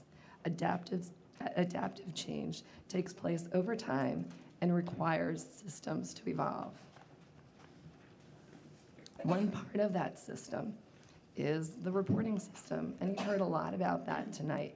Grading and transcripts are on the minds of a lot of parents, students, community members, and educators. It's a technical change, though, the reporting system. So technical changes, such as proficiency-based grading and transcripts, seem to be getting the most attention in some parts of the state, not all over the state. These challenges can be resolved with guidance from experts, and solutions may vary depending upon context. We've heard that also a lot tonight, or today, that context really matters. The solutions, so let me share some examples. So we know here at Rutland High School, for example, they have a conversion scale where they can translate proficiency-based grades into a more traditional system. So, and I think the really important thing is, it's not the label that matters. It's not the A through F, 1 through 100, 1 to 4, beginning, expanding, whatever you want to call the different levels. What does that communicate to students and their families about what our students know, understand, and can do? And one of the resources, and that's what we try to do at the agency, is create resources for educators. So we worked on a research brief around grading practices in a proficiency-based system. And what we did with that brief was we looked to see what the research said. We share that. And then we developed some questions that we encourage community members, teachers, students to discuss, because it's important that everybody understands change. And you can't go anywhere unless you bring your community along with you. Another solution that Mill River has used with their transcript is on one side of the transcript, they have a proficiency-based system, and on the other side, they have the more traditional, so that admissions officers get to see both of those. And then a third, which we have some schools that are piloting this in Vermont, is the Mastery Transcript Consortium, which is doing some really interesting work across the country. The Mastery Transcript Consortium is modernizing transcripts by changing them from a flat to two-dimensional accounting of student time spent on single subjects and a listing of grades without context to an interactive digital transcript that highlights proficiency of both content and interdisciplinary skills. There are many strategies that supervisory districts and unions can pursue to address these technical changes. And I just want to share with you, a couple of years ago, students from Stan and Emily's think tank course came to the agency, and they wanted to share what they were doing, the research they were doing around transcripts. And one of the students said, why is it, with all the changes in technology, that our transcripts still look much like they did 30 years ago? I thought that was a great question. So I think previously David Roof had spoken to INACOL, now the Aurora Institute, as far as having a map describing how proficiency-based learning or mastery-based learning or competency-based learning, they tend to be synonymous, is represented across the United States. And I think in materials you previously shared from 2018, there was a map from 2018. And I believe John Peltier had asked a question as to, are we still one of the few states that's out front? I would say that out of the 50 states, 49 are engaged in this work at some level, whether it's emerging or whether it's advanced. And in fact, actually, the number of states who have entered into that advanced realm have grown since 2018 when you had previously seen that map. And that's something we can share afterwards if people would like to look at it. But I do agree that this work is difficult. We are engaging in a big change, and there hasn't necessarily been a playbook that any of these states could turn to say, this is how you implement proficiency-based learning. I will say that many states who have used innovation zones in which they have not gone to a statewide policy actually find that when those innovation zones run out of funding, when those zones have grown dramatically but surrounding areas do not also engage in that change, what they do is they bake in inequities. So there's greater disparities in those states. So I believe John Downs talked about J curves. They're also called S curves, growth curves. So they're really a life cycle of an innovation. There's a clear pattern of slow start, growth over time, and then sometimes a slight decline before moving on to another S-curve. At each phase, there needs to be a change in the innovation. Ray Prue, who was a superintendent for many years, he actually hired me as a kindergarten teacher at Berrytown a while ago. I believe he then came to Essex. I was taking a course with him, and he talked about growth curves, and I thought it was so interesting because I noticed there were teachers in our system who at one time had been amazing, and they were no longer amazing. And the growth curve explained that to me. You can't just sit on a growth curve. You have to climb up it and then jump to another growth curve, or what you do does not keep up with the times. So that growth over time is really important. It's important in business, and it's important in education. Our educators are currently working their way up one of those S-curves with the implementation of proficiency-based learning.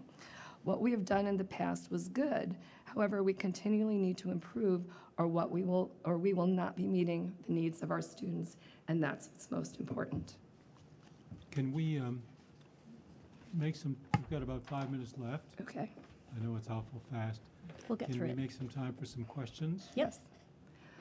Okay, so raise your hands if you remember the Jetsons. Okay.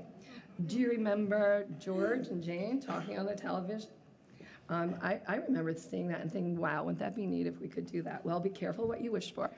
We can now conference call, we can see, people can see you when you really don't want to be seen. That the iPhone is a tremendous change in technology. It's another example of an S-curve, that the technology didn't stay the same. It had to change over time. And also that this one little device does not just let me talk to people. It has games on it. It has, it's my video, it's my camera. It's really replaced a lot of other tools that we used previously. Mm-hmm. Just another example would be if we can think back to Blockbuster and now Netflix. So as another cautionary tale, to answer the question, why is PBL a necessary innovation? It's because a well-educated citizenry is essential for the health of our Vermont communities, regardless of the path students take after graduation, whether it's directly into a career or college. The world has changed significantly in the last 10 years, and our ability to predict change has also changed significantly. Technology allows us to do things we once only dreamed about, but it also requires our students and all of us to engage in greater independence of thought and to adapt to an ever-changing world.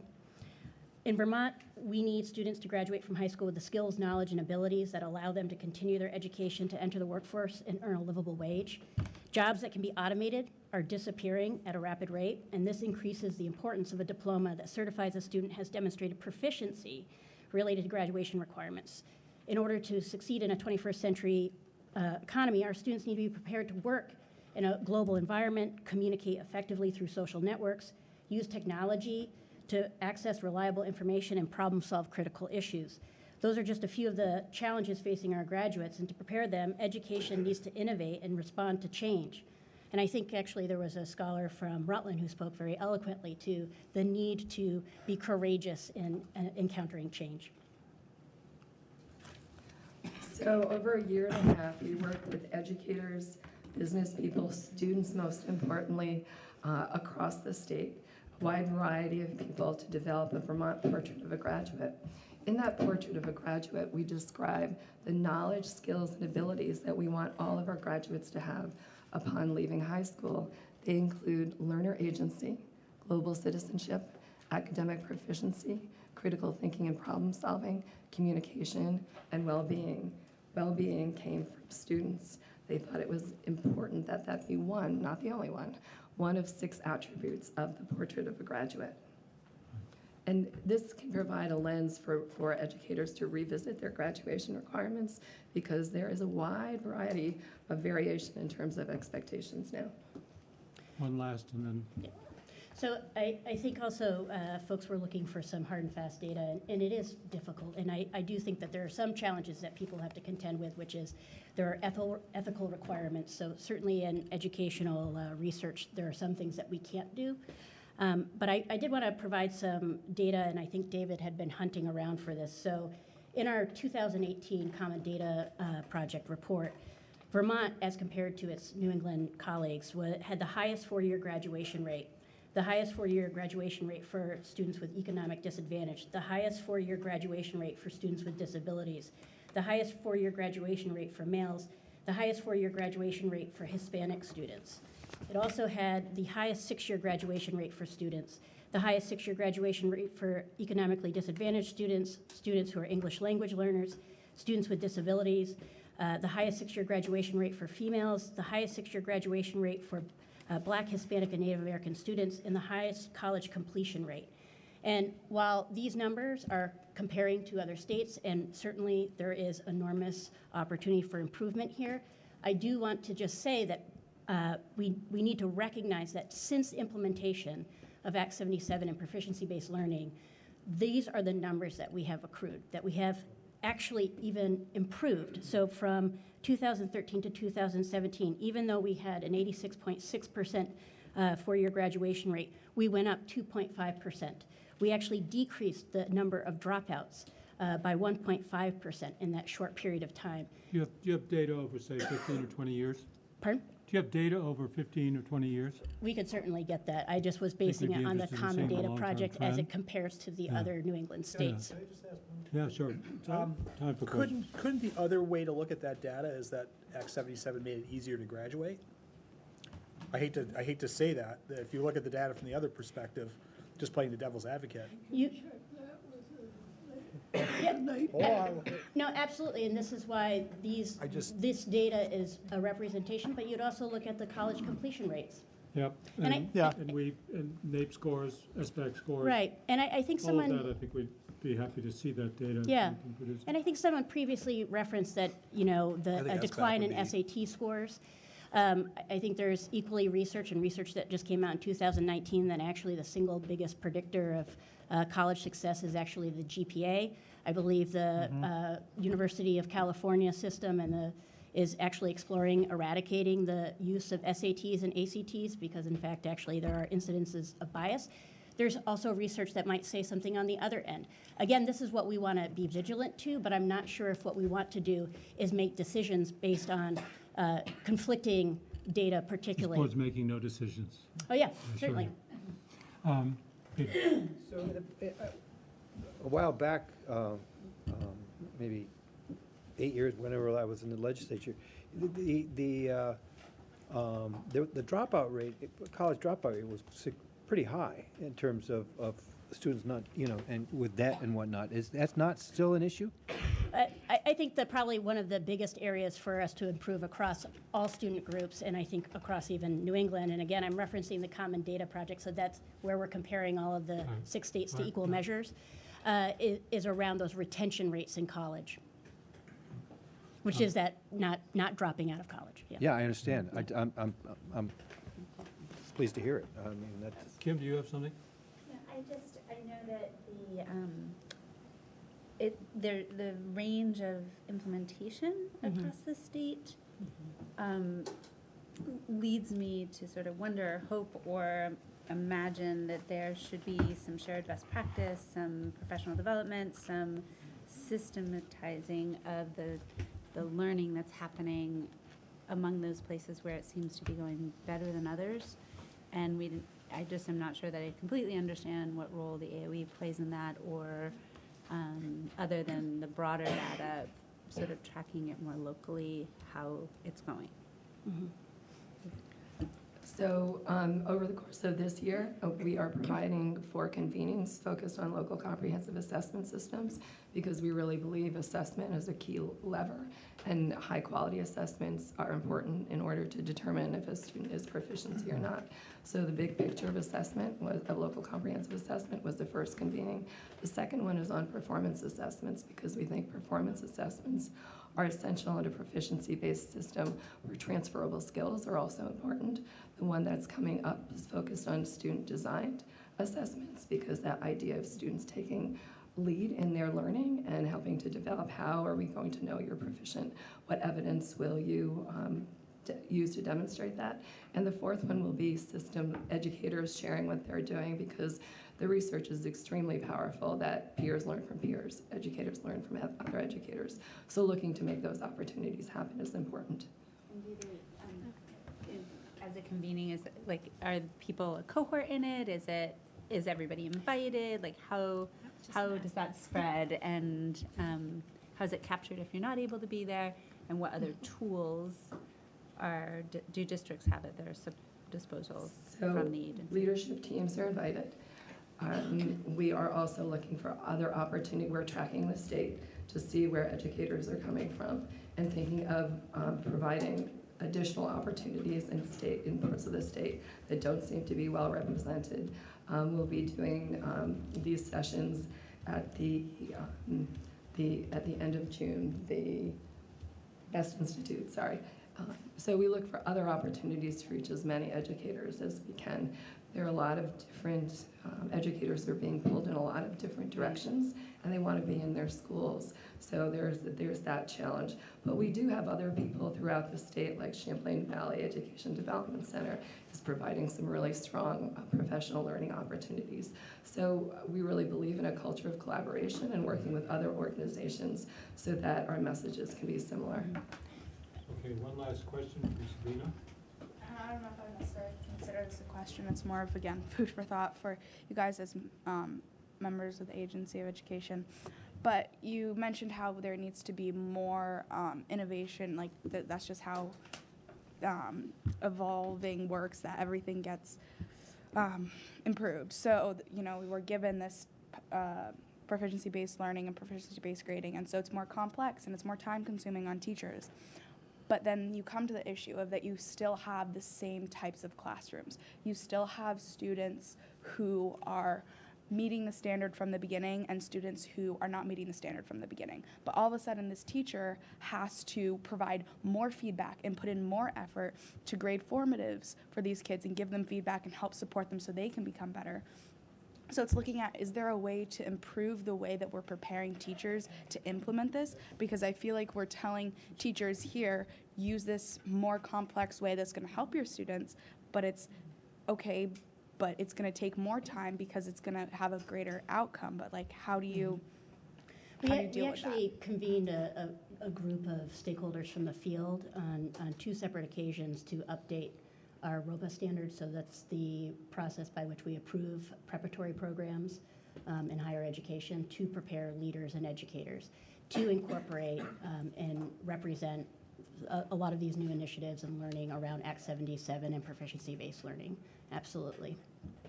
Bill, you had a question? Could you get us the data that you do have? The biggest problem is going to be attributing causality here. There's a lot of correlations that would go in there, but... Yeah, I think that's like an overarching difficulty in educational research just generally. But one thing that Wendy Geller, who is the division director for our data and assessment team, and I have been engaged in is working with the National Forum on Education Statistics to tap into a national group in which we can actually start to get into those metrics very specifically around personalized proficiency-based learning. Be happy to share that with you. The other data that we're collecting that superintendents are turning in, most SUs and SDs have turned it in already, are how many proficiency-based graduation requirements do you have? What does your personalized learning planning process look like? What do your personalized learning plans actually look like? So that's information we'd be happy to share with you. I think you'd find it interesting. Jenna has a question. Just a quick one. Have you done any crosswalks between the data that you have in around the schools that report out being effective with proficiency-based learning and the demographics of the towns? And schools that are not feeling like they've made progress? I mean, there's uneven implementation, and I wonder what that looks like based on the... I just have a clarify. So when you're saying demographics of the town view... The student population. Like the student population? Yeah. Okay. That's So, I mean, I do think that I don't want us to lose sight of the annual snapshot and the fact that that's where you can get a lot of that demographic data. Obviously, there are some N sizes that are so small that that data has to be suppressed. But I think the other piece that maybe you're getting at are what are those essential attributes of schools that are maybe being successful, and how do we scale that? And I did want to get back to the question that you had asked, because I think it's really hard for us to, in a very succinct way, represent all of the professional learning and support that the agency provides. We also often partner with folks, so we co-facilitate those convenings of the League of Innovative Schools that I think has previously been spoken to. We have network improvement communities. We have tailored and targeted support for comprehensive schools. Just in my division alone, last year we did 200 instances of professional learning, because we're really talking about a complex system with lots of overlapping circles that I think Pat had been speaking to around how do you stand up a system. Proficiency is just one really small part, and in fact actually represents what we know has been best practice for hundreds of years. Whether you're going back to John Dewey, whether you're talking about relationships and relevance and rigor, we're simply describing that, but we've actually said we're going to embrace this, and we want to know that everyone is doing that so that no one gets left behind, that we close those equity gaps. Team, we need to wrap this. Yeah, this thank was you. That's very good. helpful. Thank you both. Next, we're going to have a panel of 4 educators. I think you all know who you are. So come on up, and we'll pass the mic around.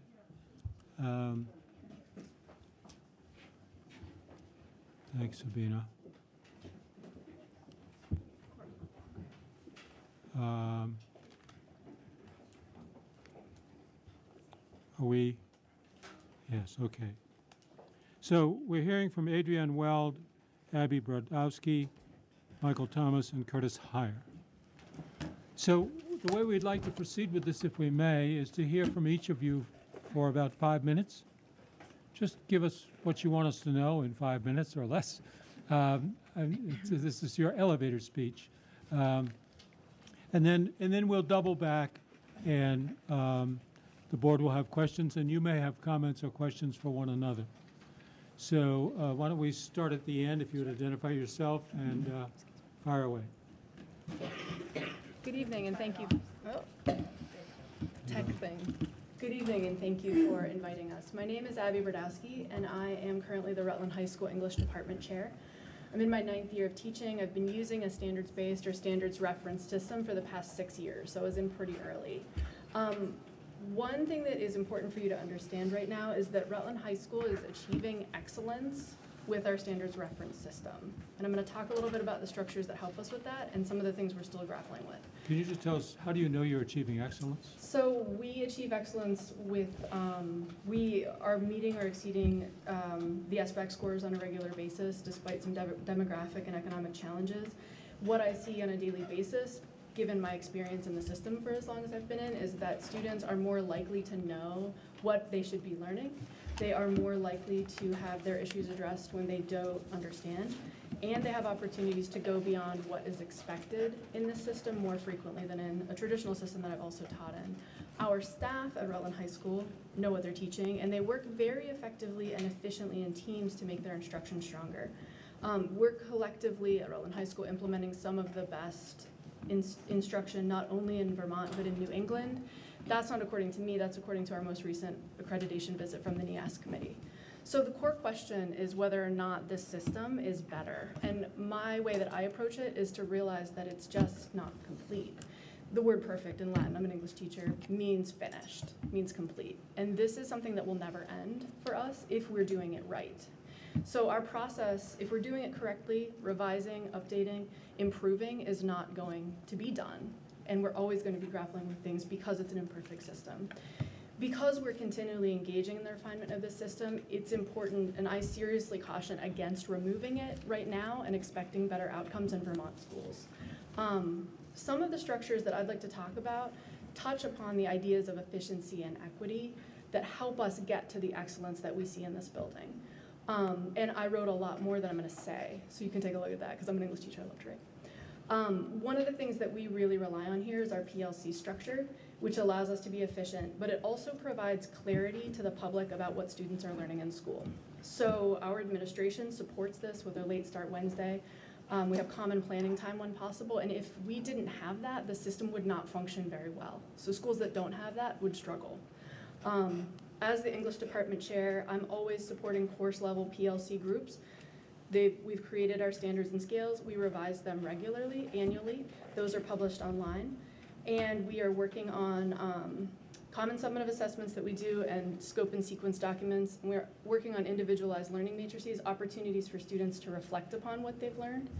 This is all going to be public over time for anybody who wants to see what anybody is learning in any course at Rutland High School.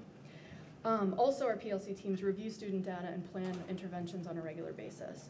So my point is that PLCs are efficient when they're used correctly, and to be used correctly, they have to be well supported, right? It can feel annoying to be a teacher and have to work in a team because it's much easier to work in a silo, and it functions differently depending on personalities. But for me, the beauty of this system is how we are allowed to teach the way we need to if we stay in the lanes that we've agreed upon with our PLC teammates. And that still gives me the freedom to love teaching.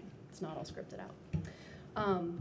Also, we have a really robust MTSS, a multi-tiered system of support in the school, which answers questions about equity. So every staff person can use this system for every student that needs it.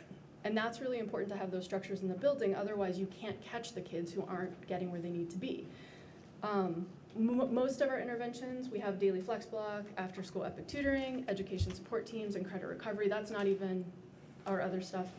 But on a personal note, in the past 4 years, I have served over 100 freshmen per year in year-long classes because of my fidelity to these two systems and the relationship building with my students. So you can serve a lot of people well. So we do have issues. We have things that we have created goals around and are having conversations. Numbers are a big one. Averages, standard reference system, compiling and making averages and then making a score for a transferable skill is a difficult thing to do. Decaying average in our grade book, students report difficulties getting a 4, and our passing score right now is a 1, and we're in conversations about whether or not that's just too low if proficiency is a 3. So those are some of the things that we are constantly talking about, changing, updating, revising. We also want to make sure that every teacher is confident that the grade that they are giving is representative of what the student knows. So in conclusion, the things that we're working on, we're publishing that curriculum to make sure that it's clear to the public. We are supporting our staff to use all the interventions, to engage in conversations, to make sure that they are confident with what they're doing and what they're giving. And this system does allow for better learning for all students if the students are where they are able to be learning. It gives us that opportunity. So in my final comment, I would like to say that Rutland High School really is a role model. You're talking about where can you go to learn about this and see it in a more mature state. That's where we are. We still have things that we're working on. But I really hope that the board can recognize that the system it's years of transition and it is never done. And I hope that we can commit to it. I hope that we can continue to invest in it because just like students, our schools need steady support and clear-eyed vision at the state level to make the excellence that we see here a reality for many more people in the state of Vermont. Thank you. Thank you very much. Ms. Well. Thank you. I'm Adrienne Weld. I have been teaching for 15 years. I've been in New York and in Vermont. I've been the department chair for PE for the past 4 years, and this is my 6th year with PBL. So overall, it's encouraged to be a more professional and personal growth as a teacher, and it's helped me to clearly outline my teaching. So I have had an opportunity to slow down, to look at the content that I'm teaching, and to be able to apply meaningful learning along the way.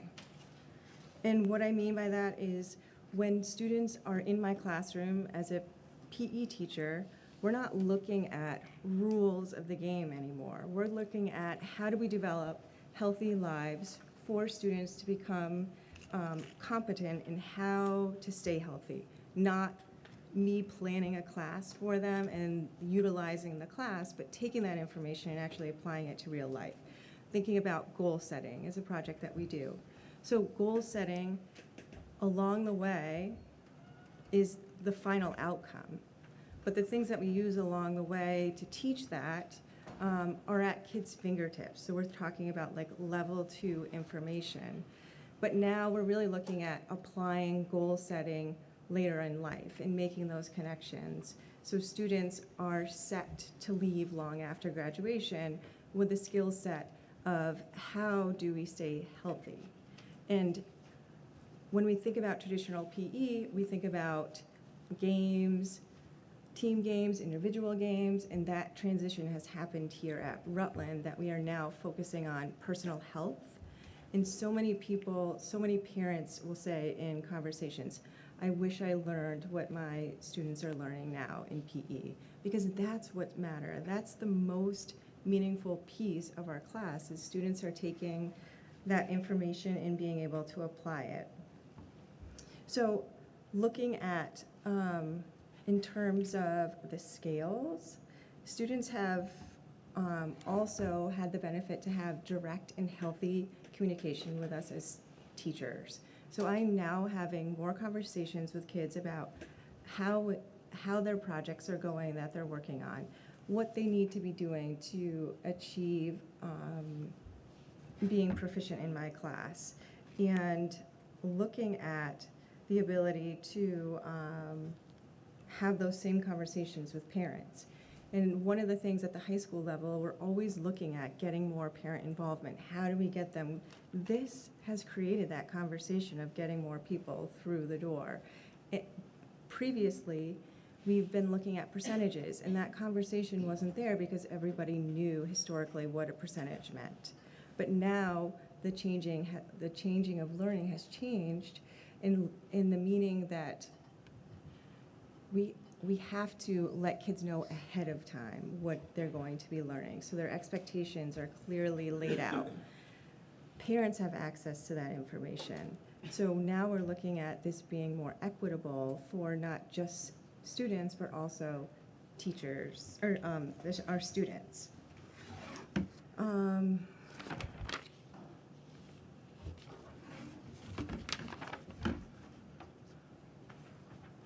Also, one of the other large outcomes that I wanted to share with you tonight would be that students have behavior and academic content in my class, which is separated.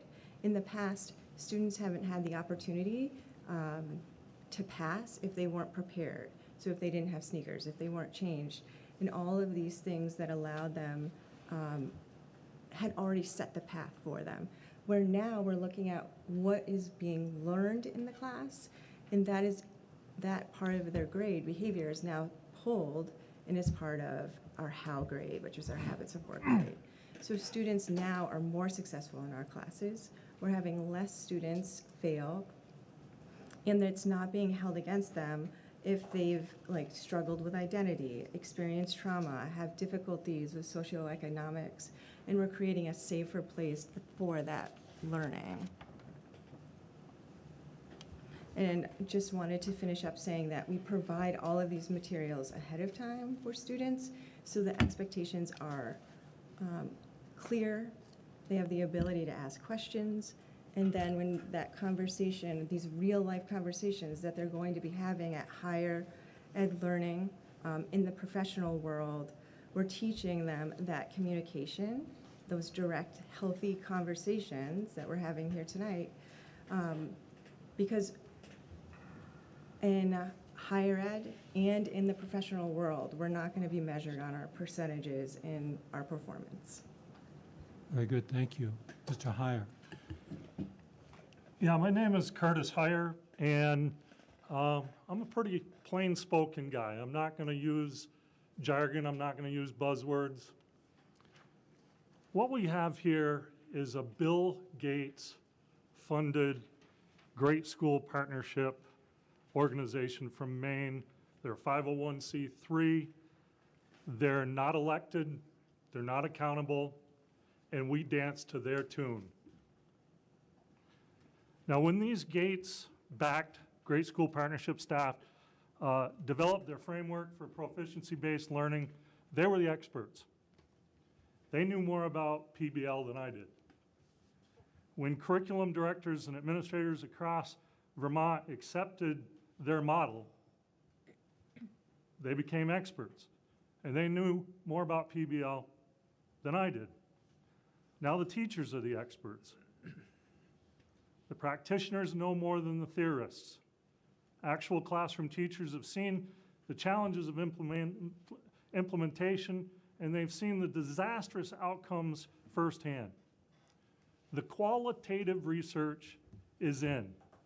A Vermont NEA survey, which did not have a cherry-picked sample, said that 72% of actual classroom teachers think PBL is demotivating.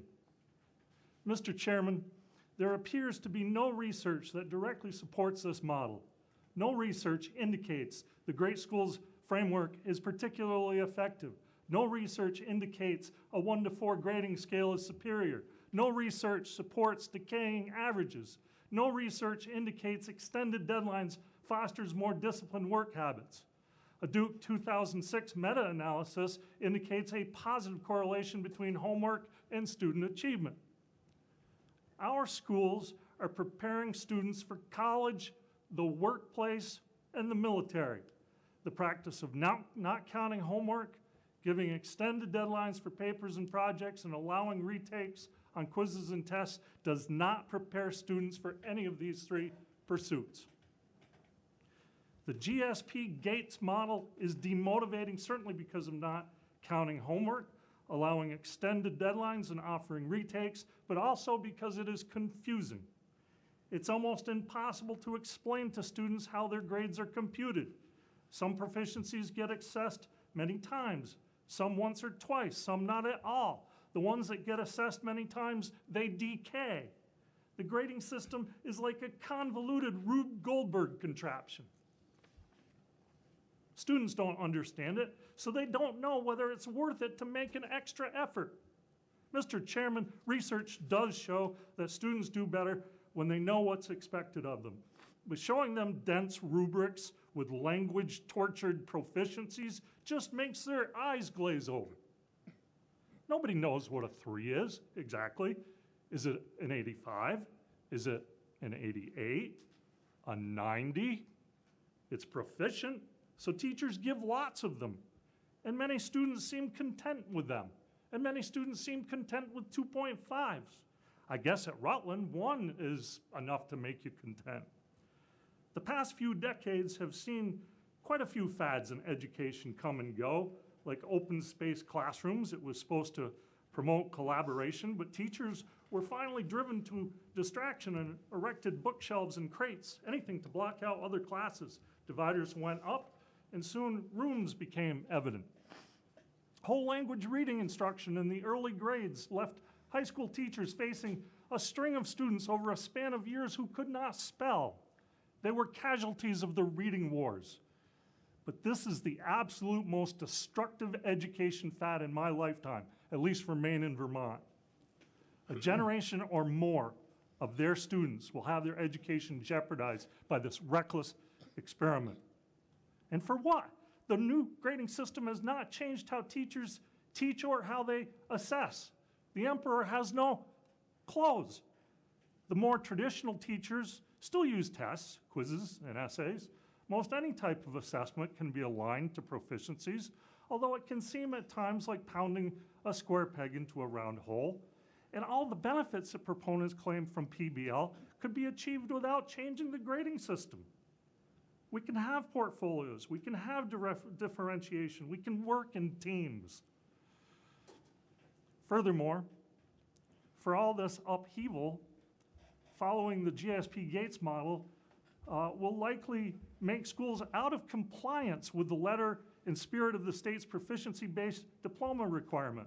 Unless curriculum mapping is used, gaps and redundancies will mean no guaranteed number of proficiencies will be met by graduating seniors. And even with curriculum mapping, how many proficiencies should require of graduates? Meeting each one once would be unimpressive. Earning 24 credits with all it entails is more impressive. The credit system works. The idea that credits are meaningless is an insult to the teachers who have given them. Trust the teachers. Best practice? No, this is malpractice. Three points to leave you with. It's demotivating, number 1. Number 2, it's confusing. And number 3, instruction is the same. Thank you, Mr. Heyer. Mr. Thomas. Hello, my name is Michael Thomas. I'm chair of the Humanities Department at Virginia Union High School. I want to emphasize here that I'm not going to be speaking about, or certainly not for, VUHS. As a 2016 Rowland Fellow, I had the opportunity to spend, and still do, spend a lot of time in many schools with many teachers and many students, and I'm going to try to summarize my judgments about the collective experiences that those people have shared with me from around the state. Let me begin by saying that the basic principles of PBL, the basic principles, I find are not controversial. In that sense, I'm an advocate. They're the kinds of things that I think good teachers have always done, clearly, or tried to, the best teachers. Clearly articulate standards and goals. Be flexible with students. Give plenty of opportunities to practice new skills, the kinds of things that you've heard. I'm emphasizing that I'm an advocate of PBL, and I've been involved in PBL initiatives for 10 or 12 years now. Because I'm going to put my critic hat on right now. And I found too often that to do that sometimes gets me immediately labeled as opposed to the entire philosophy or something like that. And that has something to do with the tenor, the tone of the conversations across the state these days. The basic principles are not usually controversial. Where controversy appears is with specific implementation, with the nuts and bolts. That's where people get upset.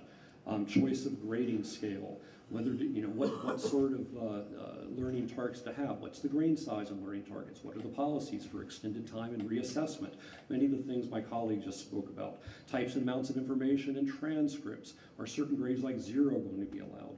A host of small nuts and bolts design choices like those things, or where most of the controversy lies. They provoke concern for teachers, students, and families, because these choices, if they're not made incredibly carefully, can negatively impact each individual student's learning and overall high school experience, including the record of their achievement. I feel like we need to spend a little more time. We've heard some wonderful visionary statements that I agree with, but that J curve, we need to talk about the flat part of that curve. There are real students at risk of being harmed in some schools by some choices, and we've seen some in the news in recent days, and I don't think we should pretend like that's not happening. I feel like some of the presentations here would leave you with the feeling that there isn't anger or controversy, and there is, and we need to look at that head on and embrace that dialogue. The controversy is worsened when any one version of PBL is idealized and labeled the true version. And in my experience, many advocates, while they would say they don't do this, in practice treat PBL like it's one clearly defined philosophy, and their version is the true version. Teachers around the state report to me that design discussions in their schools are made more difficult when someone imposes a litmus test as to what will be considered real PBL. Instead of thinking about the practical implications, the focus often becomes what expert promoted this idea. Another problem is when people transport a practice from one expert or from an idealized school. Oh, they're doing it, they're recognized. Let's take that idea here without considering, will that work in our context? Teachers tell me that's a huge problem. The fact is, and you've heard a few people mention this, the research support for any specific implementation of PBL is extremely limited. There is research for the broad principles, things like feedback improves student learning. I mean, we know this, and there's plenty of research to support that.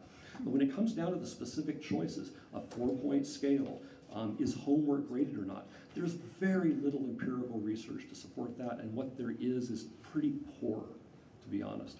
That's a controversial statement to make. I'd be happy to talk about or share with people some of the things that I've looked into. I've been appalled at some of the things presented as facts in PBL literature that are based on appallingly little research evidence. This isn't to say we shouldn't be pursuing PBL. As I said, I'm an advocate. But it does mean that no one can really claim a definitive answer to what is considered best practice. There is not one best approach.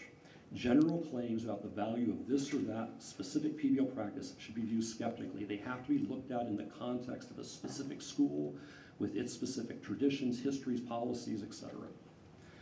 What I want to leave you with is this. All PBL systems must find balance between competing principles. There's not one right way to do that. Some of those risks, the things we risk in trying to find that balance, Unintentionally encouraging low effort and procrastination through extended time and low weighting of early assessments. And this is one of your colleagues spoke about that. That is a real risk, and some schools are doing that very poorly. There's a risk of masking fundamental needs in a system by focusing on grading scales or reporting systems without improving curriculum and instruction. I see some schools doing that. There's a risk of masking student needs and achievements by combining a wide range of ability levels into one category called proficient. And I think you brought up that question earlier. There's a risk of lowering student achievement and grade inflation if robust intervention systems to support students are not in place before transition to PBL. I would have thought that any serious PBL system would start first with the support and intervention systems. Unfortunately, that's almost an afterthought in some schools that I've encountered. There's a risk of inadequate college preparation by reducing subject area expertise to abstract transferable skills. That's a particularly controversial one for me to be saying, I think, with some colleagues. One concern I have, and again, this is not PBL in general, but specific implementations. A student, in fact, students at several of the more prominent model PBL schools have said to me, I don't feel motivated to work my hardest here. It's a good system for getting people to graduate, but it's not a good system for motivating people to learn deeply or to work hard towards that. Again, I'm not saying that's PBL, but certain choices and implementations about it. And real quickly, having talked about what's happening in schools, I've got 4 points I just want to leave you with. Statewide needs, if we're going to actually implement and improve PBL. School and district administrators and teachers need enormous training, not in PBL, but in how to facilitate and implement significant institutional change. Administrators tell me again and again, they're trained how to run a school, but changing the school is very different. Training and support must be long-term and more consistent than sporadic, one-time grant-funded opportunities, which is what most of it consists of. And it should consist of teachers working together rather than outside experts coming in. Teachers need fewer general PBL lectures or workshops and more time to work with colleagues, especially within their subject areas, to develop and refine these nuts and bolts practices. And finally, in a PBL system, and several people have spoken to this already, teachers need significantly more time during the day under a PBL system to revise curriculum, provide detailed feedback to students, and to carry out the interventions to support students not yet achieving proficiency. If we can't find that extra time, we're giving lip service to something here. Okay, thank you very much. Thank you, Mr. Thomas. Well, let's celebrate diversity. You are a spectrum of views, and that's very valuable to us and helpful to us. Maybe a bit uncomfortable at times, but that's the way diversity works. So we thank you for that. Questions? Yeah, hundreds of questions.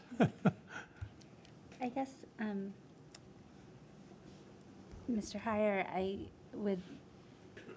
how is it different to know what a 3 looks like with rubrics and otherwise versus an 82 or an 83? Like, how would a student know what that is and what they've accomplished in that? That's a very good question. I think flattening out the scale is demotivating. This young lady was talking about getting a 2.5 with very little effort and somebody with a lot of effort getting a 3. And there was a young man here who said that could happen with a 100-point scale, and it can. But when you if you stretch it out more, you have more opportunities to I think, properly reward a student for his or her effort. When you flatten it out, I think it's demotivating because I think students see exactly what this young lady has been seeing. If one, I mean, to add to that, if one broad category is what you have to meet to pass or to graduate, there's going to be enormous pressures on the system to nudge kids up into that. If you have more gradations, and I'm not arguing a 100-point scale, but 4 categories, you're lumping a huge amount of skill into that proficient category.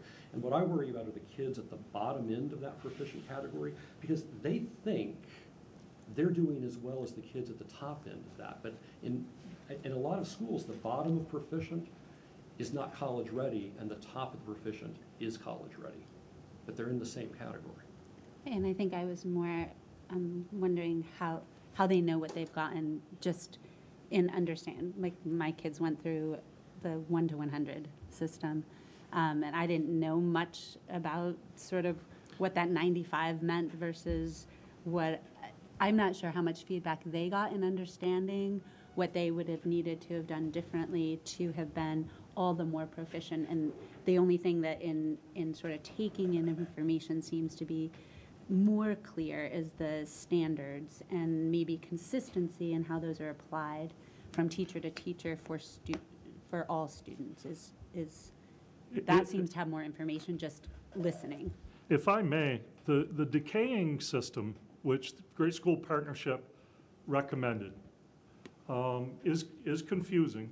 Kids really don't know what they're going to get. If you do a retake and you go from 2.5 to 3.5, we have 0.5 increments on a couple of proficiencies, it may not move the needle at all on your grade. Decaying is confusing and it's unfair. I mean, how would you like to be penalized for taking your SAT a second or third time? That's what we're saying we can do to you is penalize you, because schools don't do that. They take your best SAT, and some schools will even superscore your verbal and math scores. But we're saying everything you did before, that just decays. And you don't need to know about Napoleon. Tell us what you know about de Gaulle. I don't know much about either one of those guys. Or decaying. Are these retakes, are these usually the same test, or is it a different test? I'm just curious. So is it the exact same test that you maybe previously did poorly In our on? school, teachers are given latitude about that. Okay. I mean, I have a question for Ms. Weld. My kids call them specials. I don't know what the correct terminology is. But in talking to your colleagues, how did your transition from the traditional system to PBL system, how do you think that differed or was the same for math, English, social studies, science? Was it different or was it the same? So are you asking if what my point of view is of other subject areas? No, just how physical education as a department, how that may have been the same or different than the other departments that you might interact with. It definitely would have been different in the fact that our class schedules are set up so that we have 8-week courses. So we have term courses. So the processes that we go through, we tend to be the guinea pigs. So we were one of the first to start applying all of this and walking through the fire with parents, which has only bettered us in our responses and helping kids to better understand it. So we do, in terms of, we would have had more practice rolling that out and getting everything aligned to help students and parents understand that. Speaking for others, it's difficult for them to make those transitions. So if they have a term course and it's 16 weeks and it's every other day, they have more leeway to be able to make changes, but it makes it more difficult for teachers who teach a year-long course. Like, they really have to front everything and be prepared and organized with that information because you can't make as many changes as we do. So would you say that it sounds like there's more classroom and communication in the PE that you teach now compared to the one 10 years ago. Is that accurate? Yeah. Okay. Yeah. Absolutely. Yeah, I would think you'd have to have training as a life coach more than a Yeah, that's what it sounds like in some cases. jock. Yeah, it just seems very different. And yeah, it is different for students, and I think it's a bit of a shock, especially for 9th grade students who are incoming from different schools. It's basically they're like, we're doing homework in PE. So it is interesting, but towards the end, one of the great things is it helps us to promote that teamwork and collaboration with parents.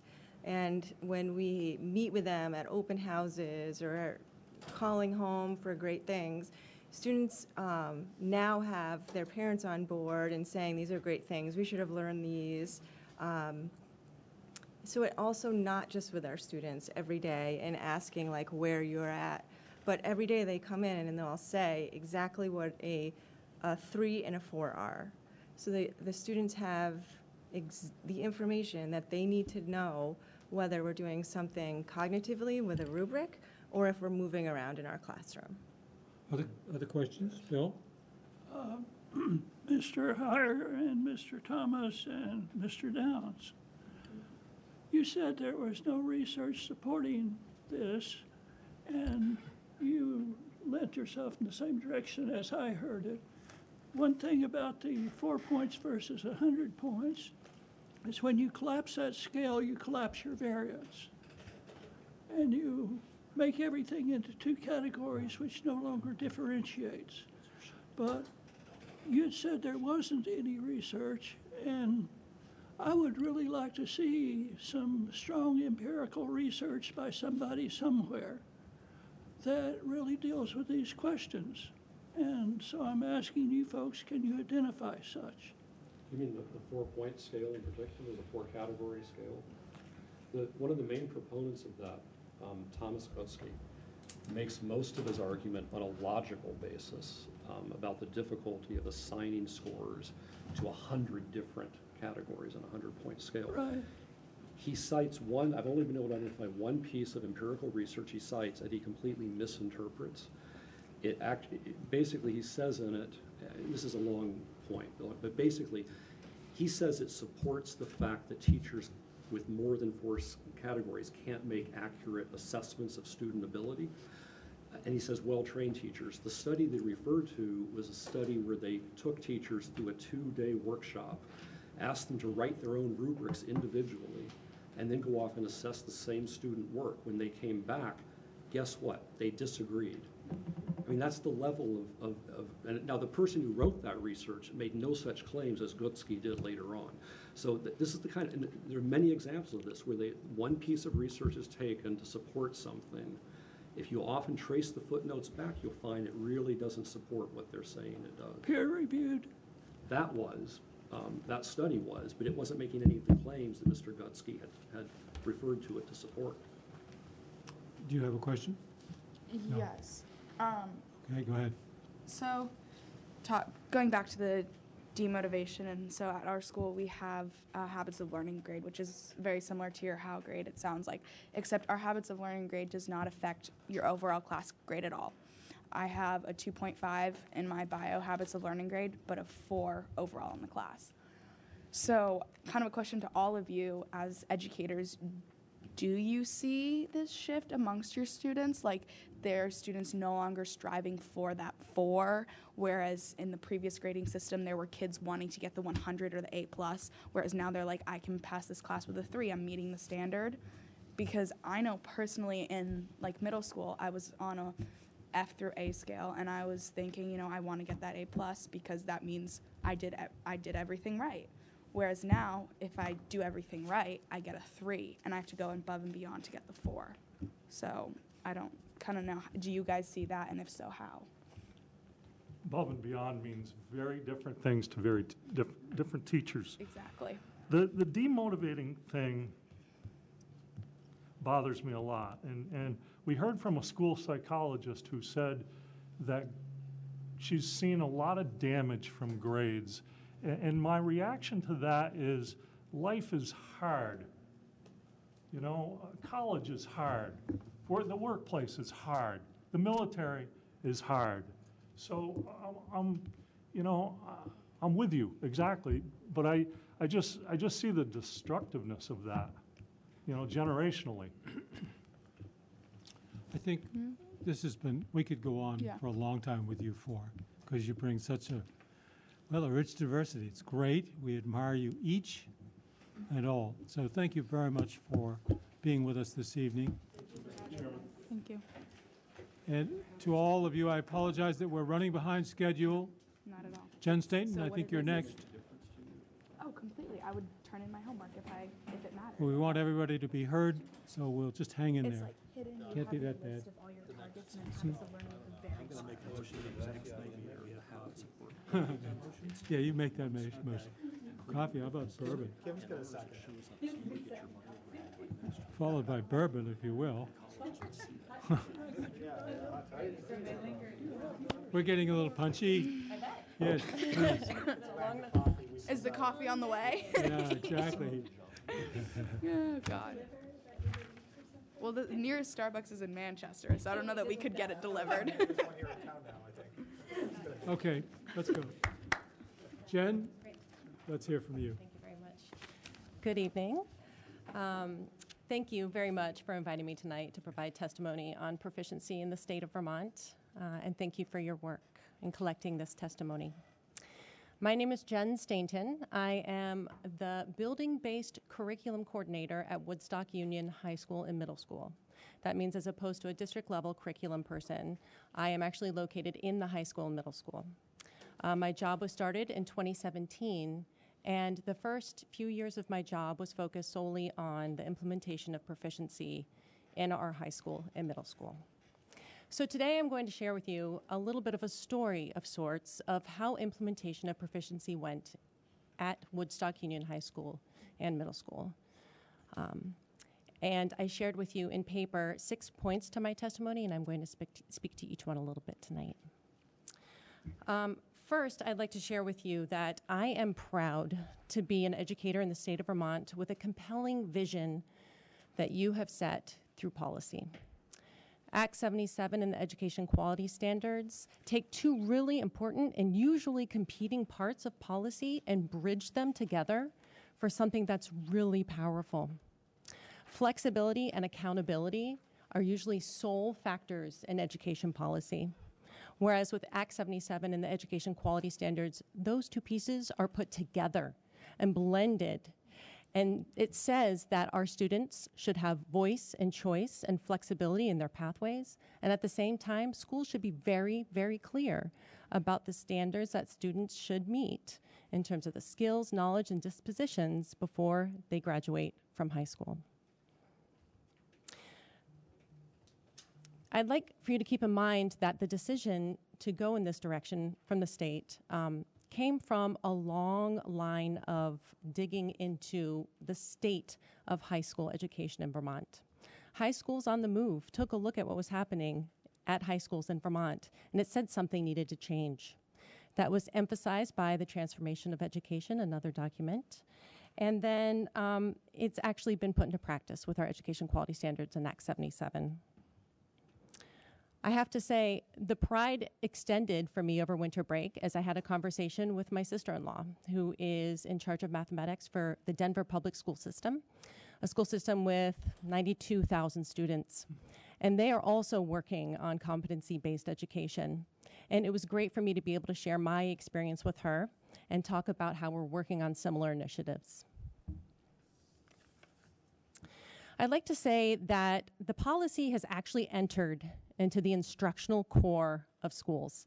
And few education policies actually get to do this, so it's really remarkable. And it's done so in positive ways. We're positively impacting student opportunities. We're positively impacting student and teacher relationships around learning. And we're actually positively focusing on outcomes instead of inputs when it comes to what our students are learning at Woodstock Union High School and Middle School. And I'm going to share some examples of that. Since the implementation of Act 77 and the education quality standards, we now have a new Center of Community Connections at Woodstock Union High School and Middle School. It's staffed by 2.5 educators, and this center connects students with work-based learning opportunities, internships, virtual learning, dual enrollment, independent studies, student teaching opportunities, and other new ways to earn credit upon demonstrated proficiency. Teachers are now working with students to help them attain proficiency. And once they've attained proficiency, work with them to design ways to extend proficiency, capturing their voice as a part of that process. Their conversations no longer sound like, how can I get a few more extra points so that I pass or I get that A?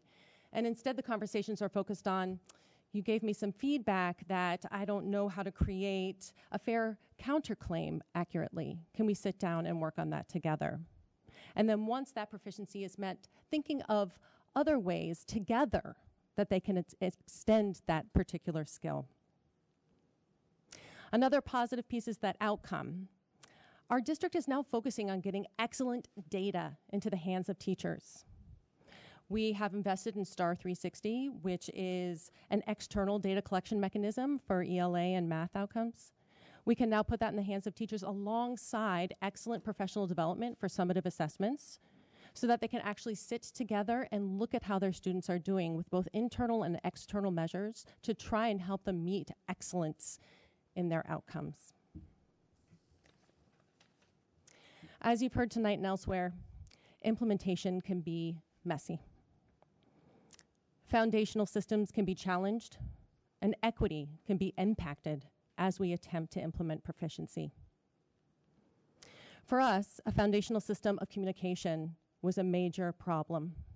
We didn't have a good way to communicate with our constituents, with our public. We didn't have a good way to communicate, nor did we have a good way to message. So a lot of the communication and messaging about proficiency happened over hockey games, as opposed to having educators working and talking with families initially. And that was a flaw of ours.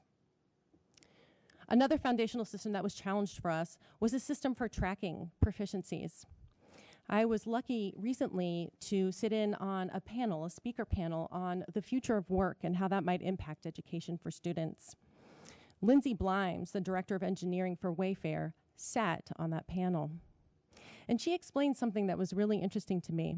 And it showed me a conflict between the software industry and the education industry. And that is, iteration is readily accepted in the software industry. We went through several different types of grade books and grading mechanisms that in the software engineering industry is considered least viable product, which is a regular thing that happens. They provide a least viable product to you, they get some feedback from you, and then they say, oh, we'll change this to make it fit better for you. As educators, we assumed that we were getting often grading systems or packaging of software that was already set, and we ended up shifting our grade books many times, therefore looking like we were not solid in our decision making. And what that was actually a cultural conflict between something that's totally acceptable in the software engineering world and less acceptable when it comes to tracking student grades. That was messy for us. The other piece that was messy for us was the decision making of bordering schools, districts, and states. Woodstock is located close enough to private schools or other school districts that have not made the shift to proficiency. We're all struggling for students in terms of numbers right now. And there was a real threat to us of students making the choice, if they had the social capital or the financial capital, to leave our district and choose another school to attend. That was threatening for us in terms of an economic gap that already exists in our school district that could have been widened. And what we found throughout this whole process was the families that were most engaged in their students' education were willing to hang in with us as we went through this messy implementation. They were frustrated, but they hung in. And we found that those who were already feeling quite marginalized by an education system that hasn't been working for them in the first place felt even more marginalized. Implementation for us was certainly messy. In the end, however,